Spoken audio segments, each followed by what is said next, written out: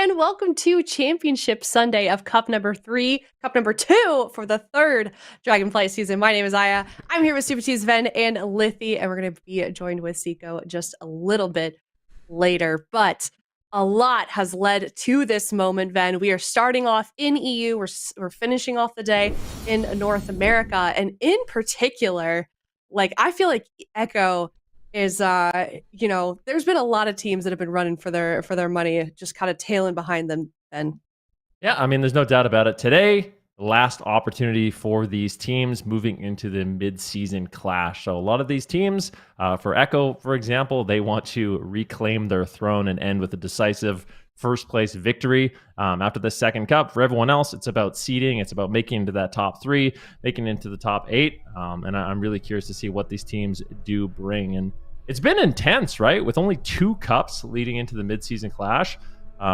These teams have really had to bring their A game and make on-the-fly adaptations and come up with some really unique strategy to pull off wins. yeah, definitely. It's really cool to see also what these newer teams are bringing to the table, Super Ts. You know, we've seen it in a lot of these new rosters. Maybe not new players so much, but I think Lava is one of the bigger stories here. CHIBAKU Tensei, of course, we kind of got a lot of eyes on that team in particular this weekend. Yeah, I mean, CHIBAKU, the light is on them right now. All they have to do is win 1 series today, and they will be in the top 3 and have a guaranteed final finish. They can completely avoid the gauntlet. Unfortunately, those opponents are, Echo, first up of the day, and then Lava or Pirate Pete's. So it's not going to be an easy run for them by any means, and if they do lose and fall out these next 2 series, we'll have a tiebreaker series with Cup 1 champion Hulabang at the end of EU today, which, I mean, if that ends up happening, it's going to be exciting. So I mean, part of me is kind of hoping that situation somehow happens, just to see, can Hulabang get their 3rd position locked in. But CHIBAKU has been looking good so far through this cup, so it may not likely happen. Yeah, I mean, we'll definitely keep everyone posted as we go along. A lot of situations could be happening here, Lithi. I'm curious of like your point of view. Obviously you're not new to casting arena, but you are new to being here on the desk with us with AWC alongside some of these new rosters as well. Is this something you expected when you were going to be joining us for the AWC? Honestly, absolutely not. No, you had teams like Echo, these long-standing dynasty of just utter domination in the EU region, and suddenly, well, they crumble. They swap the healer around, things are not working out quite the way they intended, and teams like Lava, Hulabang coming out of nowhere. CHIBAKU Tensei, first week, not quite living up to my personal expectations, but now, week 2, they're finally here, they're finally playing on the level that I wanted to see from them, and they're in a great position, as we already mentioned, right, to take a immediate top 3 spot into the mid-season clash, and of course, hey, Pirate Pete's, there's some legends on that roster, and these guys are here for more chaos, and I am so here for it. It's all over the place, and I have no idea how this is gonna end. Well, except that CHIBAKU Tensei is gonna win, Oh, wait. I'm sorry. Did you predict them, Lithi? Yes. I predicted okay. them last week. I'll predict them this week again. I will stick to that. Right. All right. I forgot your predictions, but here's a look. Lithi staying strong with the CHIBAKU Tensei. The rest of us for Echo. So we'll see who gets proven wrong here. But one thing is for sure, we're going to have some incredible games. We're starting off the day with CHIBAKU Tensei versus Echo Ven. We've already stressed how much is on the line for both of these teams, to be honest here. It's kind of Echo defending their title, and then, of course, CHIBAKU Tensei trying to solidify their place into the top 3. Yeah, for Echo, I think they're coming back with a vengeance. They had kind of a slow start. I think they made top 3 last week, so not too bad, not too shabby. They're still in the upper bracket this week, so they've had a slow start for themselves, but I think in general, a really solid performance. And honestly, after their losses last week, they had what I would say is a very professional attitude. Like, they're like, you know what, we played well. This is just a bad matchup. We just need to figure out a better matchup, because in terms of like how we actually played, I don't think they were disappointed in themselves. So I think they're probably more prepared than ever this week. But CHIBAKU, a really solid team with really strong composition. So either one of these teams definitely can win. But I don't want to say the stakes are higher for CHIBAKU. They're maybe a little bit higher, but I feel like the stakes are high for both these teams, because Echo wants to continue their dominance, and CHIBAKU obviously wants to guarantee their top 3 finish. I mean, for Echo to an extent, right, it's also regaining reputation. Everyone started doubting them when they got eliminated for the first time in years last week. So now they got something to prove. They want to prove that they are still one of the best, if not the best team in Europe. Yeah, I mean, and you know, speaking of doubting, you can literally see it in the statistics with the point standings. Just people voting for Echo less and less. But we'll see what those votes are now. Hopefully, our mods have that running. Definitely curious to see who are you rooting for here. Is it CHIBAKU, Tensei, or is it Echo? Game number 1 here in the upper bracket of the Championship Sunday here for Europe. Game number 1. If you're not first, you're last, and I think that is the motto of Echo here in the tournament. They want to be reclaiming that throne, reclaiming that number 1 spot, but CHIBAKU Tensei has been leveling up week to week here between these cups, and they are looking very formidable. They're going to be leading game 1 with their Demon Hunter, Destruction, Warlock, Resto Shaman comp, and Echo are deciding to lead in with Lontar on the Resto Druid, although he looked a bit shaky last week. Hopefully they've been able to clean up that and develop some synergy. But I would not necessarily say that, you know, maybe they would be favored in this matchup. I think it is likely still going to be pretty difficult for them. This is a matchup I've seen play out quite a bit when I was watching the North American ladder. And normally the Rogue Mage Druid was pulling ahead. And that's mostly because this Demon Hunter, whenever he overextends, he's going to get polymorphed, he's going to get rooted, he's going to get cyclone, polyed, everything. So there's going to be a lot of control on Limson in this game, and it's going to be about him finding opportunities in the match. And honestly, Mercy and Houston, I think they need to play aggressively in this match. And that's exactly what Mercy is going to do. He's going to gate on top of Lontar. And I think in order for CHIBAKU to win this matchup, they really have to play reckless. As if they just allow Limps to get crowd controlled, this game is not going to go well for them. Oh, they already swapped the Polymorph over onto Houston, but Limps is just training down the Druid. He's into a root right now. He's playing that Immolation or a Dispel, so he's going to be able to remove those entangling roots quite more frequently. And that way, if Houston isn't in line of sight to Dispel him, he'll still have some escape mechanism. They imprison Lontar. They're trying to connect, but they just can't. Cheap shot away by Waz. Cheap shots now onto Mercy. This is the touch of the Magi. Raikou is ramping up some big damage to cut through that Dark Pact shield. Not a big enough ramp just yet to really see too much tremendous pressure, but Raikou actually blinks in aggressively, finds a polymorph, but Limps is also playing reverse magic, it looks like, possibly. And that polymorph actually just looks like it's going to break right off the bat, which is going to be very fortunate for Houston with no trinket here. Mercy in that Ring of Fire, just, you know, wrapping around the edge of it. I like that they've dispelled the Ring of Fire dot. I think that's actually really important, especially when it's on a Warlock. But Houston's now into the kidney shot. Is Raikou going to find the polymorph? Raikou's playing very aggressive. It's not typical we see mages aggressive like this. They're trying to punish him for pushing in on top of Houston, blasting him down to half, but Lontar stabilized him. Now Mercy on the back foot, likely going to need support in the near future here if they don't have an Earthen Wall Totem. Houston's going to use that Spirit Walker's Grace to avoid the counter spell, get some big healing surges, and enable Mercy to play aggressive in this position. Now are they going to relay their gateway, relay their port? They're swapping back to Waz with an Imprison Cap Totem down. Waz is going to go down. Wow. Massive pressure over onto him. They get his Cloak of Shadows. Not typical to see the Rogue under this much pressure early on. He's getting absolutely blasted right now. Decent damage here on Mercy, though. Cheap shot on Houston. Is there any follow-up? Doesn't look like it just yet. No control on Houston. He should be okay. Mercy's going to be spamming out Fears here just to control up Waz. But I like these constant rogue swaps. He's got no Vanish, no Cloak. At the same time, though, Mercy in a bit of trouble. They're playing really aggressive here once again. Lightning Lasso on Waz. Oh, he called the trinket! Big damage. Nice coil there. Shadow Meld saves the day and allows Waz to get some beautiful cheap shots out. Cheap shot on Limps, kidney shot on Houston. They're reversing the pressure, but that was a close call on Waz. Oh, they get darkness from Limps on this push here. It's outside of the touch of the Magi window as well, so this is a major defensive cooldown. Although if this game goes long, it could be likely that we see a second darkness, so sometimes better to just send like a 3-minute timer this early on so you get 2 of them and get more value. But it does leave an opening within that 3-minute realm. Mercy is ramping up big damage right now, but he goes into the kidney shot. He actually decides to trinket out aggressively and drop an Observer, and Raikou is line of sighting the Observer, going for a shifting power, just resetting his cooldowns and playing a little bit more of a conservative game here, as he was playing aggressive at the start, and maybe they've realized now we need to think about setting up drinks, but Lontar gets caught in a stun, and Waz has no defensive cooldowns. Waz trying to peel Limps with cheap shots. Mercy secures the double Shadow Fury as he's pushing in around the corner, trying to get in line of sight of Lontar, but a gouge into possibly a clone here. Lontar actually hesitates on going for the clone, and he's not going to find a Cyclone on either target, but damage is quite high on Mercy here. Is he ready to trade what he needs to trade? He gets a double coil, but it's dispelled off by Lontar. Houston now into a Cyclone. Mercy at half, but Raikou low as well. Almost going down there for a moment. Big heals from both sides. Houston's not comfortable. He drops the Spirit Link Totem to try and restabilize his team, and now that's 2 3-minute timers down for the side of CHIBAKU Tensei. They only have their Unending Resolve remaining. Yeah, Houston does have the nature swiftness. Let's see if he has to trade it out. It'd be kind of a nightmare. He does. He trades it. Houston literally has basically nothing. He trinket out of this. He's got the healing tide, but this is a dangerous game to play. Mercy trades out the unending resolve, trying to be as tanky as possible and give himself some durability during this sketchy time. Houston trinkets and it drops the healing tide. So now CHIBAKU, they literally have nothing. There's nothing left for this team defensively. Mercy's in a lot of trouble, but Waz might just die. Lightning Lasso comes in again, and another close call. Waz trades out the Cloak of Shadows and barely holds on. I love these setups coming in from CHIBAKU, but they are in a lot of trouble here, Sid. They're in the Earthen Wall Totem. They got Dark Pact. They're going to use it on the Kidney Shot. They got a Nether War, but they're in the Ring of Fire. As soon as Mercy moves here, he's likely going to trigger it. It looks like the Ring of Fire dot may have been dispelled, actually, by Fuse. Yep. He's really trying to stay ahead of that damage over time effect, but he Ran into it reapplies it again. as he walks through it again. And that Ring of Fire does so much damage with how high the max health is at the moment here, so they have to be very careful with that.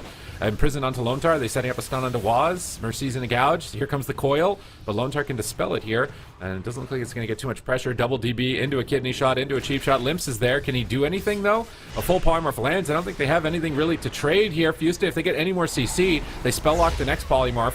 And Fuston is able to avoid crowd control here. He can ground if he needs to. Another lasso onto Waz. They're trying to bait his trinket with this lasso. So Waz, is he going to fall for the bait? He doesn't fall for the bait. Holds his trinket. It was not a major cooldown committed on that stun, so he was really unlikely to go down. But Kidney Shot on Limps, no trinket. This damage is crazy right now from Raikou. He's free casting missiles off screen onto both targets. Arcane Blasts incoming as well. And Mercy could fall at any moment. Fuston is gouged on his NS. If he gets spell stolen, I think he might have got spell stolen. No, Fuston gets the heal off right in the nick of time before his Ancestral Guidance was about to end. They gave him a huge boost of heals right there. Lontar managed to drink to at least tie his mana. Lontar's mana is really the name of the game right now. They have to be careful with this Ring of Fire. They dispel it off. Mercy needs to not walk through that ring again, or he's going to trigger that dot. He's moving really close to the edge, and he triggers the dot again. Nobody it's cares. only applied when you run through the ring, and it's going to be a lot of extra damage for Fuston to have to heal. Yeah, Mercy still going for cast. It looks like The darkness darkness will drop down. But Knock. Raikou immediately knocks him with that blast wave. Great The job there Observer. by Raikou, but is forced into the ice block by shimmering in aggressively. This Observer is still just blasting Raikou. They do kill it off, but a Lightning Lasso on Waz. So much pressure here for CHIBAKU. TENSEI going after Waz, going after Raikou. They have all the pressure, all the momentum. Lontar's really struggling right now. And Raikou Raikou's might dead. just outright die. A big hunt! Raikou kiting for his life. Lontar doing what he can with the Innervate, the Incarnation Tree of Life, but they get caught into a double stun. Is CHIBAKU going to do it? Are they going to be able to take down Raikou and claim game number 1? Oh my god, the static is holding him down. There's multiple rifts incoming. Infernal stun. Mercy is loading up massive damage. Fuston go for a lava burst here. It's game over. Raikou has nothing here. They just need to push him into the dirt. Limp's going for an eye beam. He gets dispelled out of the root. Here comes the essence break. If he connects, Raikou's going to get wrecked. Massive damage incoming. Lontar is so Metamorphosis. thankful that he has a Tree of Life, but he's dying through Tree of Life anyways. And Raikou's going to fall in game 1. And CHIBAKU TENSEI look good against Echo.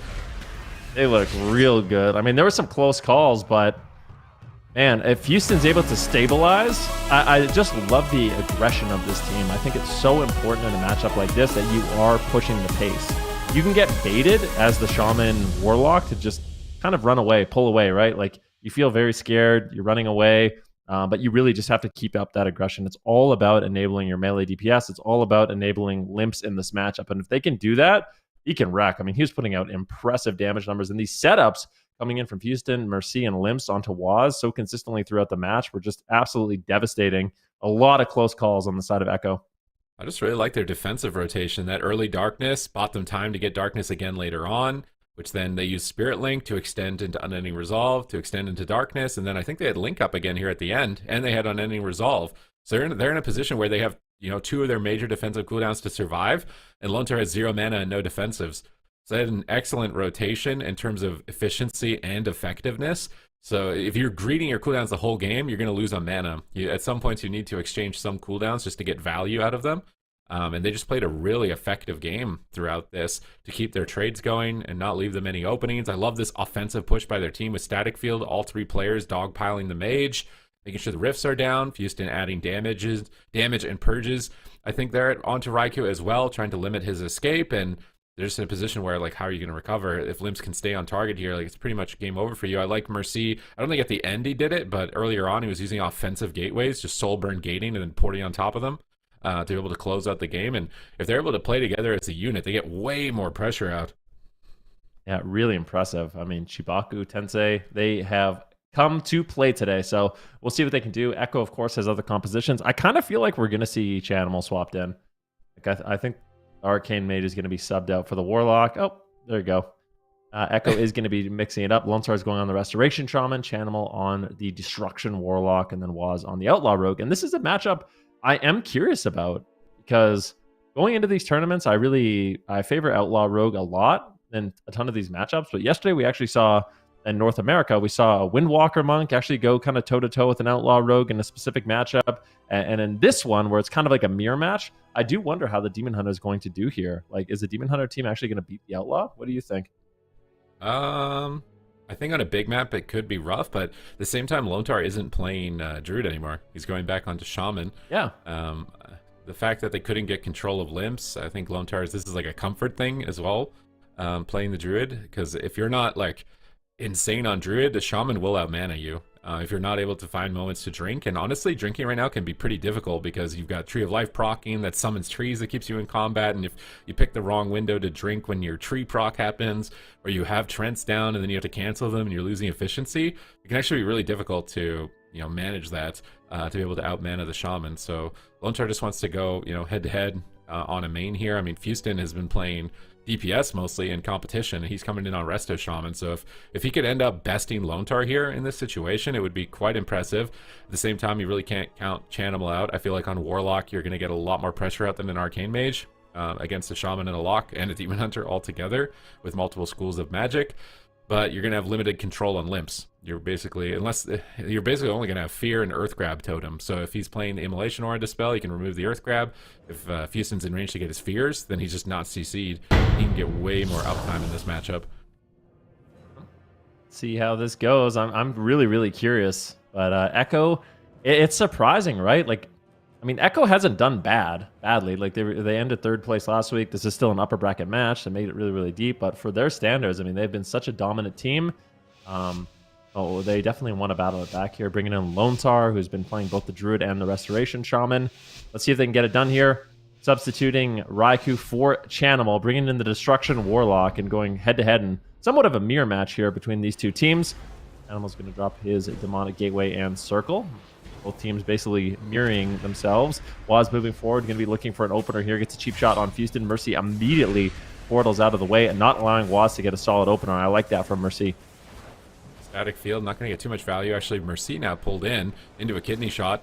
Limps isn't CC'd though, so he may be able to peel this situation. Infernal coming down for Chanimal. Multiple rifts as well on Mercy with a lasso, comboed with a fear. This is a great initial setup from Echo, but now they're turning it around. Observer is down. It's blasting away. Chanimal ports back behind the pillar. Limps is in hot pursuit, popping that Metamorphosis. Really going crazy right now on Chanimal. Initially here, baiting some cooldowns with the Hunt, and then going for the I-Beam. He canceled that Hunt cast, so if he's getting these fake pumps on the Hunt to bait cooldowns, he baits the Healing Tide. He's killing the Healing Tide behind the pillar. Healing Tide is down. Mercy ports away from Waz. Waz is coming back onto Limps to peel him away with a cheap shot, trying to punish him for playing aggressive. Lava Burst coming from Lone Star, and Limps could be in a bit of trouble. Houston has to deal possibly with a spell lock in the near future. He's just trying to stay max range, keeping her shield up on Limps, letting him tank the damage. Chanimal Gates on top of Houston here. Is he playing? No, he's playing the coils, obviously. He's not going to be able to get a Halathera here, but he isn't getting any CC. He's just stunned up. Imprisoned onto Lone Star. Hunt to reconnect on Chanimal. Static Field to pull him out of range of his port. Insane Static Field from Houston into the lasso. Chanimal is way overextended. Thunderstorm behind the pillar. Houston is popping off, and that's going to cost Chanimal his Soul Burn and his Hellstone, and he's still getting chunked through it. This is insane pressure from Chibaku Tensei at this moment in time. Yeah, Limps is really ripping in here. Chanimal in trouble. Earthen Wall drops down, but reversing the pressure here onto Mercy. Fuston in a full blind. Is he going to trade out the Trinket? Doesn't look like it. Mercy with the Unending Resolve. That should be enough. A gouge comes in from Waz, continuing the crowd control chain. Mercy on the back foot right now. Might have to portal away. Doesn't look like he's going to just yet. Popping himself off. And they're looking for another setup here on Chanimal. Here's the double Mortal Coil. Mercy gets immediately interrupted by Lone Star. Nicely done. That is going to be a stun into a Fear. And now, all of a sudden, Chanimal in trouble once again. Fear on Lone Star. Is there anything to follow it up? Houston moves into position for a potential Lightning Lasso or Hex, but doesn't look like he's going to be able to find it just yet. And both these Warlocks still under fire.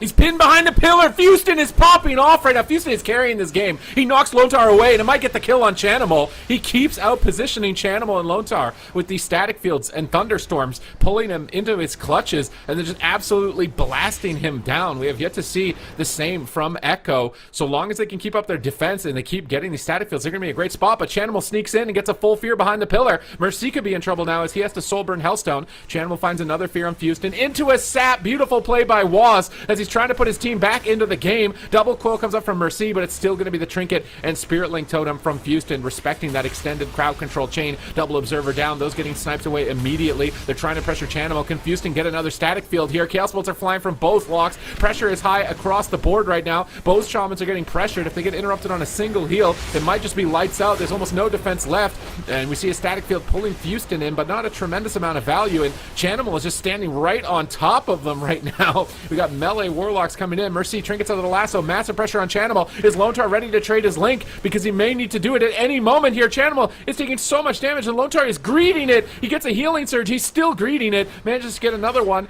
Chanimal is still at half. How is he still at half health at this point? Darkness has to come down for Limps as Mercy gets knocked out of it. Insane knockback there from Lontar as he's looking to respond to Fuston's plays. Netherward comes up from Mercy, protecting him from the Warlock for a moment. Waz steps back over to Mercy, kicks him on the fear. Chanimal on the run a bit here as we see a kidney shot on Fuston. They want to get a crowd control out of this. They're looking for a Hex. Lontar's trying to fake the interrupt, but he has to spend too long faking. Fuston escapes. They go for the gouge instead. Mercy is now spelllock. Chaos Bolt incoming from Chanimal. Observer is down as well. Mercy is still casting into the Observer. That's very dangerous to do at this point. He's taking a lot of percent health damage while Fuston's in a full fear with no trinket, and I think Echo are coming back right now. Coil comes down from Chanimal, and there's really nothing for him. Kidney shot connects, Kidney. and Echo strike back, but maybe Limps. Is he actually going to do it? He trinkets out. Oh. He's out of line of sight of Lontar. Lontar's still feared for a moment. No, NS will save him.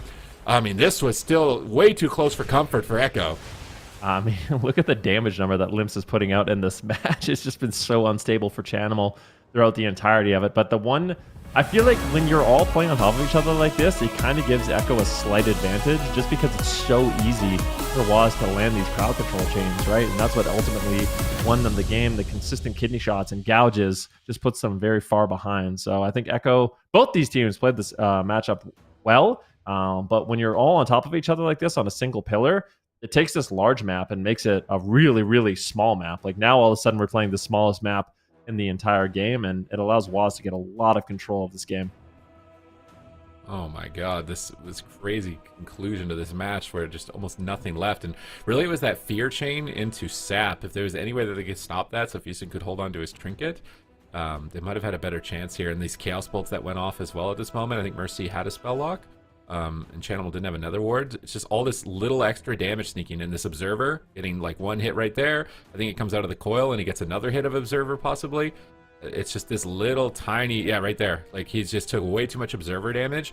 He needed to port back behind the pillar. Did he have port at that time? We're not tracking it. It looks like, I would imagine, oh, he ported right here before it. So he was just in this spot where he had Observer down. And I think maybe Limps needed to kill it, honestly. Just like throw glaive and try and double jump and hit it with something, because that Observer, like, I think we're going to see it in the death log. It had to have been like, what, 3 or 4 hits of damage, which if he didn't take, I mean, he's at half health at this point. And then he gets a Chaos Bolt goes off there, and maybe he's thinking like, I'm Dark Pact, and it's fine, but that's 2, 3. And then he gets feared, I think, or coiled, and then it's 4, and then it's 5. 4.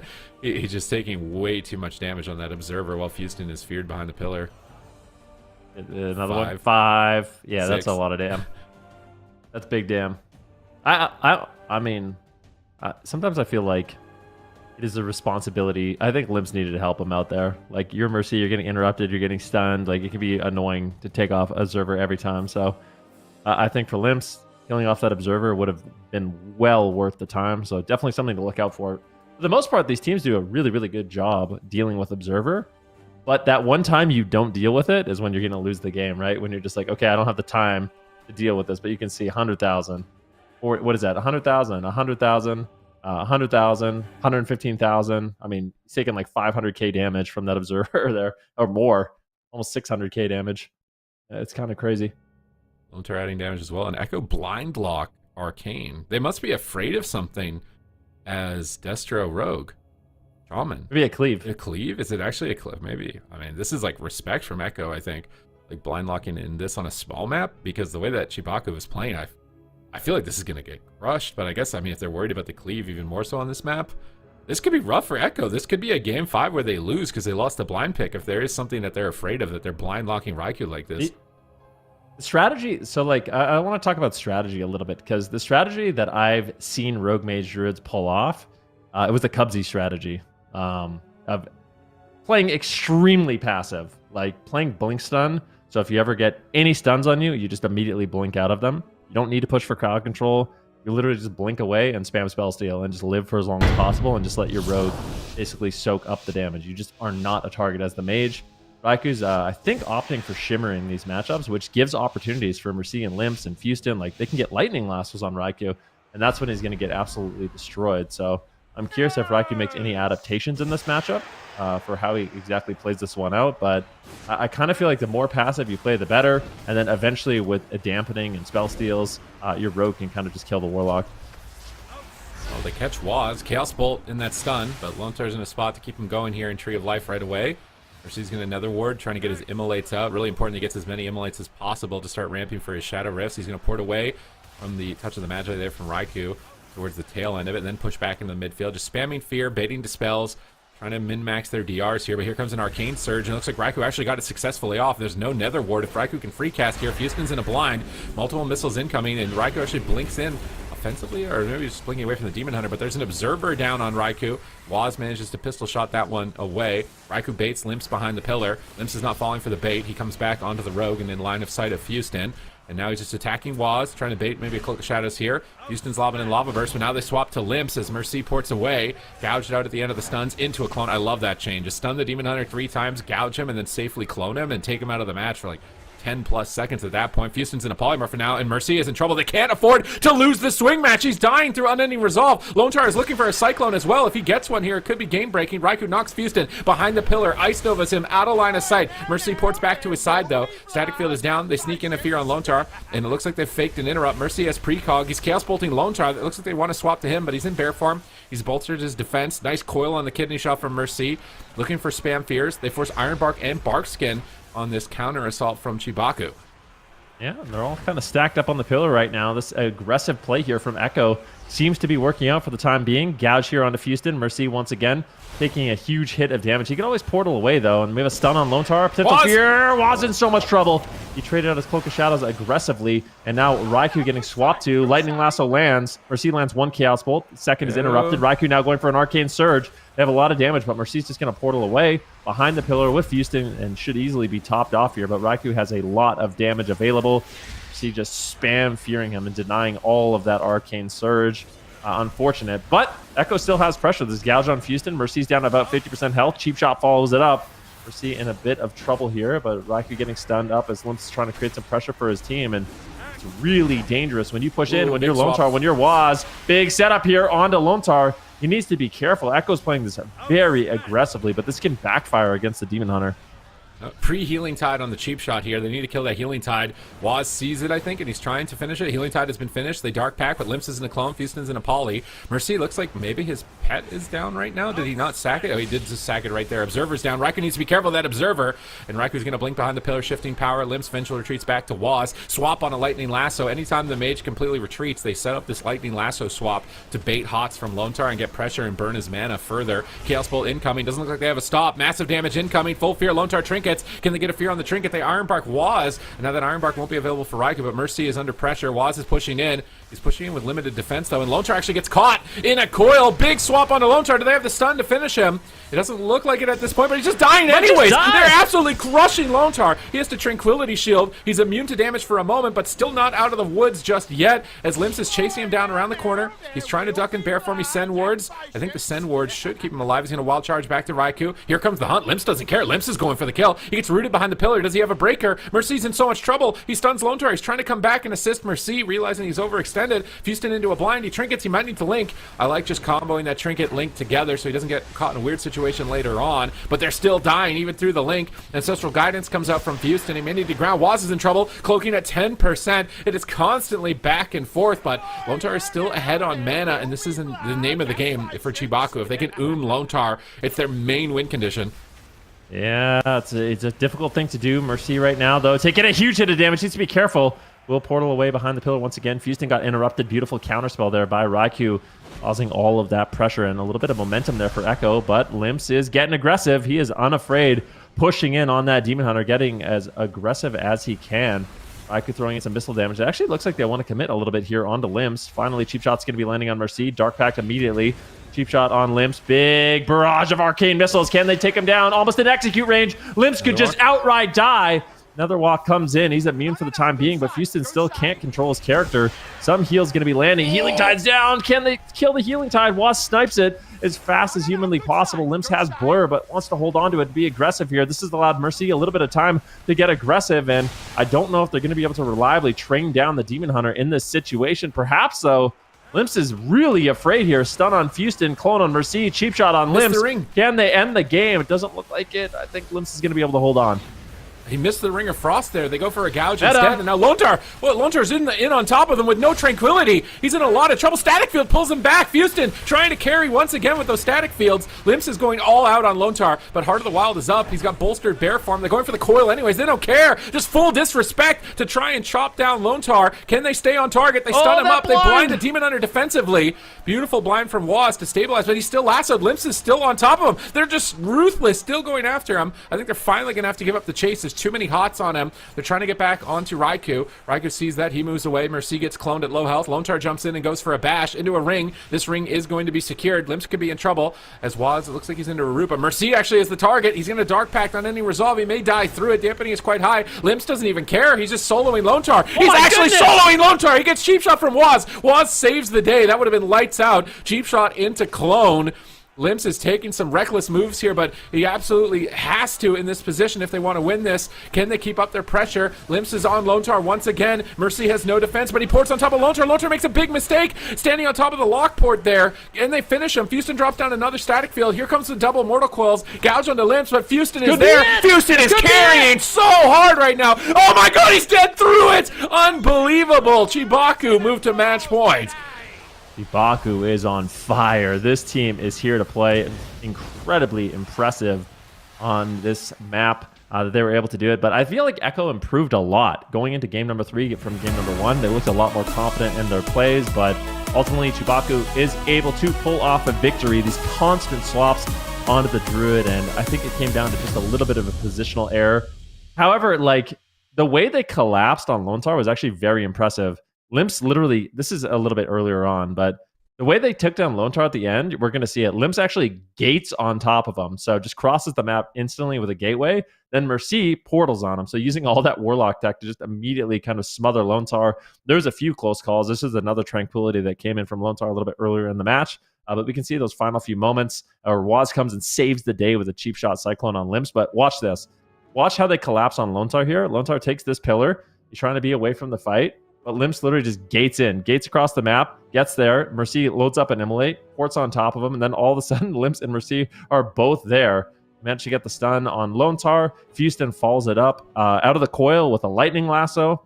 See exactly how this happens. The portals or somebody, you can see them just blasting Lontar. The lightning lasso comes in, doesn't even go for the dispel on Limps, realizing they can just kind of win with a two-person attack here with Mercy and Houston, and Lontar ends up dying through his tranquility. So really nice plays. You've been calling it out, but I feel like Houston has been an MVP for this roster, playing incredibly on that Restoration Shaman. Every lasso is just death. If I see a lasso, like I'm scared for somebody on Echo. The Static Fields are getting insane value right when his team needs them, and he's still keeping his team alive while that's all going on. I mean, you have to do a lot of casted healing on the Shaman, deal with multiple interrupts, and to be able to maintain your offense while juggling that at the same time is really difficult to do. It's like absolute like 5-head, 3D chess. Like you're playing like 10 different games. You can do damage. You've got utility. You got to avoid CC. You got to help your Demon Hunter get out of CC and get on their target. You got to keep your Warlock alive the whole game. It is really difficult to do what Houston is doing right now. And they're actually on match point against Echo. And if they win this series, they're locked into top 3. They just need to win one game. This is probably going to be the most difficult of the two on the large map, but I think it's still possible. This team owns. I mean, this is crazy. All right, I'm really curious to see if they're able to win here on this large map. I'm getting more and more confident. I mean, this team they've impressed me so far in these 2 cups, and obviously in the past, these are players we know and love, but they have been playing really well together as a team. Like they've obviously been putting in a lot of work here, so curious to see if they can best Echo and send them down to the lower bracket again. This will be the second time we see Echo in the lower bracket in quite some time. But we'll see. Echo's going to be able to lock in Chanimal on the Destruction Warlock. But the main advantage is CHIBAKU Tensei. They won that game number 1, right? So if we go to a game number 5, it's going to be a small map. And then I think Echo's going to have to make some hard decisions on what compositions they want to run. All right, what are they going to do possibly? They still need to win this game, and Houston was getting some insane static fields on Tolvaron that almost won his team the game, so you got to be careful of that at the same time moving into this round. It's by no means going to be a free game for them here on Maldraxxus Coliseum as they face match point, and CHIBAKU Tensei look to secure their top 3 position and qualify to the Mid-Season Clash, the cross-region tournament with a $100,000 prize pool. They just need to win 1 game in this series at this point, and they'll be locked into that phase of the tournament. Can they manage to do it? Not only that, they'd be trumping Echo, which is insane. Like, hardly anybody has ever done that in the history of the game. So will Echo be able to retain their throne and get their crown back here in this upper bracket final? Lontar with a static field didn't really look like it got any value there from Lontar. Or maybe it was Houston's static field. He's caught into a fear at the moment in the middle of the map. I-beam coming up. And yeah, it looks like it was Houston's static field at the start. Houston's actually fielded on top of Limps, away from Chanimal as he's going to gate. They kill that field. They look to reconnect. Multiple rifts incoming from Chanimal. He's dumped all 3 immediately onto Mercy. So Earthen Wall comes down for Houston. Healing Tide as well, but Waz is able to snipe that Healing Tide. Observers are coming down from both Warlocks, and it looks like they're almost immediately dealt with. I really like that the melee DPS are assisting there. The pistol shots, the throw glaives. They need to make sure those Observers go down. We saw how critical it was for Echo's victory in Game 2. Yeah, definitely. Big hunt here by Limbs. Chanimal could fall. He's behind the pillar. He might just die. Oh, my goodness gracious. That was a close call. Getting interrupted. A capstone on Lontar. Beautiful setup here once again. It's going to get more. Chanimal in so much trouble. Mortal Coil comes in. Are they going to just kill him through Unending Resolve? Lontar has to respond appropriately. That was such a massive burst of damage. But now Mercy in some trouble. Houston behind the pillar. Going to be looking to get as many heals out as possible. The coil lands on Mercy. He could just die as well. Unending Resolve trades. Both these Warlocks are not feeling healthy in this game. Oh my god, that cap totem from Houston into the follow-up crowd control was crazy, and Chanimal's still on the back foot. He's got a flame rift out from Mercy. He's in Earthen Wall. Chanimal's in Earthen Wall, but I think Chanimal is out of range of his port. They're in this weird position trying to take Houston's pillar with very limited defense. Really, Lontar needs to be ready for the next. He gets spell locked on his lasso. That could be devastating if Limps is able to connect here, but Limps gets peeled away from Waz. Houston gets feared by Chanimal, and they can't connect the damage that they need at that moment in time. Now Limps is looking for follow-up. Dark Pack Force from Chanimal. They're cutting through it. He's falling behind. Here come the coils. And it looks like he was able to avoid that coil for now. He's into the stun, but Mercy is in so much trouble. Massive damage incoming from Waz and Chanimal. Big heals come out from Houston. Now Chanimal on the back foot. Observer is down. He's static fielded away. Is he going to be able to escape? Here comes the Essence Break into a triple stun from Limps. They're looking to close this out on match point. Limps gets pulled away for a moment from Lontar, but it may not matter. Limps is channeling the hunt. As soon as he's not rooted, he's going to connect a massive hunt here onto Chanimal, I think. Chanimal gets a Chaos Bolt though onto Mercy. Netherward's way too late. Netherward doesn't hit the reflect on the Chaos Bolt. Darkness comes down. He might just still die through darkness. Big pressure incoming on Mercy. He's trying to Chaos Bolt right now. He's so low on health. Link comes down for Houston, but Houston isn't inside of it. Lontar gets a lasso into Mercy, and Limps is just outright dead. Both players are dead. Houston is struggling so heavily to heal at the moment. He put a Healing Tide down and moved it into the back line to keep it safe, but even the Healing Tide has not fully recovered the team. Now he's into the gouge. They're desperate. They're spamming Fear on Waz. They're trying to slow down the game and get Mercy into a stabilized position. Now Limps getting aggressive. Here comes the I-beam. Observer is down. Mercy needs to be careful. He's taking multiple hits from that Observer. He gets killed out, but Chanimal's in trouble. Who's going to fall first? It's match point. Chanimal gets a huge heal there from Lontar with that Nature's Swiftness. They're back in the game. Mercy is now on the back foot, and Houston needs to get ready. This is absolutely incredible. Gouge on Houston. Mercy still in trouble. The coil comes in. That was the big metamorphosis from Limps there, and they didn't net too many cooldowns. There was good pressure on Chanimal, but Lontar was able to handle it. Still has the Spirit Link Totem. Cheap shot on Houston, cheap shot on Limps, kidney shot on Mercy. Waz just taking full control of the game.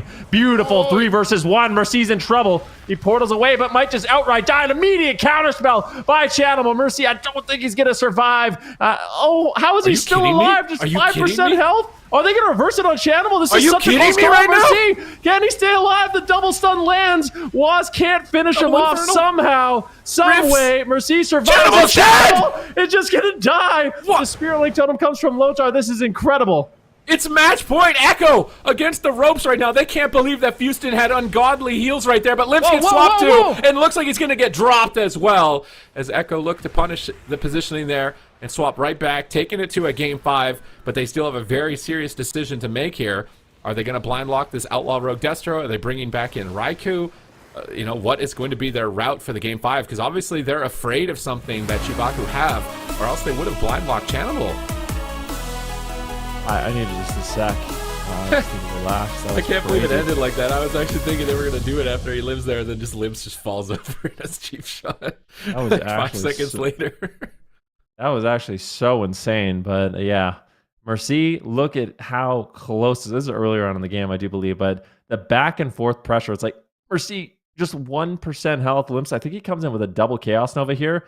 I don't know how he's alive. This is like that moment as a Restoration Shaman where you just are pressing Riptide and hoping it crits and you know, he can survive. But Mercy actually manages to survive here. And this is where we think Chanimal might end up going down. Luckily, Lontar had the Spirit Link Totem, is able to drop that off. It gets sniped off immediately, but a beautiful setup onto Limbs. They realize, you know what? The Demon Hunter's got no trinket. They get the cheap shot on him. Big Chaos Bolt from Chanimal, that fast Chaos Bolt into the Extinction Blast with the Lightning Lasso. That was honestly a really clean setup there by Echo. And those kind of setups where you're not going after Limbs the entire game, and then he maybe trinkets out a little bit reckless, and you just 100 him like that.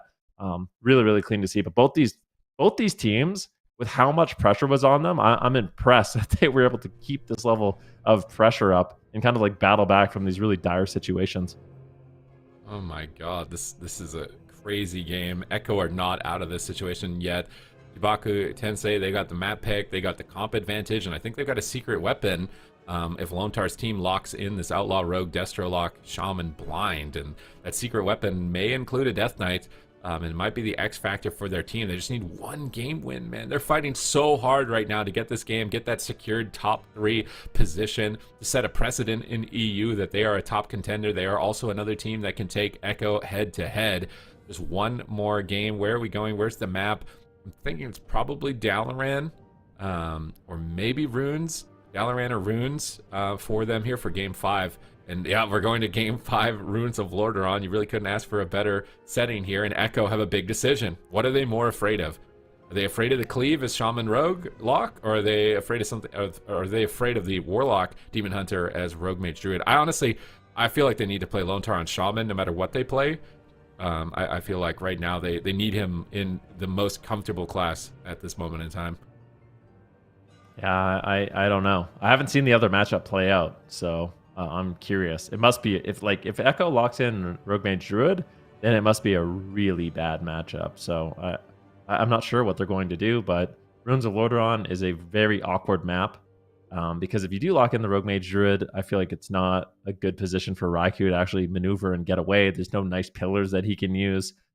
It's going to force the Resto Druid and the Mage to kind of clump up on this map. And if you're not clumped up on these tiny little pillars, they're doing it. Okay, Rogue Mage Druid. They must think they have no shot with Chanimal based off what CHIBAKU Tensei can run. And that means now that I want to know what it is. Yeah, like, me what? too. I would love to know. I mean, maybe it's like DHDK? Is that it? Is that the cleave that they run? I think so. I'm pretty sure it is. I just feel like why they've lost every game as Rogue Mage Druid, I feel like almost. Could be Warrior too. Seems... A Warrior? Maybe like Warrior DK, Demon Hunter Warrior. We've seen that play out, right? I mean, maybe. I feel like if anything, like Sidu's team wants to know what comp CHIBAKU is hiding, because I think they have that comp as well, and they're going to be playing against a lot of Rogue Destro likely in the future here. So CHIBAKU Tensei, they get this matchup that they've been winning the entire series on their map pick, really small map. As long as they can play at the level that they've been playing, I actually think they're going to be able to do this. Yeah. And let's remember, right? If CHIBAKU Tensei wins this, they make the top 3. So this is massive stakes for them. If they lose this, then I believe they have to play a tiebreaker. If they win this, they just qualify for top 3. They're comfy, they're in the finals, and they just beat Echo, which is a huge confidence booster. So I don't know. Can they do it? Ruins of Lordaeron, game 5. Oh my my god, here Tarun's Lordron would be a fitting final resting place as it is a cemetery. Is the tomb going to be sealed for Echo or Chibaku is now the question as they bring back in Raikou. And man, Raikou needs a win. Man, he is not having a good day on Mage so far here in the upper bracket. Can he do it? Substituted in. Can Lontar be able to keep up with the pressure that's coming his way? Because Houston is going all out. I've never seen a player want a win so bad than Houston right now in this series. Just min-maxing every possible situation that he can, coming back from moments that nobody else I think could have otherwise come back from. And Limps is just charging in right away to get combat.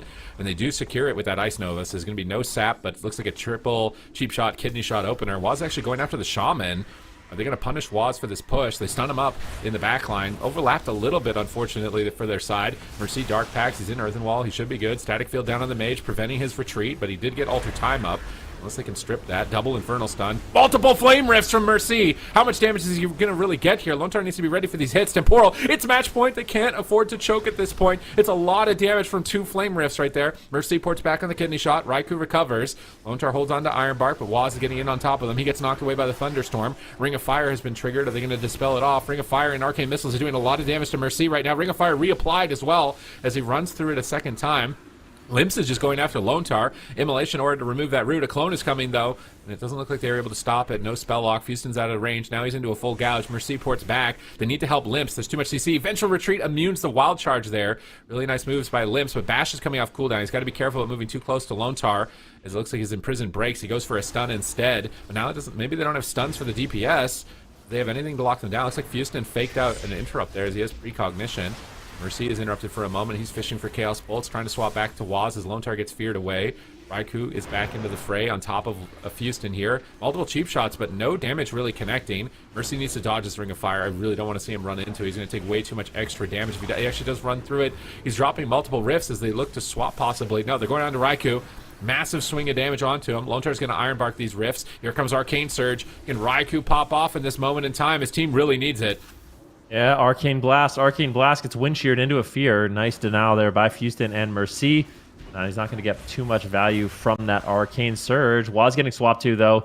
And this is just such close quarters. Look at this. Raikou, he's playing super aggressive. And Lontar's actually taking the opportunity to go for a drink. But is it going to cost them big cooldowns? If they can get Cloak of Shadows, it might be good here for Chibaku. That puts Lontar in a really good lead in terms of mana. So great heads-up play there by Echo. Getting the opportunities when they can. Good pressure here on Mercy at the same time, though. Raikou might get dropped. He's caught into a stun. Huge damage here from Limps and Mercy. Looking for a fear. Gets counterspelled. Nicely done there by Raikou, denying that crowd control on Lontar, but it's still Raikou on the back foot. Limps is going to come over, swap onto Waz, and these constant swaps from Mercy and Limps are really keeping Lontar guessing. But ultimately, I want to see the Druid swaps as often as possible. I feel like that's when they get the most pressure from this team. It might be like early on in dampening, they're just focused on living. Maybe they're afraid of dying to the burst damage from the mage. Because later on in the game, Limps just started tunneling Lontar. But Lontar's mana is looking really good here in match point, which is not good for Chibaku. Mercy. No trinket, no trinket. Is he going to die? They have the darkness and unending resolve, and Mercy actually gets cloned low on both. Houston can't immediately recover him as he's waiting for that Cyclone to subside, but now he's into a kidney shot. Beautiful Cyclone from Lontar. Waz reconnects. But they have more crowd control. It doesn't look like that. And Houston has Ancestral Guidance. He should get a big Nature Swiftness here in a second if he even needs to get Mercy back into the fight. He actually ports back. Here comes an Observer. Oh, Arcane Surge casted on the gouge. They can't stop it. They clone Limps off the gouge. Lontar is getting really aggressive with these clones, and they need to look to start punishing him. That Cyclone is likely going to be a main reason why they're able to win if they don't.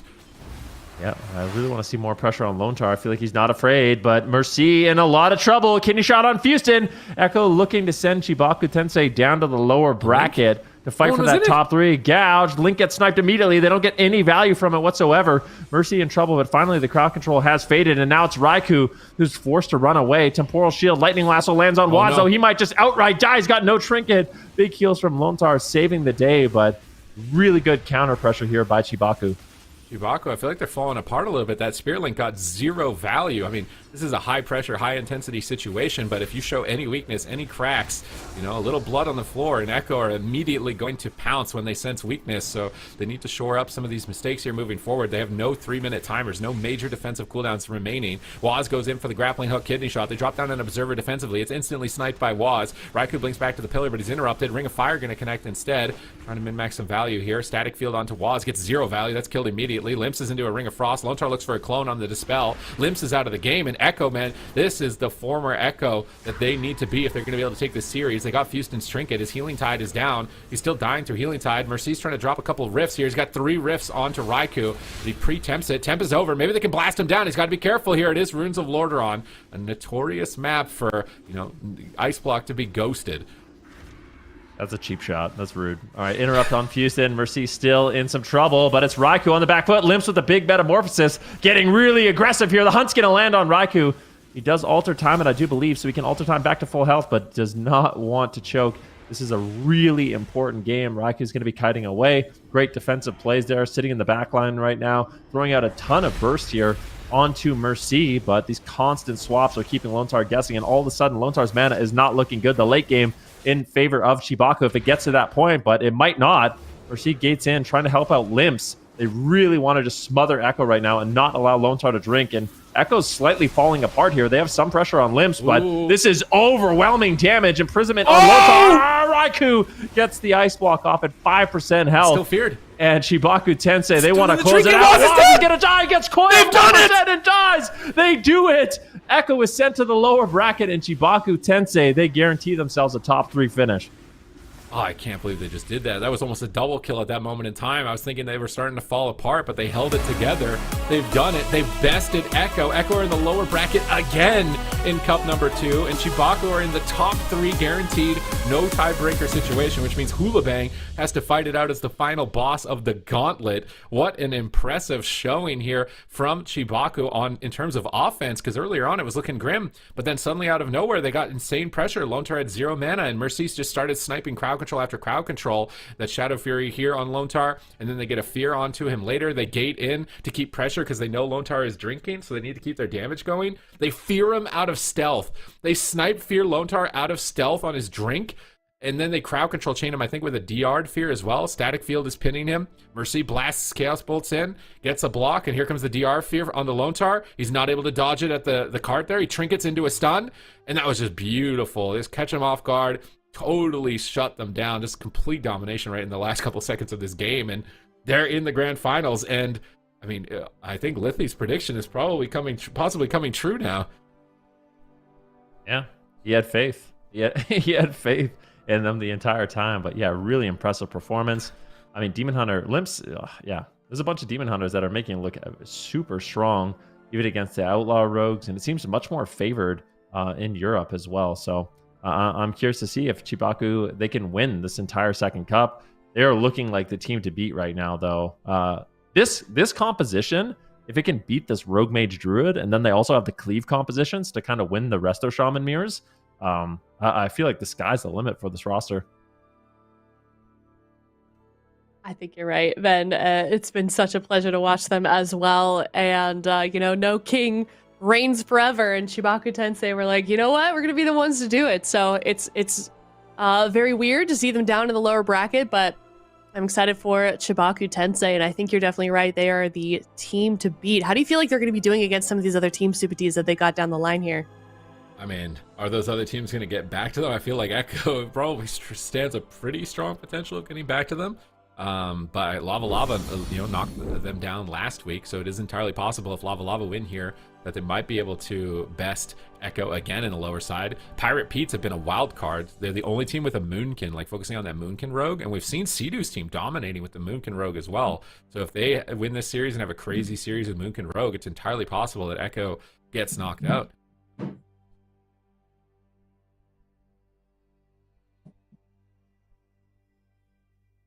Oh, okay. Well, Pirate Pete's with that Moonkin Rogue here against Lava Lava is also going to be kind of a new series or a new composition that maybe they haven't had to deal with. And it seems like Clyde is also more willing to play kind of like off-meta healers. I say off-meta when Hulabang won with a Holy Priest, but I think Holy Priest would not be considered, the most meta, even though it won with that comp specifically. So Clyde could be bringing in quite a bit of surprises. I'm expecting like a Preservation Evoker from him against the Resto Druid of Lava Really? Lava, and like a Preservation Evoker Rogue Moonkin could be actually really scary for their team and their comp, Vin. Yeah, I mean, it could be. I kind of think he's just going to play Holy Priest. It seems like that. I saw Holy Priest has surprised me with how many teams have actually played it. I didn't really think much of it going into Cup number 1 and Cup number 2, but it's found some success. It might struggle against the compositions that Lava Lava brings. So I'm really curious to see what they can do, but obviously a really important match for both these teams. Winner will go into the lower finals and play against Echo, and obviously collect some points as well. And these points, keep in mind, do contribute to making it to the Dragonflight finals. So even if it's not standings for the mid-season finale that matters, it's about the Dragonflight finale too. Yeah. So these points carry forward, which is really important for all these teams if they want to make it to the biggest competition. That season 4 tournament, I'm assuming we're calling it, is like a $300,000 prize pool. So any points you earn from this cup, as Ven has explained, will also apply to qualifying for those future 2 cups for that final tournament. So you want to get as deep as you can, even if it doesn't really change your, where you're locked in on the gauntlet, or get you, like Pirate Pete's can't get into the top 3, for example. But if they can somehow manage to win the whole tournament, they get massive points to potentially qualify for the big prize pool tournament finals later on this year. So you still want to be performing your best here, and they're still trying to create havoc for Lava Lava and trying to prevent them from getting as many points as possible, because they've been a very consistent team.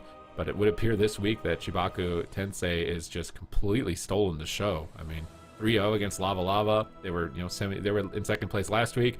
3-2 against Echo. They have been playing like insanely well. I feel like Houston is like absolutely popping off this weekend so far. Yeah, definitely. It's been crazy series, but I'm sure they're absolutely stoked right now. So we're going to let them celebrate, and we are going to be heading into another series after this break. It's going to be Lava Lava versus Pirate Pete's, and kind of said all that needs to be said about them. Lava Lava, they're the team that bested Echo last weekend. Pirate Pete's also another incredible team that's sort of risen up recently, and they're just sort of playing for spoilers at the moment. So let's see what these 2 teams are capable of. We're going to head to a break. We'll be right back with that series coming up next.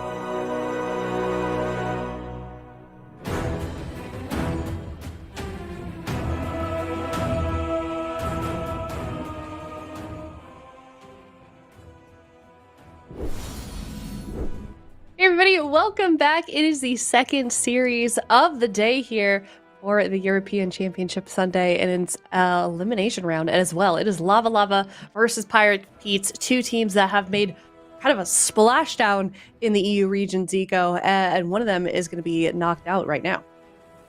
Absolutely, and it's so funny because Pirate Pete, they're really just the boogeyman of this tournament. They're just trying to cause as much chaos as possible, just to try to ruin everyone's chance, because they don't have a chance of qualifying to the top three, but they are going to be in the gauntlet, so they're going to have a shot at getting maybe some points for the standings there. But Pirate Pete, such a great roster, so much skill on this roster, but we didn't see them in week number 1. Now we've seen them. They've made top 4.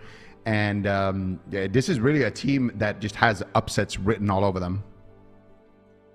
Yeah, they certainly do. And then speaking of upsets, Lava Lava, of course, I've said it so many times, but they are the team that beat Echo last weekend. So quite a lot to prove here for both of these teams, Lithy, and a lot of incredible performances from them this weekend so far.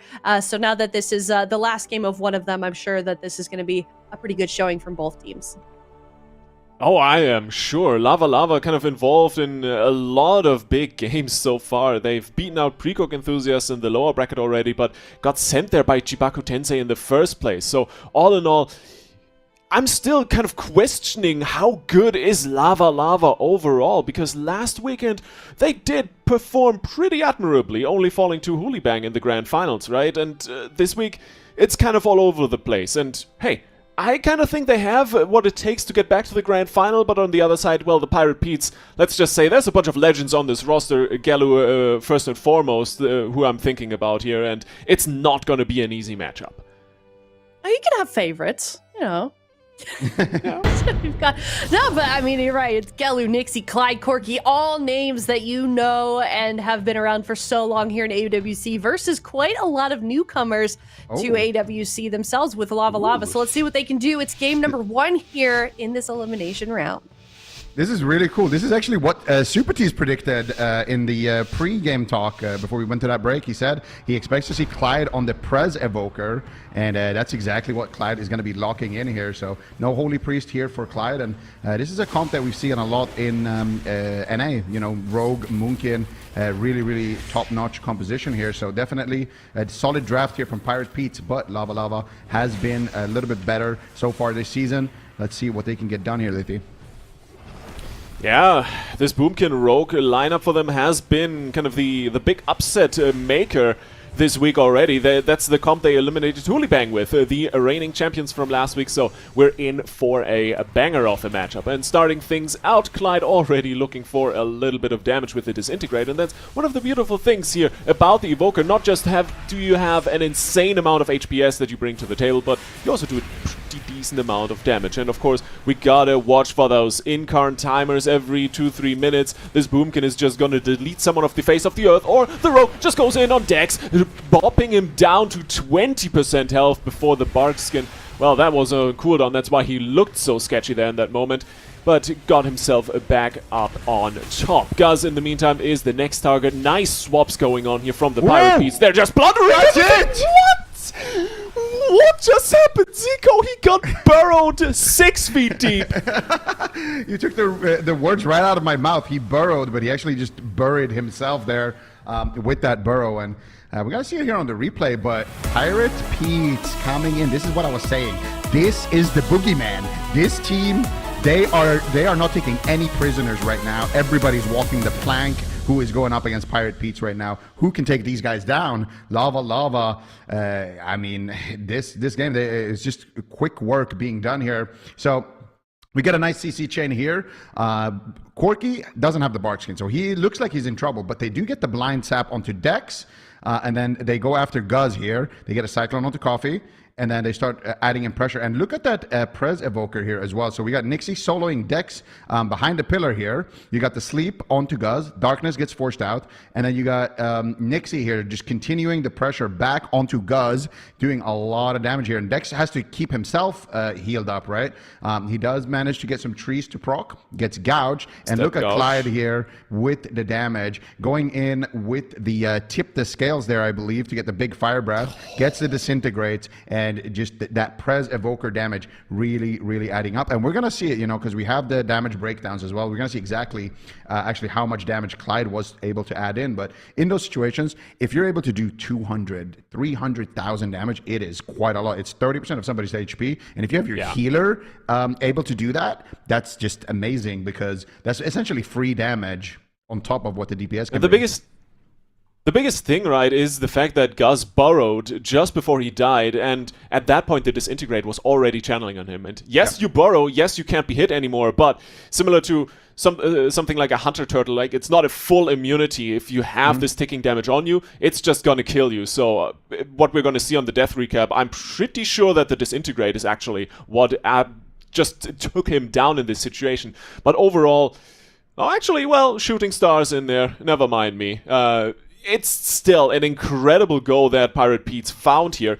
Then again, not necessarily something you can rely on landing every single time. So we're heading to Tolvaron Arena, and both teams just locking in the same thing once again. Look at the damage breakdown here at the very end. Clyde did more damage than Corki and Nixie.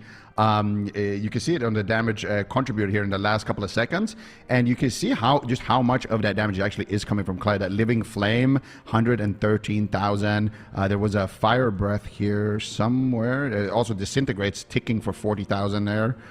So Clyde really adding in a lot of damage. There was a Flame Breath here as well, but I think we did the double zoom, so it's gone here. But he also did do a Tip the Scales Flame Breath. So just a lot of extra damage here being added in from the Prez Evoker. And so far in game number 1, it works out for them, right?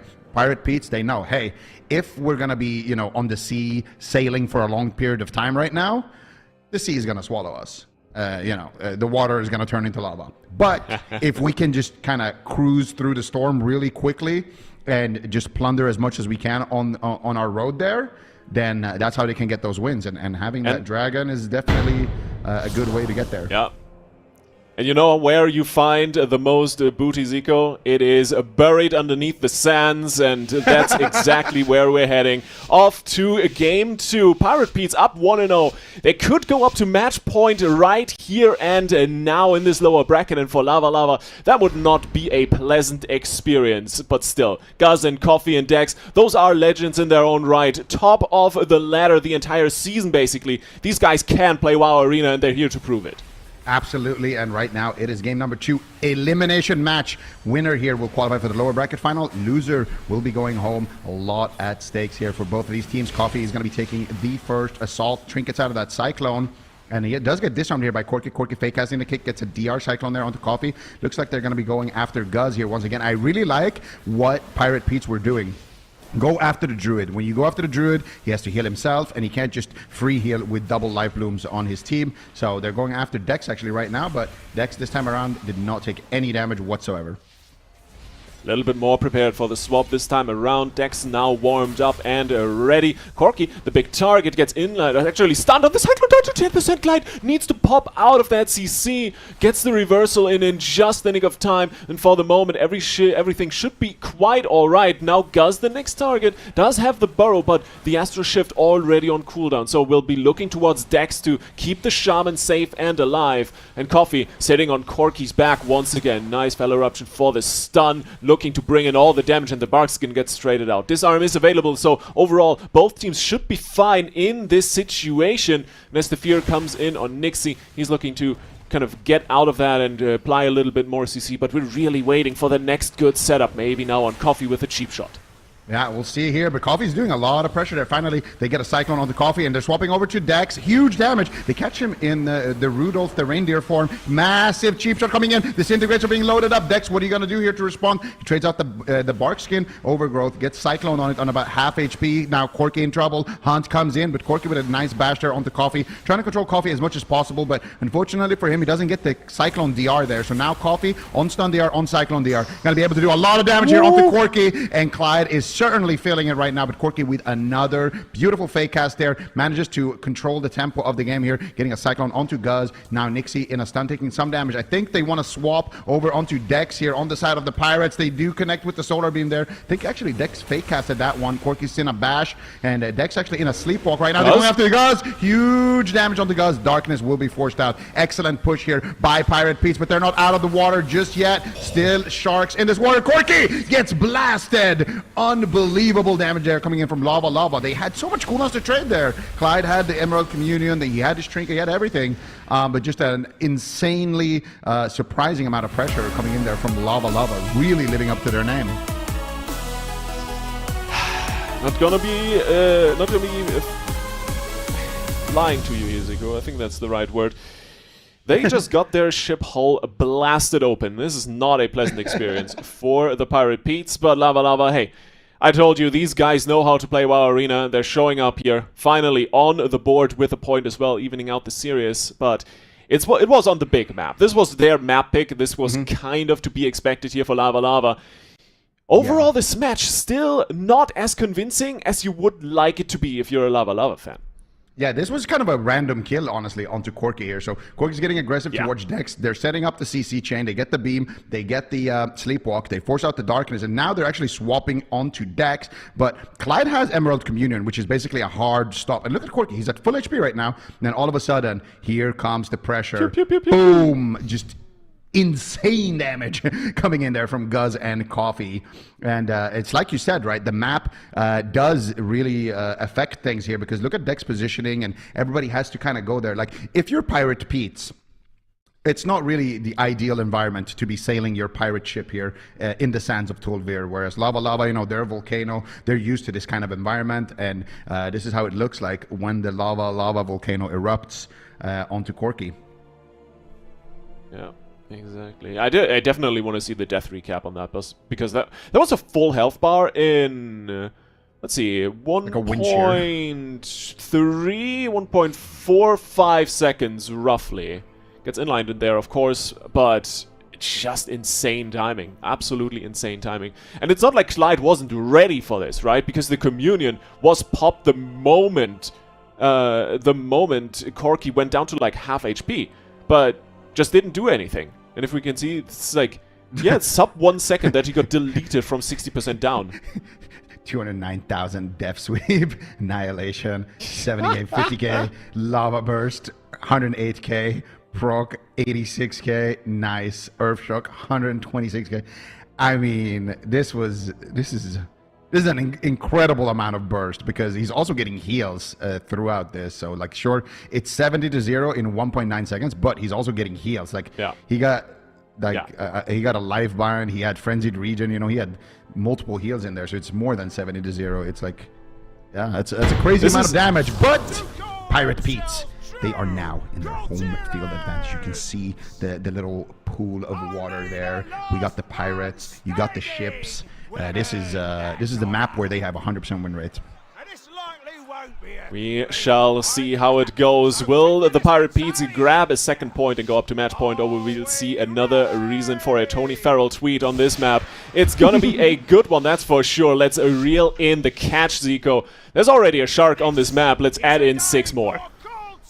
Yep, we got sharks, and the gates are open, or I guess the harbor is open. I'm not sure how it looks like when they leave the docks, but Nixie already going onto Guz here, trying to get some damage. Chaos Nova coming out. They're actually going after Clyde here on the side of Lava, so mixing up their strategy early on. They get a Cyclone onto Guz, and it looks like Pirate Pete wants to get on top of this Druid, which is a big reason why they picked this map. They get a Cyclone onto Coffee. Can they connect onto Dex, though? Nixie's looking for it. They're going to go for Guz here, actually, so they get the blind onto Dex. Do they have follow-up, though? It doesn't have a gouge. They don't have a stun out of it. I kind of didn't like that blind too much. They weren't able to force too much, but there's the kidney. There is the Solar Beam. Dex is getting 100. Oh, getting absolutely crushed underneath the pirate ship, but manages to stay alive there, trading out literally his entire spellbook, except for Trank, actually. So he's still going to have that.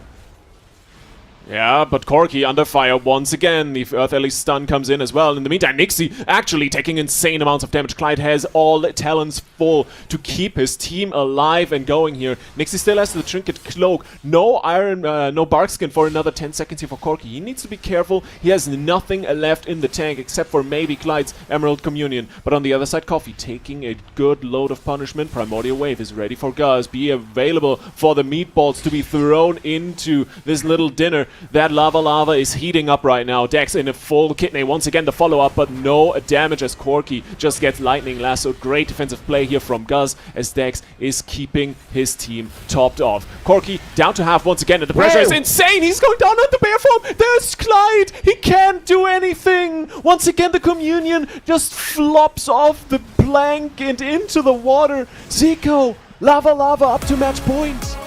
Lava. They are definitely turning up the heat right now. As you were saying, you know, they are definitely heating up the oven right now here in the kitchen, and things are starting to really go their way again. And just incredible amount of burst damage coming in here from Lava, and it's making me second guess the Evoker pick a little bit, because offensively it's great. You get the Sleepwalk, you get the damage, but the Evoker, the Prez Evoker is a mid-range healer, so you have to stay into the fight. You have to risk yourself getting controlled, and you have to push in to be effective with that Evoker, and it's not always the best thing here. So Clyde gets interrupted there on his Nullifying Shroud, which is his crowd control, so or his crowd control immunity, so he gets caught up in that imprisonment, and then meanwhile Guz and Corki are just having a field day here with Clyde. Clyde pops the rewind there at the end, which is basically a hard stop for damage, but still Corki just dying through the rewind there because he was so low when it did connect. Just didn't have time to start doing work there. But Lava, man, they break the 100% win rate here on hook point for Pirate Pete, and all of a sudden they're looking like the shark in this matchup.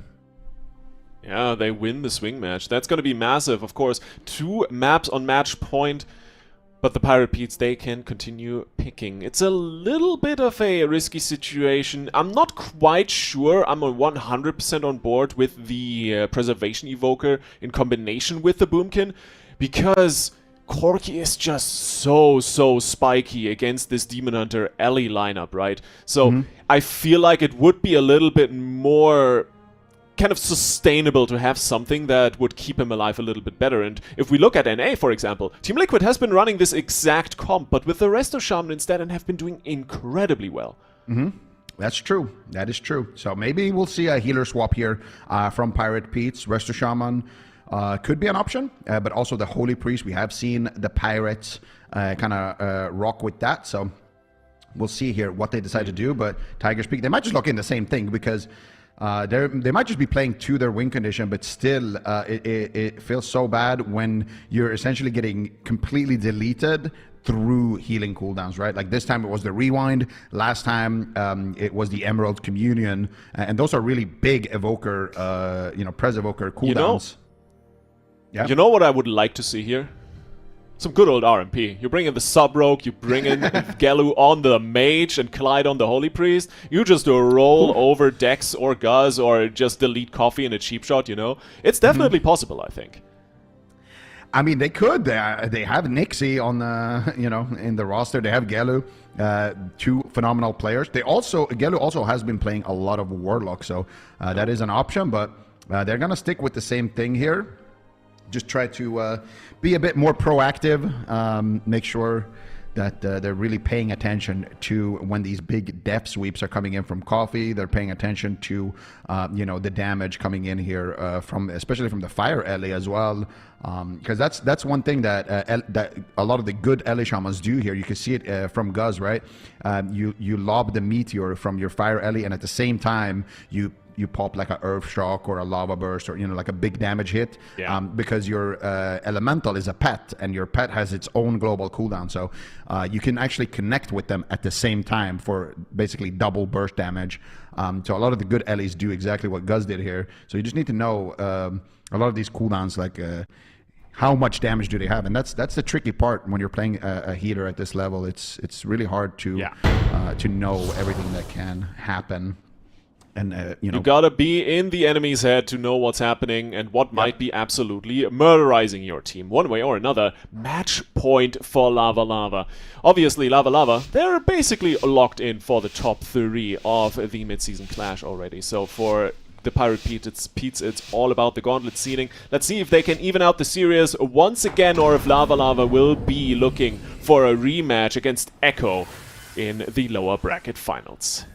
all right, let's see here. Lava Lava really having a chance here to finally take out the boogeyman out of this tournament and make it a top 3 affair here. But Corki is taking a decent beating right now. Clyde is in the back line just trying to heal him back up there from those procs. They already forced out the Astral Shift here from Guz. Cyclone on the Astral Shift. Nixie looking for the Demon Hunter. So maybe they're going to actually go after Coffee more on that Demon Hunter, because he has really been making life difficult here for Corki. Here's the hunt. He actually Shadow Melts it really nicely done there by Corki. They're going to go cheap shot onto Coffee. Killing spree coming out. Nixie does want to go after Coffee, but the one thing about those Demon Hunters is if you don't actually kill them in the stun, it's really, really difficult to deal with them. They're going in for the blind out of the stun there onto Dex. Can they find the sap as well? He should be able to get it now. Gets the gouge there. That tree was keeping Dex in combat. Corki now, though, going to be on the back foot with Dex being out of crowd control, Liffy.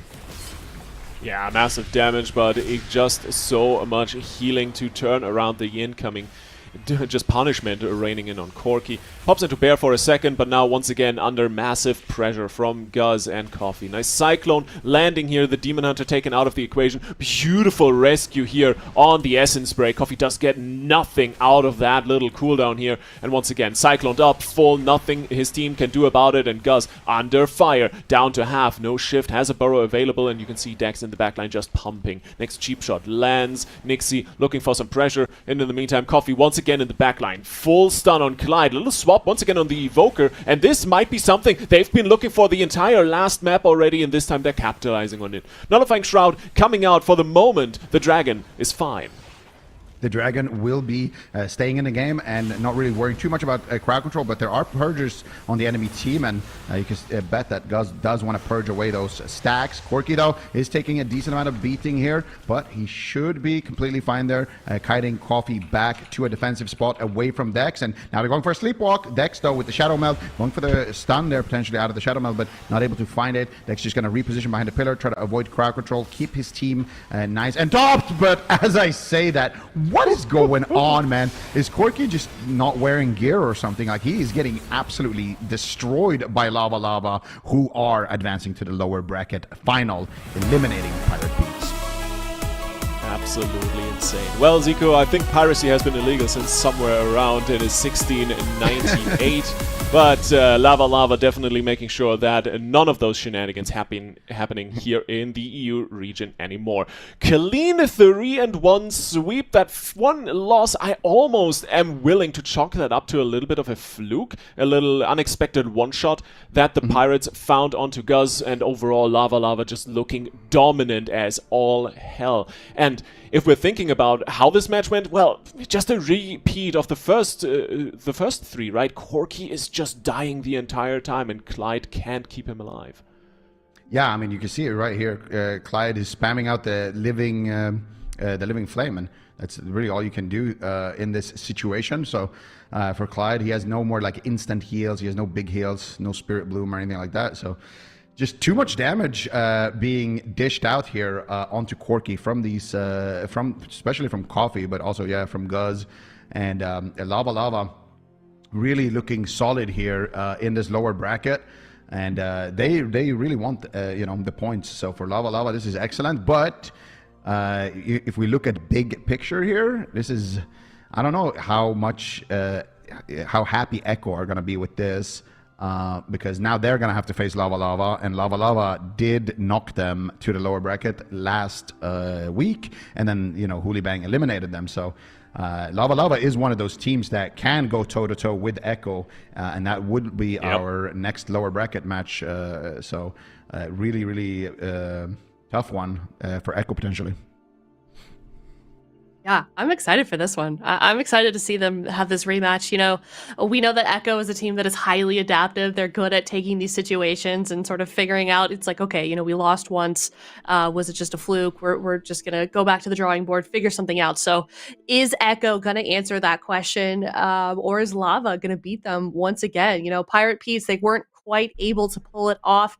As we're taking a look at some death recaps here, they were able to get that one game, but unfortunately that is not enough, and Lava Lava is going to take that 3-1 and head into that series against Echo.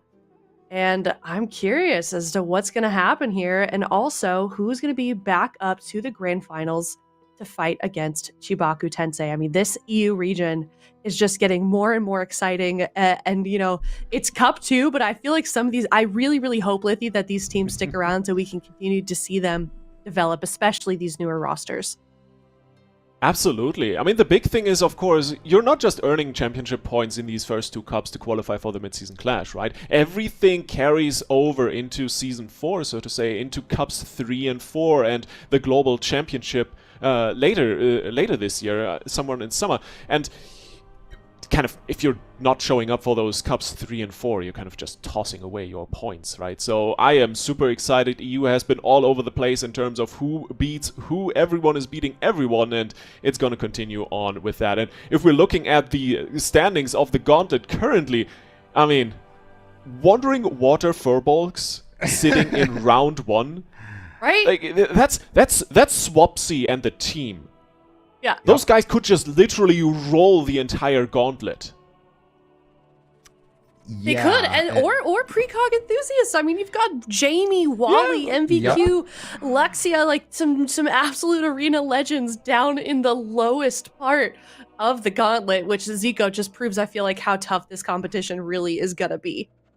Yeah, I mean, it's crazy because it's like this in both regions. We don't know who is going to be able to come out of this gauntlet. There are so many good teams that if you have the chance, you really just avoid this entire place here. Like all of this that's on your screen, if you can avoid that, just avoid this. Just go directly to the mid-season, clash, and just let everybody else battle it out here in the gauntlet. But I mean, like we mentioned, like if you look at it, sure, you got Wandering Water Furbolgs, Swapsy, 3-time, I believe, BlizzCon champion. So one of the most decorated players in the game, and they're going to be in 8th place. So you have to knock those guys out, or they could make a deep run through the entire thing. And we also have, of course, Precog Enthusiasts, which is another really packed roster. So I mean, I don't even know which one of those teams necessarily should win. And you go like that throughout the entire gauntlet here. You see Pirate Pete's, chilling there in the round 3. We just saw them, also amazing team. And Hoolybang, they won, week 1, and they're also going to be in the gauntlet. So really, really crazy stuff here when you see the European region and how things are shaping up. And of course, here we can also get a quick refresher on who is playing where. So all of these teams, absolutely amazing. The gauntlet. I don't know who takes this. Oh, I don't know either. I was just gonna say, like, the gauntlet for Europe reminds me of one of those infographics where it's like how the depth of the ocean, and how like the deeper into the ocean you go, like the scarier and meaner the sea life tends to be. And I feel like that's how the EU gauntlet is shaping up at the moment. But we can't take a look at the standings where we currently are. Lava Lava going to be nice and comfy in that number 1 spot at the moment, 180 points, followed by a tie right now between Echo and Chibaku Tensei. So just such an exciting region. I mean, I feel like we can't really stress it anymore, but we're going to have another exciting match coming up here and determine who's going to go to the grand finals. Is it going to be Echo, or is it going to be the newcomers, Lava Lava? Find out in just a bit after this break, and we'll see you in a bit.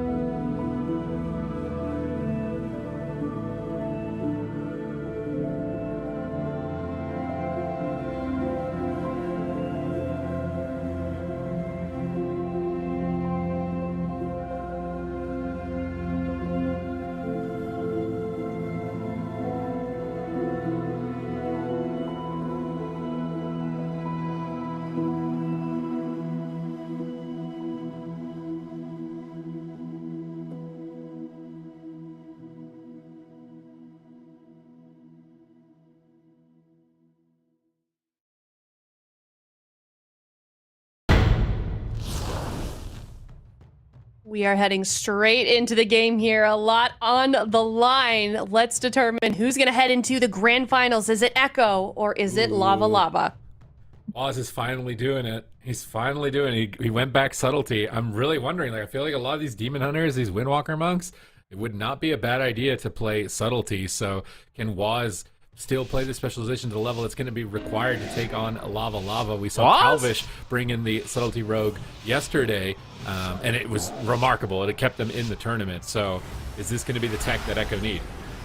Yeah, I think if any rogue's going to be able to pull it off, it's going to be Waz. This guy is legendary, but it's good, right? Like, the nice thing about the subtlety rogue is it adds a little bit more offense. So you have a lot more punch to your setups, a little bit less consistent damage, but when you actually get those setups, it is very lethal. Let's see who they're going to be going after. Dex might just drop in the opener, forced to trade out the trinket and bark skin. And that is exactly the kind of aggressive start you want here for Echo. That was awesome. Yeah, it's going to put Dex's team in this weird position where Dex needs to stay far away. They even got Coffee's trinket as well. I mean, this could even be game over in the next setup if they're clean with this here on the side of Echo. Raikou is baiting Coffee, potentially going to like DB sheep him out of range and then go for a swap onto Dex, or just maybe a kidney shot smoke bomb on the Demon Hunter. We see a clone here onto Coffee. They want to get onto Dex, I think, as soon as possible. There's a Shadow Step Kidney. Cheap shot onto Guz. Raikou gets a sheep off. Blinks in. Double Arcane Blast. Can they combo Dex down here and finish the job in game one so early on? It's not even a minute into this game. Big missiles proccing through, but somehow Dex survives. He actually gets cloned low by Lone Tar. Really excellent clone here, denying those Force of Nature and Cenarian wards from going off onto him and to immediately top him. But now they've got to focus on defense. They're trying to peel away, but they're stacking. That's a big mistake by Echo. They're getting cleaved apart right now. Lone Tar gets a huge heal on Raikou. Waz is still quite low health, but he's actually just going for the kill. He's overextended right now. Coffee's trying to punish him. Is he going to be able to get away with it? Dex is so low, dying through Barskin, dying through Bear, dying through everything. And I think Echo have finally realized that Subtlety Rogue is still amazing. Yeah, it turns out sub's not too bad, but I feel like a lot of the rogues kind of just abandon it. It did receive a few nerfs, and it seemed like Outlaw ended up just being the pocket pick for a lot of these teams, but to the stuff a lot of these Outlaws are losing to, like if you could just lock in Subtlety Rogue with the Mage, it adds so much extra offense.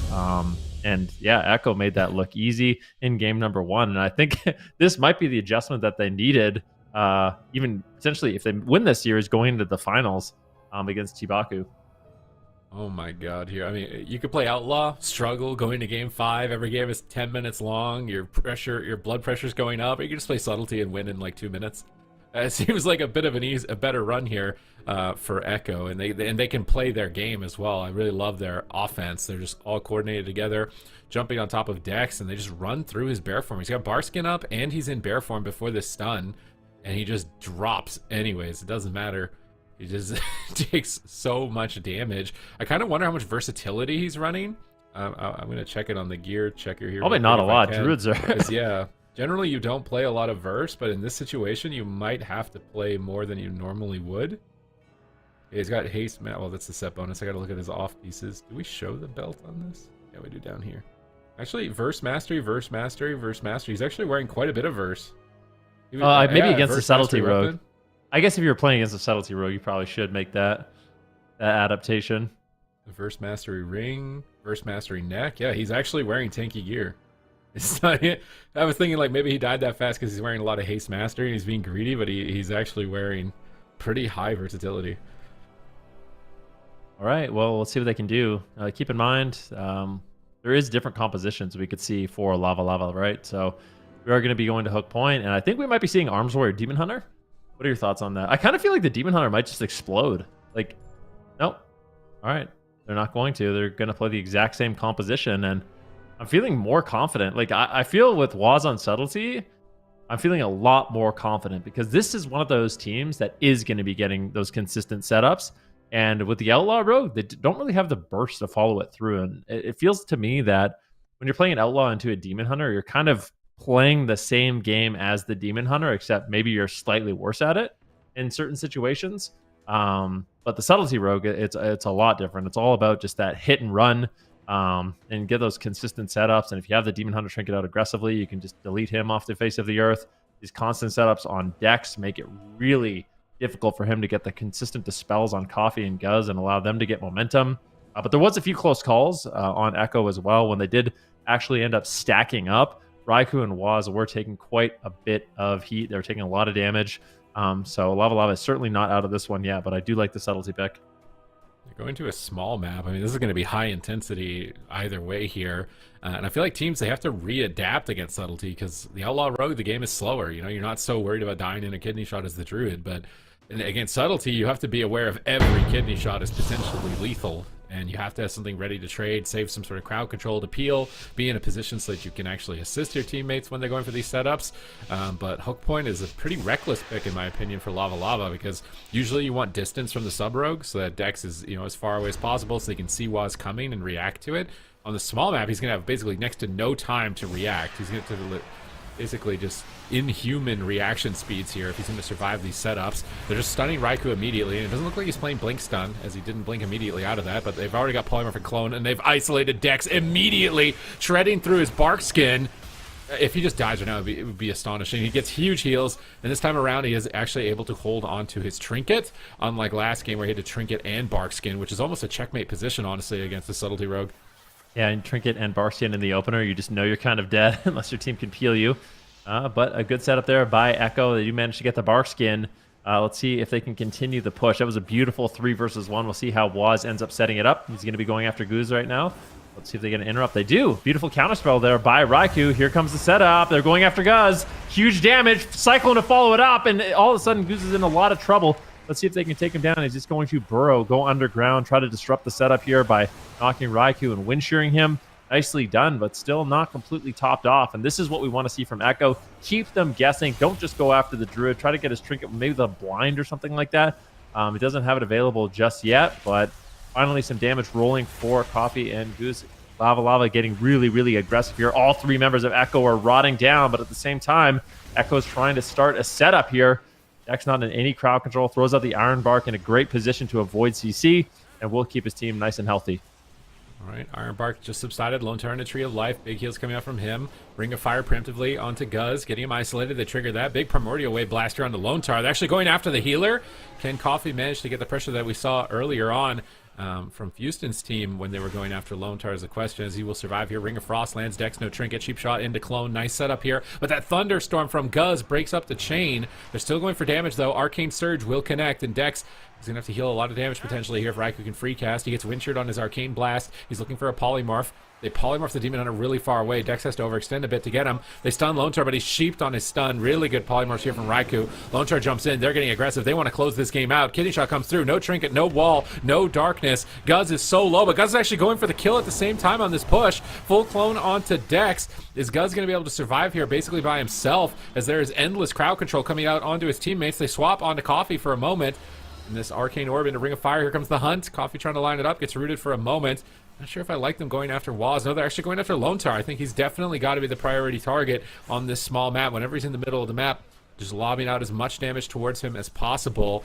They're just waiting for that Shadow Dance. Waz is looking to reset his cooldowns and get ready for the next attack. They just send a Kidney Shot and a Cheap Shot. They're not even bothering to CC Dex at this point. Potentially looking to just get a drink with that. Yeah, they're setting up Lone Star to get a drink. They just send stuns, make Dex think that it's a scary situation so they can drink, but Coffee immediately punishes, gets a stun, swap back onto Waz. Massive damage incoming to him, but he has cooldowns. As long as he's not greedy, he should be able to get out of this situation.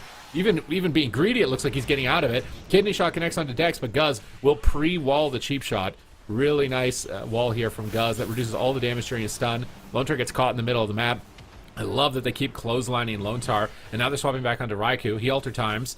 He should be able to recover. Now Dex has Trinket. Guz doesn't. Guz is likely going to be the target here. They have Shadowy Duel.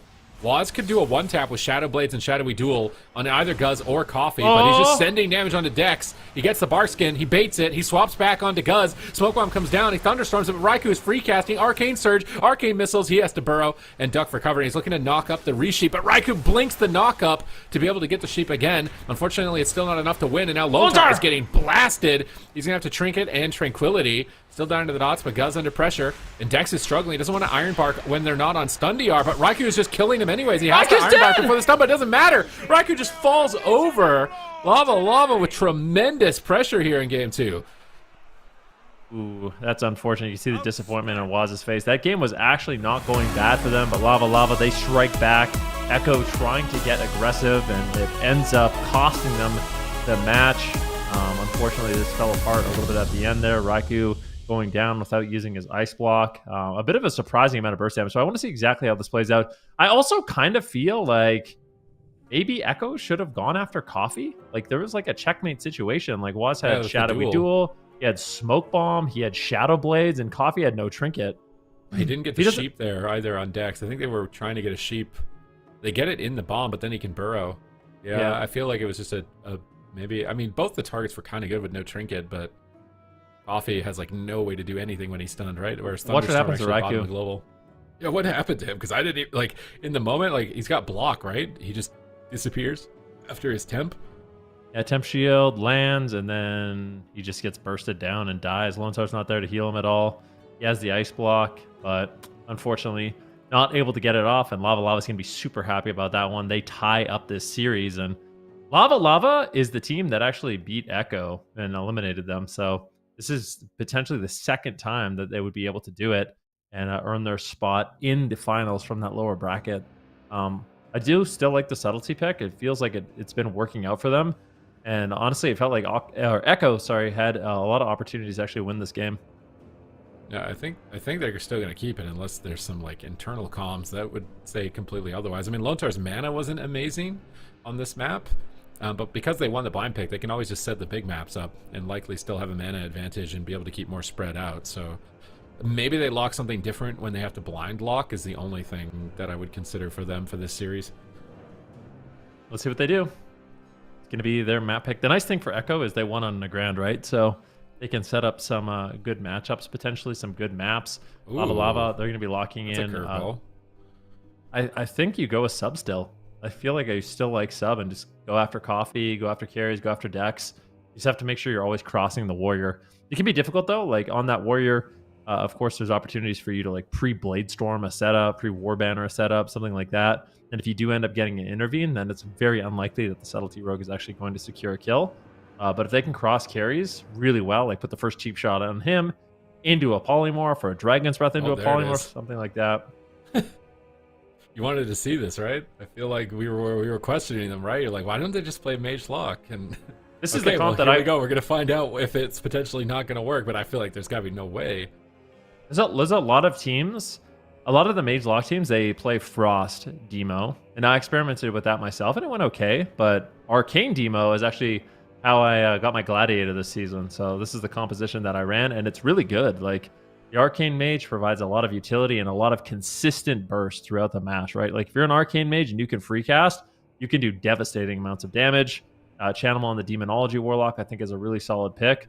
But I want to say playing these double casters into 2 melee isn't as free as it once was. Like, it felt like it used to be one of those matchups that was completely free, but now it's a little bit different. It's a little bit more difficult. However, I still feel like Echo has a massive advantage on Tolvaron against this comp. Yeah, I'm wondering if there's any sort of secret tech here for Lava Lava that could actually enable them Warrior against Arcane Mage. And getting snared so heavily, and all the mobility of the Warlock. Chanimal's probably going to play like that ultra mobility lock spec with Impish Instincts and the short cooldown on Demonic Circle. He's going to run Gateway Mastery for the short cooldown and the longer distance. He's probably going to run Soul Rip so that he can get damage reduction. If he's running that like ultra tanky build, he could be incredibly difficult to deal with and target. I'm wondering if maybe Lava Lava can do some strat where they kill the pet, possibly. Cleave the lock, kill the pet. Or if it's like a druid game where they need to like run at the druid and the pets from the Demo Lock will break the sheep, so they can't really like peel for Lone Tar. Or if like which one, I feel like those two lines are probably the most likely for success. Yeah, well, curious. Mage Lock finally going to be locked in here during these cup stages. I think this is the first time we're seeing Mage Lock in the top 8 in either region. So let's see what they can get done. This is the perfect time to bring it in. Arcane Mage, Demonology Warlock, not the most typical variant of the composition, but I think it's really strong. So we'll see what Coffee's going to be able to do. He's playing Elysian Decree as well. So that main reason you would play that, I know it had good damage, but it's also a significant heal too. So maybe if Dex does get caught in a crowd control, Coffee's going to be able to be a bit more self-sufficient with that. It's possible. Lontar immediately using Innervate, playing as efficiently as possible, but they're actually running at Lontar. They get a stun on him immediately. Stormbolt on Chanimal, maybe a split DPS strat. Demon Hunter runs at Druid, and then Warrior runs at Warlock, whichever target they can maintain their uptime on, because that's what it's looking like right now. They stun Raikou for a peel there. He trinkets out immediately. He's just blasting Arcane Missiles, trying to keep his pressure high on the Warrior, but Lontar is really struggling with just the Demon Hunter on his heels as he finally gets the Demon Hunter under control with a Cyclone. Fear on Dex. They've isolated the Warrior. This is the perfect time to blast damage. Ring of Frost out of the Fear. Excellent execution, but there's just no damage. Look at Karaji's at 100% HP. This entire crowd control chain. It was a full Fear into a full Ring of Frost, and he didn't even get dented. And this could be dangerous if Coffee continues to maintain his uptime on Lontar. I think they need dampening. So the Mage Lock, they're going to lead a little bit of dampening, potentially. Actually take carries down. I think he plays a very tanky Warrior build with a ton of versatility. And if he has full HOTS and he's got Trents, I don't think he's going to easily go down. So this is going to be one of those games where I feel like for Echo to win, they're going to have to kind of go the distance. I'd be surprised if they close it out before Dex is completely out of mana. So Raikou needs to make sure he does a really good job slowing down any drinks from Dex. Just do not allow them to get drinks. Control Coffee as much as possible. So this is exactly what you want to do, right? Control Coffee as much as possible, limit his damage, and just go after carries. It's a slow path to victory, but I think if you can pull this off consistently throughout the match, eventually you will win. Oh, he's got Doomguard in. Chanimal's damage is maximum right here. Massive pressure incoming from Raikou off to the side, and his carriage is just going to fall. Dex has Nature Swiftness. He's trying to be greedy with just Iron Bark. He manages to get away with greed there, but anytime he's caught in a crowd control, it looks like it could be really dangerous. Dex is actually getting swapped to by Chanimal's pets. He's going to Frenzied Regen in bear form and tank him out. He can also mass entangle these pets behind the pillar, but Chanimal's port right on top of him. He lands a stun. Chanimal's soloing Dex at the moment, now on the run away from the Warrior. Raikou is getting control of Coffee. I think Lontar is drinking just to make sure that they're absolutely going to win this game on mana if should it go that long. And Chanimal's just 1v2ing the Warrior and the Druid behind the pillar there. Now swapping his pressure. He's going to gate away from the pillar to bait Dex out in the open.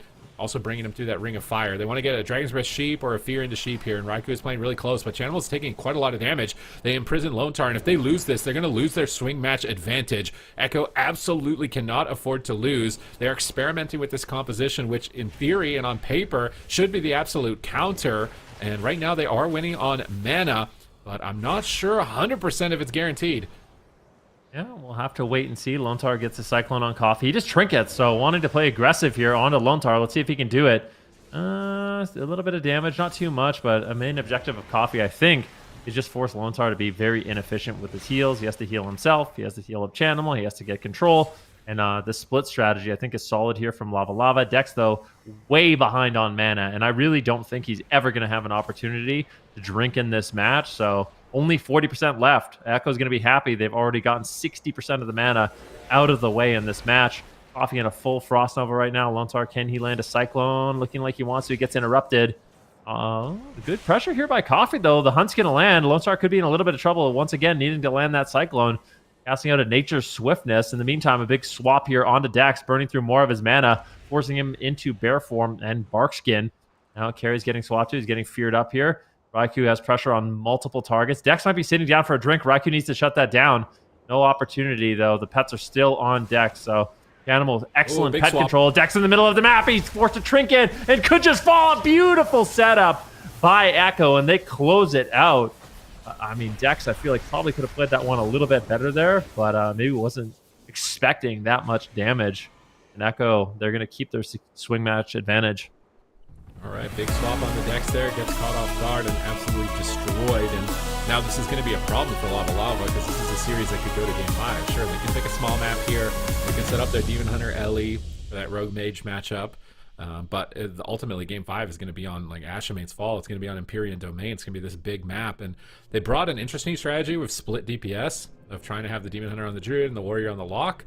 But it just pulls Coffee in this weird spot. Dex is trying to get a drink, but then Carry G's is pushed in really deep. So Dex tries to come back to Carry G's here on this pillar so that he can play with Chanimal on that side. But the pets stop his drink, and he tries to run in the middle of the map here. And that was just a big mistake. He just running out in the middle of the map, gets coiled. Chanimal's like, hey, hello, Dex. I got a coil for you. I got a stun for you. And just absolutely destroys him. I don't think he was expecting maybe to take that much damage, but crossing the midfield at that point at half health was definitely a risky maneuver. I bet Dex is playing. We should take a look at Dex's gear for this one because I don't think he was really expecting to be the main target. probably at a very low versatility. So, oh yeah, we can see the kill once again. Raikou is fully loaded up on his damage here. And when Dex crosses, he's only got a life bloom on himself. So Raikou, he actually gets a time warp proc. This is where he just spams out Arcane Blast, Arcane Blast, Arcane Blast, Missile Barrage, and then he has, you know, obviously the Execute Barrage as well. So Raikou completely destroyed the Druid there. Chanimal obviously CCing him with the coil and the stun, but that was mostly Arcane Mage Burst coming in and ultimately securing the win. All right, so what are Echo going to blind lock on a small map? There's no way they can do mage lock into LEDH. They have to do something with Subtlety Rogue, I would assume. Maybe, would Subtlety Destro be at all bad in this matchup against LE Demon Hunter? I don't know.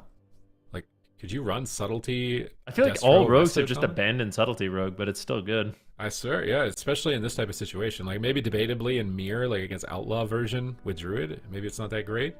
But even then, I wonder if it could have some possibilities.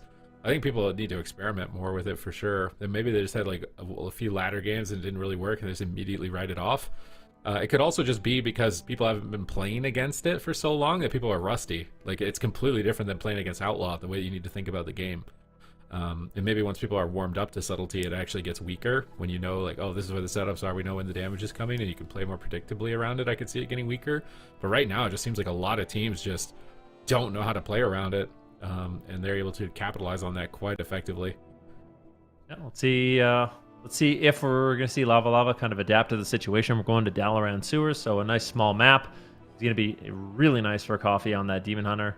Guz and Dex going to have to back him up there. We saw the last time this matchup played out, it was a big swap on Raikou that ended up closing out the game, but they have multiple pressure points. I kind of feel like Echo might be able to go after the Demon Hunter a little bit more in this matchup. Like, if they can get cross crowd control on Dex and Guz and just go after Coffee, who's maybe like preed from a sheep or a dragon thrust, something like that, you might be able to take him down. But it seems like they're opting more for the Druid and the Elemental Shaman. But Elemental Shaman, I feel like it's kind of difficult to take down, especially since they got the new burrow tech.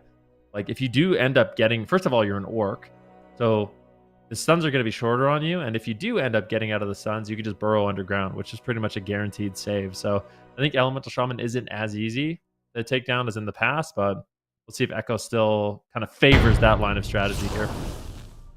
Are they going to manage to do this? Echo could just close it out, get their rematch here against Chibaku in the Grand Finals of Cup 2, and I wonder if they would even use the Subtlety Rogue tech in the Grand Finals as well. This could be a precursor for that finale. Can they manage to claw their way back in? Is Lava Lava going to eliminate Echo again? It's their map pick, it's their comp advantage, although I'm not entirely sure if I would say it's a 100% comp advantage. Definitely map advantage. Seems like Lone Tar will run out of mana faster to the damage that Ellie's and Demon Hunters do. So as long as they can stay alive and keep their pressure high, then they are definitely going to be in a good position to be able to take this to a game number 5. As the pipes have launched each team out, Guz and Coffee immediately run in to grab combat. Dex is going to open up with Tree of Life, so he gets that bonus armor immediately, and he can start relaying HOTS, but he gets imprisoned. He actually had to trinket out of an imprison, so they might be able to punish Wasp for that, but this is massive damage on match point, and Dex has to Barkskin and trinket. An absolutely devastating start for his team. Playing without your medallion or your barkskin is just so difficult. At any point, you could just be the target, and if you're not in bear form, even if you are in bear form, you can just explode. Yeah, I mean, this is a really scary situation here for Dex. He's just hiding behind the pillar, putting every heal over time effect on himself. There's a full gouge, though. They're going to follow it up with the cheap shot. Raikou, the big missile barrage. Dex could easily fall. He gets a wind sheared. Nicely done there by Guz, slowing down Raikou's damage just a little bit, and that should be enough for Dex to survive, but that was a big setup. At the same time, though, Waz is getting low. He's got no Cloak of Shadows, forced to trade out the evasion. Lone Tar heals him up, but now Lone Tar getting swapped to and just deleted an unbelievable amount of damage from this Demon Hunter Elemental Shaman, and Lone Tar is on the run. He's behind the pillar, needs to be very careful. Static Field Totem whiffs there. Guz not able to find it onto Lone Tar, but a full Chaos Nova lands. Now they're swapping on Waz. Waz might just outright die. He's in so much trouble. Lone Tar has to play catch-up. Ironbark, Barkskin, everything he can to keep his team alive, and they do stabilize. Really scary, but Echo's looking to strike back here. Yeah, back on the Guz. Dex in bear form, getting ready for the stun DR.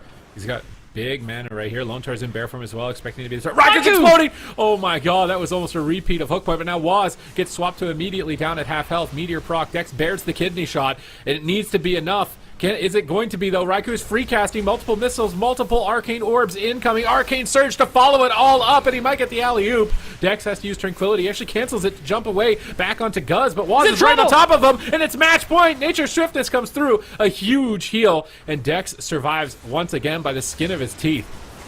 Yeah, that was a risky situation. Waz goes for the kidney shot on Guz, though, looking for with the bomb. Oh, Coffee, is he still in the smoke bomb? Is he in it? I don't actually know. Looks like he's going to get some heals there and not go down. Waz abandons the chase. That was another walk from Coffee into a triple diminishing return, double diminishing return cyclone there, and Coffee's going to be free from crowd control, continuing the pressure onto Lontar, doing a big amount of damage with that I-beam, gets polymorph. Nicely done there by Raikou. Cyclone, though, onto Coffee. Let's see what they're able to do. Dex seems like he's going to be completely fine. This setup not the best here from Echo. Really just not even denting Dex. Nice Ice Nova into Sheep here on Coffee's Fell Rush, just trying to limit his mobility into another Sheep. I don't know if they have clone DRs. Lontar trying to drink there. He gets caught. Coffee immediately catches him.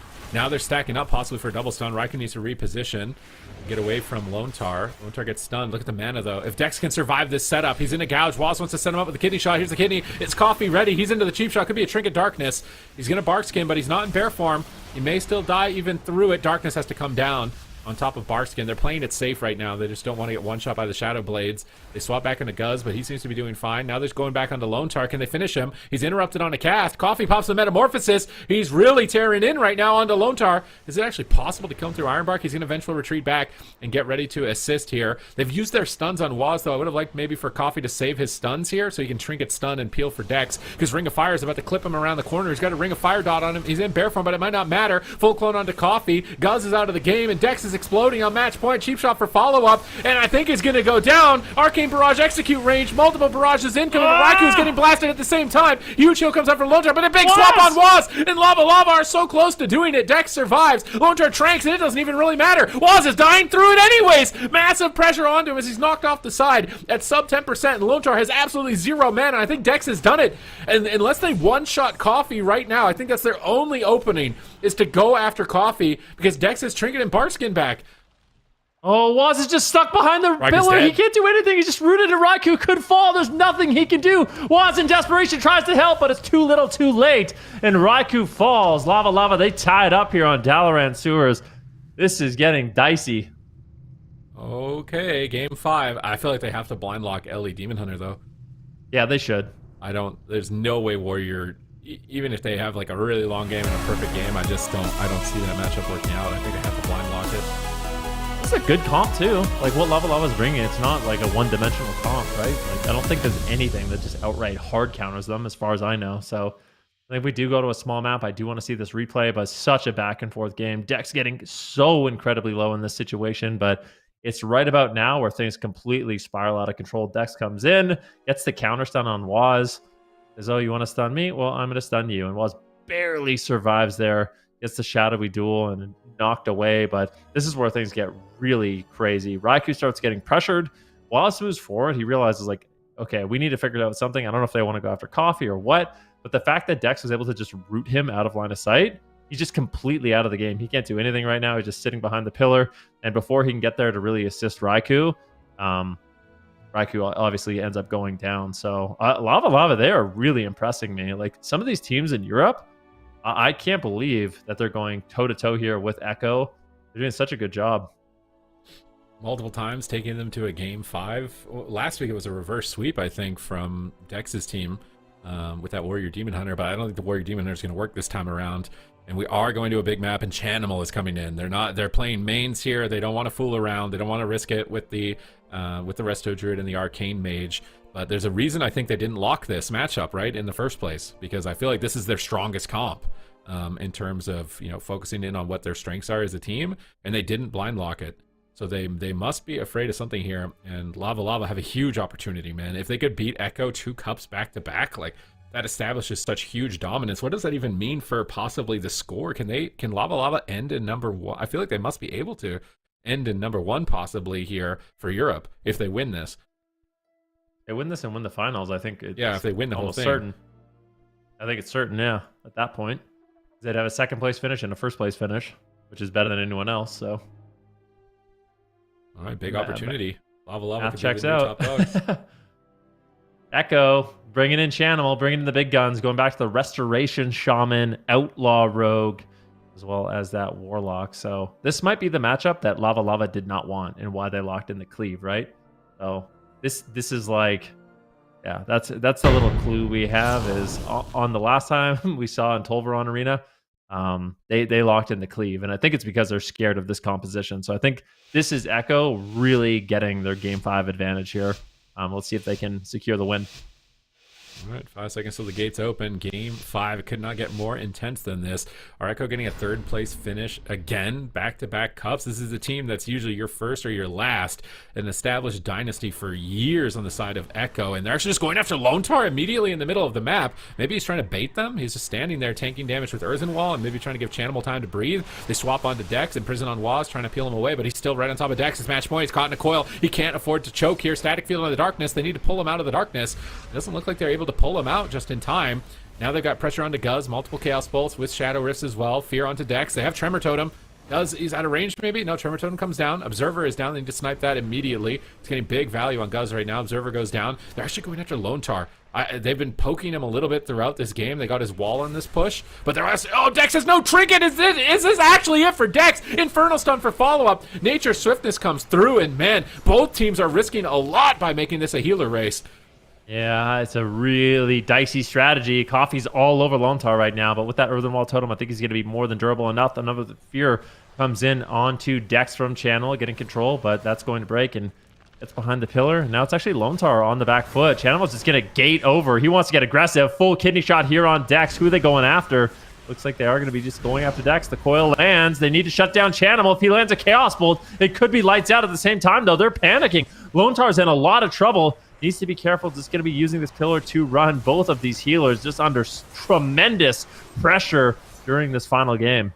Nice Adaptive Swarm Frenzied Regen. That's going to be a full heal. Coffee gets rooted. Needs to dispel as soon as possible. Doesn't look like he has an emo aura. Lontar still has no wall for 20 seconds. If they can catch him in a stun right now, it could be devastating, but here comes the gouge. Coffee needs to get ready. There's the kidney. And Coffee pre-nether walks, expecting that they would swap to him there with no trinket. And now he gets back onto Lontar. Here comes the I-beam, but Waz disrupts it. Cheap shot connects, and Coffee could fall. It's match point. They get the lasso around the corner, and Coffee gets crushed.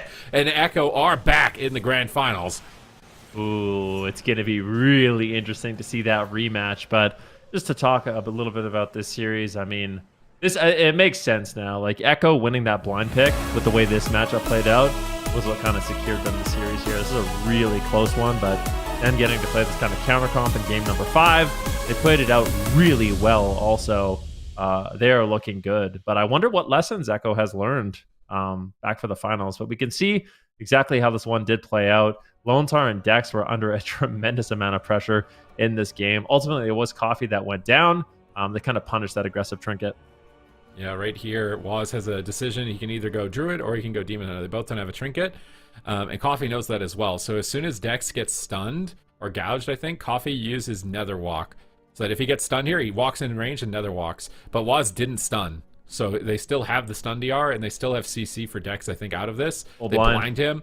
And then right here, they've got stun DR, and with a full blind and a stun DR, and no Trinket Demon Hunter, he's probably going to explode. And Lontar is there just in case. Gets a DR'd stun. Dex trinkets it, but he's around the corner. He can't get there in time, and he doesn't have the globals to get to the Nature Swiftness to actually recover. So really good setup, really good positioning there to be able to close out Game 5.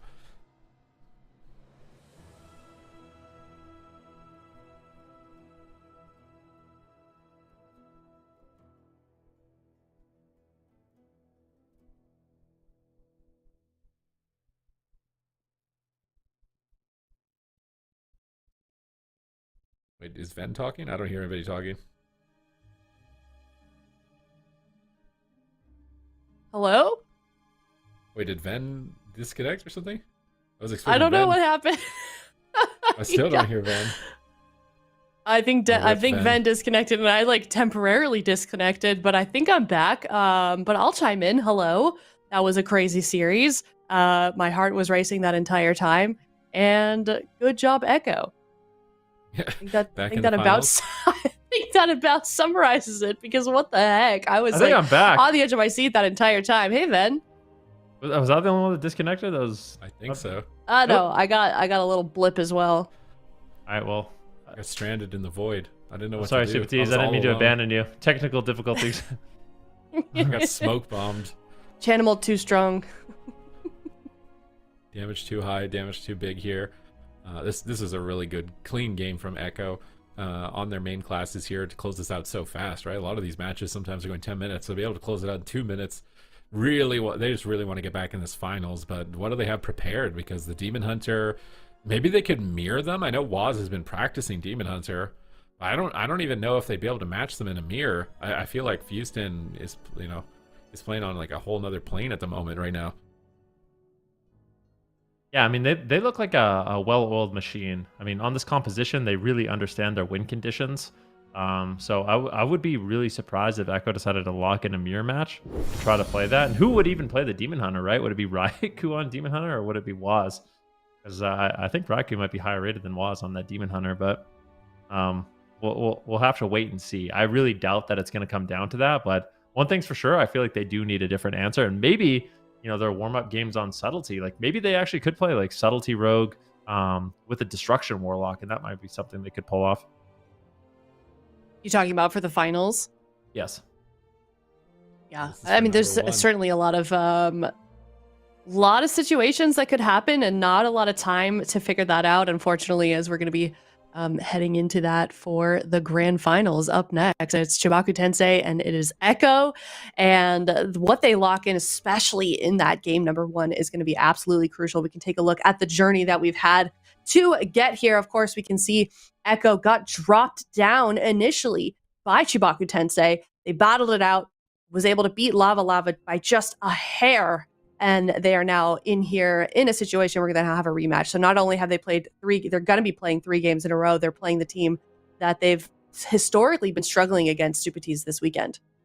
Yeah, I mean, it still went to a game 5, so there might be like some blind pick, like counter comping situation that might actually even determine the whole series to take into consideration. Because Echo were afraid of something, which if Chibaku know they're afraid of that, they might have some sort of mind games going on here for game 1.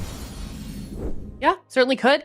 Maybe exploit, just any weaknesses that they may see with Echo. And unfortunately, it's kind of cracking. They're kind of cracking just a little bit this weekend. But they are back up here in the grand finals. They're proving why they deserve to be here. And we can only find out after we get to the grand finals what actually they are made of. So before we do that, though, we are going to do another map guesser segment powered by Warcraft Logs, of course. And if you are watching from home, play along with us. Let us know what map you think this is. And we're going to take some guesses here based on the movement that these players play. This is actually either Ashamane's, Tiger's Peak, Tolvaron, or Nokudan. Running through the middle, so it can't be Nokudan. I shouldn't say anything because I'm just helping you guys. Yeah. We should all just be silent if we really wanted to win this. All right, let's see. I think Ashamane's. You going with Ashamane's? Yeah, I'll go with Ashamane's. Fairly safe pick. I'm thinking Tiger's Peak. I'm going with Tiger's Peak. Final answer. It's one of those. All right. It's not Tolvaron. I see 2 pillars, which makes me think it's Tiger's Peak on the left and the right. I think that's safe. And then I'm regretting my we haven't seen any choice now. balcony, like they're not. Oh, there's he's up at the balcony, the purple dot at the top. Yeah, this is definitely Tiger's Peak. No. Oh, I was so quick with it. Sometimes patience helps you out in these situations. I mean, maybe it's wrong, but I feel like there's no way. With No, the movement towards the top, it's gotta be Yeah, waiting for. I feel like you're right. I'm trying to see. What's that? Oh, there it is. Oh, Yes. nicely done. Wait, what was your guess, Ven? Tiger's Peak. Yeah. Oh, okay. Technically locked it in. I thought you before guessed something me, else. and I waited longer to make sure. Yep. All right. Well, that's gonna be a point for Ven, and let us know in chat if you were correct. But thank you so much to Warcraft Logs. If you want an in-depth analysis yourself of your arena games, you can head over there. A lot of good information from Warcraft Logs. And congrats, Ven. What is your secret? Well, I saw. You're so good at this. Yeah. Well, thank you very much. I did see at the beginning where they kind of spawned. So I saw where they spawned, and then I saw that they weren't going through like that middle pillar section. So, and that was right Smart. before the pillars. Yeah. I have my moments. You know? Every once in a while. Maybe he's cheating though. I mean, that Yeah. information doesn't tell you. It could have been Ashamane still. You I'm know, they could run through the cheating. middle Come of on. Ashamanes. I mean, they could run through the Whoa. You're gonna middle accuse me of in cheating? Ashamanes. That's. I mean, bold, the Safety. reasoning you've given could still be Ashamanes though. This is They open on caster the on caster sides, they crime, ran through the guys. I don't middle, like there was this. nothing in the middle. I don't know. It looks like I got the dub. All right. Well, we're going to find out soon enough who gets the dub with the grand finals here in EU before we head on over to North America for Cup number 2 of Championship Sunday. We're going to head to a break. When we come back, it is Chibaku Tensei facing off against Echo.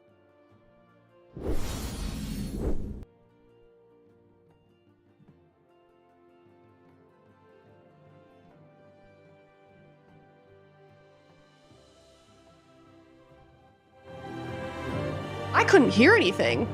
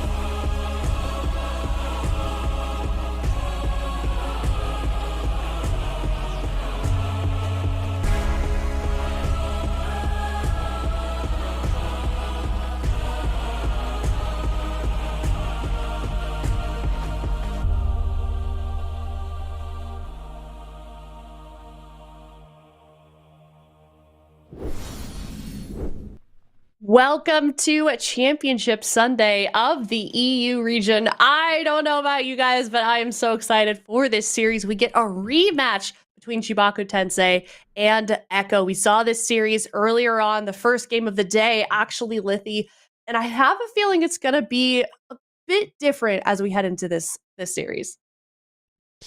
Yeah, it might just be. Echo had shown some interesting things in the lower bracket final just now. We saw the MLD, the Mage Lock Druid, pulled out. We also saw the Sub-Rogue coming in for Waz. So Echo certainly has a few more tools up their sleeve than CHIBAKU Tensei was ready for in the upper bracket finals. Yeah, certainly. And I think also the interesting thing here is you two have pretty opposite predictions as well. We've got Zico rooting for Echo, and then we've got Lithy rooting for CHIBAKU Tensei. So, you know, there's kind of a little bit more on the line instead of just, you know, yeah. What do you have to say about that, Zico? Well, this is what I have to say. Lithy is either going to be right or I'm going to either be right. So the teams right now, they're not playing like, sure, getting first place in the season, sure. I mean, maybe it's on their mind as well. But I think what they're mainly playing for here is to prove me right. And on the side of CHIBAKU Tensei, they're playing to prove Lithy right here with these predictions. Okay.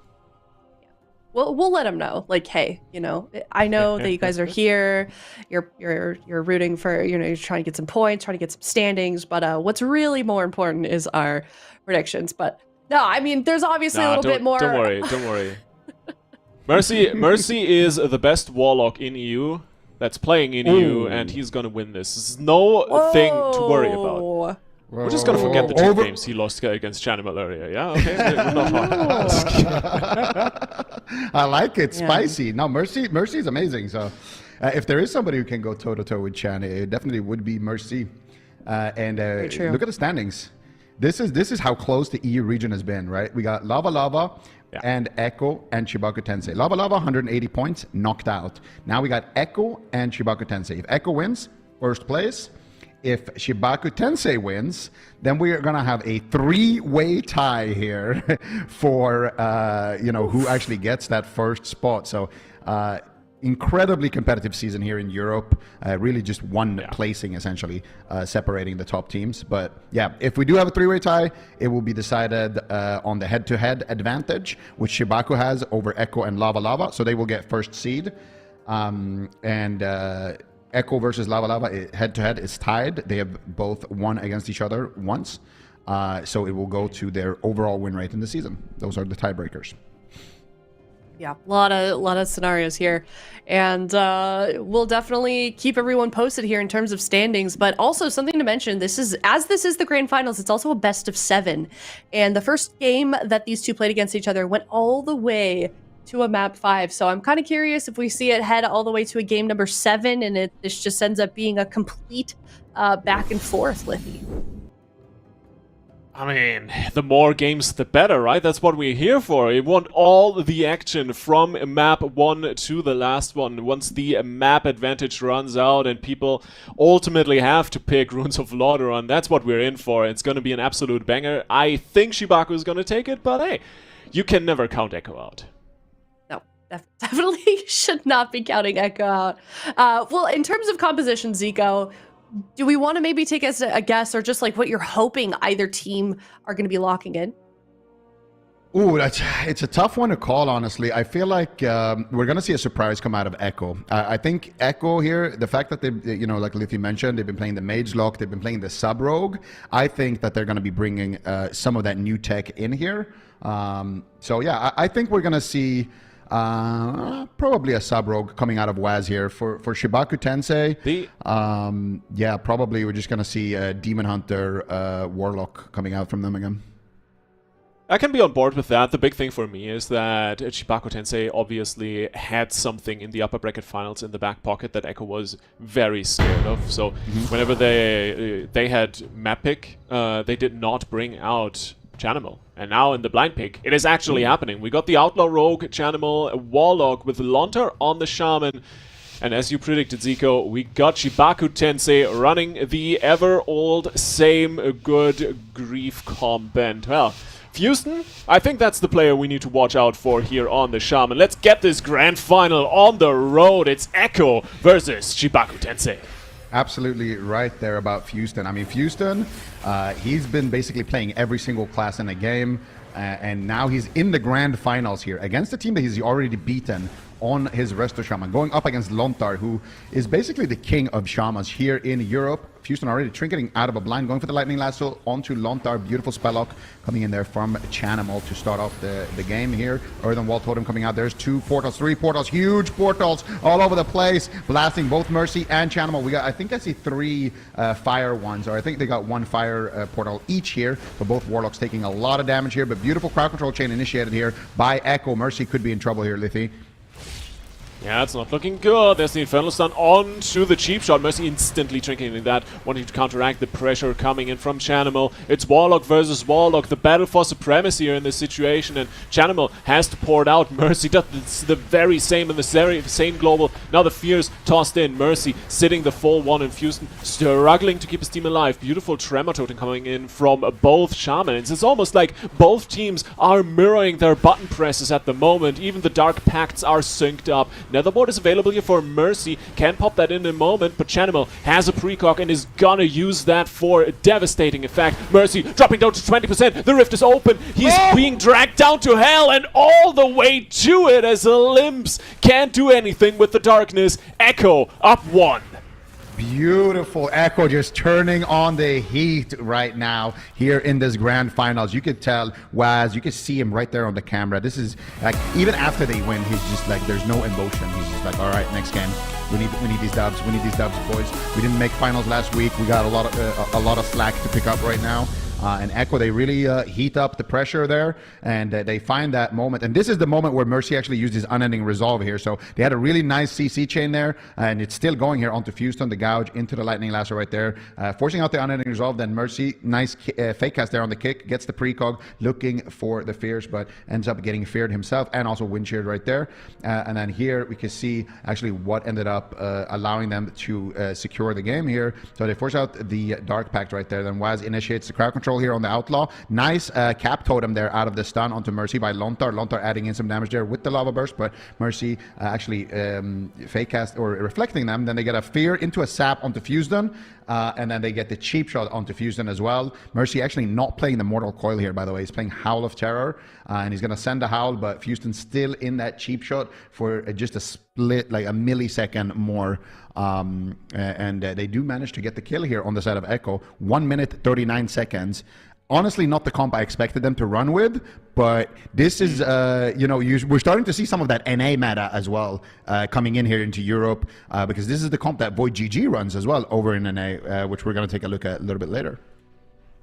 Yeah, it's quite honestly, that's a little bit more of what I was expecting out of EU as well coming into this season, right? We've seen a lot of Arcane Mage in EU, and I personally kind of am a little bit more in the camp of saying Destruction Warlock is the better Arcane Mage, so I was a bit surprised that it was not as utilized in EU as it has been in NA, but now, well, teams are waking up to it, and there it is. I think this is exactly what Echo was worried about in the upper bracket finals earlier. The Mercy Warrior Demon Hunter duo from CHIBAKU TENSEI, and Zico, I think this is gonna be a bloodbath, especially on Hook Point. Absolutely. I mean, this is going to be just insane pressure coming out from CHIBAKU TENSEI. We have seen them, you know, running this Demon Hunter Warrior. Actually, we have seen them run this with Druid as well, but CHIBAKU TENSEI going to be opting in for Houston on the Shaman. Oh, sorry, no, I'm getting them mixed up. It's Lava Lava that runs this with the Druid. CHIBAKU TENSEI are going to be bringing in this, though. And this is a great answer, right? And I think this is exactly why Echo are a little bit reluctant to blind locking in that Warlock. Because sure, you're never going to hear me argue when somebody says, oh yeah, mages, they're not that good. Warlock's just a better mage. I mean, I'm just going to be sitting here, you know, it's like, yeah, yep, actually, buff mage, give us deep freeze, you know? But not happening, bro, not happening. One can dream, one can dream. Me and Zar were fighting the good battle here for the mage community. But this is a situation where the mage actually would be better, right? You have those two melees, yes, who are going to get uptime onto Chanimal, whereas with Raikou, he would have a much easier time kind of kiting them. Well, it is the risk of the blind pick comp, right? But on the other side, of course, Echo still has that swing map advantage, and I think grabbing that for the grand finals can be serious deciding. We'll see how it plays out. We're on to hook point, 30 seconds until the gates open. Zico, prediction from you here. CHIBAKU Tensei evening out with the melee cleave here? I think CHIBAKU Tensei are going to tie us up here, and I think you're absolutely spot on about the fact that Echo won the blind pick, because both of these teams have comps that can beat each other. So I think it's going to be maybe going all the way to Game 7 this finals here. So yeah, I think CHIBAKU Tensei definitely going to be striking back here on hook point. All right, let's get it. Let's see who has an ace up their sleeve. But for the moment, it is a blood for the blood god and skulls for the skull throne. And Waz finds a sap onto Houston. Off we go, full fear onto Waz. The counter CC already in. Lontar full feared with the intimidating shout here from Mercy. And the infernal rifts are pumping immediately. Lontar down to half, getting focused up quite harshly. That's a health stone and an S, and he's still not moving his health bar up. The damage coming in from Mercy and Limbs, absolutely insane on the healer.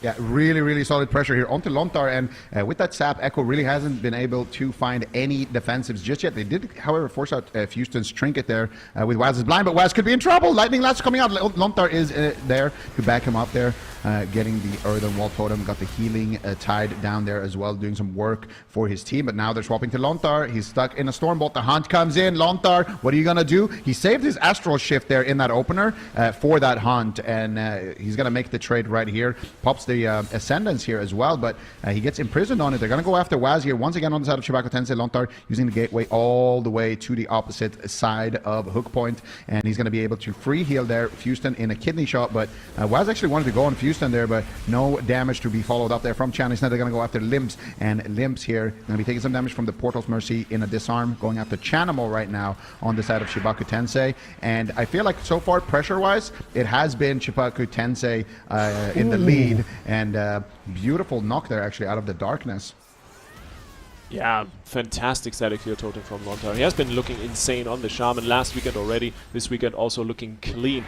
But Mercy still has to grab the parry. Sharpened Blade now reconnecting onto Chanimal. He wants to bring some damage to the table. And the Soul Rip coming through, reducing the damage taken, or rather the damage done by CHIBAKU Tensei here by a good amount. But still, Chanimal is dropping further and further down. He has the free cast with Unending Resolve. Can just bomb Limbs out of the game for the moment, at least. The other Wall Totems are down. Houston in a full hex. Gonna get the heals in just a second. Limbs holding on to that Netherwalk for another moment. Might have to pop it in as he's dropping further and further down. Echo trying to reconnect. Beautiful static field totem, and there's the meta across the map, following up Chanimal, wanting to pressure him in his own back line, but he gets feared on the attempt, backing out once again, connecting onto Waz and looking to put more pressure on the DPS of Echo. A Dark Pact traded for the moment. It looks like Echo is going to pick up some momentum here.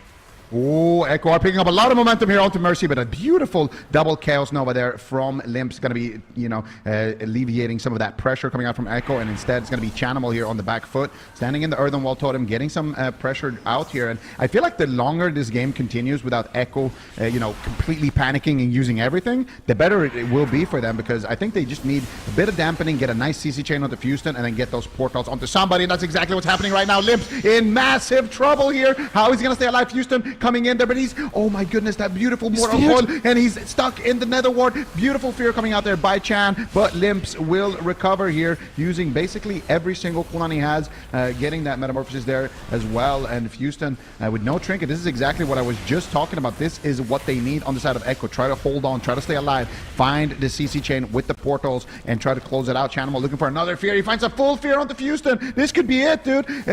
Massive damage coming out here. They got a full hex there onto Houston. Limps limping around the corner, but look at Mercy soloing Lontar right now, and they are going to be able to connect onto Lontar. Trinket on the Chaos Nova, but now they're swapping onto Chanimal. Game is getting increasingly unstable. Waz forced to trade out the Vanish there, still has the Health Stone. Actually, he had to use the Health Stone there as well. Chanimal now in a lot of trouble here. Cheap shot onto Houston, kid shot into Limbs. Echo's trying to turn it around. Chanimal, though, absolutely feeling the pressure from Mercy's Blade Storm, and I don't know how Echo are going to be able to stay alive. They have used a lot of cooldowns, and they're going to need to stay alive a lot longer to actually be able to find the kill.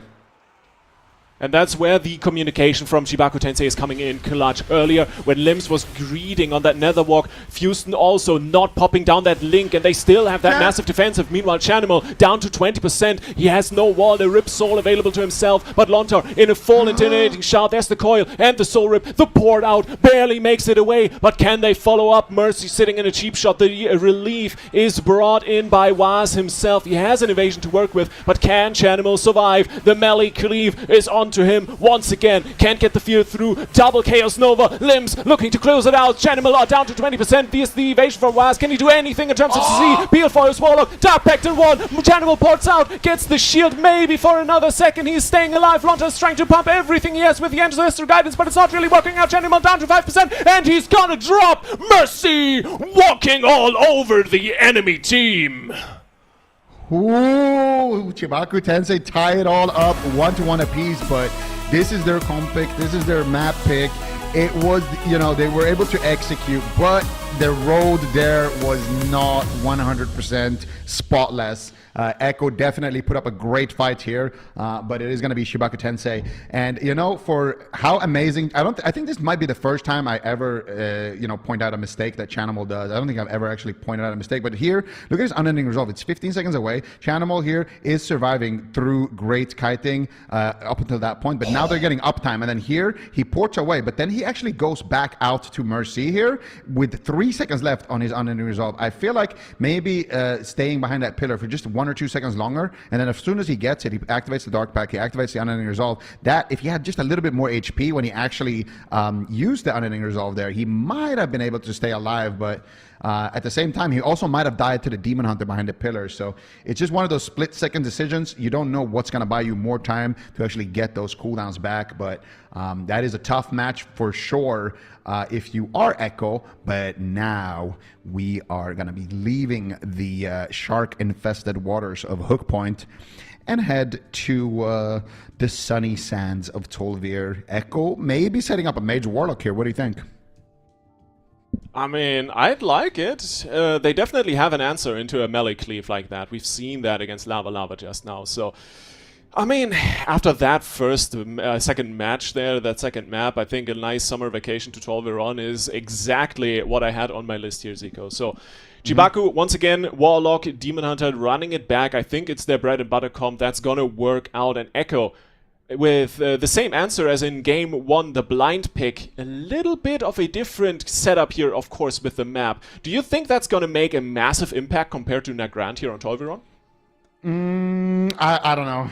I feel like they're both really large maps, and I think what you can do on Nagrand, you can more or less do it on Tolvir. The biggest thing about Tolvir is actually the fact that the pillars on Tolvir are just the biggest sized pillars in World of Warcraft. You know, Tolvir, it's a lot harder for, like, let's say a warrior chasing a warlock, for an example. I know there's no warrior in this game, but if you are chasing somebody around those pillars, it's much harder to kind of get around the corner and actually get to your target if you compare it to, you know, any map where the pillars are actually smaller. It's a lot easier to actually close those gaps. So that's one thing. When Chanimal uses the Soul Burn teleport, for example, he's going to get the movement speed, and he's going to have a much easier time kind of running around a big pillar, kiting a Demon Hunter. So he's going to be able to buy more time for his healer to potentially come out of crowd control, for example. But I don't think it's going to be like a massive thing. I think it's going to be more about just playing it standard, playing it safe, getting the setups, landing the damage when you need it, and try to win that. And if we think back to the last match on Tolviron Arena, right, I think we were running very similar setups here in terms of comps for both Echo and CHIBAKU, and one of the big deciders actually is my minute detail was the observer for Chanimal that he popped in, and Mercy basically just getting murdered by the little eyeball there. So there's a lot of just split-second decisions that happen in... It's not quite a mirror matchup, but it's very, I think, as close as we can get to a mirror matchup with two different melee DPS running in here, right? Because the Demon Hunter brings in a little bit more consistent DPS, while the Rogue has more CC. So overall, I think this is going to be a match of the Warlocks once again. And hey, if I'm saying Mercy is the best Warlock in EU, well, Chanimal definitely has something to say about that. And I'm really, really curious how this match is going to play out. Yeah, me too. I mean, this is the two, regardless of which camp you're in, Mercy versus Chanimal. I mean, these are the two best warlocks that we have currently in Europe, and just watching them go head to head, it's always a joy to see what these guys can actually do when they have that level of skill. But of course, a little bit different composition, also a little bit different in terms of healing, because Lontar, he's been maining a shaman since like basically he was a little boy, you know, and he has been the shaman when it comes to EU. Fuston, however, he's been, you know, Windwalker, Demon Hunter. We've seen him compete on multiple different things, whatever his team needs, and the fact that he's been this consistent as well on his own shaman, it's really, really impressive for me to see that.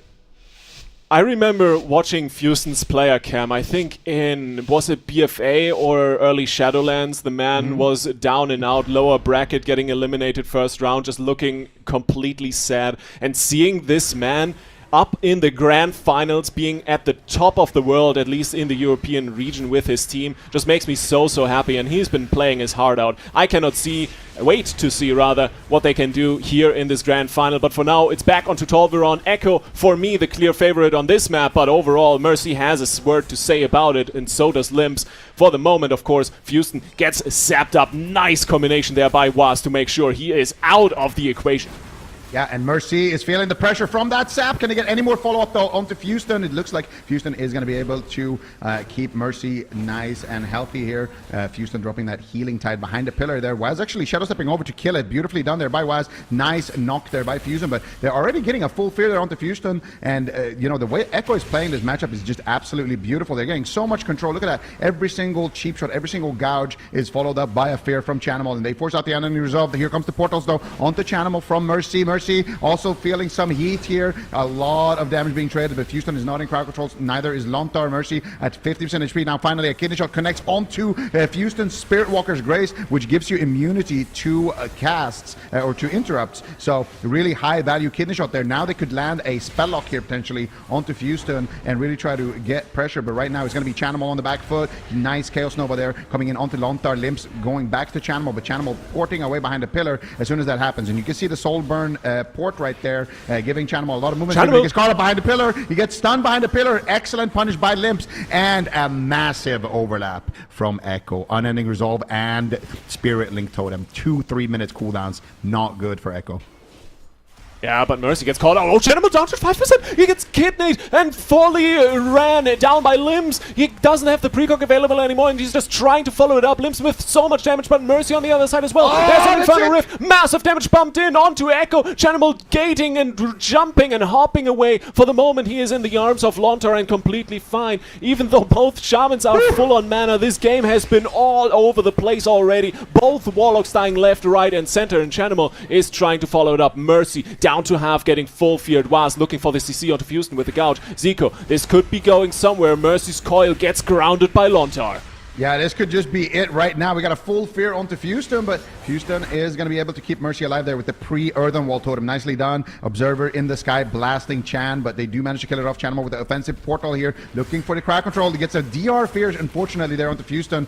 Miscalculating maybe the DR there on the side of Waz, but they are going to be able to get decent pressure here, but now it's going to be Limps all over Chanimal here. Still a long time before they get that Spirit Link. Lasso coming in, and Chanimal is getting a lot of heals here from Lontar. Lontar actually popping his Spirit Walker's Grace, I do believe there, or maybe it was a precog, but either way, Chanimal down to 20% HP. Lontar's in a full imprisonment. He gets knocked away from Lontar. Beautifully done there. They might just be able to take Chan down here in the middle of the map. No, beautiful portal coming out from Chanimal himself. Full fear onto Lontar. Chanimal still needs to stay alive here. Tries to fake cast the kicks. He gets the precog. He's going for the fear. He gets grounded on his coil there once again by Fuston. The man is a menace on this Wrestler Shaman, and right now it's not looking good for Echo. This is the swing match. Chanimal might just fall right now. Limps is all over, and Cheap Shot coming out from Waz to try to peel the situation. Beautiful static field totem coming out from Lontar, and Chanimal will recover, but the way CHIBAKU Tensei are playing this, they might be able to take the swing match, Liffy.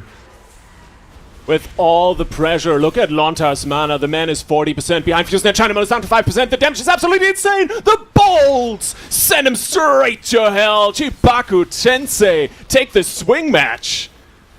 Woo! Chibaku Tensei take the swing match, and just where we were talking about how this could be, you know, a back and forth series. Echo, they're gonna win on the big maps. Chibaku Tensei, they're gonna be locking in their Cleo on the small maps. Chibaku Tensei, they throw a wrench into those plans and they mix it all up. They managed to get the dub here, and I do believe a lot of it came down to that one big defensive overlap we had from Echo, where this moment right here, where Chanmo gets stunned behind the pillar after he did an excellent, you know, kiting, and then he pops the unending resolve, and then Lontar, right before he gets feared, sends the spirit link as well. And the fact that he got stunned in that position is kind of what led to those two major defensives being forced, and then they're not able to kind of stall and get those cooldowns back towards the later stages of the game. So it's really tough. Like here, if you have a spirit link, for example, all of a sudden you might be able to turn the tides, and might be Mercy that's in you know, in trouble, but instead, it's going to be Echo not really able to capitalize on their comp here. It's really rough to do as well, though, right? Because you have a Limbs, like the killing machine. Look at the DPS meter here. The man is doing 90k DPS consistently throughout the entire game, and that is with a Warlock pouring away from him every now and then, right? He's a Terminator. He is walking in saying, "I'm gonna need your wall, your trinket, and your port," and then he's leaving again, saying, "I'll be back." That's it. He's done. He's like the Grim Reaper, just knocking on every door. All right, you have a spirit link for me? I'll take that. You have an unending resolve? I'll be, thank you. Actually, what happened to the core there? Was it reflected by Mercy? I think it was grounded. I feel like I saw both shamans with some insane grounding totems. No, I think it was reflected. Mercy's reflected. It's a 33-6 CD. Yeah, I think Mercy reflected it, but it got dispelled right away. So it looked like it got grounded, but it didn't actually get grounded. So here, they get the full fear. Lontar's casting the Hex as well. But at this point, you're just so far behind. Limbs is connecting. They got Essence Break. They got Death Sweeps. They got damage for days. And Lontar, no way out. Yeah, and there's the Chaos Bolt as well with that precog. So, yeah, I mean, well played to Chibaku Tensei, but I feel like, okay, so this is really the question of the series, right? Who do you think is more likely to win a match here?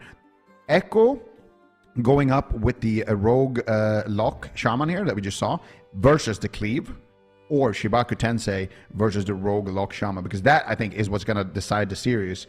If Chibaku Tensei won that game, but if you play 10 games, for example, of each comp, which comp do you think is more likely to win? Because that's the decision that Chibaku Tensei have to decide when they lock in blind. I honestly, like, this as I just mentioned, like, for me, it's basically a mirror, right? For me, this is not one has a comp advantage. This is a clear and simple skill matchup. If you play better, you're gonna win. Doesn't matter that you have an Outlaw Rogue or a Demon Hunter. They have both have their advantages and disadvantages, and overall it really just comes down to, can you outplay the enemy? And this is like, that's all what you want out of an arena grand final, right? It's game 4. It's for a match point potentially here for Chibaku Tensei, and it's a pure skill matchup. And Echo, I think they love these kind of things. Let's see if they can do it.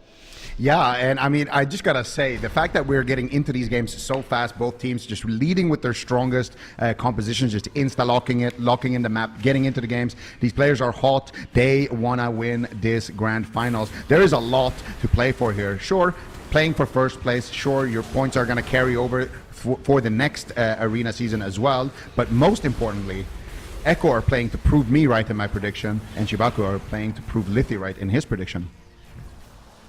I believe in Mercy supremacy, and for the moment, well, it certainly looks like Chibaku Tensei is on the stronger foot here. The healing tide tossed in quite early, gets killed off. Lontar got a little bit of value out of that though, and Mercy needs to pour it out. Dodges the Infernal here actually for just another moment, as Limbs is staying up on the offensive. Janimal gets locked on his spellcasting for just another second, can get some immolates and incinerates out, gets those soul shots refueled, and pouring out, getting away from the burst. Always one of the greatest strats you can play as a Warlock. And more as well, he is not letting Mercy have the time of his life here. Kicking him on the immolate, and off we go. Yep, off we go right now. Chanimal is feeling the pressure, but nice full fear connecting here onto Fewstone. Mercy could be in trouble. Look at that instant response by Mercy. Chanimal going for the re-fear, but it gets spell locked there by Mercy. If Chanimal gets that fear, it could be lights out here for Mercy. They forced out the unending resolve in that push. Fewstone has no trinket. They're actually in a checkmate position here right now. If they can get a cheap shot into a full fear onto Fewstone, obviously not right now because it's on DR, but if they can find that into a gouge maybe even, they could potentially just close out the match right now here on Echo if they have the damage to follow it up, if they can get a Chaos Bolt or to connect with the portals here. But Waz right now pushing in quite deep, gets Lightning Lasso, but good positioning here by Waz, ducks out into his healer's line of sight, and now Mercy could be in trouble, teleporting back to safety here, catches a couple of hits from Fewstone, but Waz could initiate the chain here. If they can get control on Limps, if they can find a Hex right now onto Limps, for example, Chanimal can actually push in, find a fear onto Fewstone, and try to close out the match here for Echo, but they're going to need to find it right now. Chanimal is pushing forward, they're getting aggressive onto Mercy, but Fewstone is there, spamming out the heals, and it's going to be Chanimal on the back foot. Chanimal using the unending resolve here just to try to stay alive. So much damage coming in here from Limps once again at 80k plus DPS. Yeah, the follow-up coil on Waz as well to keep the offensive rolling, and Lontar has to burn the Ascendance. He has Tide and Link still available as well as the Trinket, so Echo not quite done yet. Fewstone sitting in another gouge, and for the moment Mercy has to pop the Dark Pact Trinkets out of that. Limps has Trinket Darkness or Netherwalk available to save his Warlock, but for the moment it's Mercy under fire. Big NS from Fewstone, gonna stabilize his lock for a millisecond as he is down to half. Once again, the burst from Echo is absolutely insane, and now Chanimal has to pop the Dark Pact in to stay healthy and alive as Limbs unleashes the pure fury of the Demon Hunter onto him. Mercy porting out, connecting onto Waz once again, and Chanimal is sitting open in that Observer, getting lasered for another moment. Pots out himself. Lontar caught out in the open, a little bit out of position. You might get punished for it as Mercy is the next big target. Fewstone is struggling to keep him alive, and it looks like Echo once again picking up momentum.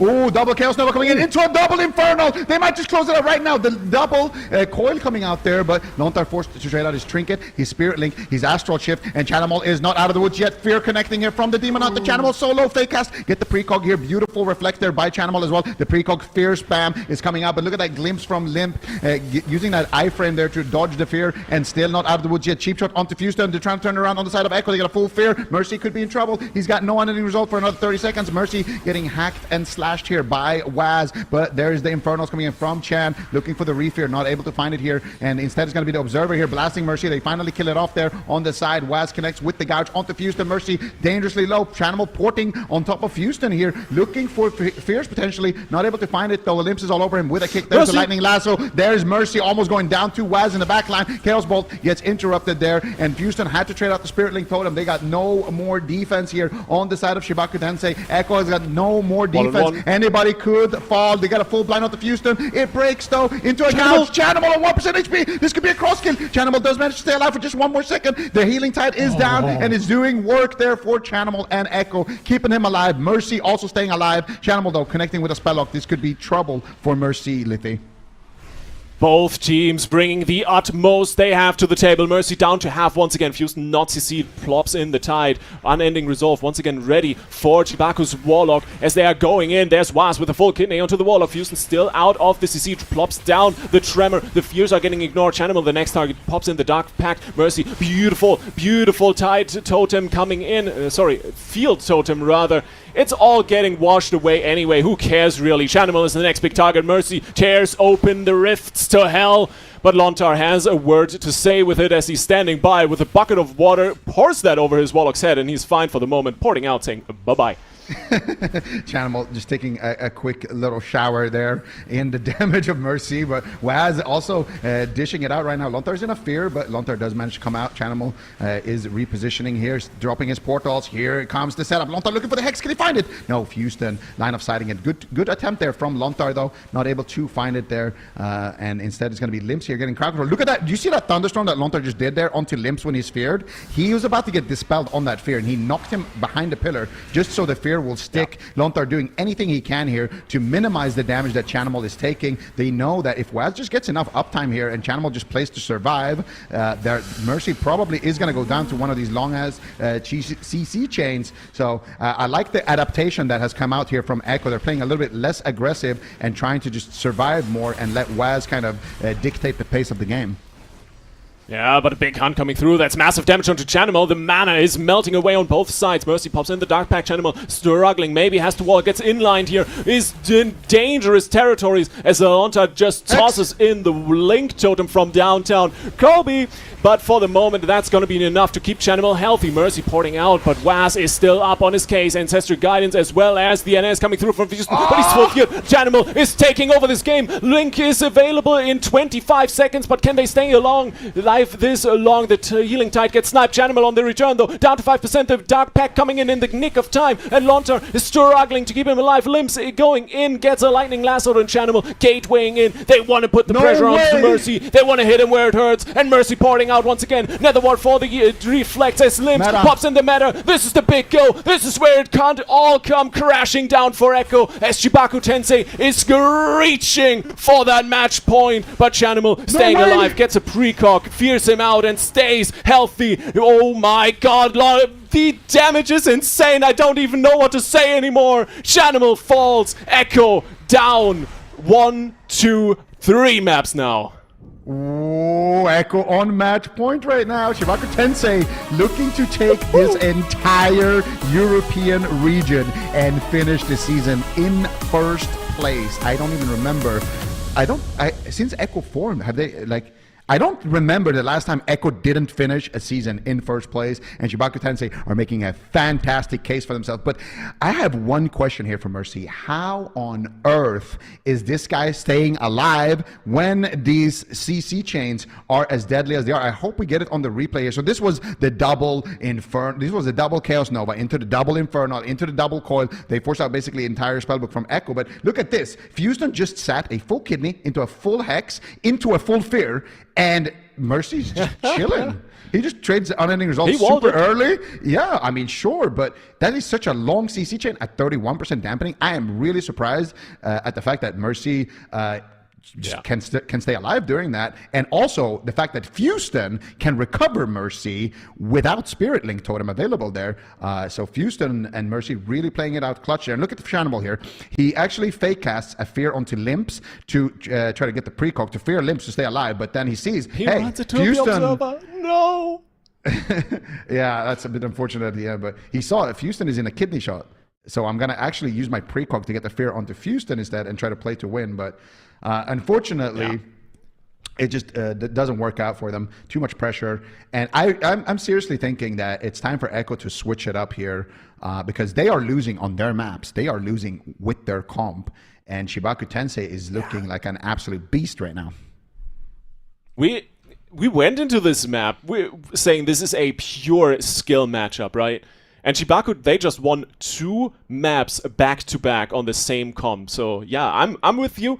Whatever Echo is doing currently is not quite working out. It's not that they're doing bad, they're coming incredibly close, but it's just not quite enough. So the question for me is there enough they can do on a micro adjustment level within the game to pull out a win here, Zico? Or do they really, as you're saying, need to change up the comp? And if they change up the comp, what do they even play into this? Well, they need to play a comp, I mean, not in this match, but in general, they need a comp that can beat all of the things that Chibaku Tensei is bringing. Can they beat the Demon Hunter Warrior with Mercy on a Warrior? And can they also beat the Warlock Demon Hunter? Because that is what they're up against right now. So they really need to figure out a way that they can win that. And there's a part of me that just says, you know what? Like, just send the Sub-Rogue. No way they're going to mirror them. Raikou on the Demon King. Now, a lot of people haven't seen Raikou on his Demon Hunter for quite some time, but Raikou is a phenomenal Demon Hunter. When Demon Hunters came out, Raikou made one right away, and he has been playing it since. He's always getting rank 1 on it. He's always high rated on the ladder, and he has played it in previous AWC seasons. It has been one of those bread and butter comps for Echo. So whenever his team needs it, Raikou does play not only the mage, but also the Demon Hunter, also the Shadow Priest, a bunch of things. So this is going to be very interesting to see, because this is the first time we see Raikou's Demon Hunter this year. Oh, this is so exciting, dude. It's like, we went from the quasi-mirror skill matchup to the full mirror. Nah, I'd win comp from Echo. It's gonna be so good. I can't wait. It's gonna be so much fun. On top of that, we're on Maldraxxus Coliseum, one of the bigger maps we have in the roster still here on Game 5 in the Grand Finals for EU. It's gonna be so good, dude. And especially if you think about the stakes here, right? Demon King Raikou coming back to grab his team from the edge of the abyss. If Echo go down here, they're down on 3rd place. And CHIBAKU Tensei is gonna grab first for the mid-season clash. But if they win, well, we're in for the long haul for the series here, Zico. It's gonna be an absolute banger. I can't wait for it. I can't wait, man. Right now, it's just going to come down to this full-on mirror match. But with that said, we got to analyze it a little bit. CHIBAKU Tensei, this is what they've been running. You know, they have probably good experience into mirror, into all kinds of compositions with this. This is, you know, basically what keeps getting them far into these tournaments. Whereas Echo, how much practice do they have on this? Because if you go individually by the players, this could go either way, right? You got Chanimal, Mercy, I would say. Depending on the day, right? Either one of those can play better than the other. And then you got Lontar and Fuston. I would say Lontar probably a little bit favored, but Fuston has been playing out of his mind this entire tournament, so it's not really a weakness there. And then you got Limps versus Raikou. I would probably tilt that in favor of Limps a little bit, but we haven't seen Raikou on the Demon Hunter, so it's going to be interesting to see exactly how they match up. But the synergy should be in favor of CHIBAKU Tensei. Yeah, it's definitely there. You can see it. Lightning Lasso with the static field. Immediately, Raikou gets punished. Big difference here between the Demon Hunters, by the way. Raikou running reverse magic, so that could come in clutch for some of these CC chains that Mercy and Limps and Fuston are trying to get out. But we'll see how that unfolds over the course of this game. It is, once again, CHIBAKU Tensei one single step away from grabbing the EU Cup 2 championship. And Chanimal is under fire like crazy with it. Limps just hopping around on top of his head, just dancing in circles. Nice lightning lasso here from Lontar to get the pressure down a little bit, and Chanimal gets a nice precog donated, and he's going to use that donation for charity to good cause. When you say it like that, you remind me of my rogue. I actually named him Free Precog because I just run around and miss my kicks.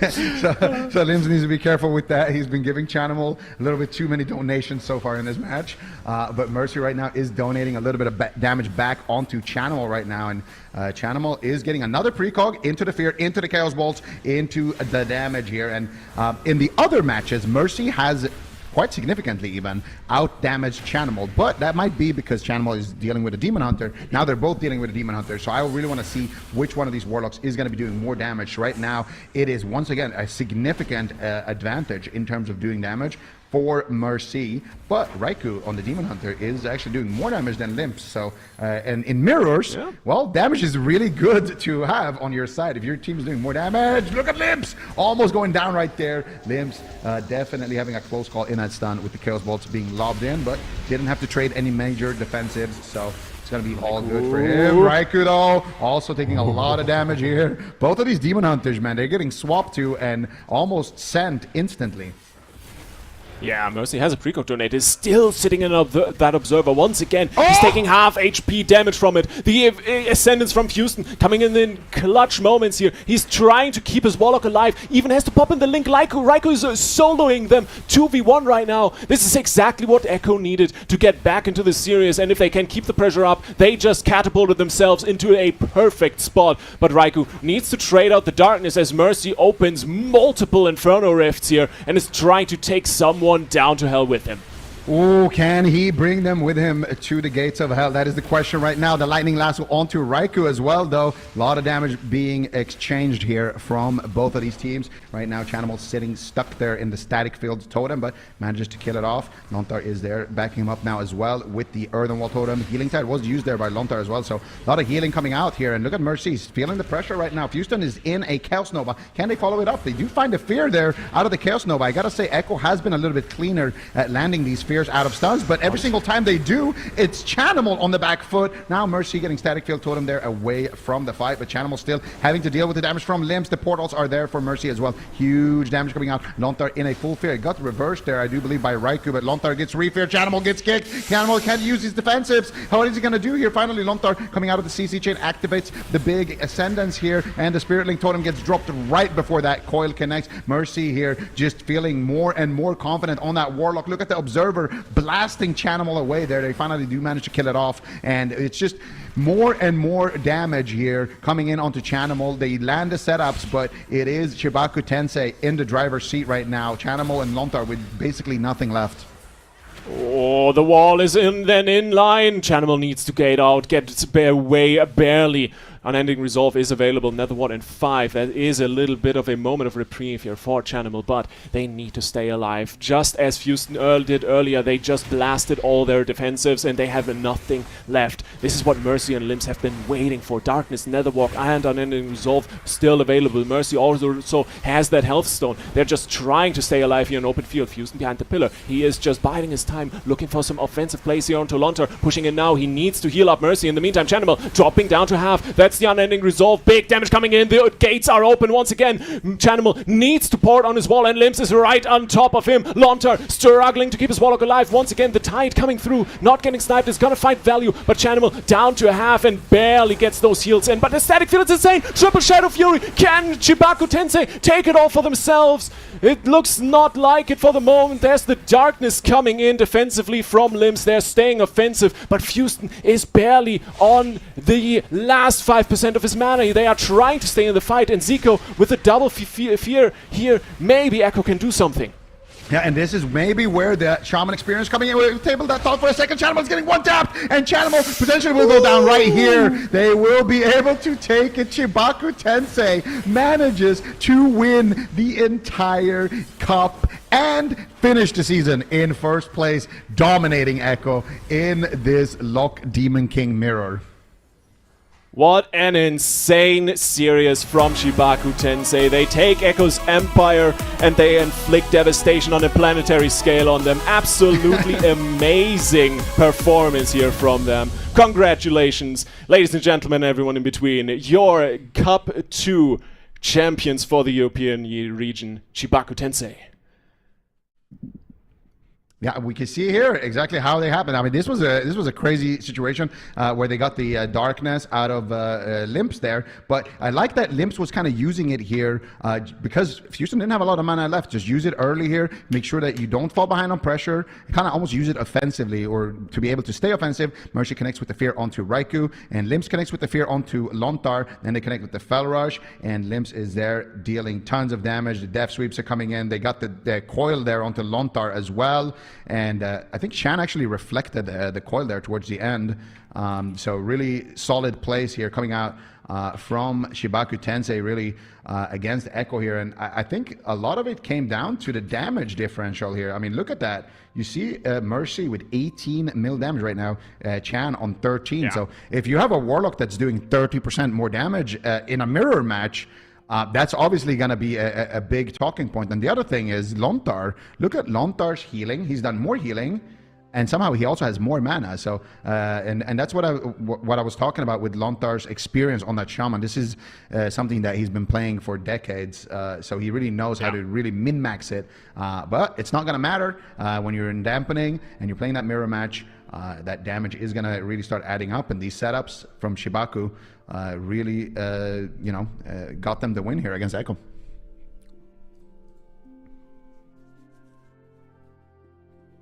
Woo, certainly did. Echo locking in that mirror in the final hour, but just wasn't able to make it happen. Chibaku Tensei, very convincing win in that last one. Kind of showing them, hey, this is our composition. You can try and, play the same thing, but it's just not going to happen for you today. And once again, we are seeing another newcomer team in first place for the second week in a row in the EU region, Lithy. I never doubted them. I'll be very honest with you. I know you did. These guys have been looking absolutely incredible. Especially this week 2 is exactly what I expected out of this team. The big question mark, obviously, and the entire time was Houston. How good can a DPS main that last minute was told, hey, you kind of gotta heal, otherwise we're standing here without a healer, right? He comes in and absolutely just outshines everyone. It's not an easy feat, as Zico mentioned, right? If you beat someone like Lontar in a healer mirror matchup on his main, that is a performance you need to honor. And Houston, just my hat off. I'm not wearing one, but just think I would be just incredible.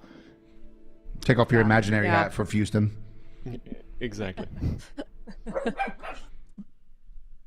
And it's... On top of that, I should probably also say, it's not that Lontar played bad, right? Because whenever we looked at these Shaman games from Lontar, the man has been crushing it. As he's been saying, especially last week on his Twitter, right? He's been saying, every single global was perfect on the Shaman. I don't think this weekend was much of a difference. He's been crushing it, and even though he came into such a pressure position, replacing Meh on this legendary Echo roster, he still put in an insane performance, and, well, Echo deserved to get into that grand final, just not enough to pull out the win over here. Wow. Wow, indeed. And now we have got a 3-way tie here. And as we were discussing earlier, in the event that this happens, you know, they've all got 180 points, and that means the tiebreaker will be decided by head-to-head, which does favor CHIBAKU because they beat Echo and Lava Lava in Cup 2. So CHIBAKU is now the #1 seed, as you can see here, which is going to be very important for them heading into this. So amazingly well done by CHIBAKU. Go ahead, Zico. This is so crazy because it really shows you how close Europe as a region has been here. I mean, typically, like if we looked at this exact same standings, you know, we're done with a cup, we're looking at the standings. Typically, how it looks is you got Echo. They have 480 points, 120 from each one of these cups that they won. Then you have the second place team. It's like Swapsy. They got second place in every single one of their cups. And then you can see like this big point disparity that you see between the 4th and the 5th.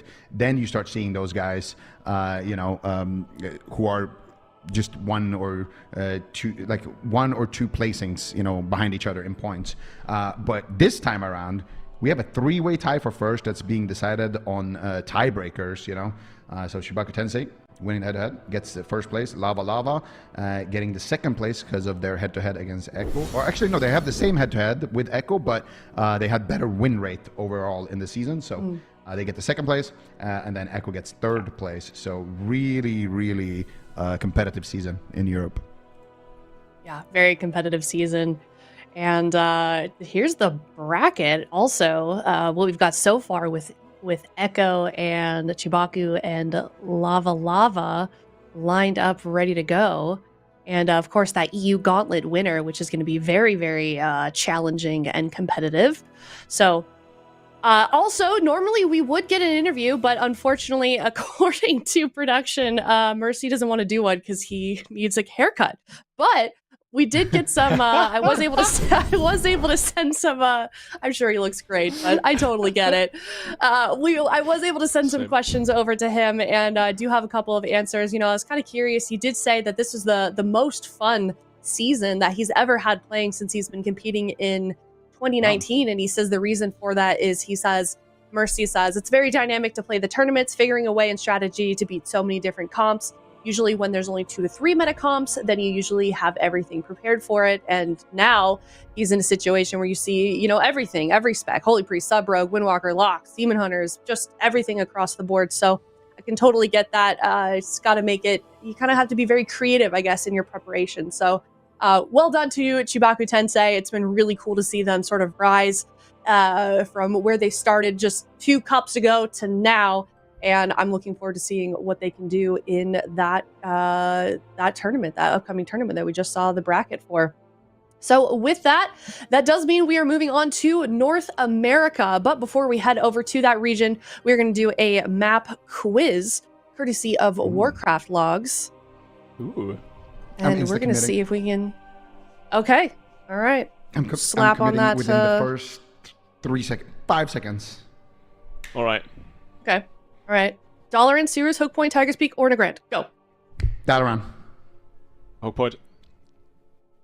Ah, dang, it's Hook Point. Yeah, it is. Oh yeah, look at that. I've locked in. I've It's locked in definitely already. Hook I've already locked it in. I'm an insta committer. I have no idea, man. I respect. It's definitely I respect not the Tiger commitment. Speak. It's definitely Hook Point though, right? Look at the straight lines on the left side. It's probably. Maybe it's I not have- I actually. have- I have wait, no wait, idea. wait, wait, I have no wait, wait. idea. This is all on It's- me. I can do this. I can do this. If it was Uh, Dalaran, there would be a box. I'm They've just already gonna walked wait because through you where the two box both should voted. You two both voted, so I'm just gonna wait for this to form. I'm gonna take my time. Wow. What could it be? I mean, it has to be. It has to be Hey. Dalaran at this point, This right? this one is really hard. hey! What? Production! Oh my grand. Didn't get a What? vote yet. What? Dude, they just got trolled. Oh my god! This has to be one of the Red The 3 Warrior DPS. Fistweaver matchups from yesterday. Yeah. Or the triple DPS from. Oh my god! Yeah. Okay. Okay. Yeah. Production told us they were not sure what this was when they made it. So good luck. Yeah. Yeah, Nice we one. did get warned about that, like that this is going to be really hard to guess. So let us know if you were correct in chat. And with that, we will be heading over to North America. We're going to let those games get set up, get the players ready to go. In the meantime, we can take a look here at the bracket for NA Championship Sunday. We're starting off with a huge game in the upper finals, Zico. It is Team Liquid versus Power Frogs. Yep, absolutely. And this is going to be a massive series here in North America. Liquid versus the Power Frogs. If Liquid wins the first series, they will be guaranteed first in their standings for the mid-season clash. So that's, they're going to be facing whatever comes out of the European gauntlet, essentially, if they can win this. So that's going to be massive. Whereas if the Power Frogs win this, then we get into dicey territory, because all of a sudden, if Power Frogs win, or if they beat Liquid and then VOIDGG beats Liquid in the lower bracket, and then VOIDGG wins in the upper bracket, that's when you have all of these top teams, getting different standings, and it will impact the move as well. If you are the move, or if you're a fan of the move, you are cheering for Team Liquid. Team Liquid is your team this weekend if you are a fan of the That's move. going to hurt them. Yeah, because I feel like that's usually like rooting for your rivalry. yeah, it really is. It's like rooting for like Real Madrid, but your team is Barcelona. But I'm gonna pretend I understand that reference. You play football, Aya. Come on, man. I don't watch it though. I don't well, you gotta watch step it. out of there. Don't worry, I'm European and I barely can keep up either, so it's all over the place. Whatever. I don't even watch American soccer. Go ahead. Sorry. The logic behind that is, Liquid is already ahead of the move. So if they can soak Right. up all of the points possible, then that allows the move to kind of stay in that top three. So that's why you're cheering Yeah. for them. And you guys need to watch more football. You'll tell me who to root for, and I'll look. I really like Ted Lasso. I don't know, but it still didn't inspire me to watch football. I just was like, all right, I'm gonna go kick around a soccer ball. Anyways, we're gonna get to the games. Well, we're gonna get to a break, and then when we come back, we're gonna get to the games. It is Team Liquid versus Power Frogs. Let me know who your favorite football/soccer team is in the chat. See you in a bit.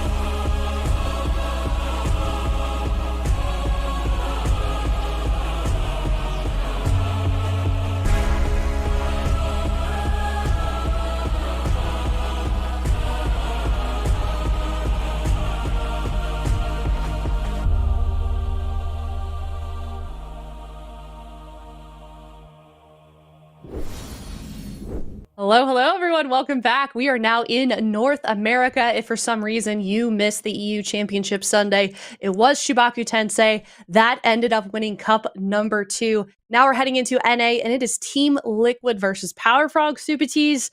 I don't remember what your predictions were. Was it Liquid for number 1? It was the move number 1, which is already wrong, and then Liquid number 2.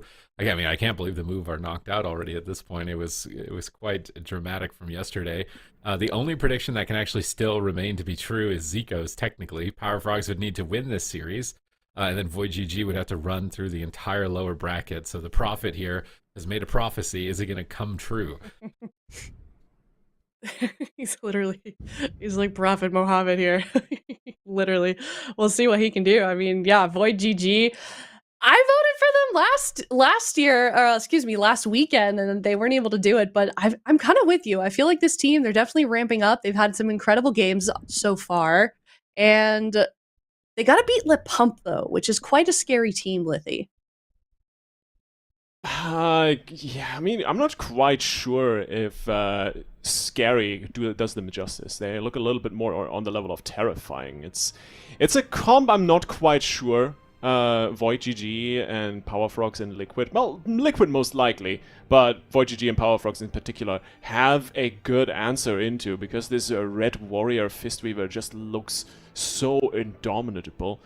Well, it's gonna be an uphill battle for VOIDGG in this one, I think, but hey, it's a star-studded roster. It's the people that you want on this roster if you have to go up against a comp like that. We'll see what they can do. Yeah, we'll see what they can do. I'm looking forward to it. But Team Liquid, Power Frogs, this is the upper finals as well. So not quite facing elimination, but the winner of this one will determine who will be sitting in that grand finals position. And I've got to imagine, especially since we're playing into the upper bracket first, Super Tees, if you're the team that wins this and then you have to sit in the grand finals like all day and just watch these games, like what are you doing? Are you watching? Are you strategizing? I mean, what do you do with that time as a team? I mean, depending on which team wins, I know that Sidu is ill, I think, or sick of some level, so he probably wants to win to play as little games as possible, and just have the recuperating time in the upper side. I think it's probably more fatiguing if you have to play back-to-back series, especially at this level, and at this level long of duration of matches. Like, your stamina is going to be shot. It's like it's more of a marathon, right? So you definitely want to win this. You want to be sitting in the upper bracket, maybe throw a couple war games or something, or maybe even queue up on the ladder a couple times just in the middle of the second to last series, so that you're warmed up for that game. But it's definitely, I think, an advantage to be in the upper bracket as opposed down to the lower bracket. Yeah, I think so too. Also, we've got a tweet here from Waz. I don't know, we changed his profile picture. That's cute. GG's to CHIBAKU. We got second place this tourney. Happy got to play some sub rogue after all this outlaw practice. Thanks for all the love and chat. See you all. Wholesome tweet. Wholesome tweet from Waz. Love to see it.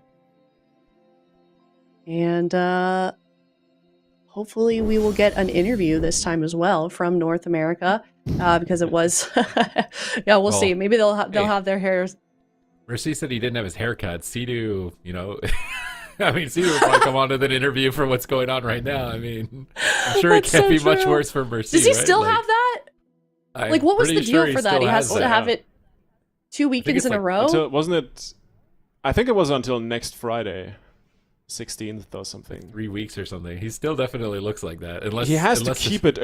He has to keep it for Valentine's Day. That's the main thing. Oh my god. Oh, poor Cassie. That is. Boy. Yeah, here he is like right that. there in all of his glory. Like Mercy didn't want to come on for an interview? Are you joking? How bad could it have been, Mercy? So right. How bad could it have been? What is this? What is this? Okay, if Sidu can do it, so can you. I bet it's not even that bad. Very curious. All right. Well, we'll see at the end of today, but this is a very big round right here. It is Team Liquid versus Power Frogs here in game number 1. And I think, Super, going into this one, we gotta ask the question of what comps are we gonna see, because there's quite a lot of options, and it looks like Liquid is gonna stick to their bread and butter from these last 2 weekends. It's the Rogue Boomkin. I was gonna say Demon Hunter, but that's not a Demon Hunter. Yeah, Rogue Boomkin Shaman. I'd say this is like their main composition, their strongest option. as well as for the Power Frogs, the Arcane Outlaw Resto Druid. This is like all mains going head-to-head here in game number 1. Is Trill going to be able to get on target here? Are they going to play this matchup? Are they going to play it a slower game? I know for Sam, it's all about how many interrupts he can fake. If he's able to get precognition up and avoid some cheap shots and avoid some kidney shots with the immunity, he's going to be in a good position. But if he's not faking interrupts, he's going to be permanently in bear form, just dead the whole game. So there's a lot of pressure on Sam here in this series. Trill is just sprinting across in stealth, and the entire team except Sea-Doo is in stealth. So this might be a bit of a slower opener. They're just waiting for Cubsy, and then maybe they're going to pounce on him. You don't really want to let the rogue open on you is the only problem, so there might be a little bit of a staggered start here. Sea-Doo's just mounting up and maybe trying to grab combat with an Earth Grab Totem here. He's just running in on his mount. He does get combat off of Cubsy, so they do at least deny the sap. Sam's going to open, and Dazed is not falling for the bait just yet. Trill's in position to peel if he needs to here in a moment. Now Trill's moving towards Cubsy. Kind of just a 1v1 between Sam and Cubsy here at the pillar, and I really don't think Sam's going to get a lot going here. He's just spamming Spell Steal just every single second global. Cubsy's just ripping off an Earth Shield or ripping off a Riptide. Yeah, you can see some arcane missiles coming in. Tuna has to get out of stealth, and here is Trill. First cheap shot of the game lands, and Dazed immediately popping out of stealth to reply with CC of his own. Ring of Frost not quite landing onto Sam, but he's going to be locked into that little circle here for another moment. Cito sitting in a full clone. Dazed now cloned himself. Everything is getting tossed left, right, and center, and Sam takes the Ring of Frost with honor here, at least for the moment. Cold Cat at the least for a few seconds, and Cubsy is getting communed. Well, more like just incarnation popped onto his head. In the meantime, Trill in a full cheap shot. The damage coming out from both teams, but nothing that looks insanely dangerous. Trill has to Cloak of Shadows on the blind for Sea-Doo. He's going to have a lot of cooldown reduction, though, so he's likely going to be still continuing to be tanky. Here's Killing Spree onto Cubsy. Tuna seems to deflect it off here pretty well. He gets a clone onto Sam before he gets intercepted by Trill, and now Trill is dismantled. Sam is cloned. Cubsy can set up some damage here. He's trying to fake cast with the Arcane Surge. The cheap shot Sea-Doo, but there's no follow-up for crowd control. They go for another clone on Sam. Arcane Surge fake out by Cubsy once again, but he does get kicked by Trill. Ring of Fire to compensate. Just dotting up Trill with that Ring of Fire, trying to pad some damage onto him in the back line. Daisy getting good pressure on Sam, but Sam gets the clone, turns it around, jumps over to clone Tuna out of the kidney shot, and now Cubsy is isolated. Static field from Sea-Doo, pulls Cubsy in the middle of the map. Can Sam get another clone here? He's trying to time it. They get the gouge instead, and they are racing for the ice block, but it's a race against the alter time, which actually doesn't net too much value, but fortunately Tuna's Tree of Life is going to proc there off that Swift Mend, and he's going to have instant regrowth that should be enough to sustain Cubsy as they knock Trill off to the side. Counterspell on Sam. He's going to have to cast Starfires, get into Eclipse, into the Nature Eclipse here. Now look for a clone on today's. Still pressure onto Cubsy. I would say that it's not looking great for Cubsy. I feel like consistently Tuna is getting kidney cloned, and it's Cubsy having to deal with it. Yeah, Sam is a master at faking these casts, and he's been talking about it on Twitter. If you don't fake 40 casts in a single game, you're not winning on Boomkin, so it seems like he's been pretty good at that, accomplishing a lot of those. And meanwhile, Daze down to 20%, still has the cloak available, pops the evasion, and is looking to interrupt Sam, but not quite fast enough, gets cloned mid-air. And Sam on his own, now sitting in a little bit of a waft from Tuna. Full kidney now onto the Power Frogs healer. And for the moment, Sea-Doo under massive pressure here. Does not have to pop the Ancestral Shift. And, well, within a big NS, that's all done and does for. Speaking of which, Dazed had to Trinket Cloak there. Yeah, big pressure on Daze. Tuna's at half mana. If Tuna doesn't drink in this matchup, he will inevitably lose on mana. But he does have Tree of Life, so his team should be pretty decently tanky here. Ring of Frost off a Frost Nova. Nice play by Cubsy here to get crowd control on Sea-Doo while Sam is in a clone, but Trill had Cloak, and now Daze is in a kidney shot and can't get damage out. Nice step kick from Trill, trying to make some style plays, but every Shadow Step he uses on a target that isn't the mage means that Cubsy gets more time to get some distance from him as well. Sam jumps away, looks for a clone. Doesn't look like he was able to connect that one just yet there on the Dazed. He actually Shadow Melds to immune it. The Solar Beam's coming down onto Cubsy. Big swap onto Tuna. Is he going to get canned here? As Daze swaps over and peels him with the cheap shots. Tuna escapes to the back line on the opposite side of the map. I think Sea-Doo sees Tuna, and he's pushing towards the center of the map just to make sure he can Earth Grab. Lasso blind combo. Nice stun lock on Dazed. They get a clone out of it into a gouge, and Dazed is forced to retreat. And now Cubsy is alone, and Trill sees him alone, so he's going to step over with that Killing Spree, and they're collapsing on Cubsy, and they manage to force his block. The clone Dazed. He can't help Cubsy. Cenarian Ward is up on Cubsy. He's going to get big heals here. Ring of Frost off Frost Nova again, but it's a kidney shot swap onto Tuna. Sea-Doo's in position to get a purge here as well. Could be very dangerous for him, but he survives the stun. He gets around the pillar away from Sam. Trill has to come back. Sea-Doo is babysitting Tuna. He's got to stay right on top of him and sink his hooks in to make sure that Tuna doesn't get a drink. Yeah, full in-cap roar now into a Cyclone on Sea-Doo. Sam needs to be careful. Pops the bark skin and the disarm here. Dazed getting cycloned up. And you can really tell that Liquid is just putting so much pressure on. Always the moment you think either Dazed or Tuna are making a getaway. No, maybe this time though, as Dazed is down to 5%. Getting super low as Sam is just hammering those Star Surges in his general direction. Tuna cloned with the Iron Buck still running. No heals coming through. Dazed has to vanish out and barely makes a getaway, and Sam sitting now on half with a cheap shot coming through. It is dire straits here at the moment for the Power Frogs as Cubsy blocks on literally 1 HP. Dazed, now the swap target, unrelenting pressure here from Team Liquid. Super, this is not gonna last too much longer. Yeah, Sam I Am and Trill are dishing out tons of damage at the moment.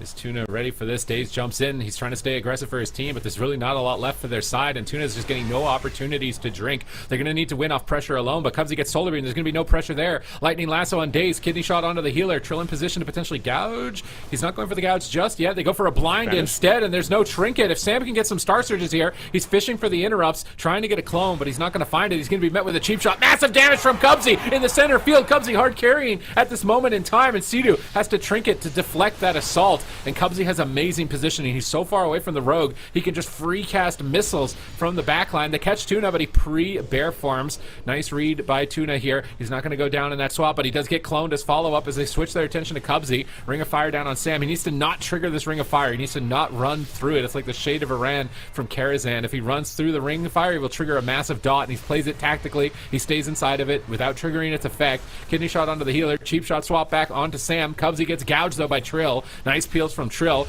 Killing spree coming out, but they actually clone Dazed on it instead. And now where's Tuna? Is he able to drink? Trill gets in-cap roared, and Tuna looks like he may have gotten at least like a tiny bit of mana in that exchange, so they're going to swap to him instead. Star Surge is imminent here in the near future. The entire team is dotted up from Sam. He's going to have a tremendous amount of pressure. Tuna's got Tranquility, I think, but he gets cloned. Sea-Doo in a blind. Sam has to bear. He's going to disarm Dazed during the clone, min-max those DRs. He gets CS on the clone, though. Nice counterspell from Cubsy. Tuna's trying to reposition, but Dazed got left behind. Dazed is getting tased by Sea-Doo's Lightning Lasso right there as he gets cloned low HP, and Sam is in a position where he could potentially win the game right now. Another clone at low HP. NECC on Tuna, but he gets a double in-cap roar. Dazed steps over for the kidney. Nice clone from Tuna, and somehow they might have been able to turn this situation around. Trill is in emergency mode, just kidney shot onto the mage, trying to cheap shot anybody that he can at this point to buy time for Sea-Doo to get down that Earthenwall totem. He gets the NS, they top off. Cubsy gets cloned low. He has to trinket. And now that Sea-Doo has recovered and they still have Spiritling Totem, how do you win? Incarnation is out for Sam, and I think it's about to be lights out for Cubsy.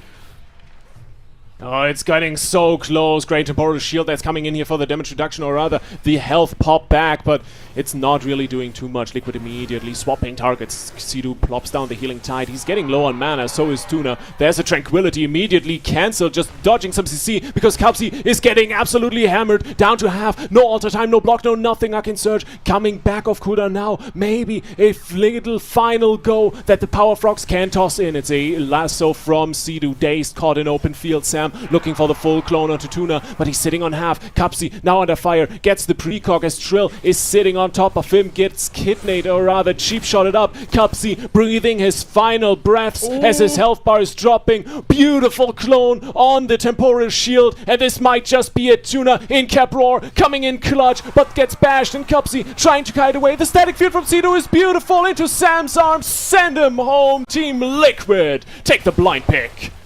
Alright, here we go. Liquid up 1 point. This was likely going to be a really difficult matchup. It can be quite hard to actually get on top of the Power Frogs, but they just babysat Tuna so effectively. They denied him from drinking the entire game. It was really well done by them in terms of offense, and they just left barely any openings. I feel like Sea-Doo was always maybe 1 or 2 cooldowns ahead in this game, so that's going to spell a lot of confidence for them, I think, for the rest of the series. It's entirely possible that the Power Frogs will need to utilize a different composition. 100% a different map if they can play on a map where Tuna can actually drink. But look at this moment in time, like Tuna's in a clone, Sam's on top of him, Sea-Doo is right behind him to keep him aggressive so that he can stay near the pillar to deny him from drinking. And I mean, he can't really even drink at this point. There's no cooldowns. Then he gets cloned on his temp, and he almost cloned the NS of Tuna, and then Tuna gets this hero in-cap roar to try and peel for a moment. He gets NS, but he didn't get to Swiftmend before it, and it's likely because he just had 0 mana at this point, and no hots on the target. So it's not enough to top him off, and Sea-Doo clutches him closer to Sam so that he can't escape behind the pillar. Not that even he probably would have survived at that point. It was crazy that Cubs actually got a fake on a kick right here to get precog. I think right around here, he fakes Trill's interrupt, and I was thinking, like, he's got Arcane Surge up, like, maybe he can kill Sam, but Sea-Doo just totally blocks it. Did he cancel his Arcane Missiles yes. for the fake cast? Insane. He started That's the channel. place we want to see. Yeah, I mean, he kind of have to with all the crowd control that the Rogue has got. If you don't manage to get a couple of precognitions, you're just going to be out of the game for so long. Yeah. And I think that's something we've seen with Sam across this first map, right? Because I think a big spotlight is on him on the Boomkin in this matchup, because he was doing so much with the clones, and basically it's really damn hard apparently to kick Sam I Am on this Boomkin, and Power Frogs are definitely suffering because they're not quite able to accomplish it. And Liquid, of course, they're just gonna lock in the same. Trill doing a fantastic job on the Rogue of bringing a lot of CC to the table and just disrupting the Power Frogs as much as possible. But I think the big spotlight and our eyes for the rest of the series need to be on Sam I Am. Yeah, definitely. He's going to be the playmaker for the team. I feel like Trill had a couple of really good moments too. Just the entire team that round. Yeah. All had their moments here for this team. And Sea-Doo got a 1 damage overkill. You know, we saw Absurge get a 1 damage kill. Sea-Doo got a 1 damage overkill. Somehow, I don't know. What? The odds of the math of that situation happening are pretty high here. But the Power Frogs are going to a big map. It's going to be really important that they drink. Tuna is not going to have a good shelf life if he's not able to drink. Yeah. Oh my gosh. Okay, that was a good one. I was sitting on the Tuna got canned joke that you did earlier for like 2 days, and now I can't do it anymore. I was a little bit sad. What's a really good line? Anyway, Power Frogs, yeah. Toveron Arena, I like the pick. I'm not quite sure how much of a difference this large map really is gonna do. It's probably favoring the Druid a little bit more than Sea-Doo on the Shaman, but overall, I'm not kind of getting the feeling of a clear map advantage here for the Power Frogs. I mean, I definitely think it's going to be a bit of an edge. I feel like it's going to be much harder to get on top of Tuna, and also when they do, it opens up Cubsy more opportunities. I think in the last map, Sea-Doo was able to always be somewhere far away from Cubsy, and Cubsy's strategy is to just play really defensive, drag the fight on. So if his healer can't keep up with that with mana, then their strat's just not going to work. They're just getting beat up the whole game and not getting anything going. So they need a big map, and they need to get mana for Tuna in order to enable Cubsy's strategy in this matchup to work. But the problem is now that because they lost a blind pick, they're going to have to win on a small map at some point. So what are they going to be their options for the small map? Like, sure, this could work here, but maybe it doesn't even work. I think Liquid they're playing at a phenomenal point at this point. The other thing is you still have Maz in your back pocket, right? Liquid still has a bunch of other comms they can bring in, and it was one of the big topics over in EU. The number of comms people can play and kind of slightly countering each other. Hard counter, not really that much of a thing. But once again, we're hopping into the second map of the upper bracket finals here in NA, and it is Liquid versus Power Frogs. The Rogues are out of the stealth equation, at least for the moment, and Sam already landing his first clone of the game. Oh, massive incarnation onto Cubsy there. Hits half his health gone. And Trill is soloing him. He alters back to Tuna's side, but Sea-Doo's right on top of them. They're playing really aggressive. Nice in-cap roar on the whole team. Into a Cyclone, into a Sheep possibly here as Tuna's looking to set it up. He gets solar beamed by Sam. He shuts him down. Is he going to go for it again and risk it? Because Sea-Doo's now free, and he's got Wind Shear and possibly Grounding Totem as well. They're just kiting across the map, running big, long laps away. They really need to control Trill better, though. Nice. They're going to go for a clone here. They need to get Frost Novas, Polymorphs, and clones on Trill for this strategy to really work on this map. Trill's going to come out of this and need to stop him from re-stealthing. They're going to root him up. Good control right now from Tuna onto Trill. As we see Sea-Doo into a gouge. His Day's going to follow that up with anything. He's rooted. He's going to go for the blind, and now Sam is isolated with no bark skin. It could be kind of scary for him. He jumps into Bear. He's going to pop Heart of the Wild, knock Dazed away, and disarm him.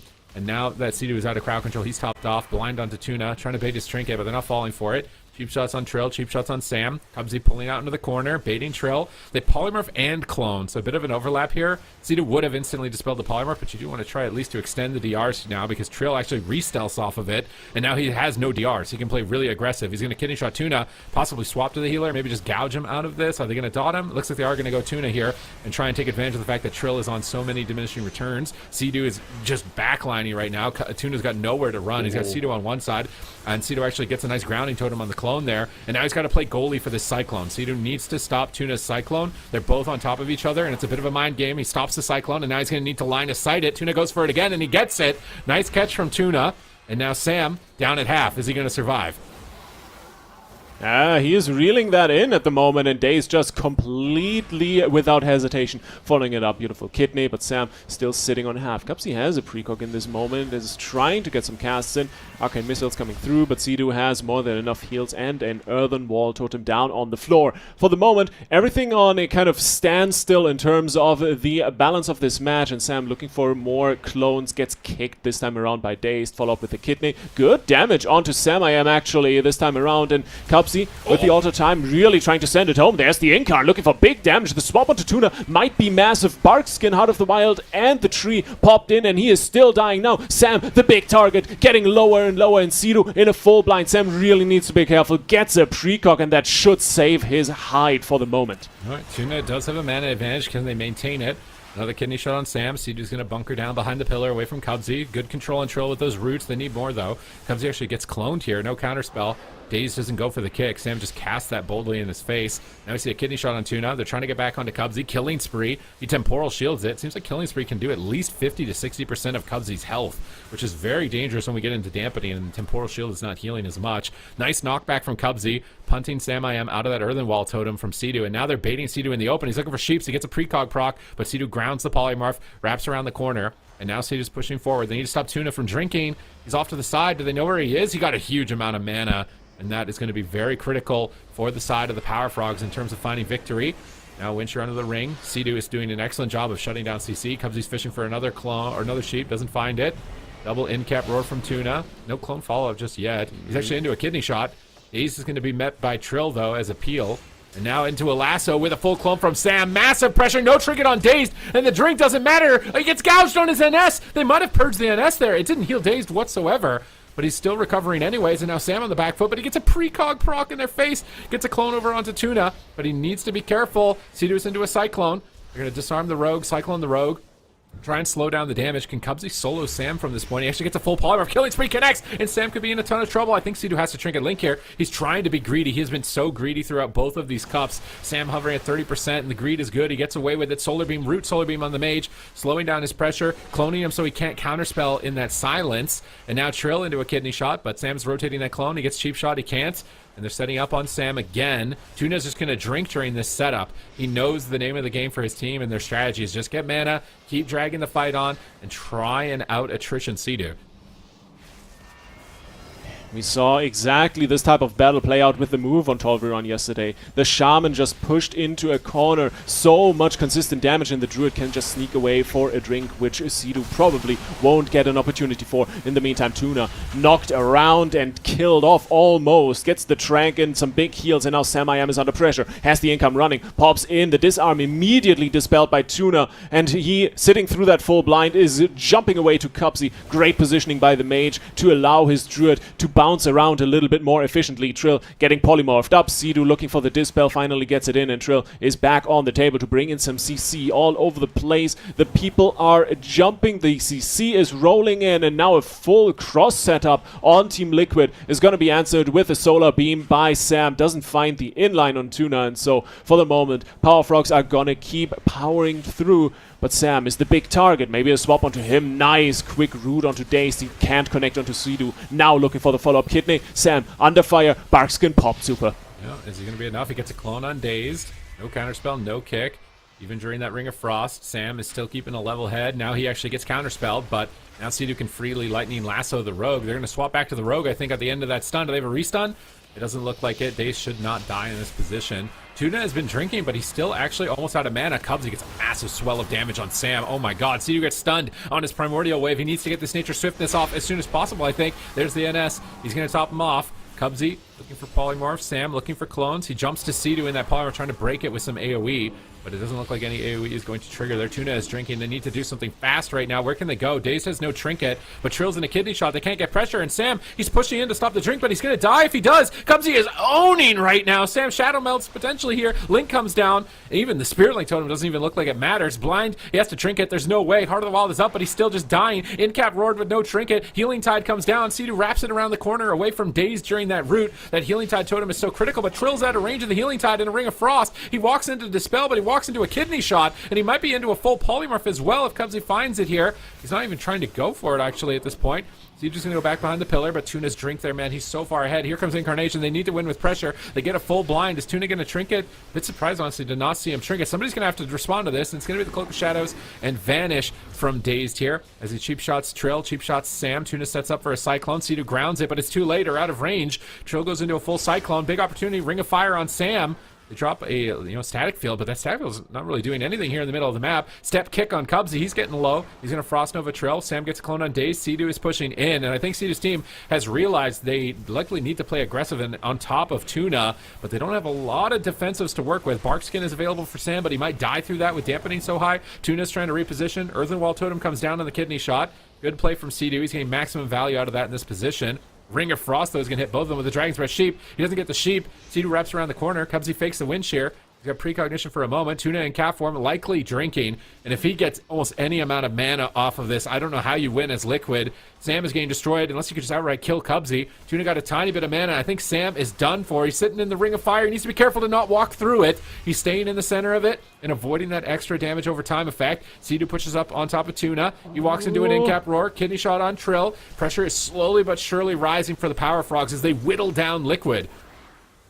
45 seconds onto Incarn. That's the last line that Liquid can bring to the table here, I think. If Sea-Doo can keep his team alive that long, it might be all over. The field totem into the middle of the pack is beautiful. Tuna gets kidnapped off the top of that. Cubsy needs to block here because Trill is just so up and ready on the offensive. Sam now getting kidnapped up. Sea-Doo in a full Cyclone. Doesn't have a trinket. Barkskin is popped. Disarm available. Sam just trying to get out of the CC to disarm Dazed. And now Cubsy once again the target. This is Star Search. Liquid somehow in the last living moments they drag them down into the grave. Beautiful display of consistency here by Sea-Doo and the boys. Okay, now that's a game.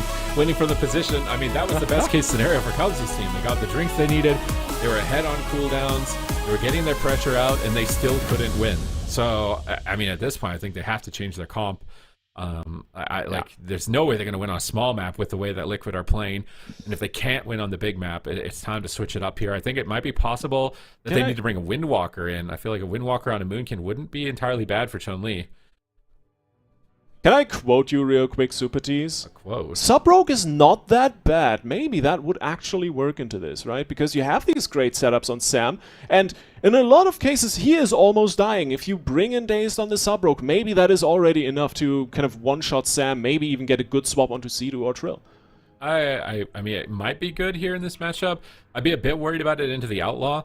I think that was the main reason why all the Sub-Rogues stopped playing it, was because they were playing into other Outlaw Rogues, but it definitely would be more offense. I don't think that plays into what Power Frogs want to do. Like, the Power Frogs are a dampener team.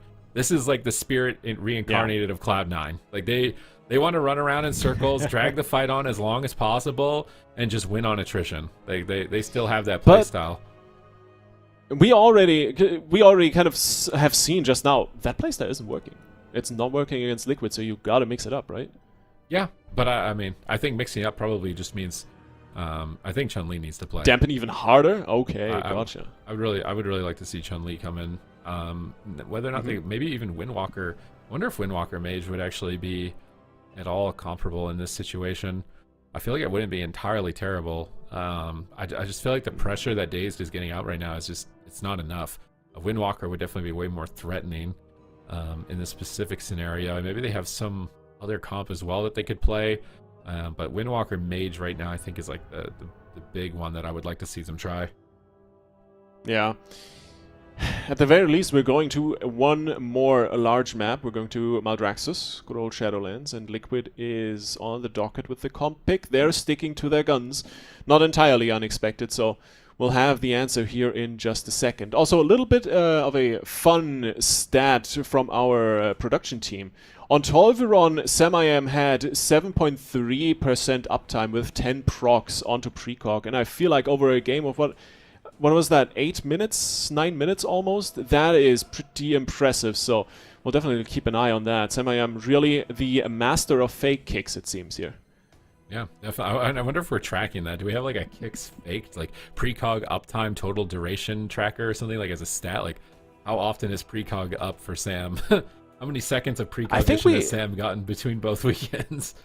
I think the AWC has had a fake success or kick accuracy stat in the past, but I'm not quite sure when I saw that the last time. It would be interesting to see, though. I am very much on board with you, especially considering Cubsy is in on the Arcane Mage once again, and he will be looking for a lot of CC as well of his own, so would be very interesting to compare the two here. I think precognition uptime is a bit easier to track just because it's a buff.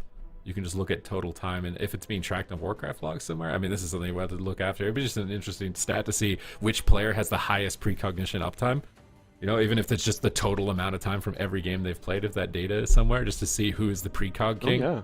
Like, who's the best fake? Because obviously you're the best fake caster. If you have the highest uptime precognition, you're the best fake caster on an interrupt. Yeah. So that would definitely be something cool to grab in the future. And right now, I mean, Sam is definitely one of them, I would think, with how often I'm seeing him get it here. Maldraxxus Coliseum, they're running it down the same composition. They're going to have the same gameplay. Just really solid defense, setting up Tuna for drinks, and trying to figure out how to get pressure. I would say that Sam, he's playing around these Ring of Fires really smart. He's just standing in the center and not triggering it. So it's possible that Cubsy needs to try and knock him with the Blast Wave more, because he's losing a lot of damage by Sam not triggering that Ring of Fire. I see a lot of other players that just disrespect it and run through it, and they're taking so much free damage, whereas Sam just pauses in the ring. He gets actually an immediate interrupt on Cubsy. They might just even send it. Incarnation immediately from Sam-I-Am. Liquid are playing with confidence right now. All out aggression on top of the Power Frogs. I mean, they have nothing to lose. They're 2 points up, and that's going to put the pressure onto the Frogs. Yeah, it's match point for Team Liquid, and if they win this, well, they are locked in first seed for NA heading into the mid-season clash. And of course, if there are any fans of the move in chat right now, this is what you want. They need Liquid to soak up as many points as possible, because the Power Frogs and Void are both gunning for that second and third slot for the clash. And for the moment, Sam-I-Am dropping down to half. That is not in the favor of the move, but still Sidu has a few words to say about it. Tuna sitting in a full clone. I have no idea how Sam keeps landing those, but now it's getting dicey. Down to 20%, gets low clone, Trinkets it, gets the clone out himself. Sido in a full blind, but somehow Sam recovers here with a massive renewal, and what a scary second here for Liquid, but they stay alive through it. See, right here, Sam doesn't trigger the Ring of Fire. It would have been a lot of extra damage there. Potentially Sidu's Trinket if he wasn't careful. But they are punishing Sam and Sidu and Trill for playing so aggressively. Sam gets a precognition here, faking Cubsy's counterspell, but he walks into a Ring of Frost.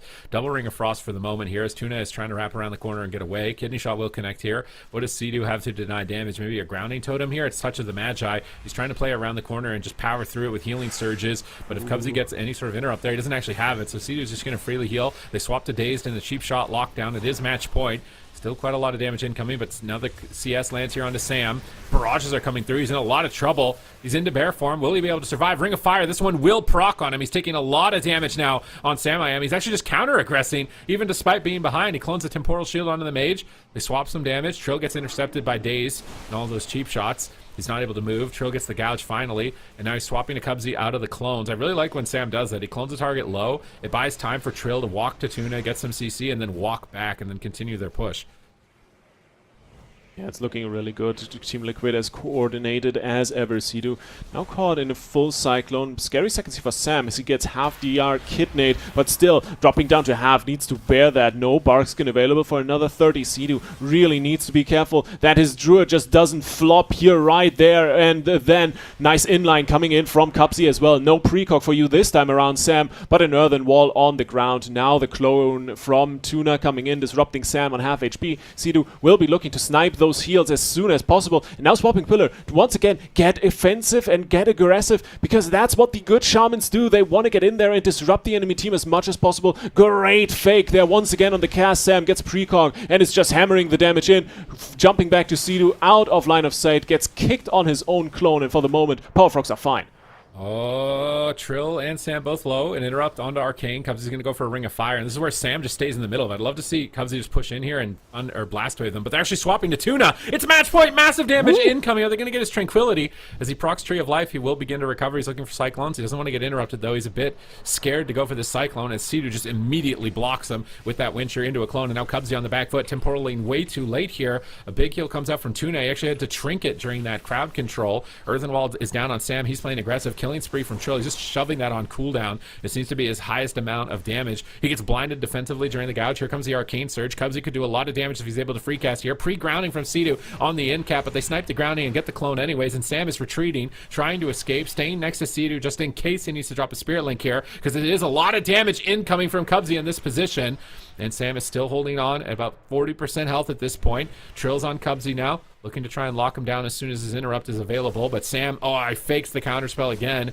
gets a full clone over onto Dazed. Now he's pushing forward, trying to swap that clone. Now gets another clone onto Dazed. Cheap shot over onto Tuna. Sam jumps over to Tuna, static field him out into the open so that he can set up for the alley-oop Cyclone, but he gets cheap shot away by Dazed. Now Tuna can turn it around. Sidu grounds Tuna's clone. Now Sam's looking to turn it around. He gets the clone onto Tuna. Dazed is isolated by Sidu's lasso into the cheap shot. Dazed is forced to Trinket and Cloak, and somehow Liquid actually come out ahead in that exchange.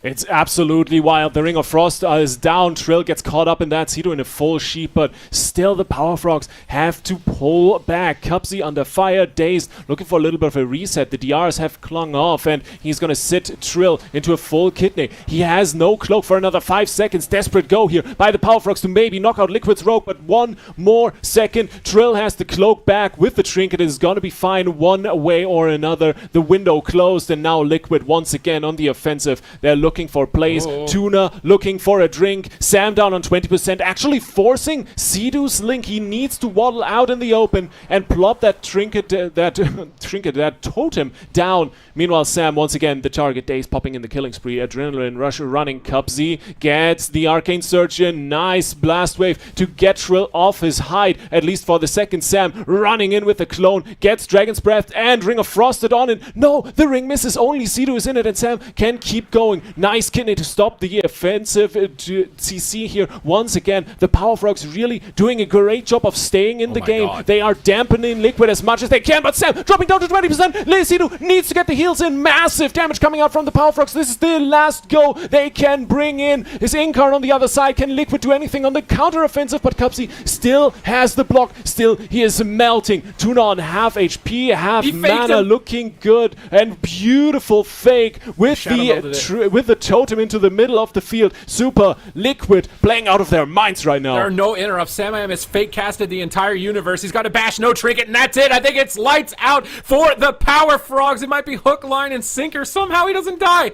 Tuna saves him miraculously there. Sam pre-bears the stun. He's got Heart of the Wild available, but it's a full polymorph. He's going to have to pop it right away. He's got 2 frenzied regens. It needs to be enough, but it's Touch of the Magi. He's trying to break Sidu's sheep, but he gets knocked away from it. Insane blast wave there, but it's massive damage crashing in. I don't think they're surviving this a second time, but Sam fakes the kick again. He fakes the kick again and gets another clone, swapping that over onto Cubsy. Now he's cloned low by Tuna as he's looking to clap back with some crowd control of his own, but Sidu's coming out of the counter spell. They're swapping onto Trill, pressure into 2 places. Sidu has NS in 2 seconds, but he's in a gouge. Sam jumps to Sidu, but now he's into a full clone. Trill is trying to assist. Sam wraps around the corner. Frenzied regen trying to heal, but Trill has got Vanish. He's probably going to have to press it here pretty soon. Vanish comes out. The entire team is dead. Ring of Fire hits the whole team. Another Cyclone comes through for Tuna. Tuna is absolutely popping off at the moment. Trill is rooted at low health. Sidu can't get there. There's a Ring of Frost. He can't get there. He's trying to heal him up around the corner here, but Trill needs to line of sight at the same time. It's such an awkward positioning for Sidu, Sam, and Trill. How are they going to make it out of here? Healing Tide comes down. If they kill that Healing Tide, I don't know how Sidu recovers. Somehow he's done it. He's topped Sam. Somehow he's actually done it.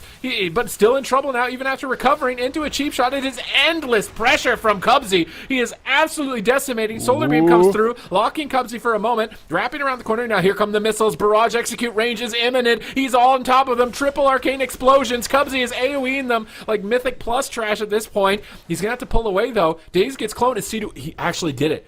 Sidu healed that. That was like a minute and a half of just pure hell, and he kept his team alive.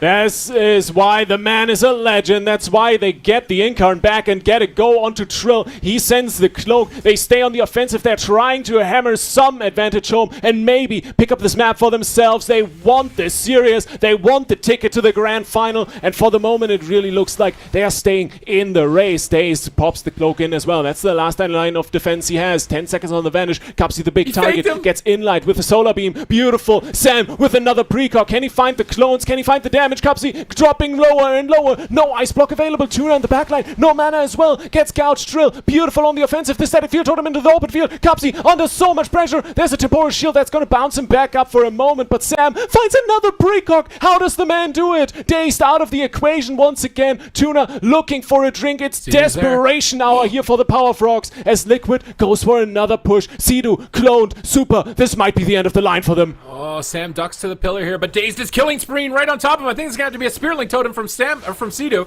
He's got Nature Swiftness as well. He might line this up with the Primordial Wave. It's massive damage. Cubsy lands the counterspell. Insane pressure. No trinket. He's got Link, but no trinket. He's just trying to heal. He's so greedy, but Cubsy's going to go down, and they've actually done it. They come out from the darkness victorious against the Power Frogs in an unbelievable Game 3.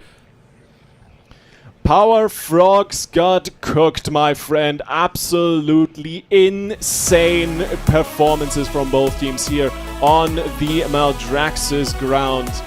Absolutely fantastic. Team Liquid is gonna stamp their ticket to the grand finals, and with that, secure themselves the #1 slot for the NA region going into the mid-season clash. What an incredible performance, and first and foremost, Sam the fake god I am with the colognes from hell. Absolutely insane. Fake I am. Green eggs and hams and fake counterspells all day.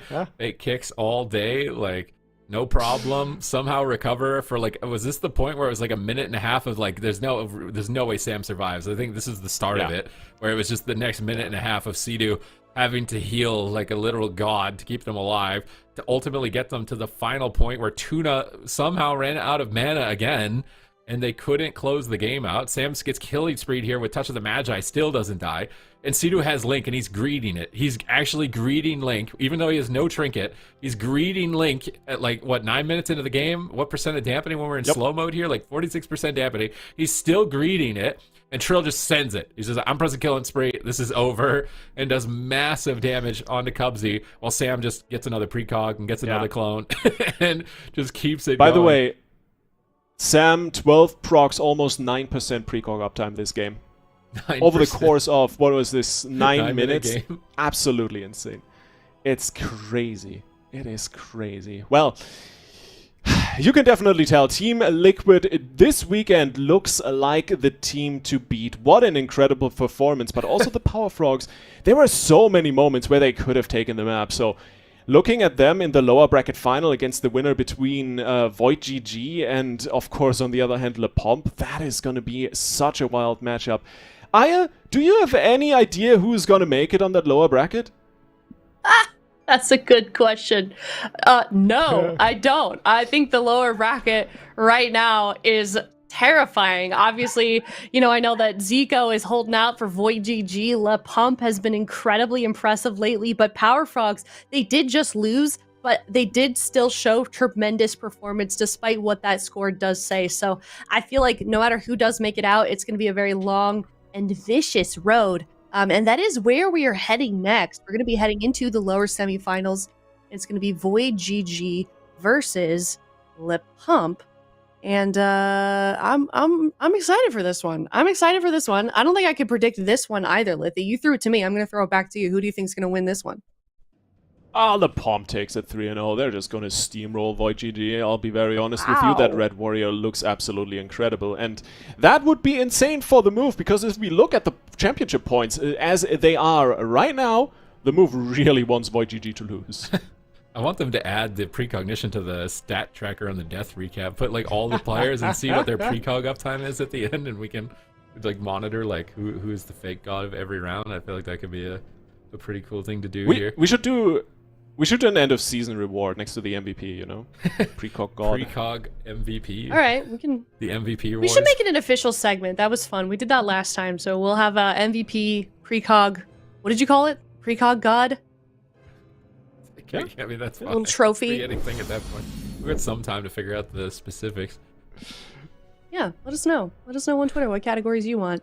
That would be fun to do. But either way, VOIDGG, Le Pump, that is up next. I couldn't predict this one. I feel like both of these teams are really good. I feel like both of these teams have a lot of potential. There's a lot of compositions that both of them can play as well. So we're going to find out, is someone going to make a deep run from the lower bracket? Is it going to be Power Frogs that goes right back up to the grand finals? We'll find out soon enough. We'll head to a break. When we come back, it is VOIDGG versus Le Pump. See you in a bit.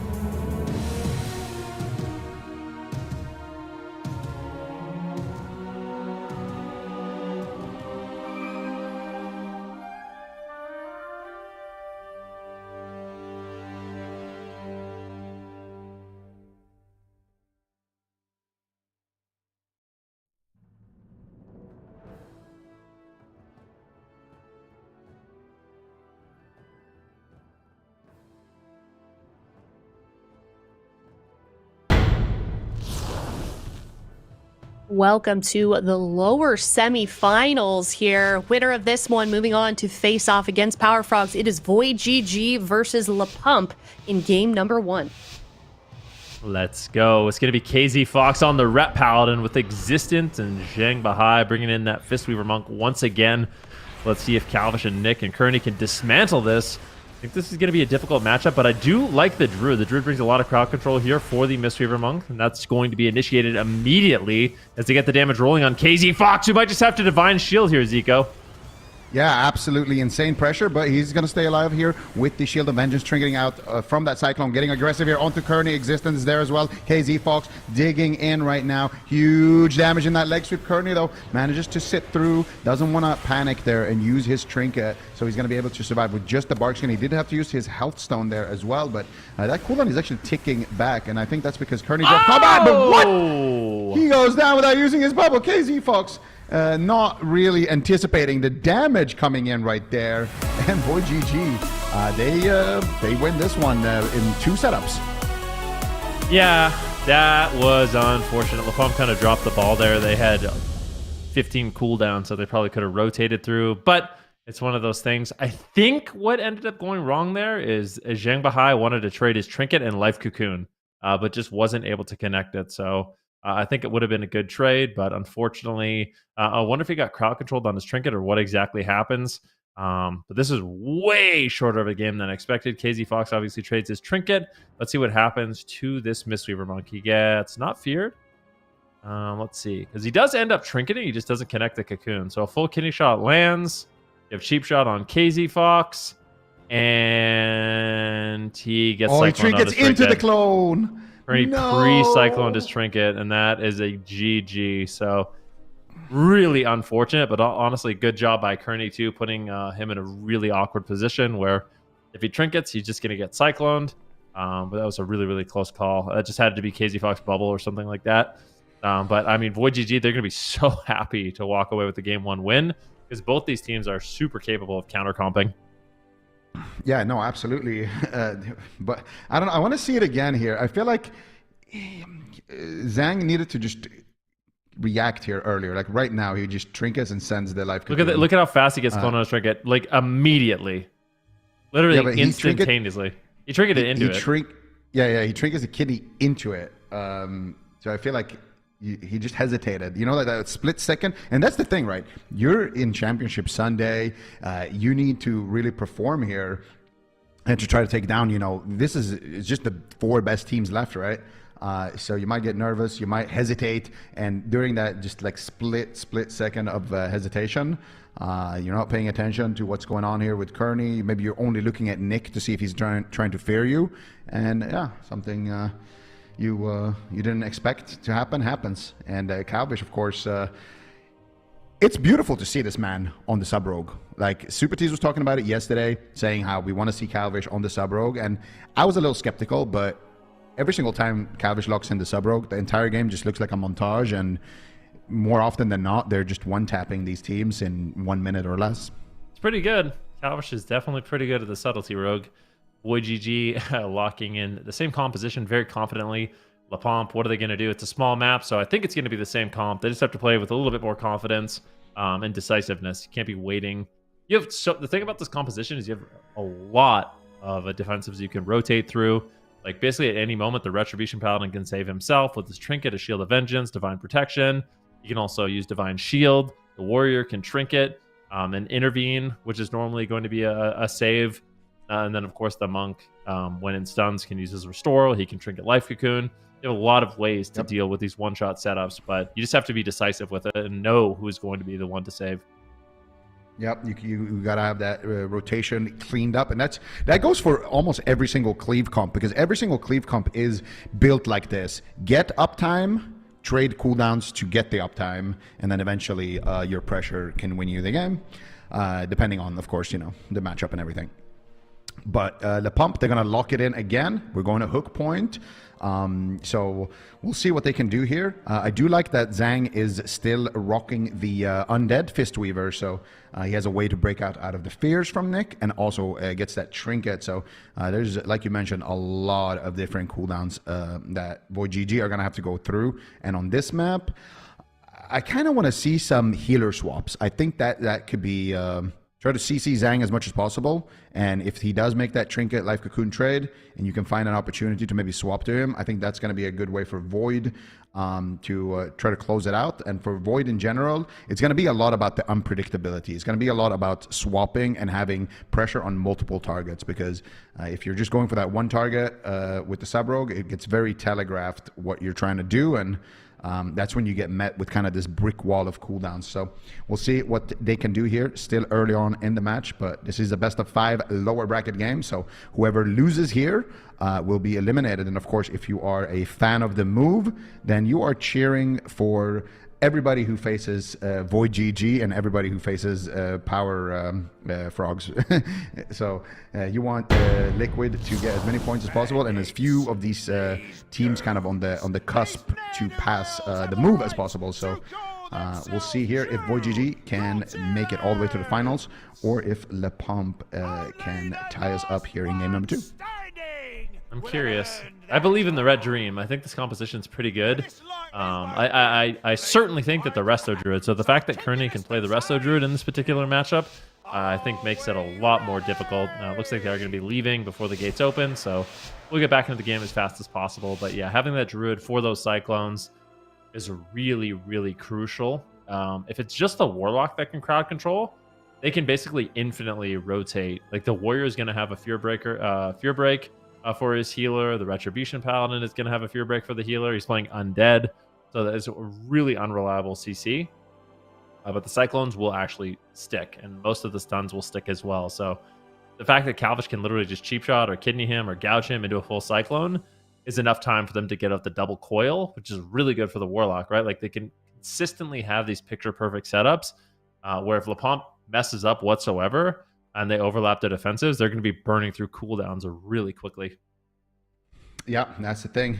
Bringing the Druid is definitely key, but we did see Le Pomp try to take down Kearney. Kearney did respond to it really well, but that's what he's going to have to continue doing here in this matchup. And it's a lot harder to do as well on hook point, where they might just tab to you and they're already in close quarters on the side of Le Pomp. So Kearney's going to really need to step up his games here, land the clones, and also find a way to actually stay alive here on a hook point.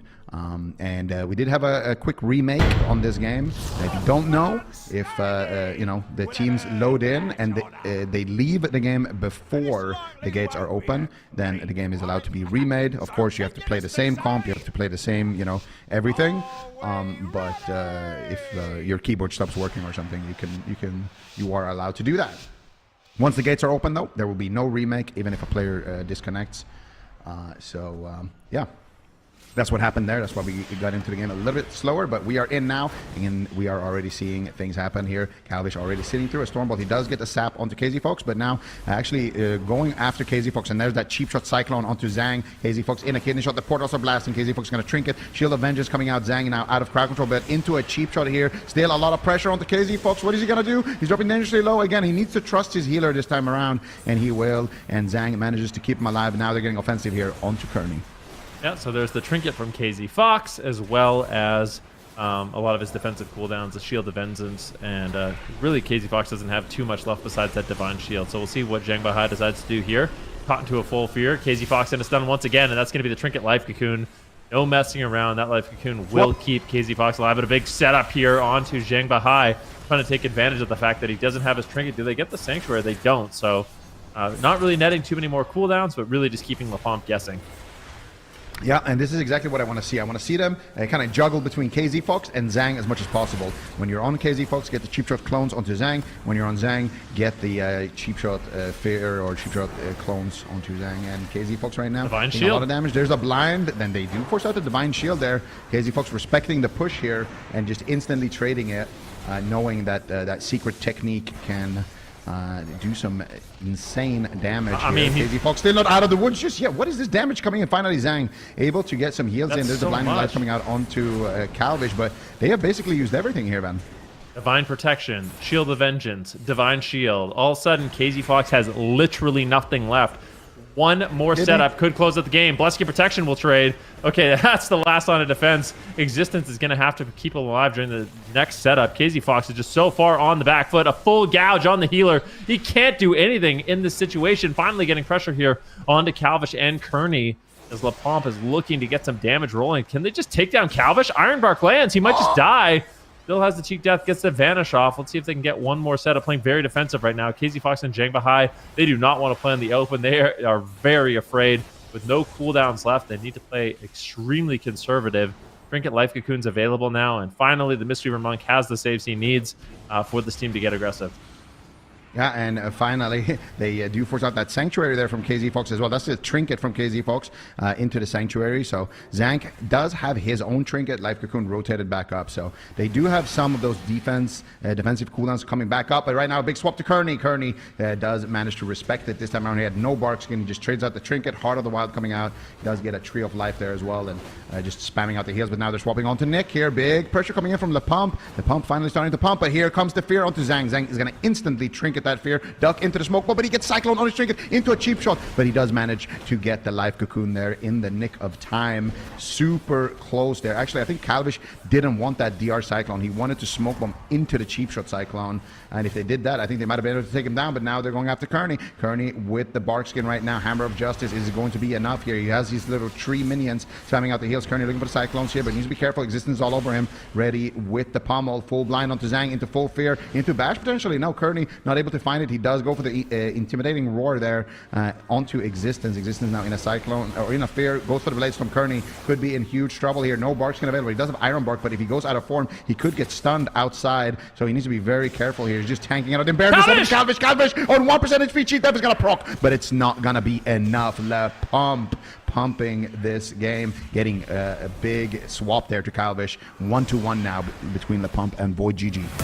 That was a crazy swap there. LaPomp, I feel like they were burning through their cooldowns so quickly, but you're starting to see the power of this composition. You have a lot of cooldowns and a lot of saves, and as long as you don't totally overlap, you can last a really long time in this matchup, and you're basically just a blender ball of chaos. You have a warrior, a red, and a punch monk. No, I mean, you're all stacked up. You're just cleaving multiple targets down. You can make these really quick swaps on Calvish that have been absolutely devastating.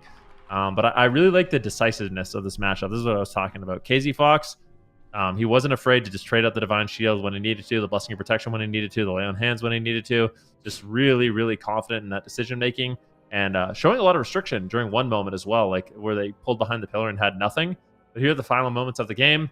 See Existence going on Kearney. Just going to be using the Blade Storm to deny that Cyclone and keep the pressure up on Kearney. Calvish has no Trinket. And I think it's right here where Calvish is kind of just collateral damage, getting cleaved down while they're on Kearney. And then they decide to just put out the leg sweep. They get the leg sweep on Kearney as well as Calvish.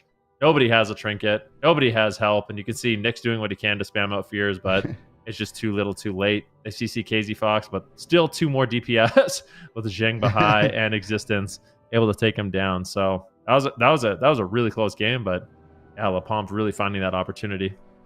Yeah, and I think a lot of it is that map, right? On a larger map, Kearney probably doesn't get swapped to. He's not going to be as close. So they're definitely utilizing the map. But VOIDGG had good pressure here. I mean, throughout the entire match, they forced out multiple cooldowns, really, really solid swapping kind of back and forth. But in the end, it is that win condition. No Trinket on Kearney, no Trinket on Calvish, and then you just pick your target. And here, Kearney knows if he shifts out, he doesn't have Bark Skin, he's probably going to die.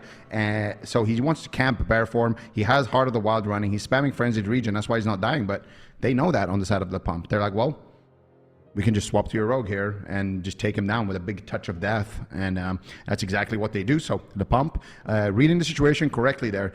And if Kearney really was like a 10 head there, he shifts out and then tries to bait the leg sweep there with like a trank or something. But obviously, maybe not on the same page as Calvish there. Maybe didn't realize like, hey, I got nothing. And I think that's something that a lot of the really, really experienced players do when they are running out of cooldowns, when they're afraid of dying.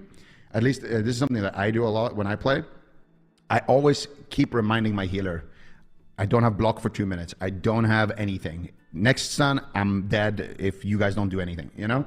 And a lot of the time you're just going to die in that next stun, but a lot of the time In this case, for example, Nick is going to be free and maybe be able to save the day there. So unfortunately, that miscommunication maybe between Kearney and Calvish there.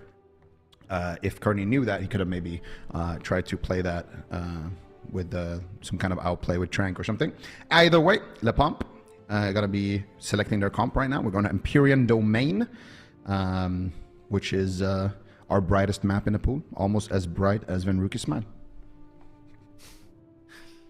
Oh, geez. Le Pomp, they're going to be locked into Cleveland. Thank you. VOIDGG, they have options. So are we going to see some flexibility here? Or are they just going to lock in the exact same composition? Because there is options. Like, they don't have to play the Rogue Warlock Druid.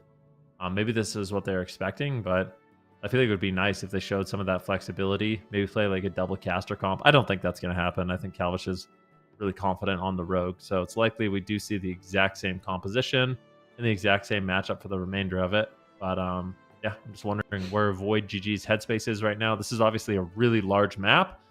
But yeah, with the way Le Pomp plays it, especially with the Fistweaver Monk, it becomes really difficult to like isolate a target, right? One of the most frustrating things about... So first of all, one of the most frustrating things about the Fistweaver Monk is they're on top of the fight the entire game for the most part. It's really difficult to get the Mistweaver away. Otherwise, you could just easily crowd control him. But there's a lot of like cleave damage that ends up going out in these games, and that can break him out of crowd control. And when it comes to like Fears, for example, like I said, KZ Fox and Existence both have breaks. So if they rotate through the Sanctuary, they rotate through... let's see, I'll double check the name of the town here, so I'm not wrong. I think it's called Berserker Shout. So yeah, Warriors can talent into something called Berserker Shout, which makes it so when you use it, you go berserk and you remove fear saps and incapacitates from yourself as well as teammates. So the fact that they're all clumped up like that, it's really, really strong and it's hard to deal with.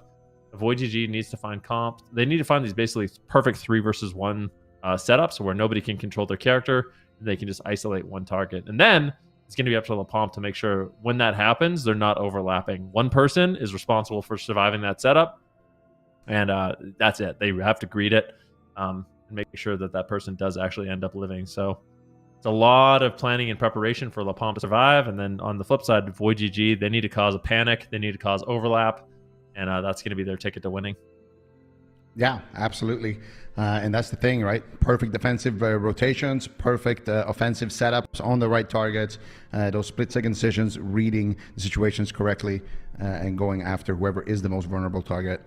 It's going to be a tough road here for Le Pomp, but if they can rotate their defense good, I think that they can fight. Because for me, I think on this map, the way we saw Kearney kind of get dropped in that last map, I think it's a lot less likely to happen on this map. However, if they can rotate through their defense, they can stay alive for a little bit longer. I think that pressure that they're getting on Nick in between kind of their Hammer of Justice goes could really start to surprise him, because a lot of that Warlock defense is their self-healing, their Dark Pack, their Health Stones, and also their kiting. But if they can pin Nick down at some point, maybe later in the match, that could definitely be a target for them. But for now, we will see what happens here. Le Pomp versus VOIDGG, 1-1 apiece. This is VOIDGG's map and comp selection, so they have the advantage. This is the swing match. If Le Pomp wins this and the series keeps going back and forth, then they will have the advantage in game number 5. So this is a really important match here for Le Pomp to win if they want to be able to stay in this tournament.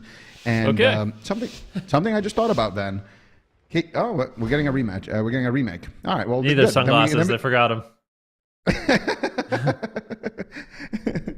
Yeah. What was I going to say? Oh, yeah. KZ Fox is our reigning solo shuffle champion. Isn't that correct? Well, there's been a solo. Void put on a solo shuffle tournament, and Calvish was actually the winner. He completely dominated on Sub Rogue, like just literally won. I think in the finals they did 3 lobbies, and he ended up only losing a single round. So I think he won 17 out of 18 rounds. Okay, so Calvish is the Void tournament champion, but I think KZ Fox is the Blizzard tournament champion. Yeah, it's true. Because Blizzard held a solo shuffle tournament, and I'm pretty sure it was Flay and KZ Fox that were like the winners, healer and DPS. There you go. So we got solo shuffle champions right now. going head to head here, so we can see like who is the best 1v5 player on these teams, if it's Calvish or KZ Fox. Yeah, we'll have to wait and see. It's been a really back and forth series so far. But yeah, the solo shuffle tournaments are super fun. It's cool to see these players that do so well in threes also do really well in the shuffle, and kind of vice versa in many ways. Turns out they're just really good WoW players, so they can make it work. It turns out if you make it to Championship Sunday, you're probably kind of good at playing World of Warcraft. Yeah, I would say so. Especially if you're consistently making it there. But I feel like LaPomp has kind of come out of left field, right? Like a lot of the ladder players know these teams and know these players. But I don't think a lot of people actually expected them to make it this far and make it into the top 4, especially playing primarily this Fistweaver Retribution Paladin. But it's a match made in heaven. You put the Fistweaver Monk with the Retribution Paladin, and all of a sudden, both of them seem a lot better. So let's see if they can close it out to actually win this series here against Void. An immediate start here with a Cyclone on Zhang. And KZ Fox is just going to trinket. He throws a Blinding Light on Calvish, just playing really, really conservatively here in the open. And I like this start here for LaPomp. Yeah, I kind of like that. KZ Fox just trades out early trinket. Kearney. Kearney getting absolutely blasted. Kearney super low there, that gateway. Really risky because he can get touch of death while he's traveling there. So Kearney definitely risking it there, but in the end, he does manage to save his tranquility, and now he's in a full fear. They're swapping the Calvish. No trinket available on Calvish. He does have the evasion available. Does have the Cloak of Shadows. He's going to trade out the Cloak of Shadows here. Gouge coming out onto Zhang, and Zhang just trading out the Life Cocoon here so they can stay offensive onto Kearney. Here's the full Hammer of I think Kearney's dead, dude. That's it. I'm pretty sure he's toast. No, the defensive cheap shots coming out from Calvish to save the day. I honestly wouldn't have minded to see KZ Fox just throw out the bop there and bubble offensively and just try to send it, because Kearney had no skin and no trinket, but KZ Fox now instead is going to have to use his bubble defensively. They already got Zhang's Life Cocoon, and Zhang now, how is he going to heal? He's sitting through huge CC chain. Look at Calvish with the defensive smoke bomb there, or the offensive smoke bomb onto the healer. KZ Fox still not out of the woods just yet. Huge damage coming out here. Calvish trying to take him down. There's the kidney shot. There's the cheap shot onto Zhang. Zhang trinkets out, gets roared on his trinket, gets Shadow Fured into a full Cyclone. No, the Cyclone KZ Fox doesn't want to risk maybe getting kicked there by Zhang. Kearney maybe didn't feel too sure, but that's going to pause the damage for now. It's going to buy them time to get the DRs back, but at the same time, Kearney could be in trouble. Heart of the Wild activates Kearney, still spamming out the heals. He's out of form right now. There's a Tranquility. He tries to trank the Hodge there. I don't know if he actually managed to, but Kearney is going to be able to stay alive with that defense. Double Mortal Coil coming out, full kidney shot onto Zhang. Can they find the Cyclone? Kearney's casting it. Can he get it? Doesn't look like it. It looked like it got, I don't know actually what he did there to avoid that, but Kearney now getting swapped to, dropping quite low as well, down to 20% HP, but he does have the Iron Bark. I don't know, touch of death range. What was that massive damage there? But Kearney does manage to stay alive there with the instant regrowth here from that Tree of Life. That was incredibly close though on both sides. Hitting shot into Cyclone. Kearney moves in, manages to get it.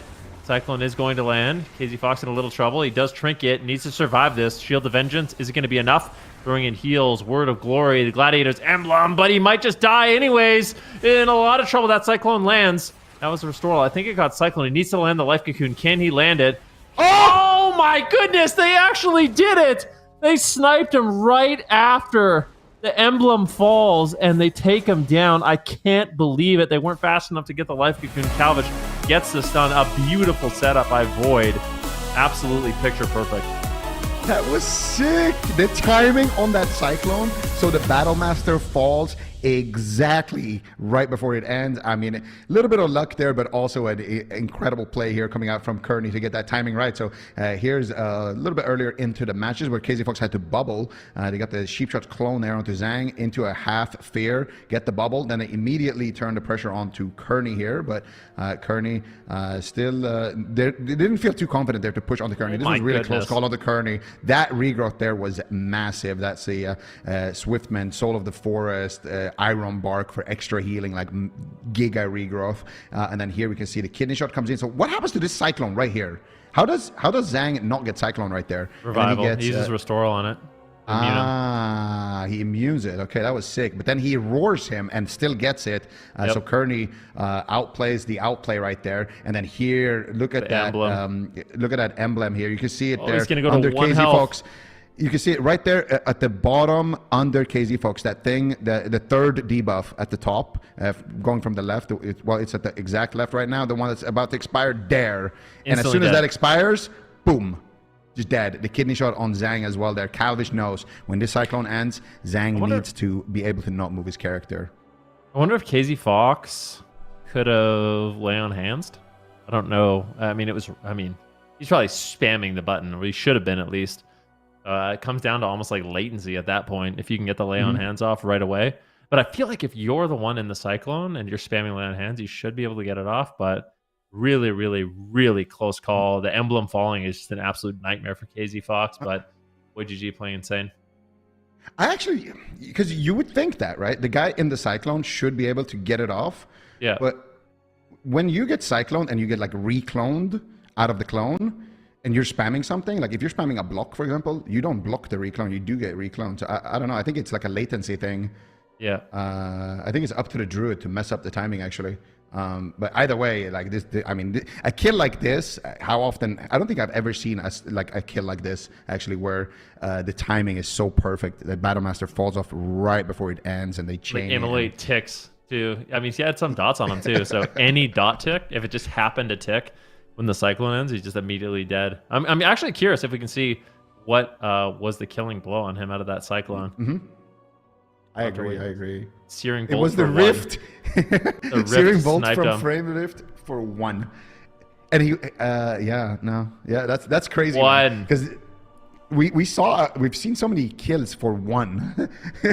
But in this case, it does make sense because the Battlemaster or the Gladiator's emblem trinket does temporarily increase your HP, and then it brings it back to 1 if your HP is low when it falls off. So it's kind of cool, though. It's kind of cool to see that it's just 1 point of damage because these players literally have like 1,000,000+ health. But their next map is going to be Ruins of Lordaeron. It is match point. I know Supatis right now is sitting there and saying his little line to himself. But yeah, Le Pomp here, they're going to need to really turn it up here because VOIDGG are slowly running away with this. They're on fire. Like Calvish coming in on the subtlety rogue. This is obviously a comfort pick for him. This team's doing well. Like we really, well, I did at least. I expected big things from VOIDGG in this tournament and in these cups. I feel like they have showed up. I mean, I think they finished 3rd last week, and if they win this, they're guaranteeing themselves a top 2 finish. So definitely not doing too bad. But this is one of the teams to look out for. They're incredible. They practice all the time. They're at the top of the ladder. They're looking good here against Le Pomp, but Le Pomp is not making it easy, running not a totally unorthodox composition, but something that's not nearly as popular as like the Rogue Warlock. And they're making it work. See if they can pull off a win here on Ruins. Yeah, let's see it here. Ruins of Lordaeron, VOIDGG versus Le Pomp. Elimination match. If you are a fan of the move, then you are a fan of Le Pomp. If you are a fan of the Power Frogs, then you're also a fan of the Le Pomp. If you are a fan of Void, and obviously things are going great for you.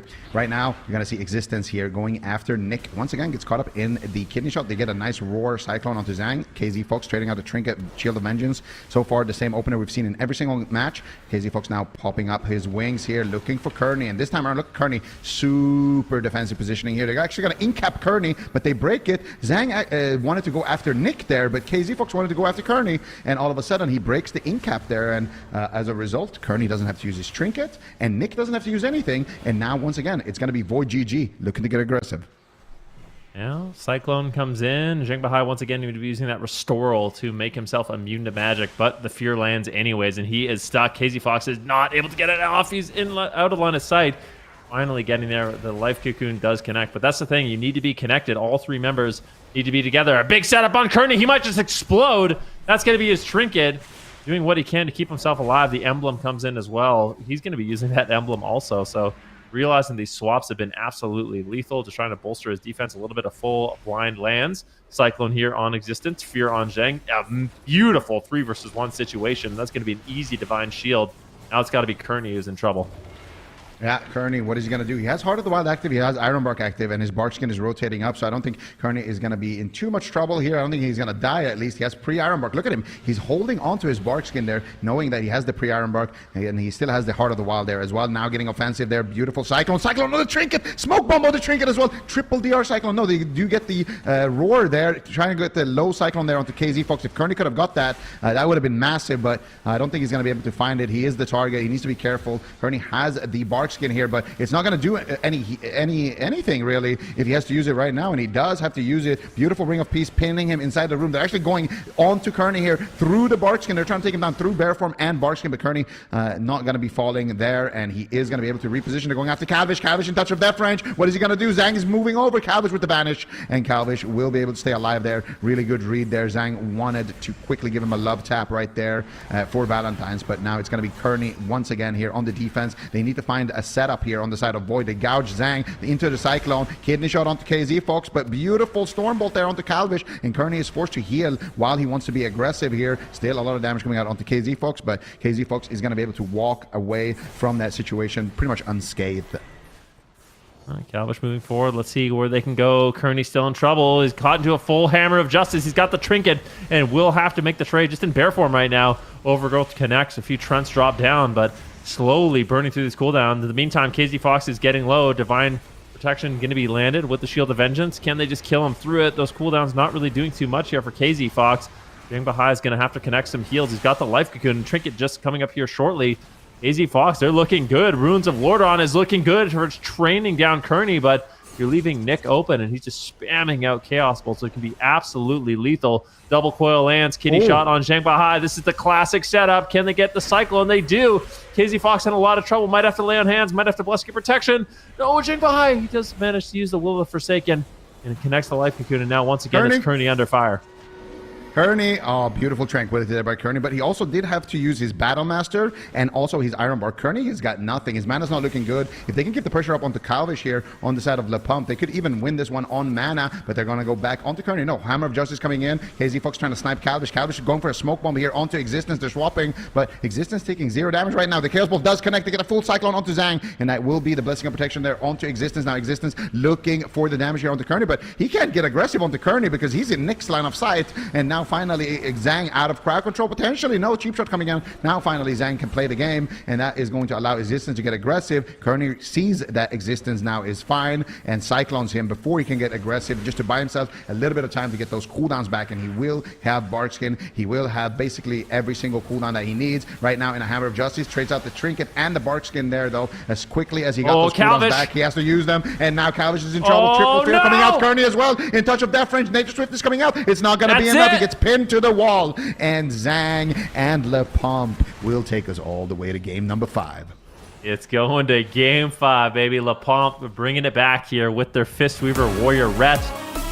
This is very impressive. The small map definitely paying them favors, but it is a nightmare. I mean, I do not envy Kirk in that situation, just being trained down by a Warrior Ret Fistweaver the entire game. I feel like the setups were good from VOIDGG, but Le Pump, they just always confidently rotated through their cooldowns. Existence getting incredibly low here. This is a scary moment. You get the Divine Protection and obviously his Dab of the Sword as well. So using a lot of defensive cooldowns, but there's just a certain point in the game where Kearney falls too far behind, and it's really awkward, right? Like, because you have to be, it can be awkward sometimes on Druid where you want to be durable in bear form, but then you just kind of, your hots fall off and you're not actually healing yourself that much, and you're just slowly dying, and then you have to make a really difficult decision to actually swap out. This is where Kearney uses Barkskin, he uses his Trinket, the double fear, the triple fear, sorry, comes in from Existence, which just leaves Kearney all alone. And if he's got Sharpened Blade on him right now, there's really not that much he can do. He's trying to run back to his team, but Zhang Bahai says, no way, pins him against the pillar. You're going nowhere. The hammer's coming in from KZ Fox, and they close it out. Really beautiful. Yeah, that was an excellent Ring of Peace. And honestly, Le Pump in general, they had a great game here. Existence as well, like in this scary moment, just kind of sitting back, waiting for the right time to get back out into the open field. KZ Fox with the bop there as well to help Existence survive that situation. And I am a little surprised, though, that Kearney died here through Trinket, NS, Barkskin, and Tree of Life. So he triggers the stun, he bark skins, he used Frenzied Region there, and then now he gets feared, and I don't know if he swift mended before that NS, and it was just a sharpened blade there that made it do basically nothing, but yeah, it's a tough situation there for Kearney. He will be falling 20% dampening here, and VOIDGG versus Le Pomp will go all the way to game number 5. And I'm assuming we're going to go to somewhere big. We are going to go to the Coliseum here for game number 5. And Le Pomp probably just going to be locking in the exact same composition. And there it is. Yep. And now VOIDGG, they have options. Are they going to lock in the same thing here, man? Or do you think we're going to see some kind of swap? I don't know. They could go for a wizard play, but also the big maps seem to be going in their favor, right? Like they won on the Grand. What was the second map that they played? It was Bright one. Yeah. I was going to say Brighton's my day. Yeah. Empyrean Domain. Yeah, Empyrean Domain, pardon me. A little bit of a brain fart. But yeah, Empyrean Domain, they won on that. So they're looking good on the large map, so I would not be surprised if they end up just locking in the same composition. Just try to use the fact that it's a lot more difficult to get to Kearney, right? Like on Ruins, Kearney has nowhere to run and hide. He's just a sitting tree. He's just planted. His roots are fully stuck in. There's nothing he can do. He's getting chopped down by Existence and KZ Fox. But on the larger map, especially this one where he has pillars, it's going to be a lot easier for him to actually get away and create some space. Yeah, definitely. Kearney. I love seeing him on the Druid, so I would love to, whatever comp they pick, make sure that it has a Druid, just because of the, how much cooldowns they have to trade, how good healing they have, and most importantly, the Cyclones. For their offensive plan, the Cyclones are just so crucial, getting the cheap shot onto Zhang into the Cyclones and then the setup onto KZ Fox has really been what has gotten Void so far into this one, but they are taking their time here, running the clock all the way down, really considering everything. I mean, they might still be playing the same comp, They're but just bringing taking Calvish the moment. Mage, dude. Calvish Mage? Yeah, Calvish Mage. He's a hero. Well, you think we're going to Mage lock? Is that what we're saying? We could, yeah. I think it's I feel good. like every time I watch a Mage play today, they lost. It's true. But Mage Lock Not just today, swear. actually. The last 2 weekends, I swear, I don't see... The only Mage who's been winning is Cubsy, but... Yeah. You got Outlaw. eliminated. Yeah. I was in, the lower bracket. But yeah, Outlaw is going to come in once again. So VOIDGG running the exact same thing. Let's see what they can do. So Maldraxxus Coliseum, we're all tied up.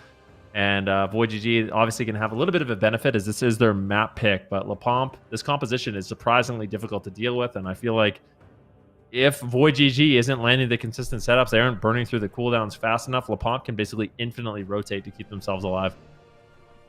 Yeah, that's the thing. They need to force multiple cooldowns in one go. But the good thing about the Outlaw, of course, is, you're a lot more tanky compared to the sub, and you're going to have good control. You have a lot of different ways of slowing down the game.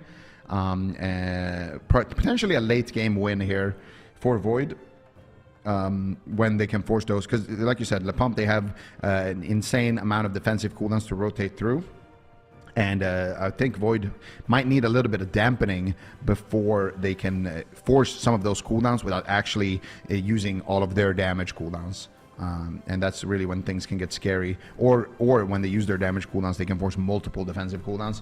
But either way, game number 5 here, Le Pomp.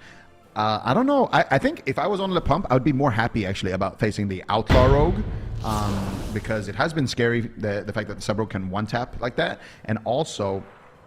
VOIDGG had the option of playing the Outlaw Rogue, from the start, and they have played the Outlaw Rogue a lot, well, primarily up until yesterday. So the fact that you're getting them to swap off of the sub back to their Outlaw, I think that in of itself is a bit of a victory here for Le Pomp. I don't think dampening only will favor Void. It will also be tough for Nick here, but they do have the big map at least to work with. Warbanner coming out here. Calvish actually going to kill it, but everybody is in combat as a result of that. Beautiful double roar. Kearney, though, going offensive. Kearney. This is not good. This Kearney could be a mistake. Immediately caught up in the stun. Shockwave connects. Kearney doesn't use his trinket there. That is insane peels coming out from Nick there with those Infernals, but that was an extremely reckless choice there in Game 5 by Kearney. Yeah, definitely getting aggressive and might just outright die. Has to use the Hellstone. He's dead! He's dead! He got blown up. Le Pomp, they took him down. Hellstone was not enough. He got Ring of Peace away from Gateway. He wanted to gate, but they used the Ring of Peace and denied it, and he just exploded. La Pomp, they eliminate VOIDGG in advance. That is insane. Woo! That is incredible. La Pomp in not even a minute. Was that like half a minute game? They went it like Kearney. Oh my God, that opener. We need to rewatch the entire opener. Okay, this is the part where they already got Kavish out. Kearney gets hodged because he tries to save the opener with a double roar. Blade Storm coming in, damage coming in, instant Heart of the Wild, Bark Skin, and Tree of Life. Now Kearney's like, okay, I'm chilling, I'm fine. KZ Fox taking a little bit of damage. Kavish taking a little bit of damage. Kearney going for the Cyclone. Has to fake cast. They don't kick. And then here, massive hit of damage connecting onto Kearney. And then there's the Ring of Peace right there, away from the gateway. And Zhang, with these Rings of Peace, have been just on point. Also, was that a Shield of Vengeance that blew up there? No, I think it was Wake of Ashes. I mean, we're going to see in Deathlog. He exploded, though, and that was a massive hit of damage. And La Pomp are going to be happy to claim that game number 5 win. That's absolutely insane. Yeah, absolutely insane. Congratulations to La Pomp. And the thing that makes La Pomp such a deadly team, too, is... Oh, yeah. What's up? Sorry, go on. Oh, go ahead. I think it is a Shield of Vengeance. It is a Shield of Vengeance right there. Yeah. That's... Boom. Boom. That's brutal. Whew. Really, really aggressive. This team is scary. This team is really scary because they're not one-dimensional. Like, they aren't only a cleave. They also... Guess what comp they run? Well, they have Existence. He can play Demon King. Let me see here. Who's their fourth, actually? Dippy. Oh, they have a Moonkin. Yeah, so they can run they can run Demon Hunter Moonkin. And does he play any? Oh my goodness! Look at that damage. He plays Warlock, so they can play Destro. That's what they practice: Destro, DH, Resto Shaman. So look at this damage. Yeah, exactly. The Hammer of Wrath, 125k. Execute, 92k. Final Verdict, 131k. Divine Arbiter, 101. It's always the Divine Arbiter. It's the Divine Arbiter one shot. That's crazy. Yeah, but also, where's the Shield of Vengeance slam? Look, he went 50-0. He was 53% at 0.7 seconds. At 0.7 seconds before his death, he was 53%, and then he gets executed. Final Verdict, Divine Arbiter. The Shield of Vengeance didn't even break. It didn't even pop. Cool. All right. GG. Wow. He died from a tiger palm. That's not what you expect to see, but well, I mean, I don't think it was the tiger palm that killed him. It might have been, all those other attacks. Final Verdict, Divine Arbiter. Listen, it's only the killing blow that matters, okay? The 1% killing blow. Yeah. Another game carried here by Zhang, the king of Mistweavers right now so far in this tournament.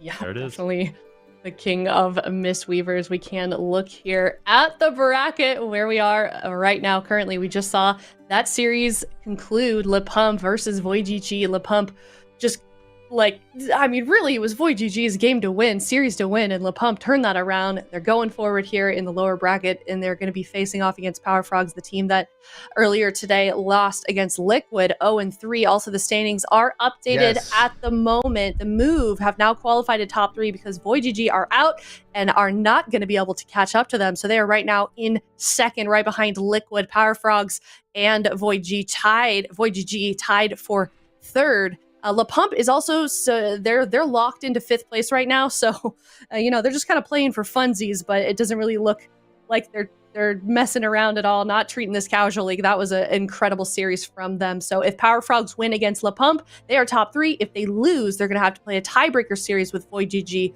for that 3rd place position. So a lot is still continuing to be on the line as we move through this bracket. We're going to be going to the lower semifinals to determine who will be going back up to the grand finals to play against Team Liquid, Power Frogs, La Pomp. That's going to be an incredible series. Definitely excited for that one. Before we do head to that, though, we're going to do another map quiz courtesy of Warcraft Logs. And if you are watching from home, definitely guess with us. Ven's looks ready to go. And let us know in chat what you think this map is. We're going to take a look. Here we go. to the possible choices. This one's going to be Dahl, Tolvaron, Nagrand, or Maldraxxus. Okay. What happened? Off to a slow start here. Yeah. Yeah, Play this one out in slow mo. Is it paused or? Yeah, I'm not sure. Are they just not moving? This is a real game. This is how they moved throughout the match. All right, I'm committing. This is Nagrand Arena. Boom. Done. Committing Maldraxxus. I guess I'll do Tolvaron. I don't know. And we're guessing It's really it's fast. Dalaran. It's probably, yeah, we're all going to be wrong. That'd be brutal. Okay, well, I'm committed to Maldraxxus. Let's see here. I think I is right. I think I is right. I don't It could know. be, yeah. The last one was it's- really tricky. I was watching from Oh yeah. my living room. The one on Nagrand, they tricked us. I mean, there was no evidence that it was Nagrand. That was a really good one. There was no evidence. There was no My pillars favorite part forming. was when I didn't realize it was going to end so quickly. So I'm like waiting for the shapes to form and then it just ends. It's such a short game. So I got no guess in this one. But I think this one, this may be a damp game right here. Seen some pillars form. Sewers? Like, I don't think it's You see- sewers. I really think Maldraxxus. Yeah, probably. The answers are all It's across the last board game. in chat too. What happens? I think it's Mother Agnes. Da-da. Oh, thought it was over. Going. We're so bad. Imagine this. I reveal. kinda hope Oh, it's let's that. go. Oh, Another point. Dang it! I want another sticker. All right, Whatever. Get stickers for these now. you Bringing got it all back. the stickers for this one. I think you were in first when production calculated, weren't you? I think so. The score for this? I don't know. I Whatever. think You Yeah, stole you my were- formula then, and You were in and you've been first. playing dirty. I don't want to seem like a sore loser right now, but Ben, you have being been a playing a sore little bit loser. dirty. You know, You guessed in day first. number- What are you talking about? I thought you said And derpy. at day number one, you were like, "Oh, wait, we could just wait and see the pillars form here." Ooh, I'm gonna clip that. There was strap. no pillars Ooh, when by I the guessed way, Aya, Maldraxxus. by the way, Aya, your guess of Maldraxxus, it's not correct. You should vote for Dalaran. You've been Wow. playing the politics What is game, Ben. this? Whatever. Ever since we've had to lock in first, I've been doing. Come on, like Also, Gotta- don't act like you're innocent, Whatever. Zico. You've done the same thing. When you're off, you're in there like, it's Maldraxxus, when it's Zico- clearly not. Like, Excuse Zico me. will I be wanna hear whispering it. me. Zico will be whispering me the wrong answers when he's not on, like trying to trick me. So I don't want to hear it. Your Honor, that is hearsay. All right. the I- only there's person no evidence of on that. this on this screen right now that's innocent is me. And I am losing miserably. So maybe I should learn something from you two. But we are going to go to a break. Let us know in Twitch chat if you were correct or not. And we're going to watch Power Frogs facing off against Le Pump after this. We'll see you in a bit.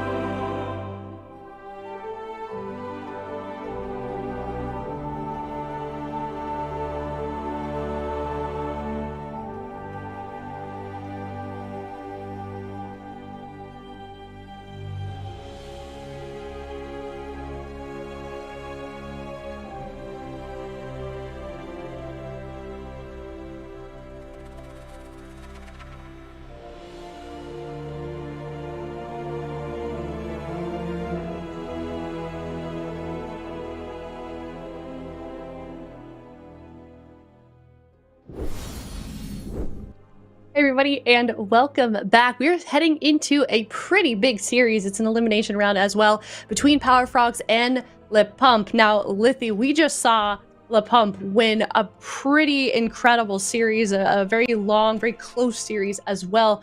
Power Frogs haven't yet played today. Do you feel like they lost against Team Liquid, so they haven't yet won today. Do you think that they're going to be riding in that momentum into this series for Le Pump?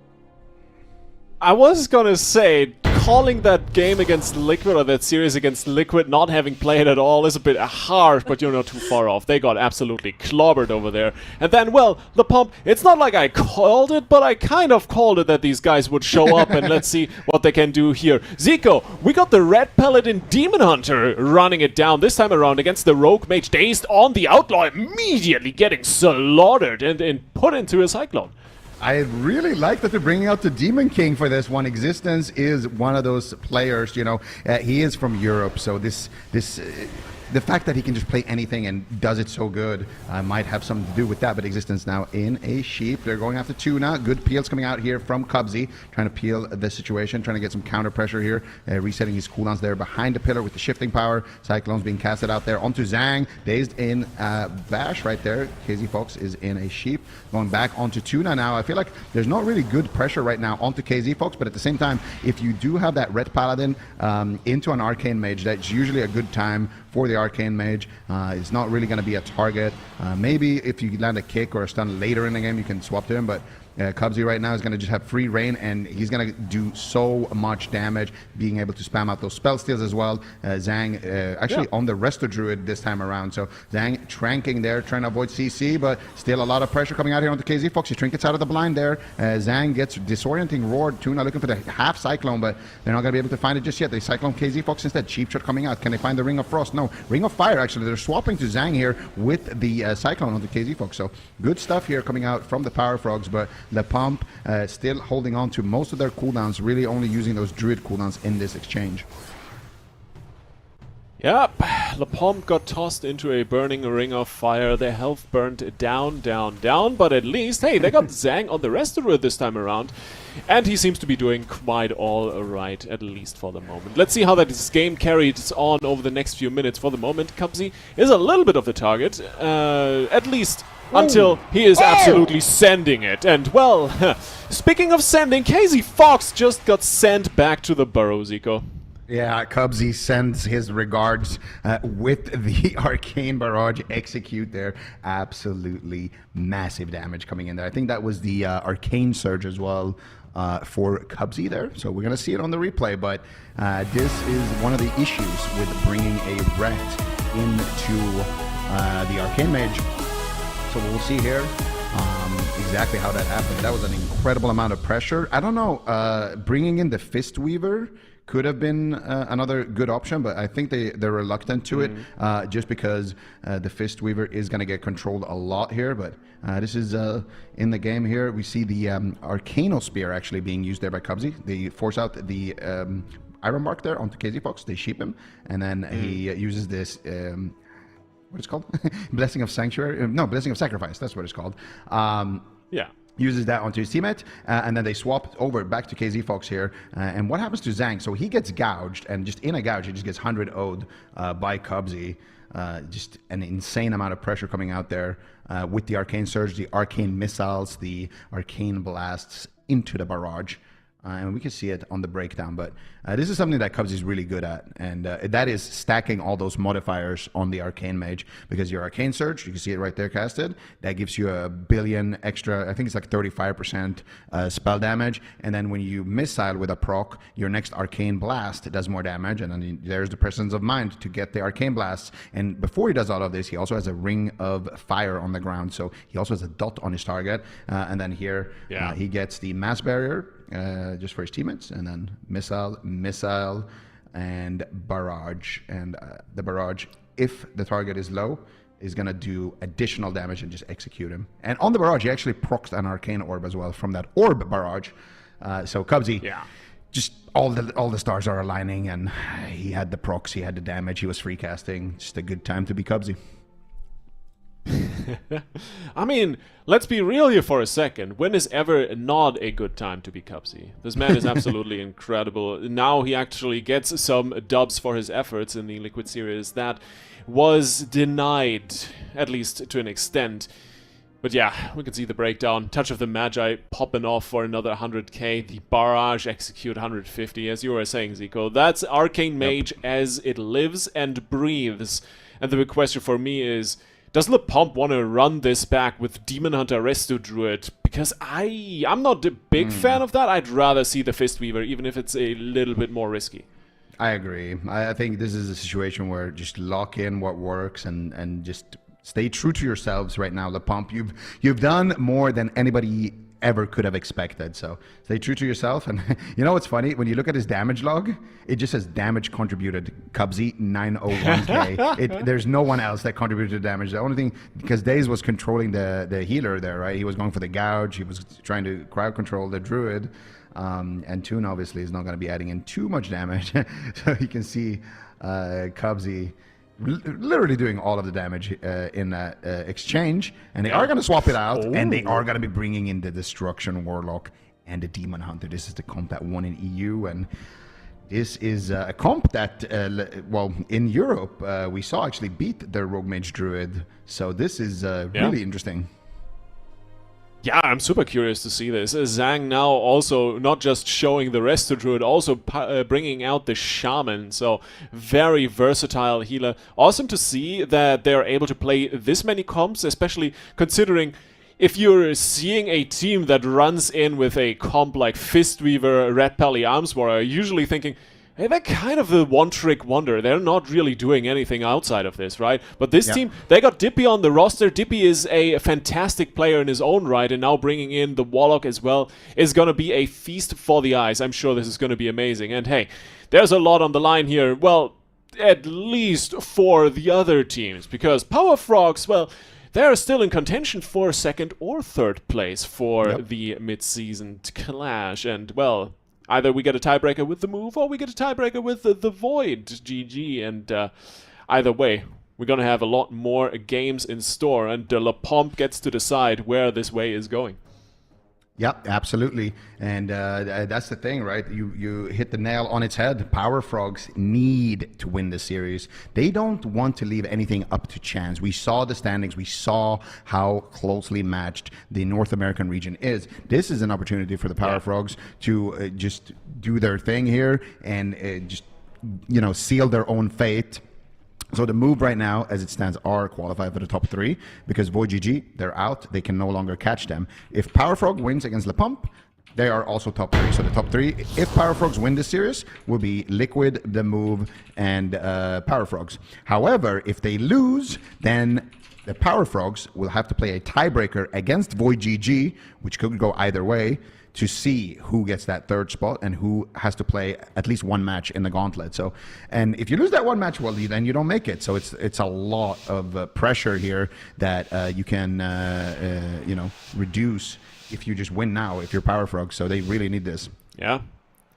It seems like if you are under pressure in NA, you bring in the Boomkin players. Dippy is a Boomkin player, right? I'm not confusing that. So we'll see how this works out. For Liquid, it was great. For the team on LePomp, well, we shall find out in just a few seconds. Dazed gets rifted, and for the moment that's gonna hurt. A nice coil coming in as well. Good damage on the Rogue. It vanishes out immediately. It's looking for the CC onto Zhang, and he is cheap-shotted up. Existence caught into a clone, and Dippy facing the full might of Cubsy. Yeah, huge damage coming in here already from Cubsy, but right now they're actually going to get on top of Cubsy. And Dippy is doing a good job here, kind of standing in that ring of fire, not actually touching the edge of it, because it does percentage damage, percentage-based damage, like percentage of your HP. So it hits really, really hard, especially later on as well. In dampening, it becomes really tricky to deal with that ability. A lot of damage coming out here from Cubsy onto Dippy. Beautiful blast wave there, knocking them out of that Earthen Wall Totem. He kills off the healing tide there behind the pillar. Cubsy now, though, in trouble. He did Temporal Shield all of that damage, but still just trading out the Ice Block there. I know Cubsy did not want to trade out that Ice Block right there. When you temp at full HP, if you just live until the temp expires, you get full HP again. So That's one of the worst. Yeah, feelings it's such for a the dangerous mage. situation to be in. And especially against a Demon Hunter and a Shaman, you gotta be so careful with the purges, right? So it's a lot easier to force this block if you're running a Dispel or a purge heavy comp like that. And now Existence, the big target, Zico, he could get punished really hard here. Yeah, absolutely. Existence behind the pillar. Actually getting crowd control there, but he does use his glimpse to just dodge some crowd control and just using that pillar very well. But meanwhile, Dippy having a 1v1 or 2v1 technically with Zhang against Dazed. They're swapping to Dazed here. He's behind enemy lines and he will trade out the Cloak of Shadows to stay aggressive onto Dippy. But Cubsy now pushing in here. Cubsy has to remember he does not have an ice block. Cubsy right now spell locked here as well. Looking for the Ring of Frost onto Existence. Beautifully done. Drops the Ring of Fire. Looks like they're swapping to Zhang with that Ring of Fire. But now Dazed wants to continue to go onto Dippy. So a little bit of miscommunication there between the mage and the rogue, but still early on in the match. No big defensives cooldowns would be forced in that situation. Dippy still has everything. Zhang still has everything. Dazed, though, needs to be careful. Yeah, Existence out in the open is getting forced to pop his darkness because Zhang and Dippy were just 2v1ing Dazed behind the pillar. So for the moment, the Demon Hunter is alright, but he's also sitting in a low clone. This might get dangerous. Zhang needs to get some heals in. You can see the Riptide coming through. That's going to stabilize his Demon Hunter for the moment, but now Dippy is the target. Fear comes in, gets interrupted, and he pops the Nether Walk afterwards. So overall, a little bit of push and pull on both sides. Now Capsy the one taking massive damage. Dazed actually getting coiled, double rift, big danger coming through, forcing out the vanished Le Pomp, starting the second map off, well, 3 minutes in rather, starting to put the pedal to the metal, and Dippy under fire now. Touch of the Magi is on him, or proc on the barrages here as Cupsy is unleashing his Arcane Fury, but for the moment it's really mostly Zhang keeping him alive. Mana-wise though, Zico, it's starting to not look great for the Shaman. Yeah, things are not looking too good, and that's because of Cubsy spamming spell steal. Every single Riptide, every single Earth Shield is getting instantly spell stolen, and when you spend mana as an Arcane Mage, well, there's a chance that based on how much mana you spend, that you get a clear casting proc, which, you know, gives you damage basically. So Cubsy, he loves to play like this. He sits back, spamming spell steal. Every single time there's a Riptide, every single time there's an Earth Shield, and then he just goes behind a pillar, missile, run out. Missile, run in and out, but behind that pillar. So Cubsy, that's how he's able to do so much damage on that Arcane Mage. And right now, Dipsy is feeling the pressure from Cubsy's Arcane Mage. He's dragging the Demon Hunter there behind the pillar. Dippy summoning the Observer, though. Cubsy could be in trouble. Activates the Temporal Shield. This time around, it will pop and top him back up to full Existence in a Polymorph. Tuna is going to Cyclone Existence while he's polymorphed because he's going to get dispelled. And he did. So great clone there from Tuna. And now pushing in for a clone onto Zhang. Does he find it? He does. And Dippy could be in trouble. Cubsy's unleashing so much damage on the Dippy. Unending Resolve. Is it going to be enough? Still more Cyclones here onto Zhang. He's pushing in for the Spirit Link. There's the killing spree. He gets Fears on it. But still, the Spirit Link comes out. And Power Frogs are starting to establish dominance here in Hook Point. Yeah, Zhang really wanted to greet that link, but ultimately not able to keep it in the back pocket, so to say. Tied up in 5 seconds, big NS coming out before the clone hits him, so stabilized at least for the second. Dark Pact comes out. Dippy should be fine through this. Oh, beautiful Ring of Frost. The CC lineup from the Power Frogs is absolutely incredible, and now Dippy on the run. Oh, he gets a precog donated. Can he get the fear out? No, still down to 20%. The Operage incoming. They execute damage coming through. Beautiful Shadow Fury onto Dazed. Gets to stabilize for the second as Zhang is topping him off. Cubsy in the meantime getting Observer lasered and Existence up on his case, trying to shred through that health bar. And once again he moves out into the Observer's line of sight. Still not killed off. It does a good chunk of damage. Now the swap onto a Tuna. He is down to half. Sparkskin still not popped. The tree is running and Tuna should be fine. Scary moments here for the Power Frogs, but Le Pomp still not out of the thick yet.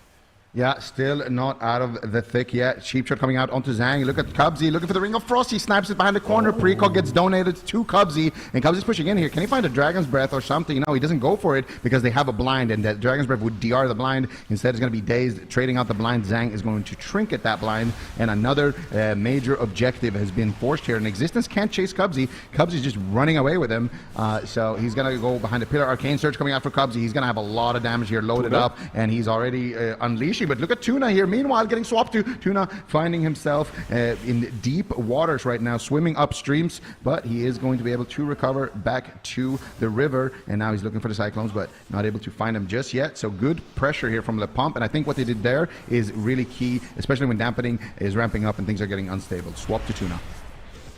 Well, Tuna is not just one of the most slippery fish, but also one of the fastest and incredible speeds put on the market here by Power Frogs as they just completely annihilate Dippy where he is standing. Not even the port saving him there. Le Pomp down to Zico. This is looking rough. The Power Frogs are really flexing their muscles here.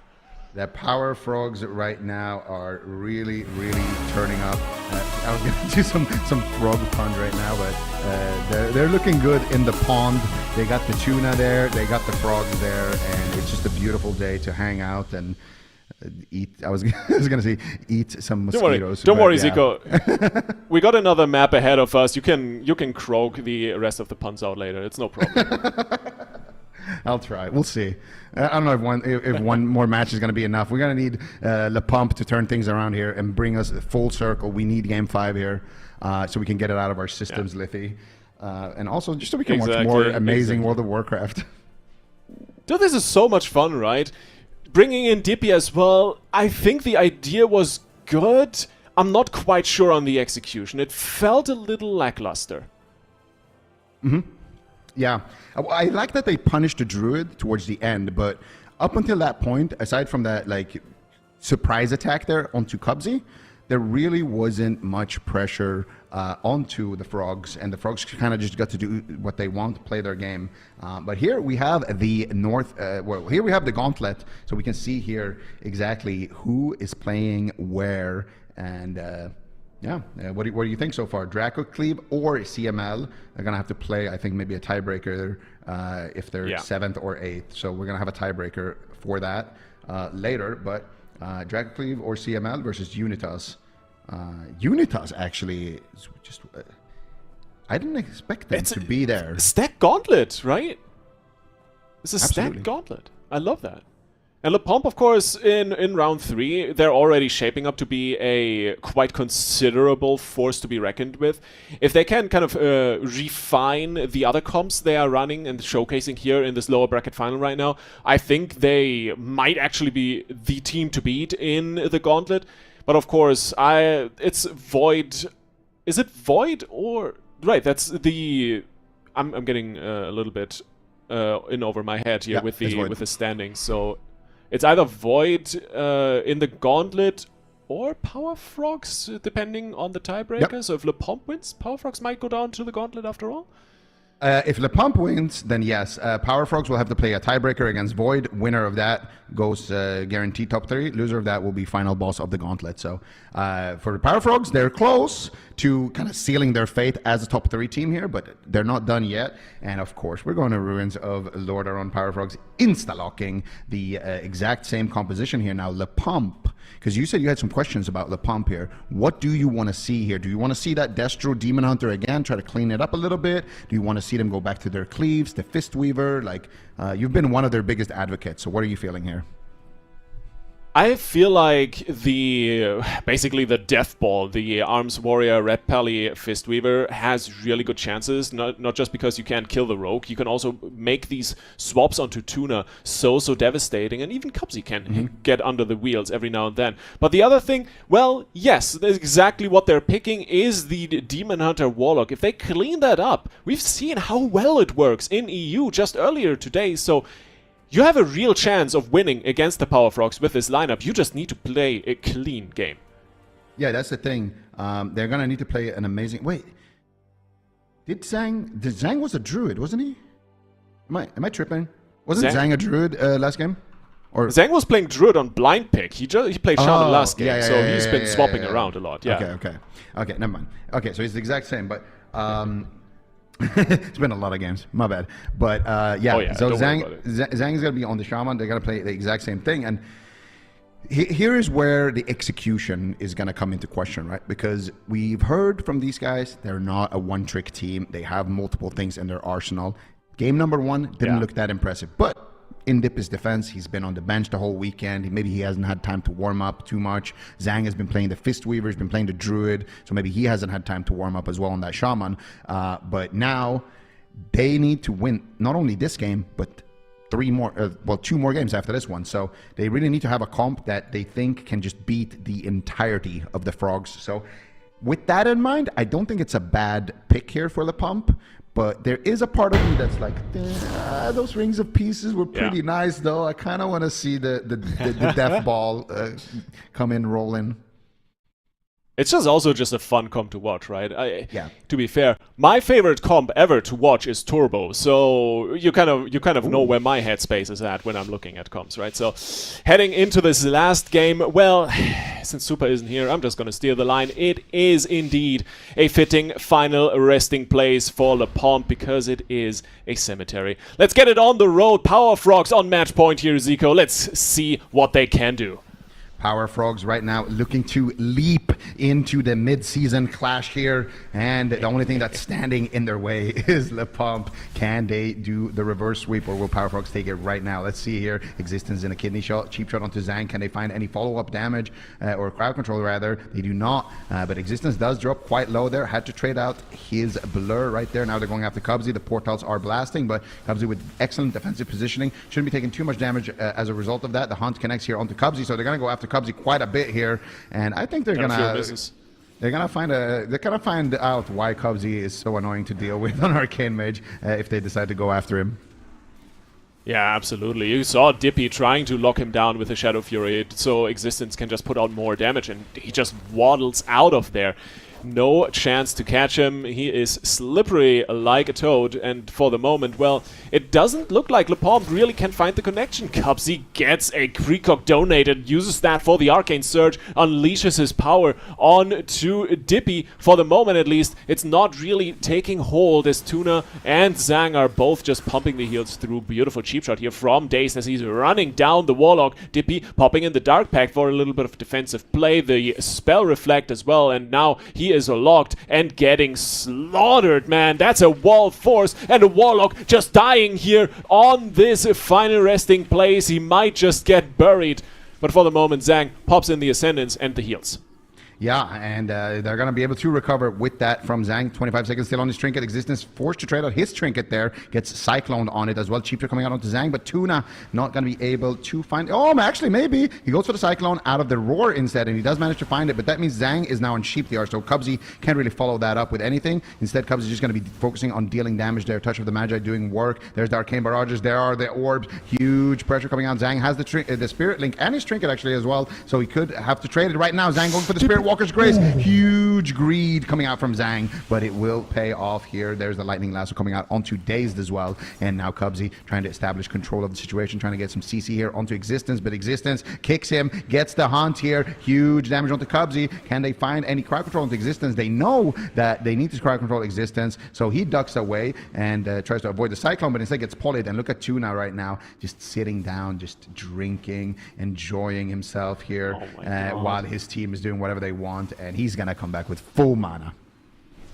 Yep, he is looking great. Dippy porting a kidney earlier there from Dazed as well. Overall, plays are looking all right. And you got to remind yourself, right, for the Power Frogs, this is the decision between either matching up against Echo in the mid-season clash or playing the VOIDGG for a tiebreaker for a matchup against Lava Lava. So it's not a great spot to be in, but you definitely don't want to go down to the gauntlet, and they are working hard for it. Tuna, first and foremost, got his mana back, and off the back of that, you might be able to decide this map for yourself if no one dies before dampening sets in and mana really becomes an issue. Dippy, once again, popping the Spell Reflect, staying alive and healthy here for another moment, and Cubsy getting mangled up here a little bit. It's getting hot and heavy for him near this sarcophagus, and Dippy, nice blast wave to kick him out and back into the arms of Tuna. The Cyclone coming through. Tuna tries to fake cast it. Now Existence swaps over onto him.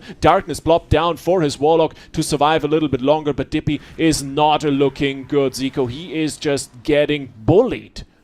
Yeah, but they're making a swap to Tuna right now. Can they take him down is the question. Tuna responds with the Bark Skin. There's the Tranquility as well out of that stun. Sheep's coming out from Cubsy onto Existence, and this is really what I like to see. Try to get on top of the Druid. Try to get those Druid swaps in as much as possible, but now they're swapping over to Cubsy. Beautiful Static Field Totem into the Kappa Totem right there for Cubsy, taking a tremendous amount of lockdown. Finally, Existence is going to be able to recover and reconnect onto his target. Zhang actually trinketing out of a blind right there, actually kind of towards the end of it. I wonder if he could have just sat that one, but Healing Tide is down here for Zhang. He wants to keep his team offensive, and he has the pressure right now to work with. Cyclone being casted onto Existence, so he's going to be able to avoid it for now. Existence making his way back onto Tuna, but he's going to go after Cubsy, and look at the rifts right now blasting away, but off screen there, getting some damage on onto Cubsy. Lightning Lasso connecting onto Cubsy as well. Tuna in a big troublesome situation here, but manages to recover Cubsy there with an excellent alter time or temp shield. I don't know what that was, but he manages to stay alive, and Dippy now has to trade out his Unending Resolve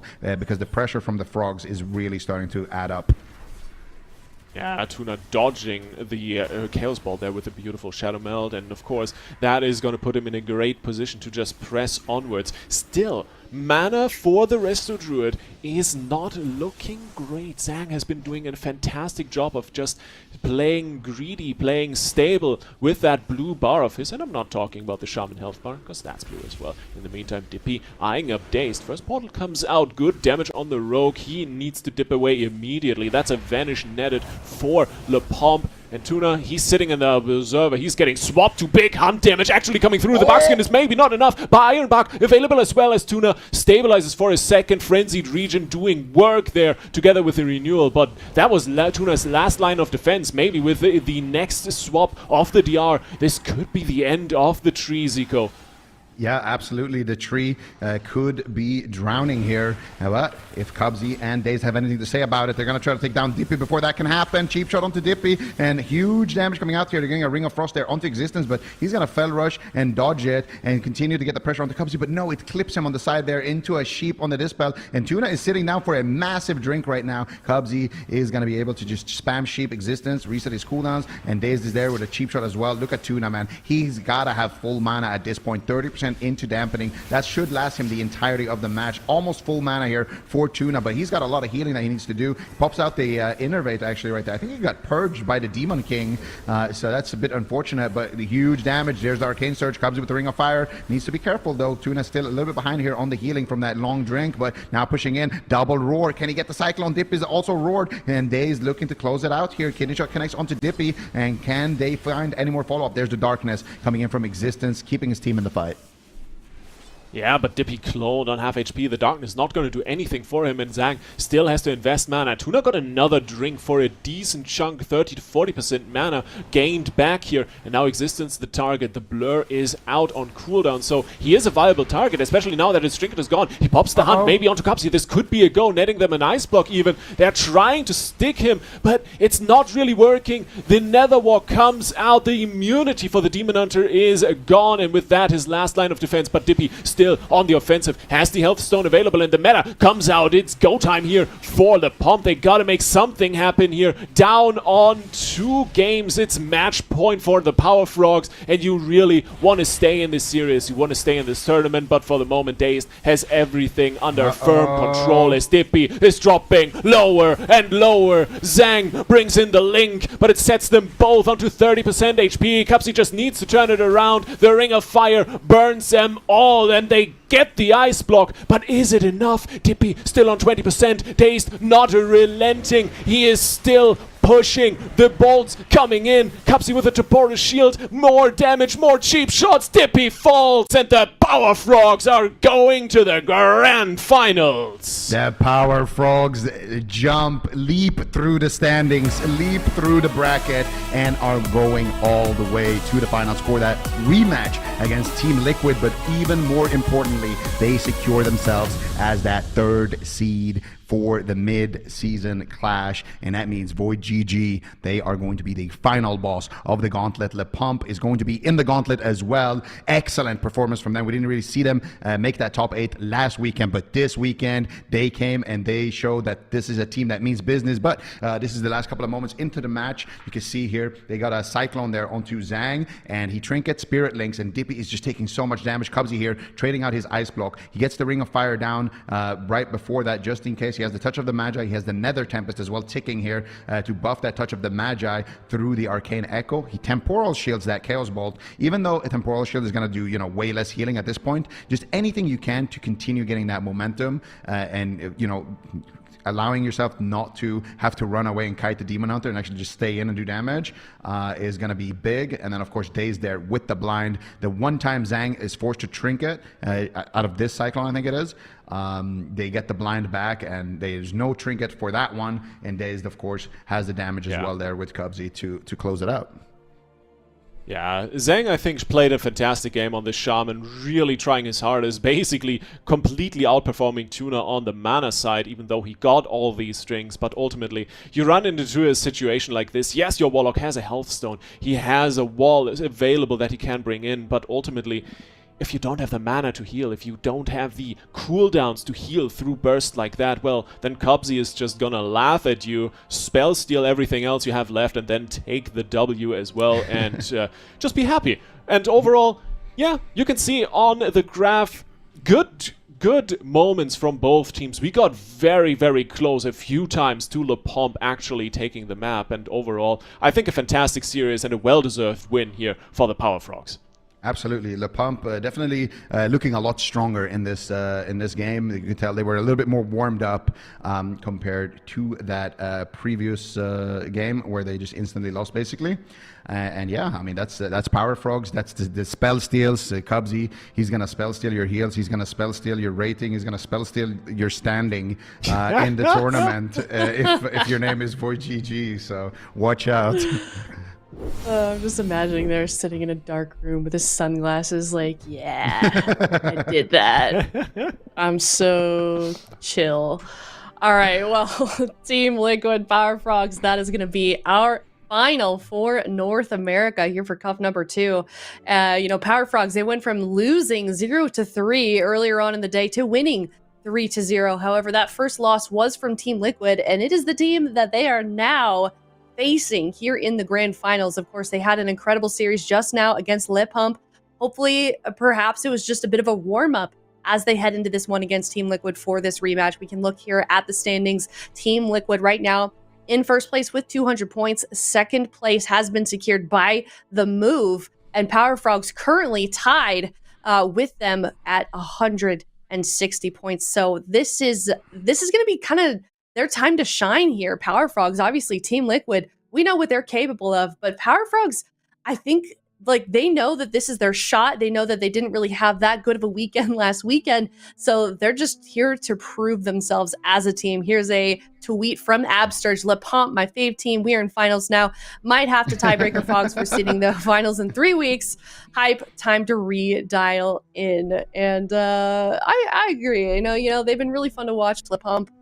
And hopefully that is not the last of them and playing at that level for Le Pump. So that being said, it's Team Liquid, it's Power Frogs. That's the final. But before we head to that, we are doing another map quiz courtesy of Warcraft logs. So let's check that out. If you guys are watching from home, please guess along with us. Let us know what you think. Apparently, according to production, this is a hard one, smiley face. Is all of the information that I have. So that's great. So let's be prepared. I'm getting DMs from Benruki. He's telling me it's Dalaran sewers. Why is it spinning? Why are they spinning? What are they doing? Why? This is evil. Oh, God. Oh, it's Tolveron. I'm just getting dizzy. I feel like I have to lock in. I'm going to go with Tiger's Peak. Do Ashmane's. Why are they doing this? Are they making it hard? When they said this is a hard one, I thought it was going to be like a hard one to guess, not like, haha, we're going to mess it up for you intentionally. They're adding new affixes. They're adding new Right? affixes to, What is to this? the map This guesser. is not FBI, bro. That's next weekend. Oh gosh. they're just getting ready for it. This is an easy Yep. Maldraxxus, by the way, Yeah, you're right, man. or Ashamains. You might actually be right on Maldraxxus. How fast can No you way. make it spin It's production? Ashamain. Yeah, it's We need more- Ashamain. we need more It's speed. Ashamain. It's Ashamains. Wait, isn't that what I said? Dude, let's go. Did you? Yeah. I did. I said Tiger's Peak, so I'm definitely Okay. wrong.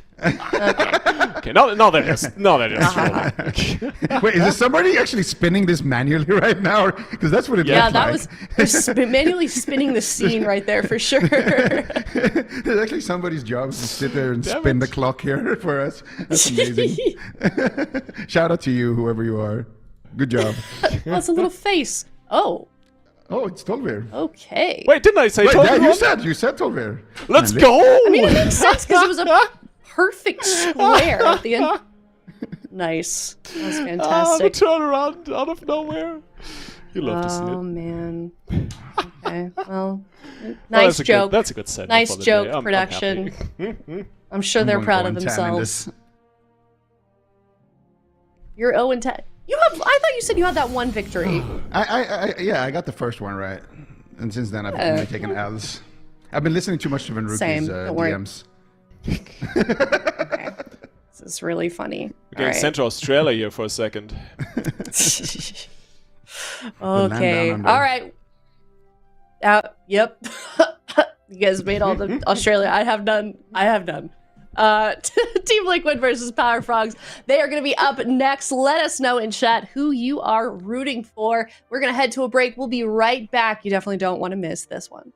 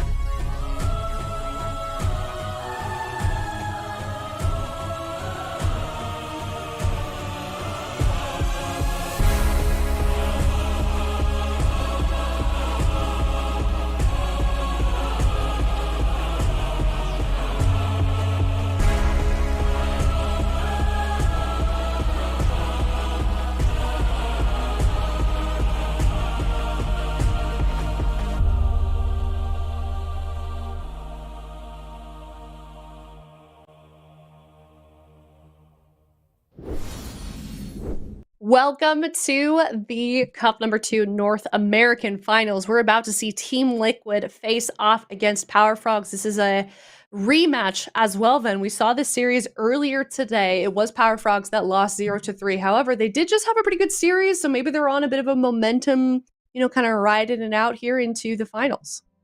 Yeah, I mean, it is going to be a rematch, like you said. So for the Power Frogs, hopefully they were able to go back to the drawing board and figure out maybe what went wrong.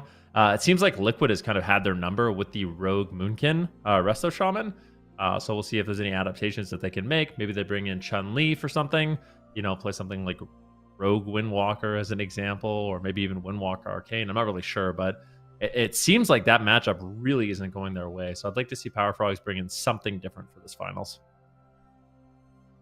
Yeah, I think I would like to as well. When you have two teams like this, when there's, quite a lot on the line, Sipatis, it is the finals, and that your opponent can lock in just any number of compositions. Like, how do you decide what exactly to play, what to lay down? I mean, there's two routes, right? If you have a counter comp, then you lock the counter comp. Now, I don't think the Power Frogs know that answer. So the next step would be, what is the most practiced? What are we going to perform the best on? It's our main comp, and that's why they went with the Rogue Mage Druid.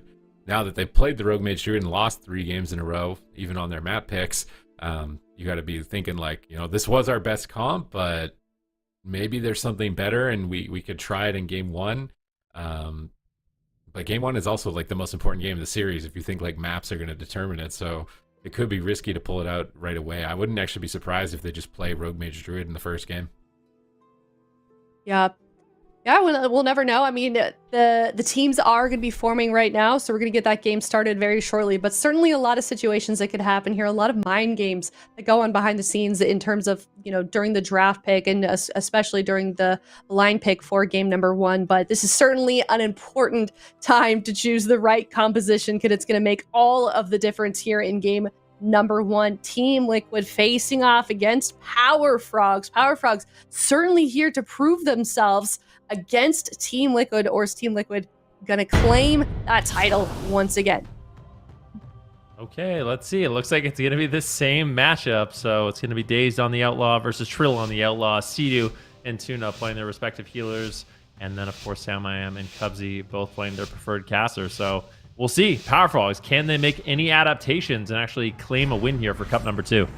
I would say Sidu said on Twitter after their game earlier that Cubsy really brought it in that last one, and I mean, they just came off a 3-0 win against La Pompe as well, so Cubsy is likely really warmed up right now, and he's going to need to be if they want to find victory. He already slips through an Arcane Surge around the corner. Sam's going to duck to the pillar with a Wild Charge, but Tuna meets them with a double in-cap roar into a clone. Nice punish by Tuna as they switch their attention to Trill and actually get his Trinket and his Cloak of Shadows. Not a bad start, but now they're turning it around. Full blind on Tuna, full clone on Daze, static field down. They pull it over towards Cubsy. They're swapping to Tuna. They're all over the place. Liquid really keeping Power Frogs on their toes in this initial exchange. They got quite a lot of valuable trades. They got both Tuna's medallion as well as Cubsy's medallion, as well as Barkskin and Iron Bark. So out of this initial exchange, Liquid are definitely ahead. Got Mass Barrier too, which is a big cooldown there for Cubsy. Being able to put Barrier up on his entire team is a decent save there for Tuna, so that's no longer going to be an option. Day's getting aggressive here onto Samayam. Good crowd control with the full Ring of Frost on Sidu. Sam could be in some trouble here. Daze moves forward. Doesn't look like he has anything else here for Sidu. And Sidu should be able to keep Sam nice and healthy as they look to make a push. Samayam wanted to get aggressive here. Who do they want to go after? Looking for a potential Cyclone. Can he fake cast the counter spell? Doesn't look like he's able to just yet, but Tuna is under fire. Big damage on Tuna. Could he fall? He might just drop here in the opener. The Solar Beam comes in and they snipe him. Tuna goes down very early in this match, and Liquid with a commanding Game 1 lead.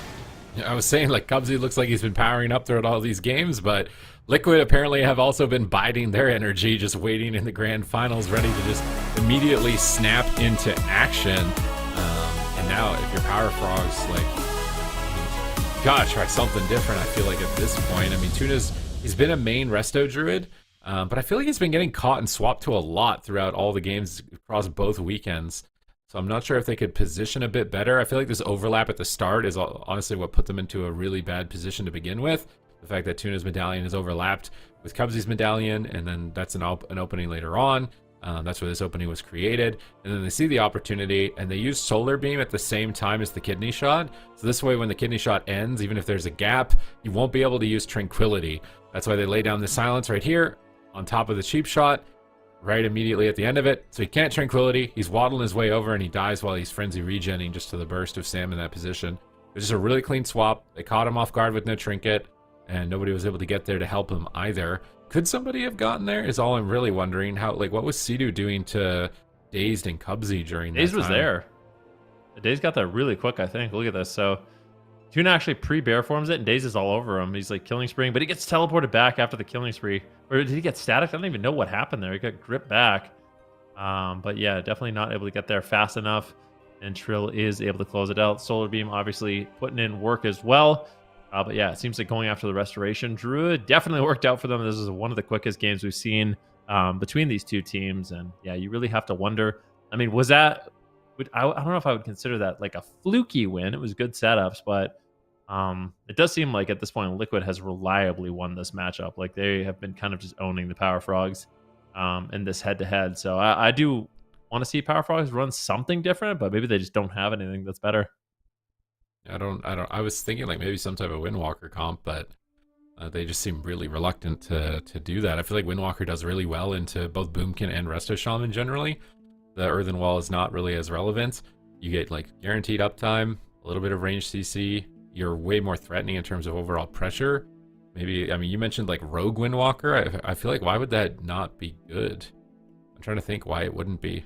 I would actually really like to see that comp, like Outlaw Rogue Windwalker, even if it isn't subtlety. They did a lot, so... I mean, these teams are no strangers to playing against each other. It's like every single time I'm tuning into CD stream, he's playing against the Power Frog, so I'm sure they have a lot of experience in these matchups either way. But yeah, I would, at this point... I mean, if Power Frog is going to win this, they're going to have to basically massively outplay Liquid with how these matchups...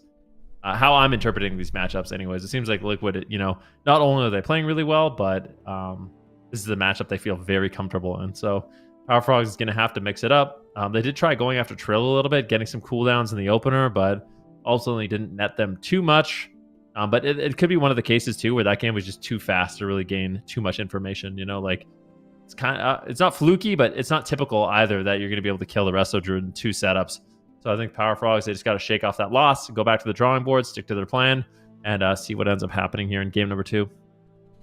Yeah, I mean, they definitely can. This map will be a lot better in terms of keeping their space, but Sam really tore them apart that game. I think he was like double everyone's damage in that game. I mean, look at the damage towards the contributing factors on the kill as well. He was getting insane clones, insane pressure, just was really just destroying them. And it's typically not the case. I feel like usually Cubsy and his roster, especially on the ladder, having played against them, is like almost untouchable most of the time. It feels really difficult to ever actually get a grab on them to actually be able to close out the game. So the fact that Sam could get that type of hold and close out the match was very impressive here in game number 1. It's going to set them back now for the series, having lost the blind pick. Going to Tolvaron, trying to get that big map advantage, but they lost on the big maps earlier today as well. I think as long as Liquid are on top of Tuna, denying him from drinking, denying him from getting rehydrated, it's going to be really tough for him to keep his team going into the late game. The gates are about to open. Let's see how Sam decides to start this, because I think last time he just started with a Solar Beam on Arcane, and they're stampeding in. Oh, that Ice Nova hits all 3 players out. That was a huge value Ice Nova from Cubsy. But we don't see them count. Oh, there's the cheap shot into ring. Cheap shot onto Sam, but they don't get Sidu in any crowd control. He's got Earthen Wall down. He's going to have to move it here to the corner. He's leaving it up there. Sam's going to have to get back into it as soon as possible. That touch of the magic is doing a lot of damage. Sidu does top them off, and even despite the Ice Nova, that was honestly not even that bad. Now they're cloning up Daze. They're pushing in. Looks like they want to go Tuna. I mean, Trill got there so fast. He's going to go for a cheap shot. Can Sam get any damage off? They're swapping back to the mage. Here comes the Incarn. He Alter times it, and Sidu's in a kidney shot. Not likely to be able to purge it. Alters back to full. Ring of Fire coming down on Sam and Trill. Nice double value there. Missiles through the pillar. Shifting power to reset some important CDs as well. He's lobbing down, just spamming the Arcane Blast there and trying to keep his damage going. Looking for Polymorph, not able to find it. Healing Tide dealt with all of that push. I love how Sidu just basically grapples onto the pillar that Tuna's on and just takes it for himself. Right now he's pushing towards it. He gets kidney shot. He actually couldn't get right to the pillar there, and that time he gets cloned and Trill's into Sheep. This is a great setup from the Power Frogs, really forcing Sam's hand as they get his Heart of the Wild as well as his Bark Skin on this push. They're trying to get control of Daze. Sam fakes another counter spell. We're going to need a precognition uptime check after this one. Yeah, cheap shot on Sam. Counter pressure here on Today's. Tuna's just positioned so far away, not making himself a target in this game whatsoever. Finally, Trill connects with a cheap shot, but Sam, I'm at a line of sight. I just don't think this is lethal. It's not that scary here for Tuna. Cheap shot into gouge. They don't get the bar skin, they don't get the trinket, but they do have decent pressure. Full cyclone on Days, and this could be an ice block from Cubsy. Beautiful temporal shield negates that attack, and Cubsy still just playing line of sight of Sam. It's all about you do not want Sam and Trill to connect at the same time. And Tuna has been making it an absolute nightmare for Liquid to get that situation. Full kidney shot on Sam I am now. Cheap shot on Sea-Doo. Where's the follow-up? They do manage to get a polymorph, but it breaks. Unfortunate. That's the problem with the Arcane Echo. The Sam I am is positioned on Sea-Doo. It just breaks, but it might not matter. Sam might just die. Almost in execute range. Unbelievable damage coming in from Dazed and Cubsy, just killing him through pure heals. This is insane. Polymorph now onto Trill as they continue the pressure. Sam finally potentially landing a clone, but no, he gets counterspelled now into a Cyclone from Tuna. This is a great offensive push here by the Power Frogs. Yeah, it seems like this is a game of whether or not Cubsy can out-damage Sam. And the first one, Sam was double everyone, and this time Cubsy is leading on the meters. So can he keep up his pressure here? Another kick in onto Sam, missiles flying through. They root Trill. Cubsy's trying to reposition, but Trill actually decides to cloak offensively. Gouge, kidney shot, swap with the Incarnation. If Sea-Doo gets there with the Purge as well, it could be lights out for Tuna, as he still has no trinket. Tranquility comes through. He immune to the swap to himself, but that is a costly cooldown. Anytime that they see Tuna with no trinket, they're trying to seize that opportunity. Love that they lined it up with the Incarnation.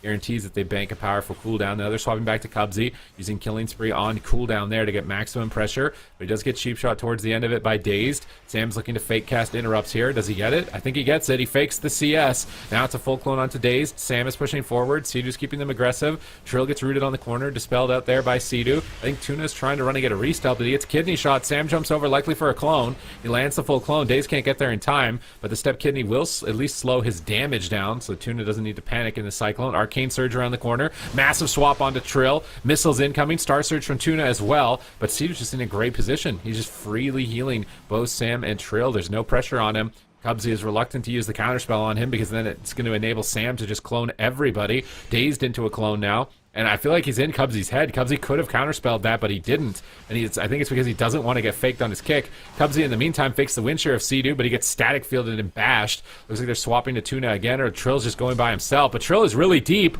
and Sea-Doo's in a polymorph. He might regret this push. Sea-Doo's trying to get back into position to pick him up here as missiles are flying through. They solar beam the missiles. They cheap shot the Rogue. Ring of Fire coming down onto Trill. He dispels that. Nice dispel from Sea-Doo to remove the Ring of Fire dot. And Trill is just going to go around the corner once again onto Cubsy. Killing Spree just on cooldown. Seems to be his highest DPS output whenever he can shove it onto the mage. But he's doing that to keep his pressure going and try and Tuna. And Cubsy's in a lot of trouble. Nice altar. Invis. Trill looks like he's going to vanish. Maybe he's going to try and find Tuna and Sap. Sam's actually cheap shot in cat form, but they catch Tuna out in the open. He's got Adrenaline Rush. This could be kind of scary if Sam gets any Star Surges, but they're just going to blind him, go back onto the mage, and try and pressure for an ice block, but they can't connect. Cubsy's too far away. Sea-Doo comes out of the sheeps. Both teams stabilizing at this point. Mana is even, but that's not where you want to be as Tuna. You're going to need to have a significant advantage in mana if you want to win this. Incarnation comes out. The kidney shot it 2 seconds before his trinket. Really nice kidney shot here. In-cap cheap shot. Overlapped on Sea-Doo, but Tuna can't clone. They're swapping to Tuna again. They got his Tranquility on the last one. Can they get the kill on this one? Is he going to die through Barkskin? Is it actually a reality that he can die through Barkskin in this position? He's into tree form. He's around the corner, and he manages to top off. Now, Cubsy, in the meantime, is baiting them out in the open, but they're going to swarm him. The altars, did he get purged on it? I think his altar's still there. Oh my god, he altars, but he's still just dying. He tries to blink again away from Trill, and he's going to use Temporal Shield as well. Tuna has Nature Swiftness. He's trying to hold on to it until that Tree of Life is over, though. Now he's pushing on top of Sea-Doo. He goes to the in-cap, but he misses the in-cap roar. Dazed is there to get the gouge anyways, and he actually still gets the clone regardless. Sam could be in trouble with that clone. No Heart of the Wild for 30, no Barskin for 20, and no Trinket. Sea-Doo comes out of the clone, drops a Grounding Totem on the Polymorph. Another Polymorph attempt from Cubsy, but that one's on Trill. It's not going to be too much consequence. And now that Sea-Doo isn't CC'd, he should be able to stabilize. Maybe not cheap shot. Is Cubsy going to go for the sheep? He's just doing damage, but he gets solar beamed on the missiles, and that's going to shut down all of this assault. Yep, full Cyclone down on to Sam. Tuna shuts it down and just trying to slow down this push from Liquid. Mana's not too bad for Tuna, but likely will have a disadvantage going into the late game. Gouge now onto Tuna as Trill's looking to set up his team and get this damage rolling on Cubsy. Kidney shot out of the gouge. Cubsy's all alone. This could be his ice block. He blinks into the middle of the map, trying to just greet it with his Temporal Shield, but this is a dicey game to play, Cubsy. Is he going to have to ice block? It looks like he does, so Ice block trades out for Cubsy. Now counter pressure here onto Sam. Cubsy likely going to have to just come out and get some damage rolling here onto Sam. But without that ice block at this point in dampening, I don't think Cubsy's getting a second one. All right, let's see. Can they manage to pull off a kill here? They have to play aggressive with no defense. They get a sheep on Sea-Doo. I really feel like crowd control on Sea-Doo is going to be necessary. Sea-Doo is just a god on healing right now. You're not going to kill him if he's not CC'd. And right now with that polymorph chain, they got Sam really low. They cheap shot him. Can Tuna get there for a clone? He clones Sam low health, but I don't think he's in a position to really jump across the map and try and switch it to Sea-Doo, unfortunately. And Sea-Doo with guidance up is going to easily top the team now through this pressure. Kidney shot on Tuna. They're chasing down Cubsy. Arcane Surge gets step kicked by Trill. They gouge Sam on his incarnation. Really nice gouge by Daze, but now he's caught in a lightning lasso. And they do manage to disrupt it. They actually counterspell it. Sam can take advantage of this and start going for clones. He's trying to fake the kick of Dazed. It's a mind game between Sam and Dazed at the moment, but Tuna just decides to clone so he doesn't have to deal with that mind game. Ring of Fire down on Trill, switches the clone to Trill, but it's about Sea-Doo. They need control on Sea-Doo. Oh my god, Sam faked the kick and got the clone on Dazed. Now he's just pummeling damage into Cubsy. I can't tell if Sam is a god or if he's just in their heads at this point, and they just can't land a kick anymore. Sam's jumping in. He's getting really aggressive. He gets knocked away from Sea-Doo, and now finally counterspelled on a clone, but Dazed is so low that he might just die anyways. Tuna is really struggling at 38% dampening. His mana is almost totally tapped. If Liquid keep the gas pedal on the floor, there should be almost no way that they lose at this point. Yeah, Cubsy getting low as well. They're switching targets. A full Cyclone here on Dazed. Pushing on Cubsy. He's having to play so defensive right now, and there's no cooldowns left. A full kidney shot on Tuna. He trinkets out, but a Sam can land the Cyclone. He's there trying to fake the interrupt. Can he land it? Looks like he does get precognition, as he does fake the interrupt once again. Gets the full Cyclone here on Cubsy, denying any more healing from Tuna, but Tuna in a great position to get those heals rolling on Cubsy. Now Sam under pressure. Cheap shot on Sea-Doo. Is there any follow-up? Doesn't look like Cubsy's going to be able to get the polymorph. Goes for a Ring of Frost. Now a polymorph. Sam is so incredibly low, but at the same time, Cubsy's getting low. We could go into a cross kill here. 42% dampening. Things are getting spicy. Gouge on Tuna. Do they have any follow-up? Cubsy's so incredibly low. Displaces the safety. Just trying to hold on. Daze doing what he can to keep him alive. Cheap shot into cheap shot on Trill. At the same time, a gouge on Sam. Trying to slow down the damage, but it is not enough. Cubsy will fall. And Liquid... cross kill? Well, they got his Link. I was going to say, are they really going to like beat them without even using Link the entire series? They at least got his Link here at the end. It was more of a respect Link. Like, you know, I don't want anything going on, any fishy business going on here, but... Sea-Doo is like looking impenetrable at the moment. Like they're not going to win in the dampening game against him. He looks like he's going to outposition them no matter what. The occasional time that they're getting CC on him is the only time where it looks scary. But they're not getting CC on him enough to be able to close out the game. So unless Power Frogs want to switch their playstyle and play aggressive and try and spam crowd control, I feel like this dampening playstyle is not going to work. Sea-Doo just is out positioning them, staying wave 2 ahead, just constantly denying them. Sam is faking too many kicks. He's getting so many, like right here, if Daze isn't clone, look how low they are. But Sea-Doo isn't CC'd. And Cubsy's too distracted dealing with Cyclone, so Sea-Doo is almost never interrupted, which means there's basically no CC to try and win the game. And despite Cubsy kiting like this, he gets static fielded and pulled right back to Trill into a root. Like, Sea-Doo is just setting up his team so well here to stay aggressive and stay ahead. They're just... I mean, they're miles ahead right now. Like, they still have Trinket Link. They've got Bark Skin available, Renewal available. They got Trill's Cloak, but, like, I feel like this is, like, it's not even close. And it's getting further and further away every game that we play. Yeah, this is a really, really tough spot to be in. Cubsy, it's tough, right? Like, it's a difficult game. I think one thing Liquid does really well is shut down Cubsy during those really, really key moments. Like, Cubsy's super good at playing defensive. He's really good at creating pressure.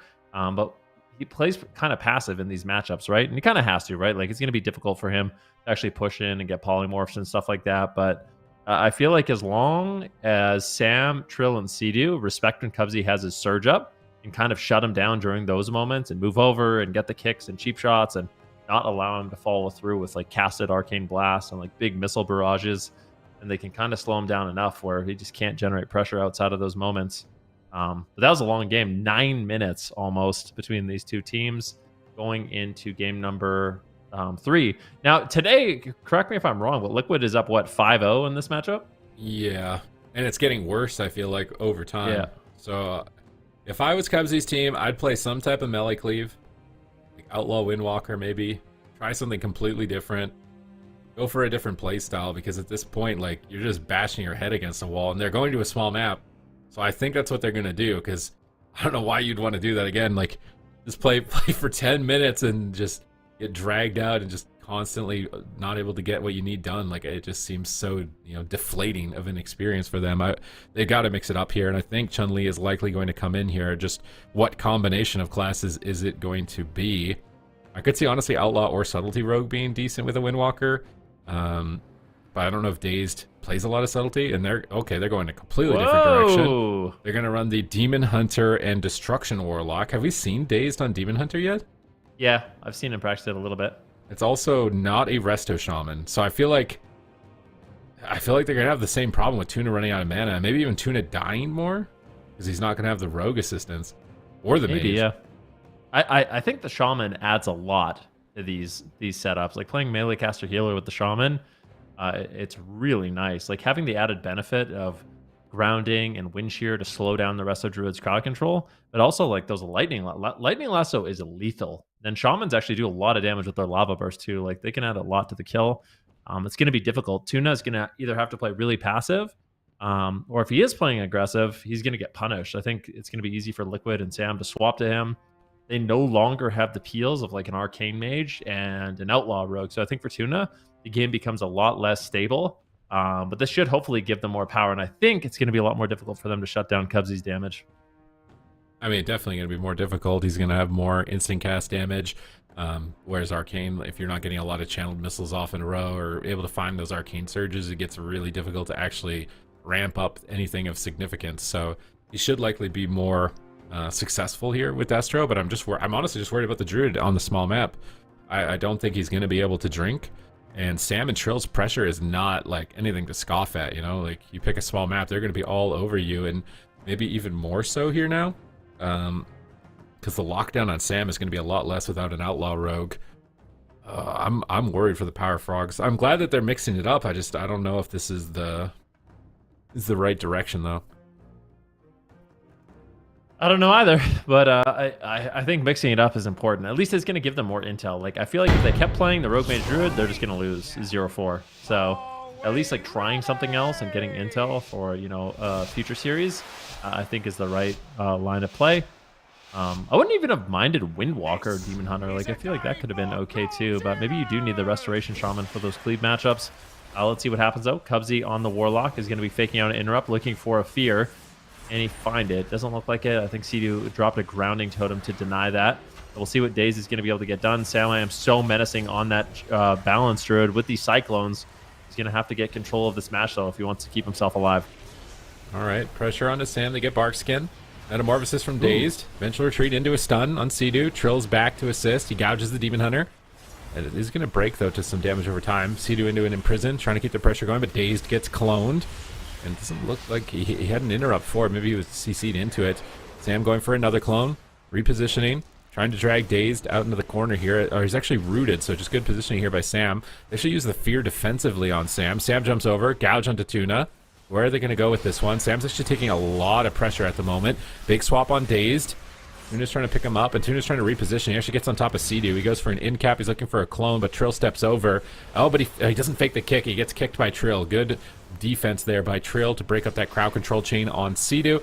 And he's just trying to ramp up, get his combo points ready to go here onto Cubsy in the near future. And Sam is running that circle on the ground. It's an honor talent, so whenever he gets into Eclipse, he'll drop this circle. And if he gets interrupted, those interrupts are way less effective. So he can just tank kicks. He doesn't even need to fake in this matchup now. And the interrupts are already such a short duration, so it's huge value here for Sam. He's going to get a ton of clones, it looks like. He goes for another one, not able to find it. Stunned by Daze, dispelled off by C2. Chaos Bolts are flying in. Big connective damage from Cubsy here. Observer is down. Sam has to be careful. That Observer is just destroying him. Oh my god, he goes into bear form right before the stun, and he manages to survive with the Barkskin as C2 is feared into the corner. A swap onto Tuna here by Trill, trying to attack whichever target doesn't have HOTS, I would imagine, as they want to build an advantage on mana in the near future. But Cubsy is just slaughtering Sam right now with Chaos Bolts, but Cubsy is low as well. Who is going to fall first? Big heals come through. Cubsy gets stabilized. He soul rips.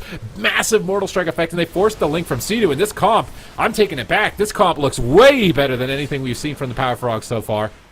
Yeah, so far so good, and Tuna's ahead on mana.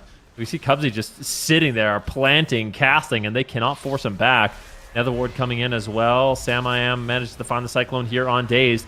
Cubsy taking a little bit of pressure as it looks like Trill wants to make a swap. Big swap here on Tuna. Is he going to fall? Tranquility comes through. Trinket, Tranquility, and Barkskin. Tuna, one more good swap, and it could just be the end of the game, but we'll see if Samheim can get to that point. Barkskin has rotated back up. Sea-Doo has healing tied down, so I think Liquid is going to be able to recover and make one setup here on Tuna, and I think if they make it a clean one, they might be able to just win the game.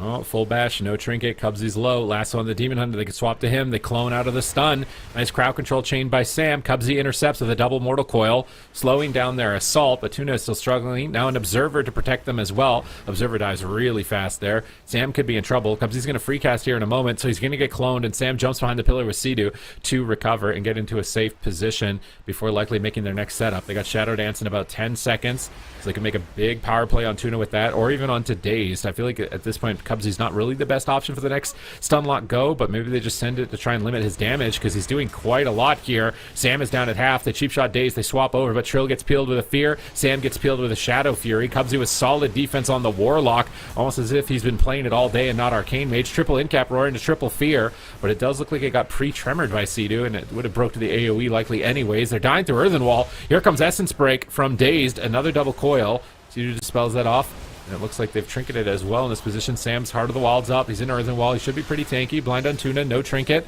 Lasso on Cubsy, gets Cubsy's trinket. Sam's trying to get more crowd control. He bashes Tuna out. I don't think he's going to get a DR clone here. Cubsy with Dark packed up. Nature Swiftness, they're going to top. And mana is even. They need to make sure that Tuna doesn't drink at all costs. Ooh, big Chaos Bolt, so one grounding totem coming in from Sea-Doo, saving the day and keeping Samheim alive. A scary close call, though. Now a Cyclone on Sam, nicely done there. I think Cubsy actually reflected that one with the Nether. No, he didn't. It was actually Tuna that casted that one, so wasn't the Nether Ward. Cubsy's still going to have that available. Sam is just not getting topped off, though. Sea-Doo forced to trinket, and Sam might just die anyways. Portal's coming in. Cubsy trying to connect damage, but Trill slows him down with the cheap shots. Dazed is all over him right now. Samheim's going to have to play a little bit more defensive here, going for some defensive Cyclones. Lands one on Dazed as they make a push here on Cubsy. Cubsy no ending resolve, in a lot of trouble here, Sid. Yeah, let's see what he can get done. He's got Sam in a stun, though. Sea-Doo in an in-cap, Trill in a Fear. Nice crowd control there by the Power Frogs, and I think they're close to a kill. Spirit Link comes up in 5 seconds for Sea-Doo. He needs to hold it. Oh, Sam fakes the kick again. He goes for clone, but he gets kicked. He's going to jump back. He bashes the clone from Tuna. They knock the next clone, and then they clone Tuna on his trinket. Nice teamwork between Sam and Sea-Doo there to protect Sea-Doo from that clone and then reverse it back in Tuna's face, and now they might just win the game off that. Cubsy is so close to dying. Tuna is spamming out heals. They got Observer down in defense, double stun, trying to protect Cubsy. Cubsy restabilizes. Sam is now on the back foot. Sea-Doo has to link. He's got Ascendance to couple with it for massive AoE heals. Both heals are almost completely Tuna needs to drink, and I think he is right now. Sea-Doo needs to stop with an Earth Grab Totem. I think they sniped him. He might have got maybe one tick of drink there. He pre-tranquilities. He's trying to pre-trink Immune the Blind, but Trill was patient. He still got blind, and they have no trinket. Here comes the full blind. I think this could be it for either Sam or Cubsy. Double Mortal Coil dispelled by Sea-Doo instantly. Still on point in terms of defense, and they're swapping to Dazed, and Tuna has absolutely zero mana left. Dazed is trying to get back on top of Sam. He's trying to pressure him into bear form, so that way they can maybe topple him over and they can't counter pressure, but he gets cloned. Now Cubsy is alone, and I mean, what are you going to do as Tuna here? Really, it's like your hands in the air. You got nothing left in terms of cooldowns, and that is going to be it for Cubsy as Liquid close it out and move to match point. And Power Frogs, that was a really valiant effort. I mean, that was a close call on Sam multiple times, and I'm starting to get the feeling that if Power Frogs and Tuna, they had the Restoration Shaman, this is a matchup that they could actually win. I think they played the Demon Hunter Warlock really well. It's just that Druid does not have that same longevity as the Shaman, and because of that, Liquid plays a solid game of defense. They hold on, they get to that late game advantage. Tuna runs out of mana, and the pressure is just overwhelming. I mean, Liquid are going for what is that going to be, like a 7-0 today on Championship Sunday here against the Power Frogs? It would be an insane stance for, you know, North America in general. They're already #1 seed. Power Frogs, if they can reverse sweep this, will have a tie, I believe, with the move to have a tiebreaker to be 2nd seed. If they lose, I think they're just going to be 3rd seed. VOIDGG being the final boss in the gauntlet. We do have another tiebreaker in the gauntlet that we're going to play today between DRACO CLEAVE and CMG, so Danny Carey's team and Meep's team. They need to be decided, but right now Power Frogs need to win 4 games if they want to create a tiebreaker situation for themselves. Now, what position did Echo come in again? It was 3rd, right? Echo came in 3rd, so they fight 2nd seed of NA, right? I think so, yeah. So I mean, if you're Power Frogs, you really want to be 2nd seed Do you want to fight Echo in the first round? I feel like that's kind of rough. I mean, if I'm thinking about this for myself and thinking about like what's it going to be a better first round, I probably wouldn't want Echo as a first round. Not that they're really, you know, showing much of a chance here, and they'd still have to beat the move anyways. But it may not be the end of the world for them if they actually didn't get second seed. Yeah, I mean that's hard. It's also so many tough teams in Europe in general that I feel like there's no guarantees either way. But we'll see what ends up happening. It looks like Liquid is going to be waiting to pick their composition so far, but I think there's a 99.99% chance we see the exact same thing. That's their comfort pick, and they have had a lot of success with Sam I Am on the Balanced Druid. Ashamane's Fall going to be the Battlefield Power Frogs selects as their potential last stand here. They have to win this game, or it is going to be Liquid walking away with a W. What do you think? Do you think they're going back to the Arcane Mage, or are we going to see the same thing?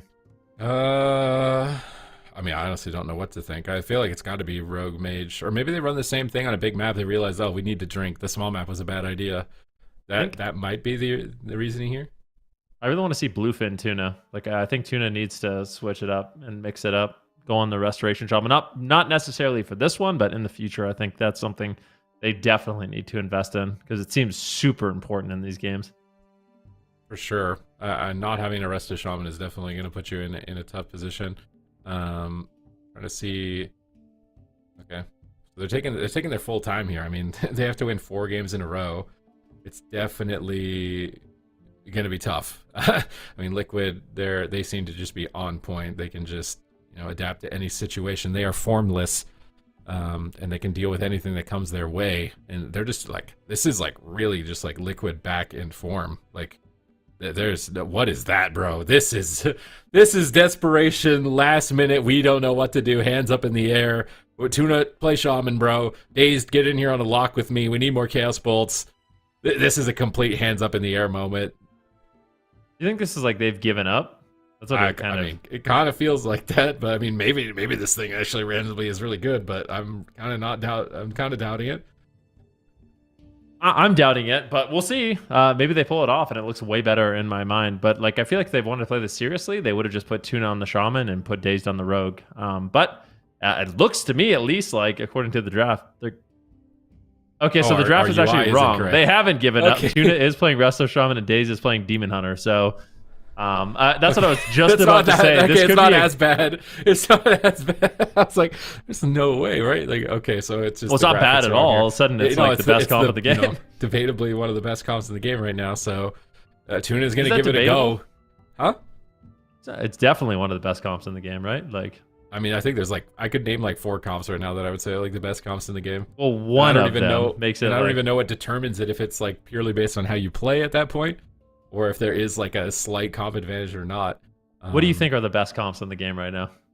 Top 3. I feel like there's a lot, man. I actually think there's a lot. Outlaw Rogue, Destro Shaman, Demon Hunter, Destro, Resto Shaman. I mean, obviously this Moonkin Rogue Resto Shaman, Liquid win every single game. But they're the only ones that do. And I think Sam said something about, like, I'm the only Moonkin that can make this work. Every other Boomkin just gets kicked and is dead the whole game. I'm the only one that can, like, he literally, I'm pretty sure he said that on Twitter. So is it actually, Moonkin Rogue actually a top comp, or is Sam I Am just a top player?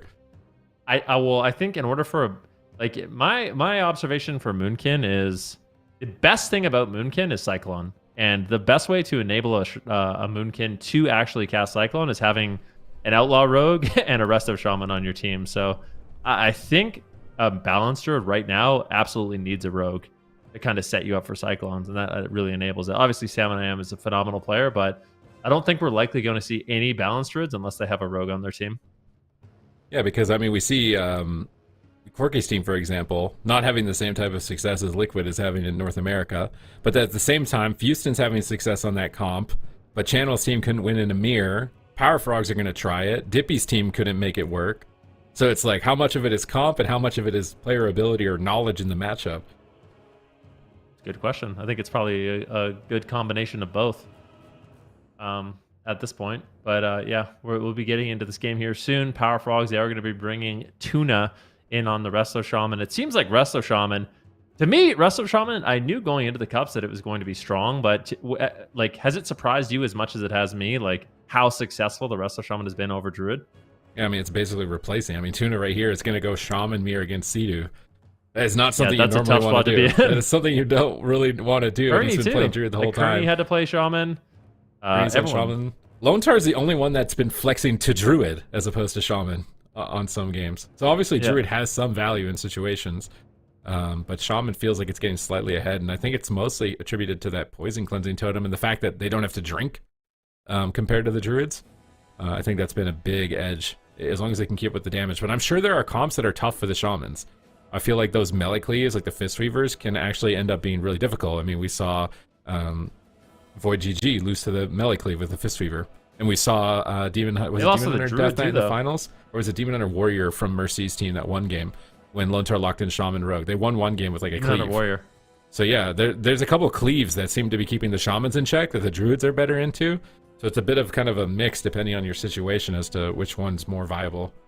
Yeah, really cool to see. Let's see, though, what Tuna's going to be able to get done. They are going to be locking in the Destro Warlock Demon Hunter Restoration Shaman. Their last chance here on Ashamane's Fall. Are they going to be able to pull it off, or is Liquid going for the clean 7-0 over Power Frogs and claiming cup number 2?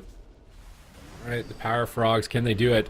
They need Tuna's Shaman to measure up against Sea-Doo here. The last opportunity to try and tie with the move in terms of seeding for a tiebreaker. They've already got Dazed here on the pillar, lassoed into a clone, just fully contained as they're swapping pressure back. But Tuna's going to answer with a lasso of his own onto Trill, seeing an opportunity to take that. Static field, pull Trill away from Cubsy. And it does seem like the static field totems are a big, like, differentiating factor for the Shaman players. Nice double stun. Oh, Sam Shadow Meld the hunt. Did he actually hit the damage component of it? He didn't. The dot is applied. He's in Earthen Wall, though, with Barkskin, so he should be pretty durable here.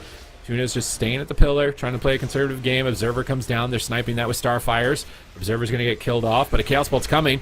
Oh, one Chaos Bolt connects. He Typhoons the next, and they actually drop Darkness. Daze pre-Darkness is the cheap shot, but he's still Trinket Netherwalks anyways, and now he's cloned low on his Netherwalk. This is a really tough position for Tuna. His whole team is just dying. He's gouged. They can kill the Healing Tide Totem. The Healing Tide Totem is down, and Daze might just get KO'd here as Liquid move to take North America's Cup number 2. Daze somehow still alive. Ascendance comes out. Soul Rip from Cubsy, but man, Tuna is panicking. I feel like he is struggling so much. His team's trying to turn it around, though. Double coil. Are they going to do it? Sea-Doo comes in. Oh my god, if that stun from Dazed was even 1 second faster, Sam might be just dead right now. But now Dazed is on the back foot. Tuna has to trinket. He gets knocked away from his Link. Insane Typhoon. But Dazed ducks over with the Fell Rush. Gets in range for the Link, but Cubsy wasn't in the Link. And I mean, offensively, they're kind of keeping Sam on his toes, but defensively, they're just feeling really flimsy right now. Yeah, Tuna with really no tools left. He's going to be crossing the map. He wants to create space. He realizes if he gets put in any more crowd control, this game could be over. Power Frogs really don't have much left. Trill gets a kidney shot on Tuna. Are they just going after Tuna? Sam, I'm looking for a Cyclone. Can he land it? He fakes out the interrupt, but Sam might just outright die. This is such a scary, tense moment to make a swap here on Daze. He's caught into a stun lock. They might do it. Liquid looking to close out the game, and they do. 4-0 over the Power Frogs. Power Frogs try to bring it a curveball, but Liquid shuts that down, and this has been an incredible performance for their team. Liquid Cup 2 champions, #1 seed of North America, looking almost unbeatable. I absolutely cannot wait to see them go up against EU, because it feels like NA's got a couple of these comps that are totally different than EU at like a higher skill cap, and then EU has comps like the Demon Hunter, Destruction Warlock, Resto Shaman at a higher like skill point development at this time. So to see them go head to head later on is going to be probably one of the most entertaining tournaments we have ever seen.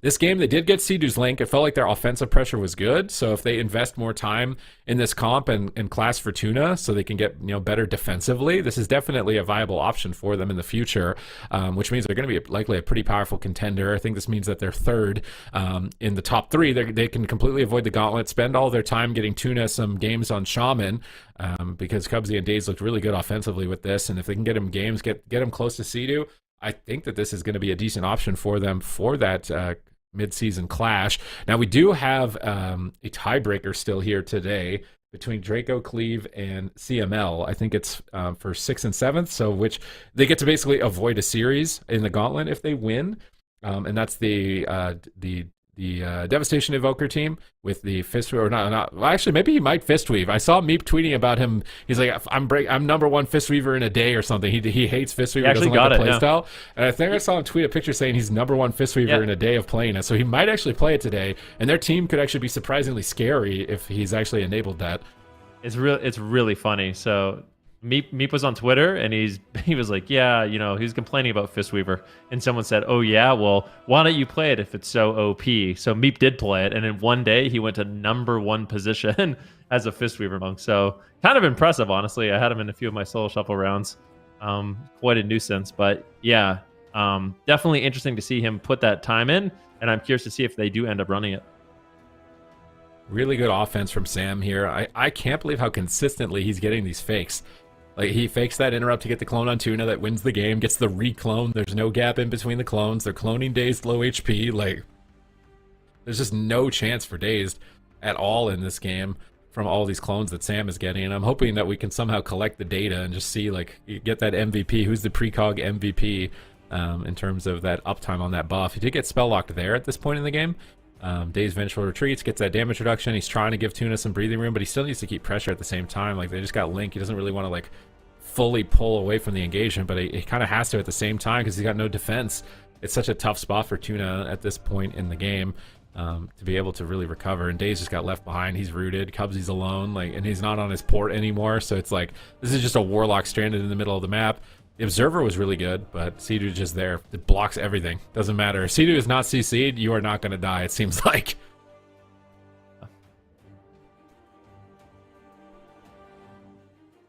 So, all right, well, congratulations to Team Liquid. And speaking of Team Liquid, we are going to be able to have the pleasure of talking with Sidu, and I believe he's with us here now. Hello.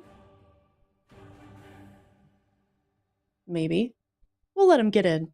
Tech issues. It's like he's having some tech issues. Yeah, but I mean, in the meantime, Team Liquid, I mean, what a series. That definitely wasn't a fluke the first time that these two teams faced off against each other. That is a lot of wins here against this team, Power Frog. So I think we now have Sidu. Hi. Hello. You guys hear me? We can. Nice. All right. Well, I mean, you swept that team basically. You've won cup #2. Facing it, heading into the gauntlet as well. How are you feeling about that? We're feeling pretty good. Obviously we got second in the last tourney, so we just kind of wanted to, regather ourselves and make sure that we were able to win this time. I would say we maybe got a little lucky because Golden Guardians double knocked us out last week. So for them to get knocked out by someone else this week, it made it a little bit easier for us. So we're pretty happy with like how the bracket turned out for us. Yeah. When you go into a game against a team that you previously beat, like just a couple of series ago, is there any like risk of sort of letting your guard down and taking it for granted? Has that ever happened to your team? I wouldn't really say we let our guard down, but I mean, I think this week, after last week's showing, we just wanted to make sure that we went in like very level-headed and, understood that, the teams that we're playing against are so good that they are trying to constantly improve. And I think it kind of like showed during the first series. I actually think that every single game in that first series got harder and harder for us. Like they were getting like, really, really close to killing us. They were ooming us. And if they're able to make just a couple more adaptations, they can maybe end up winning that matchup. So we just wanted to make sure that we were kind of prepared for everything, make sure that we are like recognizing if we're in a position to lose, not overextend at the wrong times and things like that. So we just wanted to stay humble and, make sure that we play it all the way through. Yeah, absolutely. Is there anything that you guys are going to change going into the mid-season clash? Any preparation? Are you guys excited for that? We're definitely excited for the mid-season clash. It's been, a while since we get to face off against some of these European teams. So I think it's interesting in how the preparation works because normally like all the NA teams like are kind of against each other. So we normally got to think about like, all right, is this mutually benefiting each other for us to practice against each other? But now it's like, okay, well, we kind of want to make sure that we show up against these European teams. So now teams are probably going to be like a little bit more open to giving each other games and whatnot in order to make sure that we look like, everyone wants to win, but we also want to look like a good region as a whole. So hopefully everyone could kind of come together and make sure that happens. Yeah. Well, good luck with your preparation. Ven, Supatis, any questions for Sid or Sidu? How do you think North America is going to match up? Like if we went today, if the tournament was today, who do you think takes it, North America or EU? It's honestly really tough to tell. I would say that this is the first time in a while where it doesn't really seem like there's one team that seems super dominant. I would say, the moves RPS seem super scary. I think like the EU teams might have trouble into that.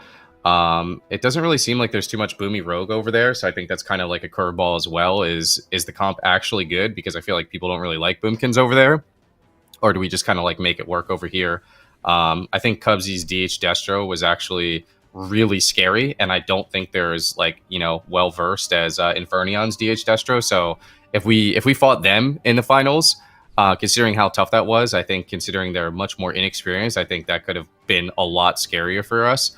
And then honestly, I think Cubsy's RMD is really good, maybe even potentially on the same level as Waz and Raikou. And that's not a shot at them. I actually just think Cubsy's Arcane RMD is like really, really solid. So maybe that matchup would be very similar, but it's really, really hard to tell. I think it's crazy that the winners in the first cup didn't even make it to day 2 for both regions. So I think that just kind of shows that the competition is wide open and everyone really wants it. All right. Well, I think that's all of the time that we have for you. Do you want to make any final shout outs before we send you on your way? Yeah, I mean, shout out to the team. They're incredible. There's some games where it's not easy healing, and I just hear Sam, fake kick, full clone. I'm just like, all right. Trill doing everything he can to peel, Mez in the background, trying to make sure we got everything going on, doing the fourth man role, making sure, we recognize like what CCs we have available, like our lose conditions, cooldowns coming up, things like that. Shout out to the wife, been holding it down. The whole house is sick, so it's been a tough weekend for her for sure. Got to put up with the hair as well, Oh yeah. The hair. I mean, I'm starting to grow attached to it. Looking pretty good. I like it. Yeah, maybe it's your good luck charm. No, I don't think so. All right. It wasn't a good luck charm last week, so. That's true. Okay, well, I'll let you go. Congratulations once again, and give us our best to the rest of the team, and we'll see you later. Thank you very much, guys. Bye. Bye. Take care. You too. Okay, well, with that, we are gonna head into a tiebreaker. Straight out of this, I think the game is actually ready. So that means that I believe we're gonna be watching DRACO CLEAVE versus CML in a tiebreaker. Sid, are you do you have any predictions for this? No, I'm just feeling devious. Oh, okay. I think devious. That's fine. That's fine. Predictions I'm trying to think though, of who with DRACO CLEAVE? Yeah. If he plays Fistweaver Monk, I don't know, man. I feel like this could be like their final form if he can actually get Fistweaver working for his team. This is what I think. I think Fistweaver. I think one of the biggest counters in the game to Fistweaver Monk is Windwalker. Oh, I don't think he's going to play it. Like, I think CML having Gum on their roster, it's just so disruptive to the Monk for multiple reasons. First of all, as the Monk, you have to be like really grouped up, so you're constantly in threat for like triple leg sweeps. At any moment, the Windwalker Monk can just attack you with turbo fists, and you can't attack back. And when you can't hit a target, you don't heal. That's another one. Then you have Ring of Peace to knock them away to hit their target. I like to play the Mighty Ox Kick as well. When they're trying to connect heals, you boot them away. So there's lots of things you can do. And I think it's very unlikely we see the Fistweaver Monk. I think it's going to be the tried, true, tested DK Dragon is what I think. DK Dragon, good old-fashioned Fistweaver, or Mistweaver, sorry. Oh. All right, well, they're playing for DK. 7th place here. Look at these compositions as well. Yeah, nice prediction here. It's game number 1 in this tiebreaker.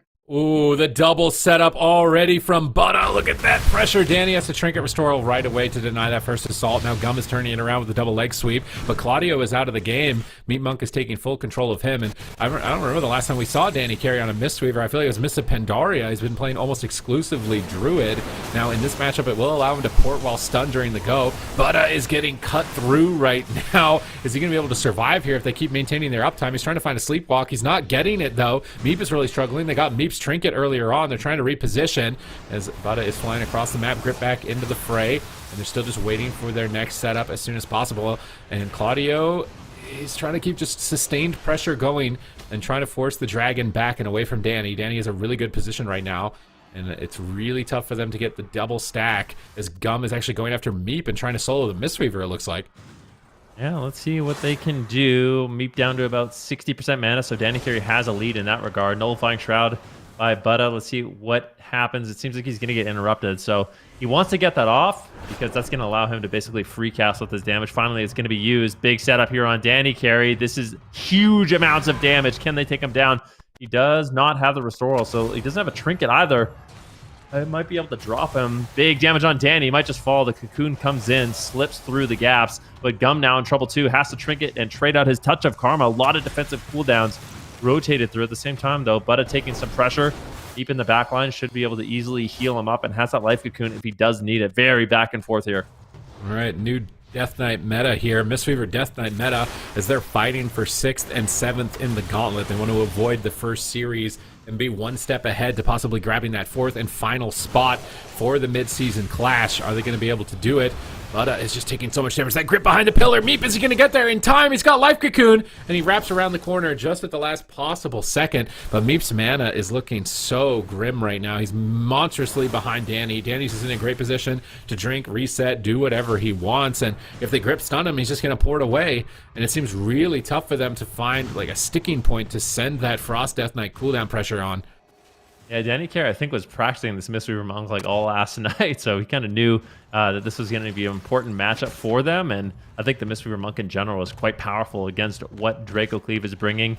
Meep caught into a stun. He's forced to trade out his trinket. He's going for crowd control. Danny Carey just line of sighting him, making it really difficult for them to connect the setup. Meat Monk just getting kited right now like crazy. In the meantime, though, they're going after Claudio. They actually strangulate Claudio. Zeke might just die, though. They're getting huge counter pressure in touch of death range. Can they connect? Doesn't look like it just yet. Meep manages to land some big heals. Immediate interrupt there by Claudio onto Meep. Now into Asphyxiate Stun. There's a lot of pressure here for CML, and Zeke is just going to die. CML with a beautiful counter pick here, bringing in Danny Carey on that Monk. That looked really good. Are they going to have to mirror? Maybe. I don't know. I feel like Devastation should be decent against a Cleave. It's kind of surprising to see. Like, typically Frost DK and Devastation are like some of the best specs to bring into double melee, but I think they lost yesterday to a double melee, and now they're struggling against this team as well. So it just seems like the comp is not working for them. Once the other team has a strategy for it, whether it's using a Discipline Priest healer or a Mistweaver in this case, so that the healer is like no longer an option really to send the goes on. It seems so tough for them to get anything going because, I mean, they got rolled this game. They monstrously out-pressured. There was really no openings for them despite a couple of Blinding Sleet setups. So I feel like they're going to need something different. Yeah, I kind of wonder what they're going to end up doing. They could play a Windwalker DK mirror, right? Like that's like one of their main comps is Butter on the DK or on the Windwalker. So see if Butter does. Unholy, because at the same time, like your Chill Streak bounces on random DK pets. Oh, getting rescued out of his zone was really bad there. Yeah, I mean, it's only a bit of damage, right, from Claudio. Gum is still doing full damage. Obviously, like not the best, but Danny is definitely looking strong here on the Mistweaver Monk, just matching up right with Meep, right? And we'd say Meep is like a top contender for one of the best Mistweavers in the region. So if Danny just prepared this overnight and manages to win this matchup, it would be very impressive for their team. They jump up a series in the gauntlet and be one step closer to potentially being the 4th team in the mid-season clash for North America. Yeah, Danny Carey, what is he going to be able to do? The Mistweaver Monk so far is looking good, and I mean, one of the main strengths of the Mistweaver Monk is I played a decent amount of Soul Shuffle on my Mistweaver Monk, and I actually love playing into Devastation Evokers, and the main reason is Peace Weaver. So Peace Weaver is a PvP talent that allows you to use your when you use your Restoral or your Revival, you're immune to magic effects for 2 seconds. So really strong. So whenever they do these big setups, you just use that, and not only is it basically like a full free heal, but it also just makes you immune to any incoming damage. So really, really powerful. Okay, let's see what they can get done here. It's open, Maldraxxus Coliseum. It's odd. I guess against the double melee, you want a big map. You just want to get more distance, but it also gives more distance for Danny. And I feel like one of the main problems right now is that Gum can just kind of run at Meep by himself. And that way Claudio's on the dragon, Gum's on Meep, and then Danny is 80 yards in the opposite direction. So you have like nobody stacked up the whole game, which is what you have to have. It's required for a Frost Death Knight, is to have the enemy team stack up.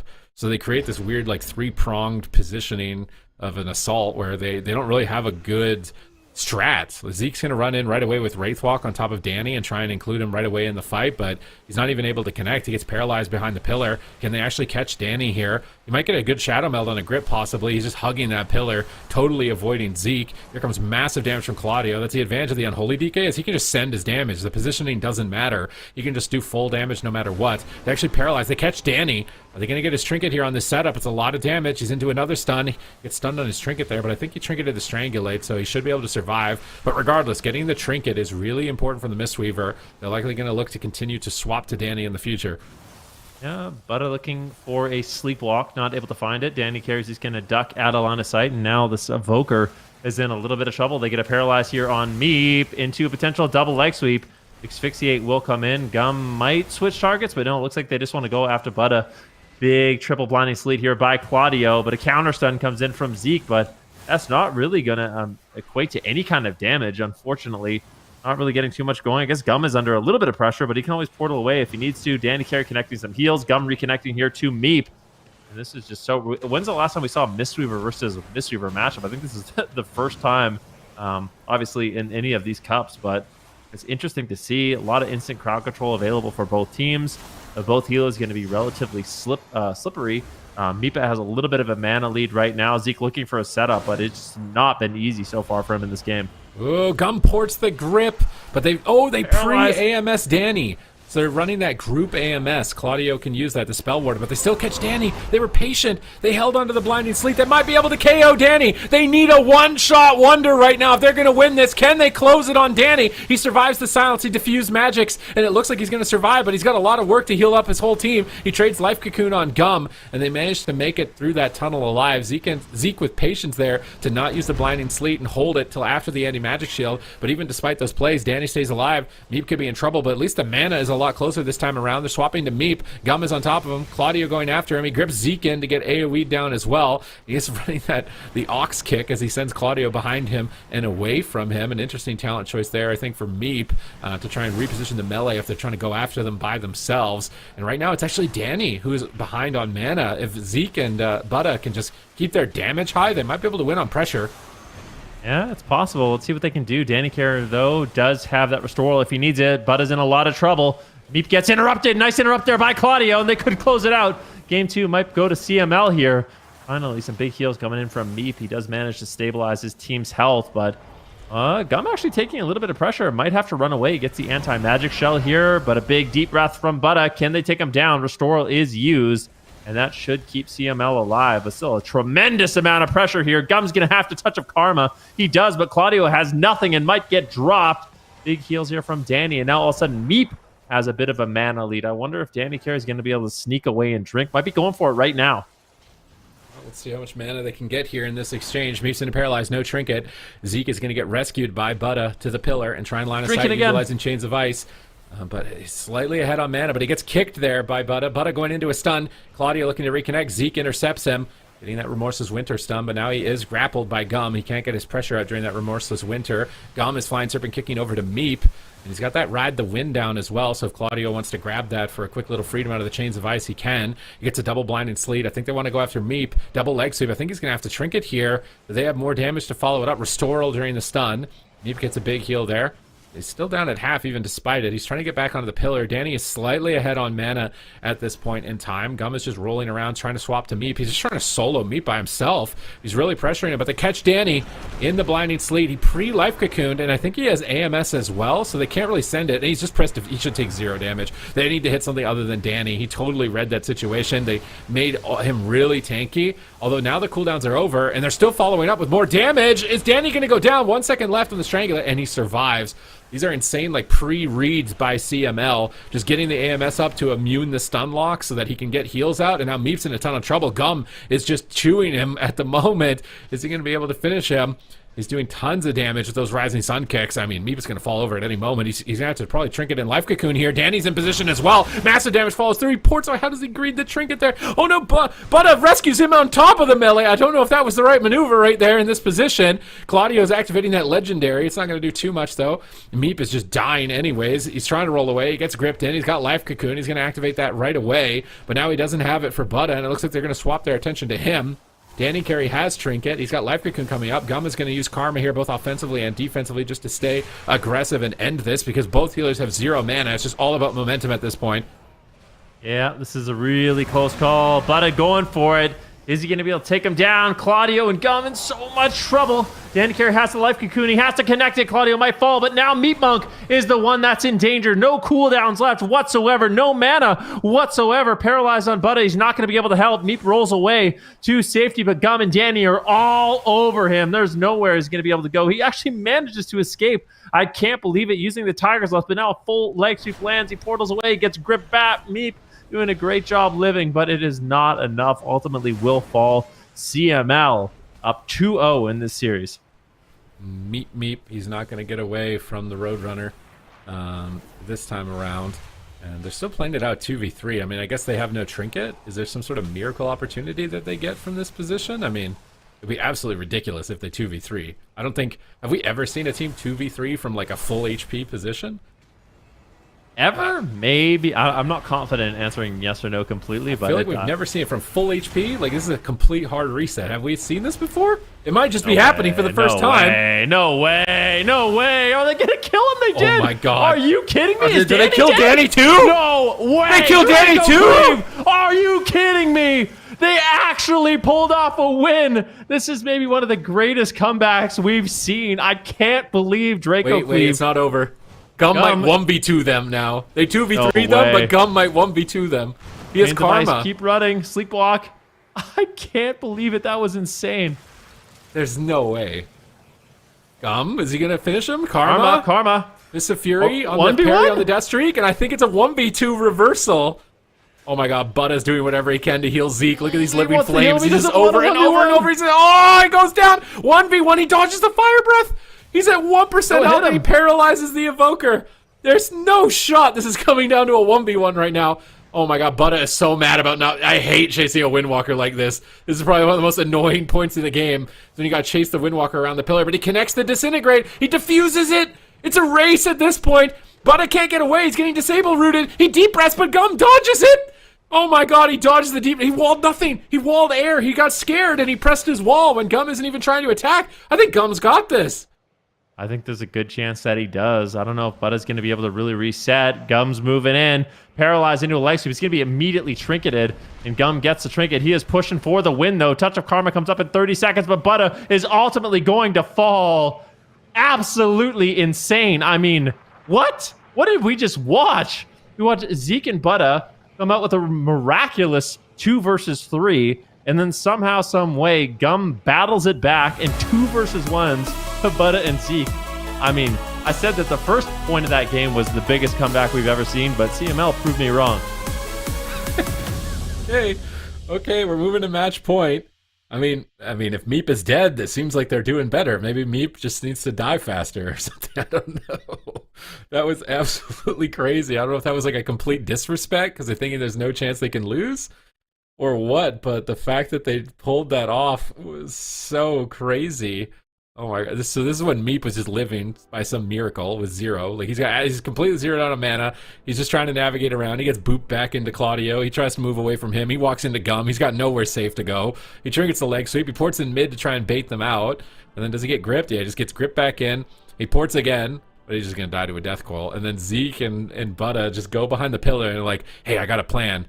It was like they were waiting in the brush, you know, and they're invisible. Like, I got a plan here. They're gonna face check the pillar, bro. They're gonna face check the pillar any second now. Yeah, we got this. Oh my god, what's he doing? He just ran in by himself. Get him, dude. They just send it. I can't believe he actually died. Yeah, that was wild. I mean, after this, imagine your Gum, your whole team's just dead, but you don't give up. You keep going. How does he even win this? Like, so Butta has rescue. He uses the rescue. What did they need to do? I feel like Zeke and Butta should not have lost this, but Gum's all over them. Gets a lot of pressure. The anti-magic zone drops down. Butta just doing what he can, just spamming out heal after heal after heal. But I can't help. Maybe he should have just attacked him. Like, you know, I don't know. And you are right. This is one of the most annoying things in the game. Like chasing around a Windwalker monk on the pillar who's just waiting for paralyze and leg sweep. Butta's managed not recovering. He living flamed way too much. I mean, not way too much, but in hindsight, too much to really have any mana for himself during this 1v1. I think he should have tried to res. Devastation has res, right? I'm assuming as a hybrid. I think maybe if he tried to res, that would have forced Gum to come in, and he has no cooldowns. And then you can just disintegrate, spam him, and kite him. Yeah. Hindsight's 2020. Gum pulls off the miracle win. But CML, instead of them tying it, it's such a huge swing, right? It's like, instead of tying the series 1-1, and you're on an even playing field, now you lost, and it's your your 0-2. It's like, it's a huge difference that comes down to such a small thing that happened in the game. Oh my god, this is a crazy tiebreaker right now. I mean, they want this. What is going on? Meep is a dragon. Enigma is coming in on Warrior, and they're still playing the Frost DK, but this could chop up an Unholy DK. Typically, TSG has been really hard for Windwalker DK in the past. I'm not convinced. I mean, No. maybe, but I also feel like Zeke's just going to die. Like Zeke's just going to get... Maybe not, though. He's going to have to intervene from Enigma, which is nice. Meep's going to have to do a really good job. Like, if I was CML, I would make sure I was going after Meep consistently in the match. Like, you want to be putting a bunch of instant crowd control on him, but anytime he kind of verdants in to heal up Zeke, you just go on him. Make a swap with the double leg sweep. Save every leg sweep for when Meep verdants himself in, and just delete him. So I still have to give a slight edge here to CML, but I like that DRACO CLEAVE is willing to make a change. And this is the first time we're seeing Enigma, right? I think so. I want to say so. yes. Or is he the Windwalker normally? Isn't Butta the Windwalker in the Butta's the Dragon? Windwalker, yeah. I think it's the first time. So maybe the fourth player is going to be really important for their team here. Can they reverse sweep 3 in a row against CML? And CML also can flex their comps as well. Like if they want to bring in the Druid for the melee cleave instead of the Mistweaver, it ends up being a problem. But I feel like it's not even going to end up being a problem here. Here we go, Tolvaron Arena. CML looking to grab 6th place, I believe, in the Gauntlet and avoid a series in the Gauntlet, which every series is going to be important. You don't know how the meta is going to evolve. You don't know how threatening each team is going to be as time passes. So if you can avoid one matchup, it might be the difference between your chances of actually getting into the mid-season clash. So DRACO CLEAVE really need a reverse sweep right here. Yeah, let's see what they can do. Gates are open. Potential final game of this series. CML wants to get a better placing, and that's what's on the line for this game. Root on Zeke. Claudio summoning a lot of minions right now. Going to be bolstering up his damage. Enigma just deciding to go for it. They're going in. Here comes a potential setup. Meep looking for a big fire breath, but he gets paralyzed on it, unfortunately. Let's see what Gum's going to be able to do. He gets a disable. Meep now getting swapped to, and this is what I'm talking about. In the Evoker, you were just so susceptible to going down. Gum and Claudio are going to be gunning him down in this match as much as possible, and I'm really afraid for Meep in this game. Let's see what he can do. He survives the first attack there. They got Danny carries Trinket, which isn't terrible. Now they're trying to retreat away. Frost DK strategy, you know, hit and runs, do your big blast of AoE, and then spam Chains of Ice and try and keep them back and avoid getting attacked because your sustained damage is going to be plummeting off the hill here. They catch Gum behind the pillar in a Stormbolt. Danny carry repositions. He paralyzes Meep, and it's match point. Triple leg sweep coming out. Gum is MVP right now for CML. That gets Meep's Trinket, and he's still kind of falling behind. They have to survive to one more Spear of Bastion. Seems like it's about 44 seconds away for Enigma. If they get that Spear of Bastion combo on Danny and they hit the whole team with it and they can't retreat, it's definitely going to be a lot of cleave. I can't remember the last time we saw Spear of Bastion. Typically, Warriors are opting out of that in a lot of cases, but it seems pretty good with the Frost Death Knight as they catch Danny in a blinding sleet. Enigma's trying to dodge crowd control. He Stormbolts the Monk, but he walks into a disarm to do it. Here comes the Warbreaker, but he's still disarmed, and Danny just ports away. Danny's just like, oh, that That was a scuffed go. I'm getting out of here easy peasy. He life cocoons on the swap out, and he's going to even escape the strangulate. Danny Carey is just styling right now on denying that go. Yeah, really nicely done. Danny Carey still taking a decent amount of damage, though. Zeke is all over him. Looks like Danny Carey should be able to survive. I can see Gum's portal, I think, in the middle of I don't know whose portal that is. It looks like Danny Carey's portal's in the middle of the map. So someone's portal's in the middle of the map. We'll see if that ends up mattering right now. Meep under fire once again. Obsidian Scales, it makes the trade to survive. But as you slowly burn through those Obsidian Scales, the Evoker becomes more and more susceptible to these setups. Big leg sweep, Serenity. Gum going for a one-shot. That's an immediate Emerald Communion for Meep to keep his team in the fight. Really scary moment. That was a nice setup. And Zeke honestly might just die. This pressure from Gum and Claudio is immense. Let's see if they can stay on target here. AMS about to subside.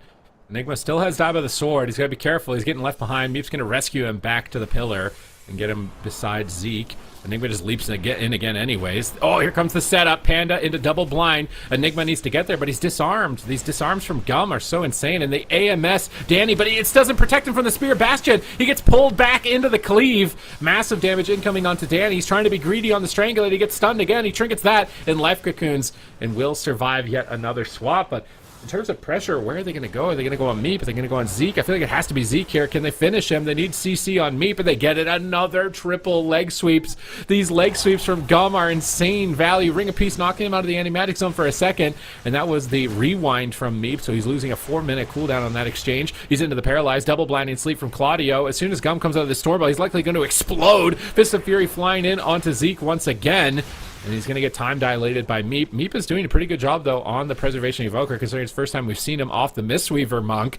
Is it going to be enough to get a win? Enigma's taking a lot of damage in this exchange. Gum rolls over to Meep, looking as if he wants to make a swap. Meep Verdant embraces away onto Enigma, and Enigma is just walking RP style right now with Chains of Ice. He's going to leap to Danny. He sets him up with the Panda Racial, looking for a grip into blind, but they get paralyzed. The AMS on the Blinding Sleet to immune it. This is insane tech.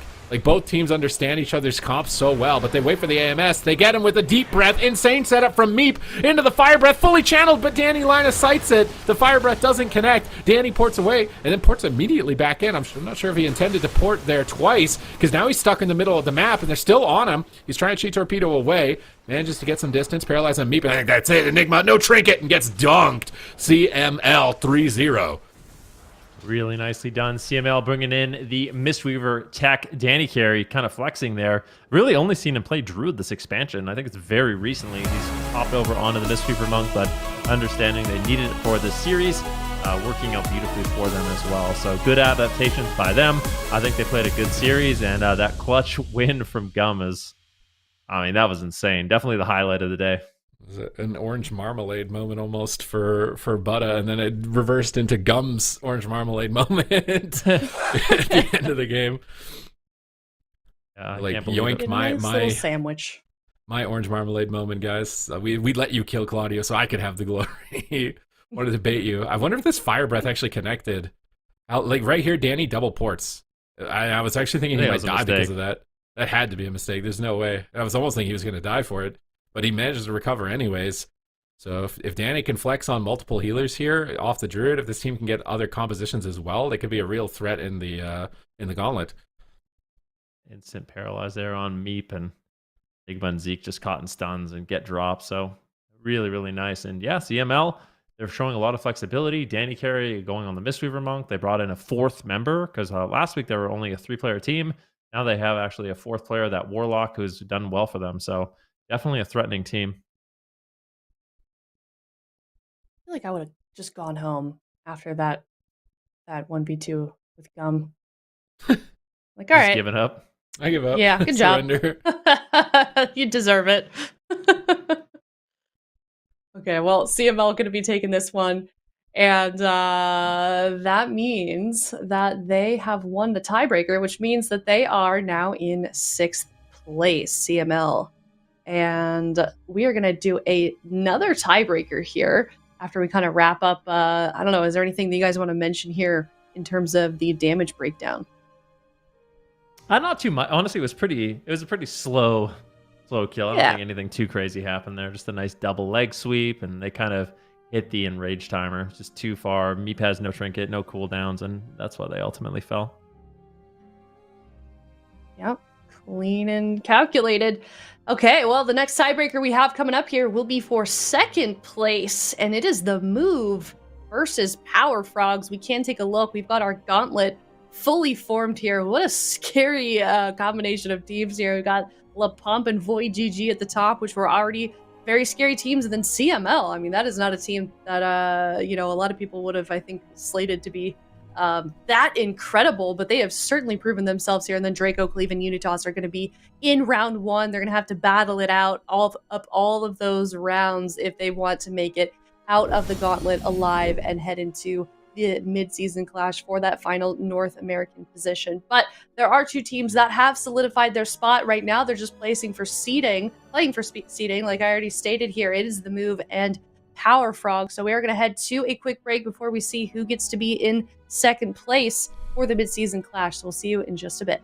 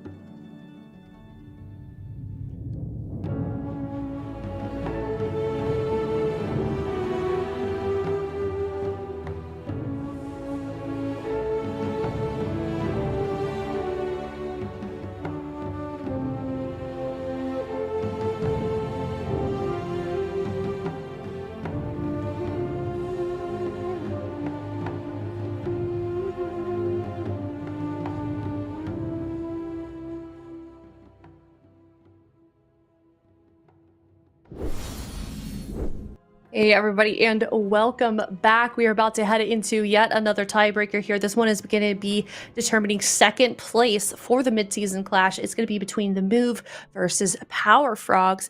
Power Frogs obviously have had a pretty solid day. The Move, maybe not so much this weekend. They had a pretty great cup last weekend, having won that series or that tournament, and now they're here trying to get second place. We're heading into game number 1. It's best of 5 as well. The Move versus Power Frogs.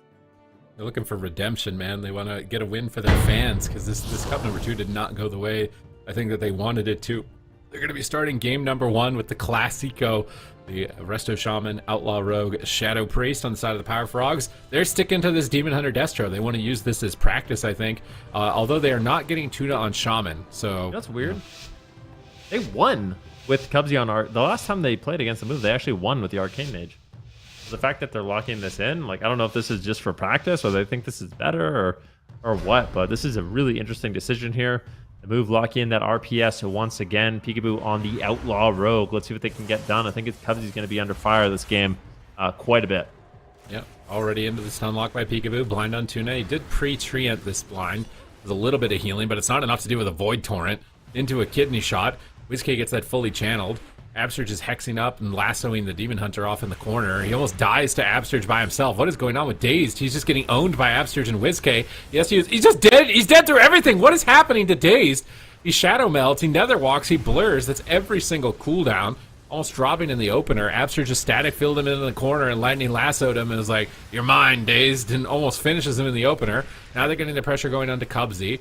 Two-pronged assault, swapping back to Dazed on the cheap shot, maximizing their diminishing returns. Absurge does get spell locked here, which is a decent opportunity for them to get aggressive as they're going to pop the hunt with that spell lock and try and force disperse, but Desperate Prayer, Earthen Walls should be enough here for WizK. Tuna dispelling off some dots, trying to stay ahead of WizK's pressure, but now that spell lock's on cooldown, WizK can free cast a lot more freely. There's no interrupts right now, actually. He's likely got the whole team dotted. He silences the Druid, and Cubsy is just getting eradicated. That's every cooldown from Tuna and Cubsy that they had remaining on that push. They soul rip in desperation to try and create some counter pressure as well, but WizK's getting to the pillar to line of sight those Chaos Bolts. They're on top of Tuna. They can swap to the Druid. He pre-bears the next cheap shot, but he's still dying anyways. He fake casts with the Void Torrent. They don't fall for the fake.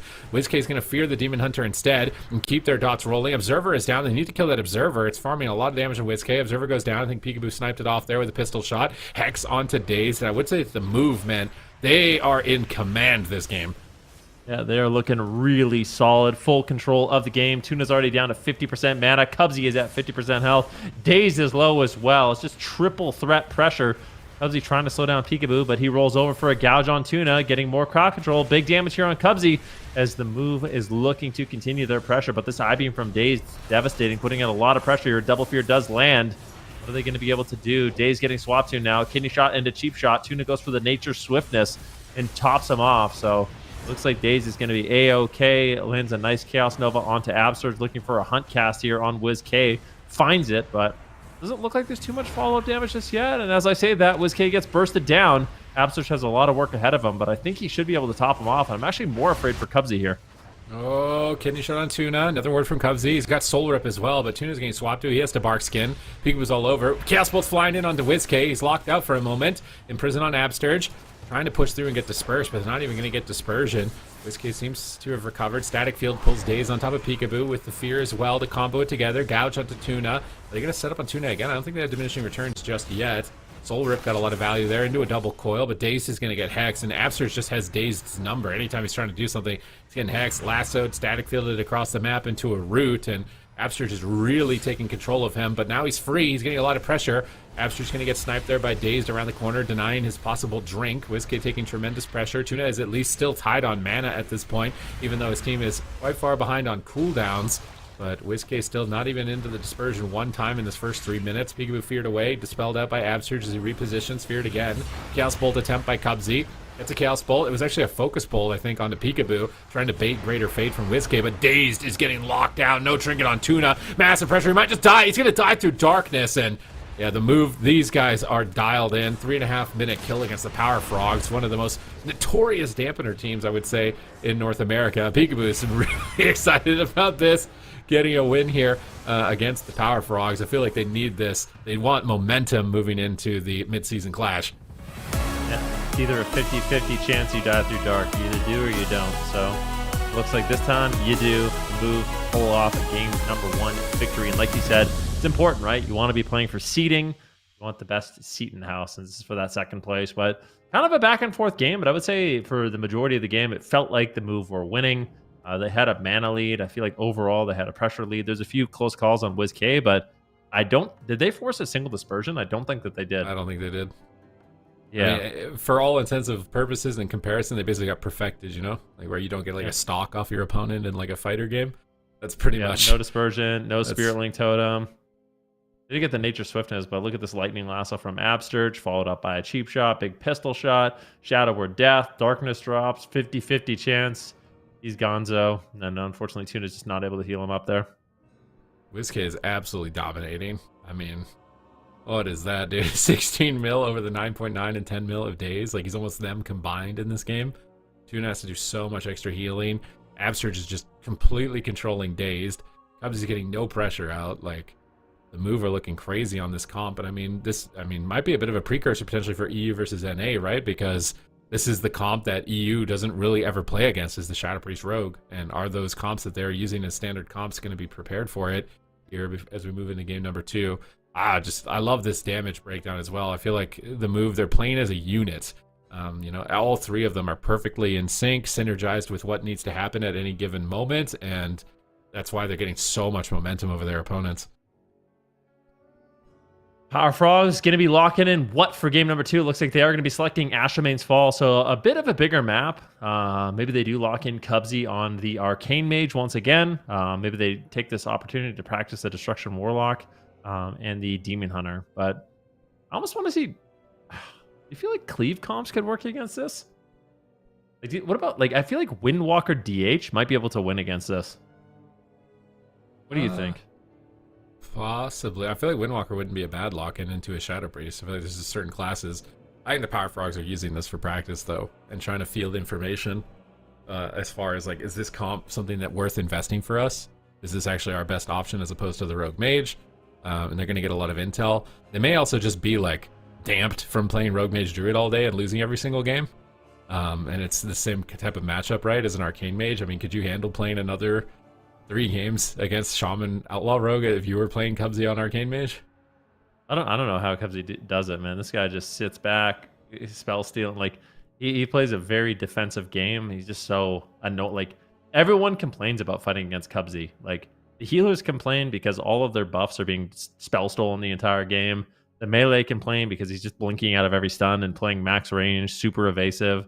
The casters complain because it's really hard to actually connect to their melee at the same time. So playing against Cubsy is very fatiguing, but at the end of the day, Cubsy, he's going to be tapping off the Arcane Mage, lock in the Destruction Warlock, and I think it's a good move. I feel like Power Frogs, if they want to win, they need to practice with Tuna on the rest of their Shaman, and I think they need to practice this Demon Hunter Warlock as well, because this composition, we've talked about, like, what are the best comps? I'm convinced that the Demon Hunter Warlock, if you play it at a really high level, is one of the best comps. Maybe not the best, but it seems like it has a solid chance against everything. Some of the Cleave matchups are a little hard, but against these melee caster healers, it seems really solid. Yeah, I mean, it definitely is well-rounded.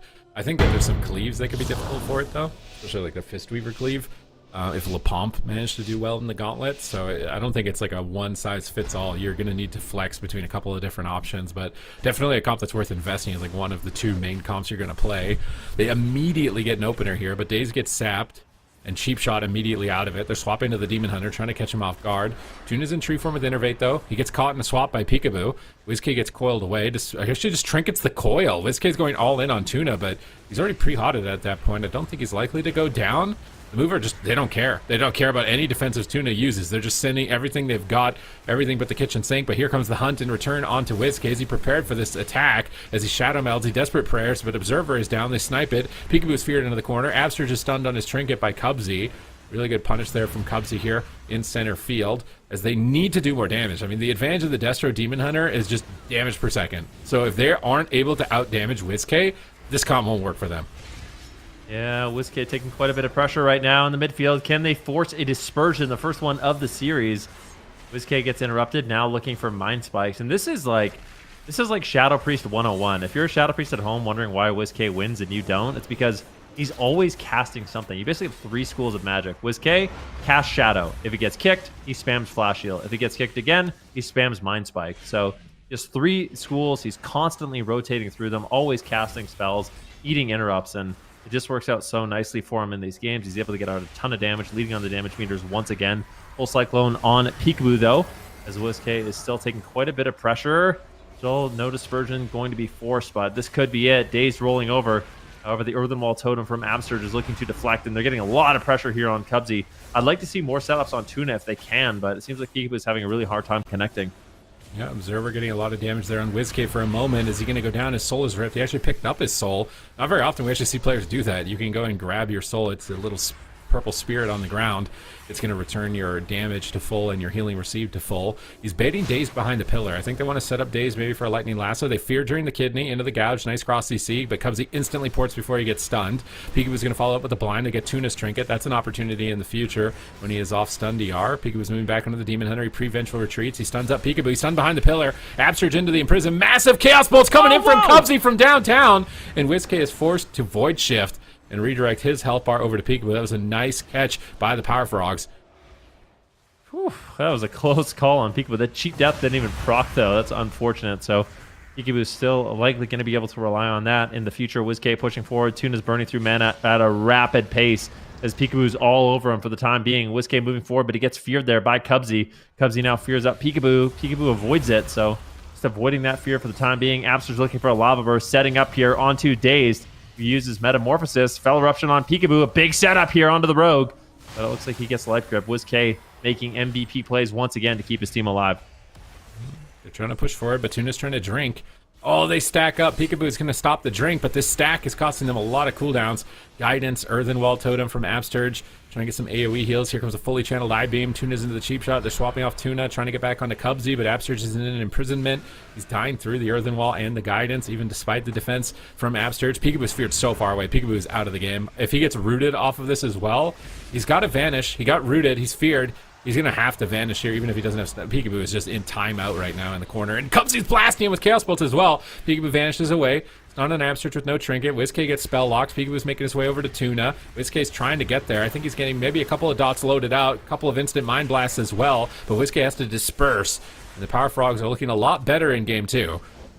Yeah, not too bad in this one. This big map is paying dividends here for Tuna. He's able to create some space, and when Peekaboo overextends and is going after Tuna, he's actually getting controlled. Cubsy's there for the fears, and Tuna's able to land the Cyclones. And WizK is kind of pinned back here with Absurge, just trying to get pressure here onto Dazed. Big Void Torrent here onto Cubsy, though, but Cubsy just tanking it like a champion, not too worried for the time being. WizK moving through the middle of the map, trying to connect damage here onto Tuna, and they might be able to just take him down. Cheap shot after cheap shot. Tuna camps it out in bear form, going to be summoning some of the Treants to keep his team and himself stable, but he's burning through mana rapidly. WizK getting low. He's got no dispersion. This is a bit of a close call. Flash Heal's coming in. Absurge's looking for a healing surge as well. I think WizK is going to be A-OK as he's looking to push forward and potentially help out Peekaboo. Tuna's just in stealth, though. He's just sitting, drinking across the map. This is massive for the Power Frogs. Yeah, if they can get this, I think they're in a position where they could possibly win.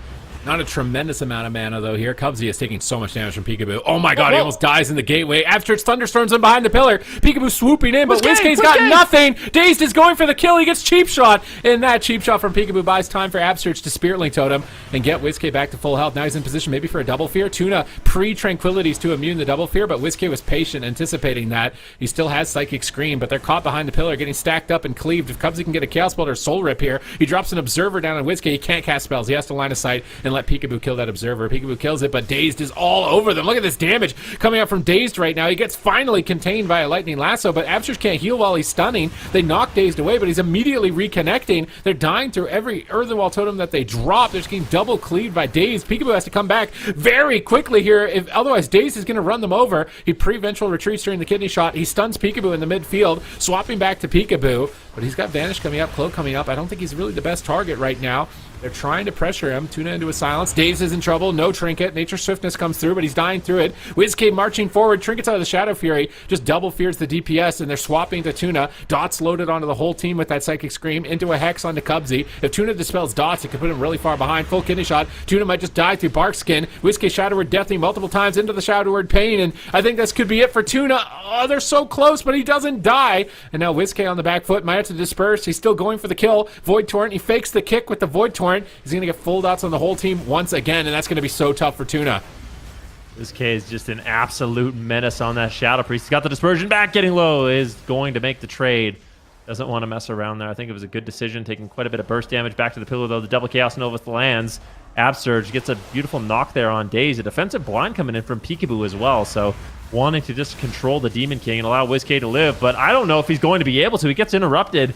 Absurge basically has no gas left in the tank. They need to slow down a drink from Tuna. Tuna just recovering mana, and this game is not looking good for the move. Oh man, this is grim. They kidney shot Tuna. They're trying to make something happen, but Cubsy's got cooldowns. He's going to trade right away and not play greedy whatsoever. Now he can free cast with that unending resolve, reloading his immolates, double infernal stun, could potentially set up for a Chaos Bolt, double mortal coil. Absurge has grounding totem, and this grounding totem needs to land on a Chaos Bolt, I think. Cubsy's trying to go for it. Peekaboo's going to kick it. Tuna dispels dots, probably into a gouge or a kidney here soon. Peekaboo's standing on top of him, but he gets feared. He does get dispelled, but WizK is getting destroyed!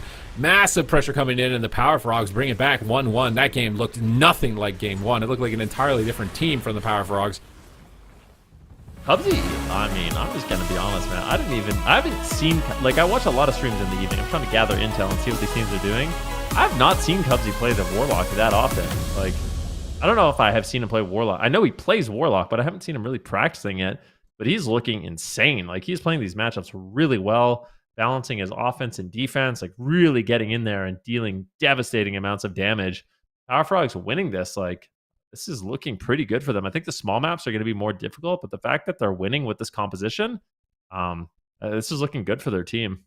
And I mean, as the move, like, you don't really have any other options. Also, this is really good intel for EU, because I feel like EU is all about this Destro Demon Hunter stuff. So if the Power Frogs, with having less experience on this comp, can manage to beat the move in a series, then, I mean, obviously the EU teams are just going to prepare that, right, as an answer for the move. So the move really can't afford to lose here. Otherwise, EU is going to be like, yeah, we got a comp that's going to immediately answer them. Dude, this is crazy. This is a comp that not a lot of teams are playing either. Like, at the start of the Cups, this composition was not played that often. Like, I think during the first Cups in Europe, we were seeing basically Demon Hunters exclusively played with Elemental Shamans, right? It was all Elemental Shaman, Demon Hunter with the Restoration Druid. And then slowly but surely, we're seeing, you know, these Demon Hunters play with a lot more Warlocks, a lot of teams picking up this composition. And it seems really solid. Seems like it can actually go toe-to-toe with the Outlaw Rogue. I kind of thought Outlaw was king moving into these Cups, but Demon Hunter has definitely been a formidable opponent for them. Really, really close games, but I guarantee you we're going to a small map. Like, we're going to Hook Point, 100%. I think it's going to be a lot more difficult for Tuna to navigate, but I wouldn't count Power Frogs out. Their composition seems really good. And I mean, they're just going to get better and better, too, with every game. It's just more and more practice for them, seeing different opportunities, seeing how different positionings play out, so for the Power Frogs, this is just insane practice and an insane opportunity to just level up their abilities here and try and get that number 2 seed at the same time. So this series means a lot, even just across both regions as far as intel gathering and power building. And Dazed was able to top the damage meter by the end of this. I think it's going to be really important. If Dazed isn't able to consistently out-damage WizK, I don't think you're going to be able to win this matchup. They're not going to a completely small map, though. Maybe they're worried about getting cleaved by Dazed, because, you know, he's running them down a lot. They're just going to a neutral pick, which is not going to be an advantage in either direction. I'm really confused. It's just a safe pick, right? I mean, like, they can kind of stop drinks. This, I don't know, if Tuna runs into the back room, there are a couple places you can go on this map that are pretty difficult to actually get to stop a drink. But it's not going to possibly compromise them where they get stacked up against a Demon Hunter either. I'm really curious about this. Normally the move, they want to smother their opponents playing the RPS, so I'm curious as to why they're doing this, but I guess at the same time, the move, one of the strategies that they do a lot is WizK kind of triple dots. He pulls back, and then him and Absurge kind of solo with a melee DPS. That's a really common tactic with the Shamans. Lightning Lasso is such a powerful stun that if you have like a melee DPS who only has a few heal over time effects on him, he's fully dotted. Absurge shows a Flame Shock on him. They get a greater purge, a few dispels from WizK. He's on a Lightning Lasso. All of a sudden, he's got no help whatsoever. He's getting blasted, taking a ton of damage. So maybe that's what they want to set up too. They actually like the large maps because it makes it so Dazed is a lot more vulnerable. Yeah, it at least gives them the opportunity to be able to use that if they want that as a viable strategy. The move might even just switch their comp. I'm wondering maybe if they have some other sneaky comp for this, like I don't know possibly. if they do. I don't think they do unless they want to experiment as well. What even beats this? Like, what's good into this? I mean, WizK could maybe play Lock instead. No, they're just doing the same thing. They just want to talk about the way that they want to play it, and that's why they were taking their time with the lock-in, or maybe somebody just needed to go, you know. What do you think went so bad? Like, what do you think that they could actually do better? Better in this matchup? I mean, just stopping Tuna from drinking, but that was mostly due to the map. So yeah. This map could still have problems with that. But we saw with Sea-Doo, right? Like, just stopping Tuna, having somebody constantly babysitting the Druid and not letting him drink was really important in terms of their victory. So making sure Tuna's not drinking, continuing to do basically everything else the same. But it does seem like WizK takes more pressure possibly than Sam. Like, there's no cyclones that are going to happen, right? He's just taking damage basically the whole game. Yeah. We weren't even able to force a dispersion in that first game, and this seemed a lot better. So, yeah, definitely going after WizK. Daisy's going to be able to basically beat him. And the thing is, like, with the way they're positioning and Peekaboo going after Tuna, it's kind of nice because Cubsy gets to just sit in the middle of the map and act as kind of like a turret for the team.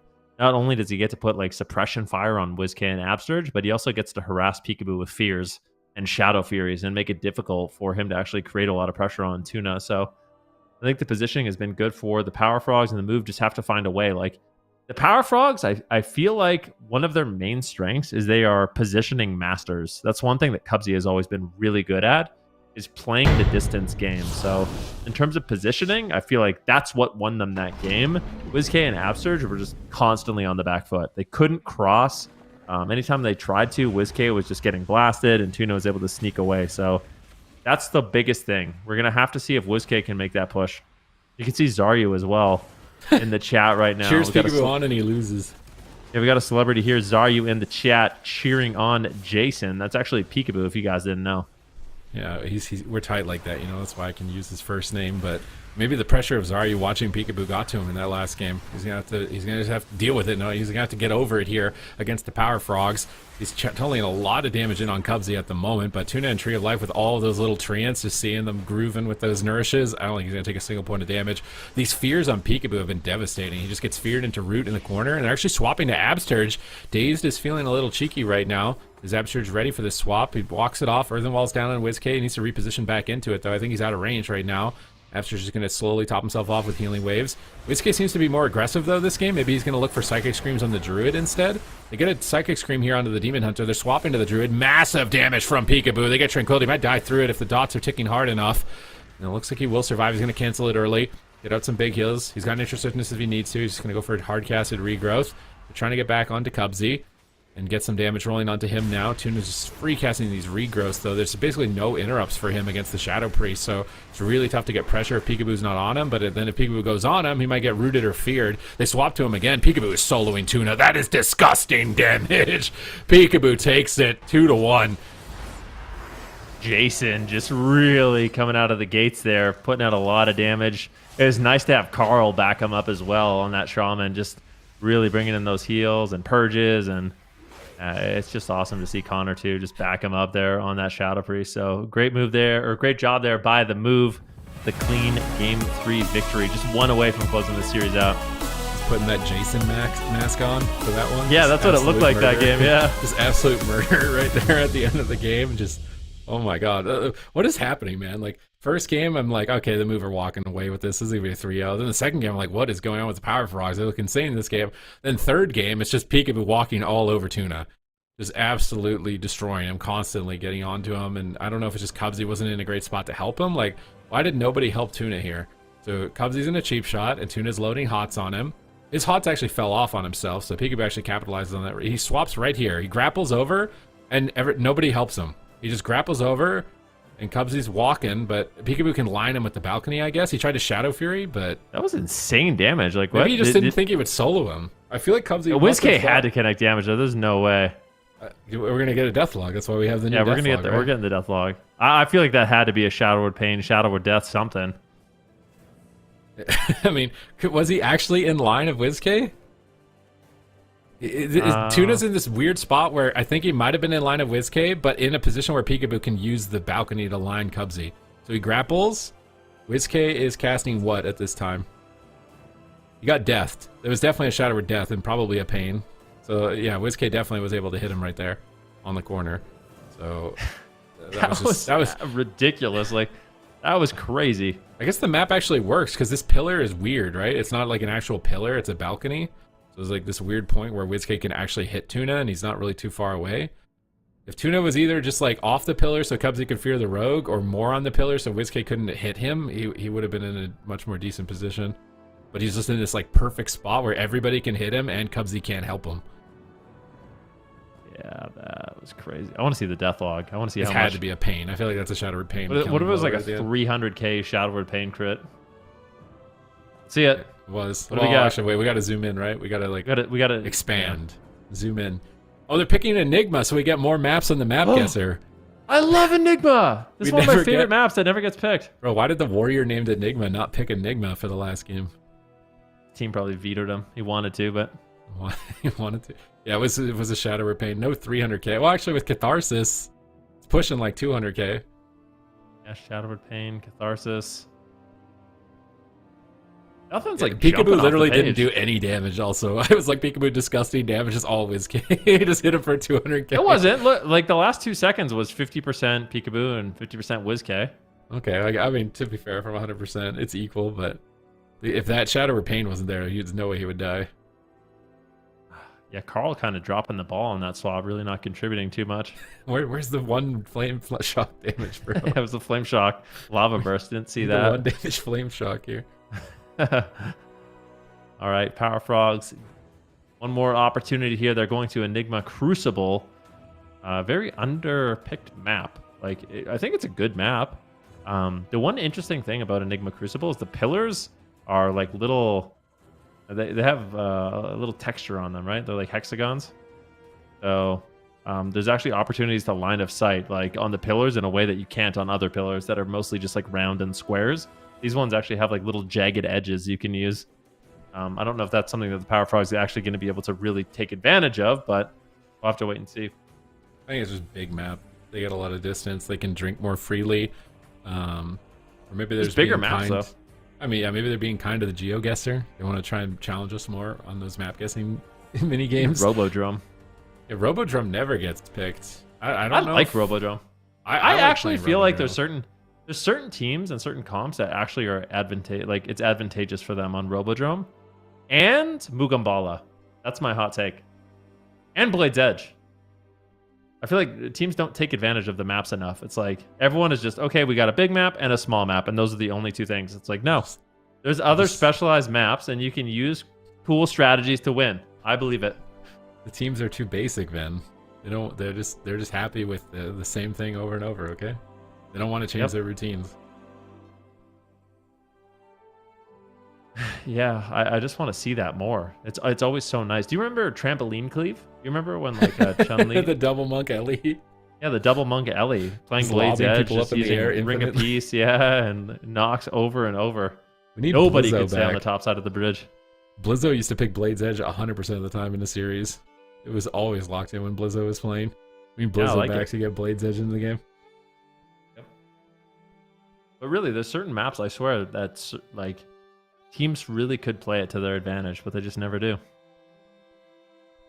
I mean, is there something for what could Power Frogs play that would really be an advantage, other than the standard big? Maybe maps? not this specific matchup, but I'm talking about in general. In general, right? Yes, I mean, I don't know. You don't believe, huh? I mean, I feel like they just. It's also a compounding issue of the fact that nobody locks it in, so nobody ever really practices or finds out. There could be, but we never get the intel to see what it is, so it's a compounding problem. So they just continue to never get selected. All right, let's see what happens. The Move versus Power Frogs, game number 4. The Move wanted to close it out here on Enigma Crucible. These swaps to the Resto Druid have been very important. So as long as the Move can find these setups onto Tuna consistently, I think that's going to be their ticket to win the game. All right, let's see if they can do it on the big map here. Enigma Crucible rarely locked in competitive play. Looking for a little bit of a curveball with that. They do get these 2 big triple pillars and then 2 small singular pillars off to the side. He's just going to charge in here with the Shadow Side Eye, get combat, likely no sap for Peekaboo. He's probably just going to open with Cheap Shot. He doesn't even open with Cheap Shot. He's holding a stun DR. He kicks the cast, but now goes for a Fear. Kid needs the Fear. He can't get to Tuna. Tuna's in a great position to line WizKay here and avoid Peekaboo, but Peekaboo grapples over. He's still in a good spot to line of sight WizKay during the Fear. We can at least get like full dots on him during that time. He gets silenced, but Cubsy intercepts with a double Infernal. Here comes some Shadow Rifts from Cubsy, and those seem to be on WizKay. He's trying to develop pressure there. Maybe splitting his Rift. There's 1 Rift on Peekaboo as well, I think. Peekaboo gets feared. Instantly going to break, though, to the damage over time. They fear him again. Another Rift onto Peekaboo. Not sure how I feel about the Rifts on the Rogue. I feel like, unless he's like committing with Tuna behind the pillar, it's just going to break his fears and break the roots. We see a stun on Absturge. They're actually swapping Absturge a little bit, cleaving them both down. Now a hunt back onto WizKay. Absturge gets fully feared and actually gets his trinket. That was a nice fear from Cubsy. Nice little snipe there. He saw that opportunity and slipped through the cracks. All right, WizKay pushing forward. Big setup here on Tuna. Forced to use the Bark Skin into a silence. Using the pillars to a line of sight. WizKay going for some flash shields, but it gets denied by a double coil. Cubsy landing a fear here, potentially. Peekaboo shadow steps over. He gets faked. Cubsy doing an incredible job. He gets a full fear on Absturge, and WizKay is forced into the dispersion. Beautiful plays there by Cubsy. All right, nice setups here. And he carried the team. Swap on Tuna. Static Field pulls Dazed together with Cubsy. Tuna's taking a lot of damage right now. Absturge is looking for Hex out of the fear. He's not going to find it. Kick on Cubsy, swap back onto him. Dots being reloaded by WizKay, looking for that Dark Ascension, gets spell locked, and Cubsy looking for a fear on Absturge again, and he gets him again! Cubsy with insane fears here in game number 4. That forces Void Shift and Cloak of Shadows from the side of the move, and if Cubsy can keep getting these fears, I think it's game over for the move. Cubsy is absolutely insane, playing this one out beautifully, but Tuna's under fire once again, gets caught into the kidney shot. Peekaboo vanishes out to continue the damage, to continue the chain. Cheap Shot comes in. Beautiful double fear by WizKay, but immediately interrupted there by Cubsy. Just the master of control here on this Warlock, getting fears, getting interrupts, just really clutching it out for his team.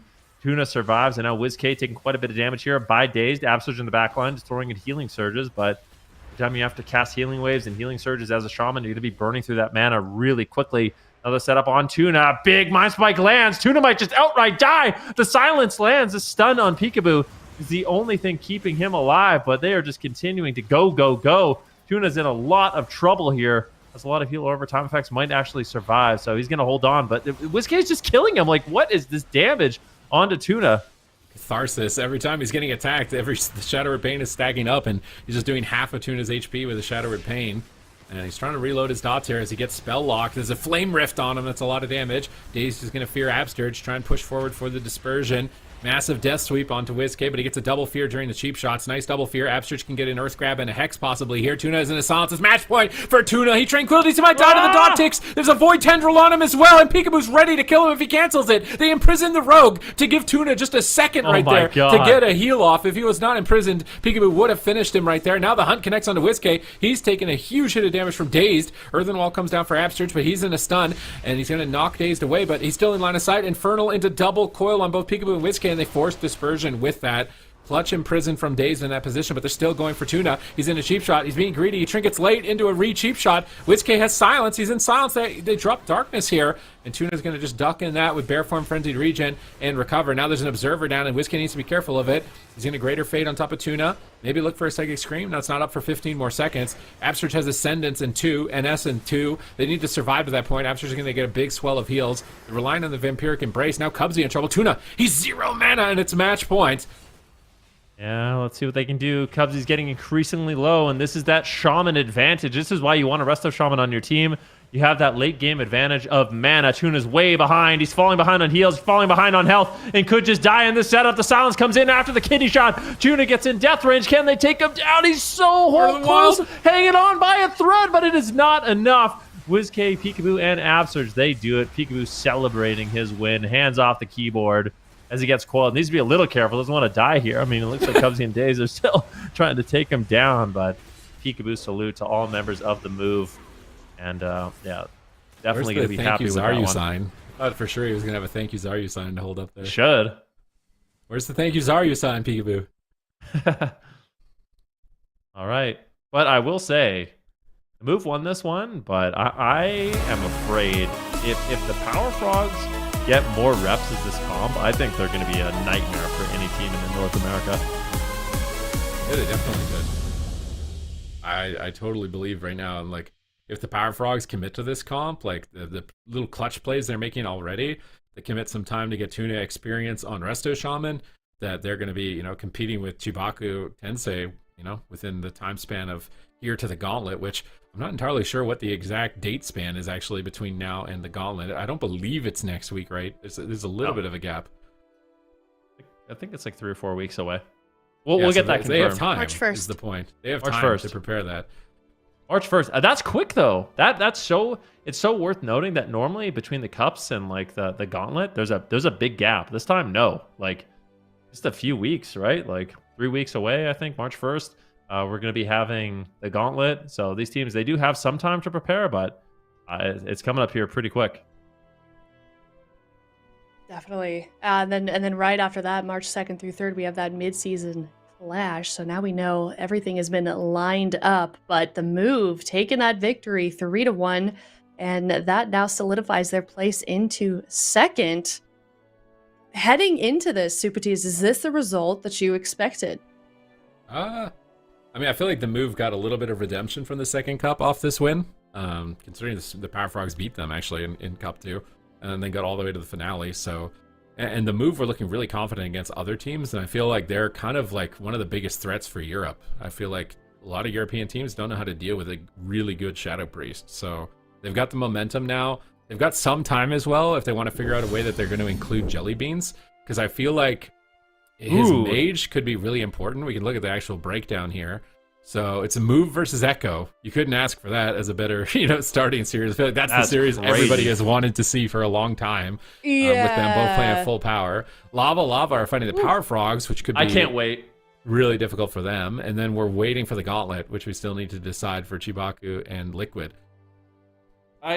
Yeah. Go ahead, Ben.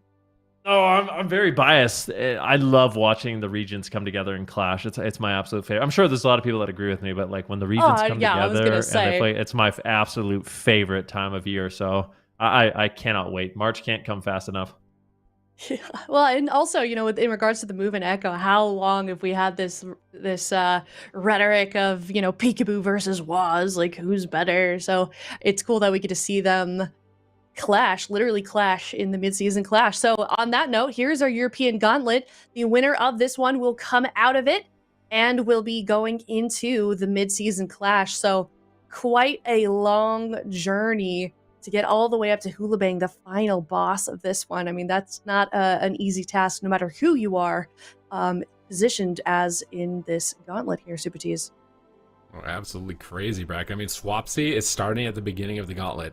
So literally, if you're any team in this, like you're gonna have to possibly face Swapsy. Precog Enthusiast swept in at the last second in this cup with Corky and the Balance Druid. Or sorry, that was Pirate Pete's. Precog Enthusiast with Luxia's team coming in with that Demon Hunter Ellie, which was a menacing comp that we saw throughout this competition with Lava. Like this is a stacked bracket for EU to qualify. This looks terrifying.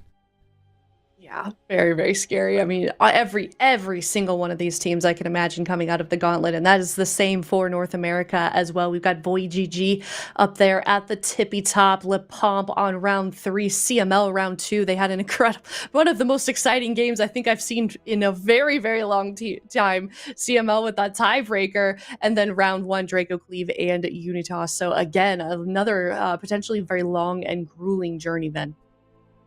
Yeah, I mean, it's not going to be easy. We've never seen a team from round 1 make it through the entire Gauntlet. So for Draco Cleave and Unitas, their work is going to be cut out for them. But yeah, a lot of really good teams. CML, I think they really showed up here today. We've seen a lot of adaptations from them, even over just 2 weeks. Like Danny Carey flexing on a different healer, then bringing on a 4th with the Destro Warlock. I feel like there's a lot of potential with CML. La Pomp as well. I mean, let's just be completely honest. Their Ret Warrior Fistweaver looked deadly, and bringing in Dippy gives them a lot of flexibility. And then, of course, VOIDGG, it definitely makes sense that they're kind of the final boss of this Gauntlet.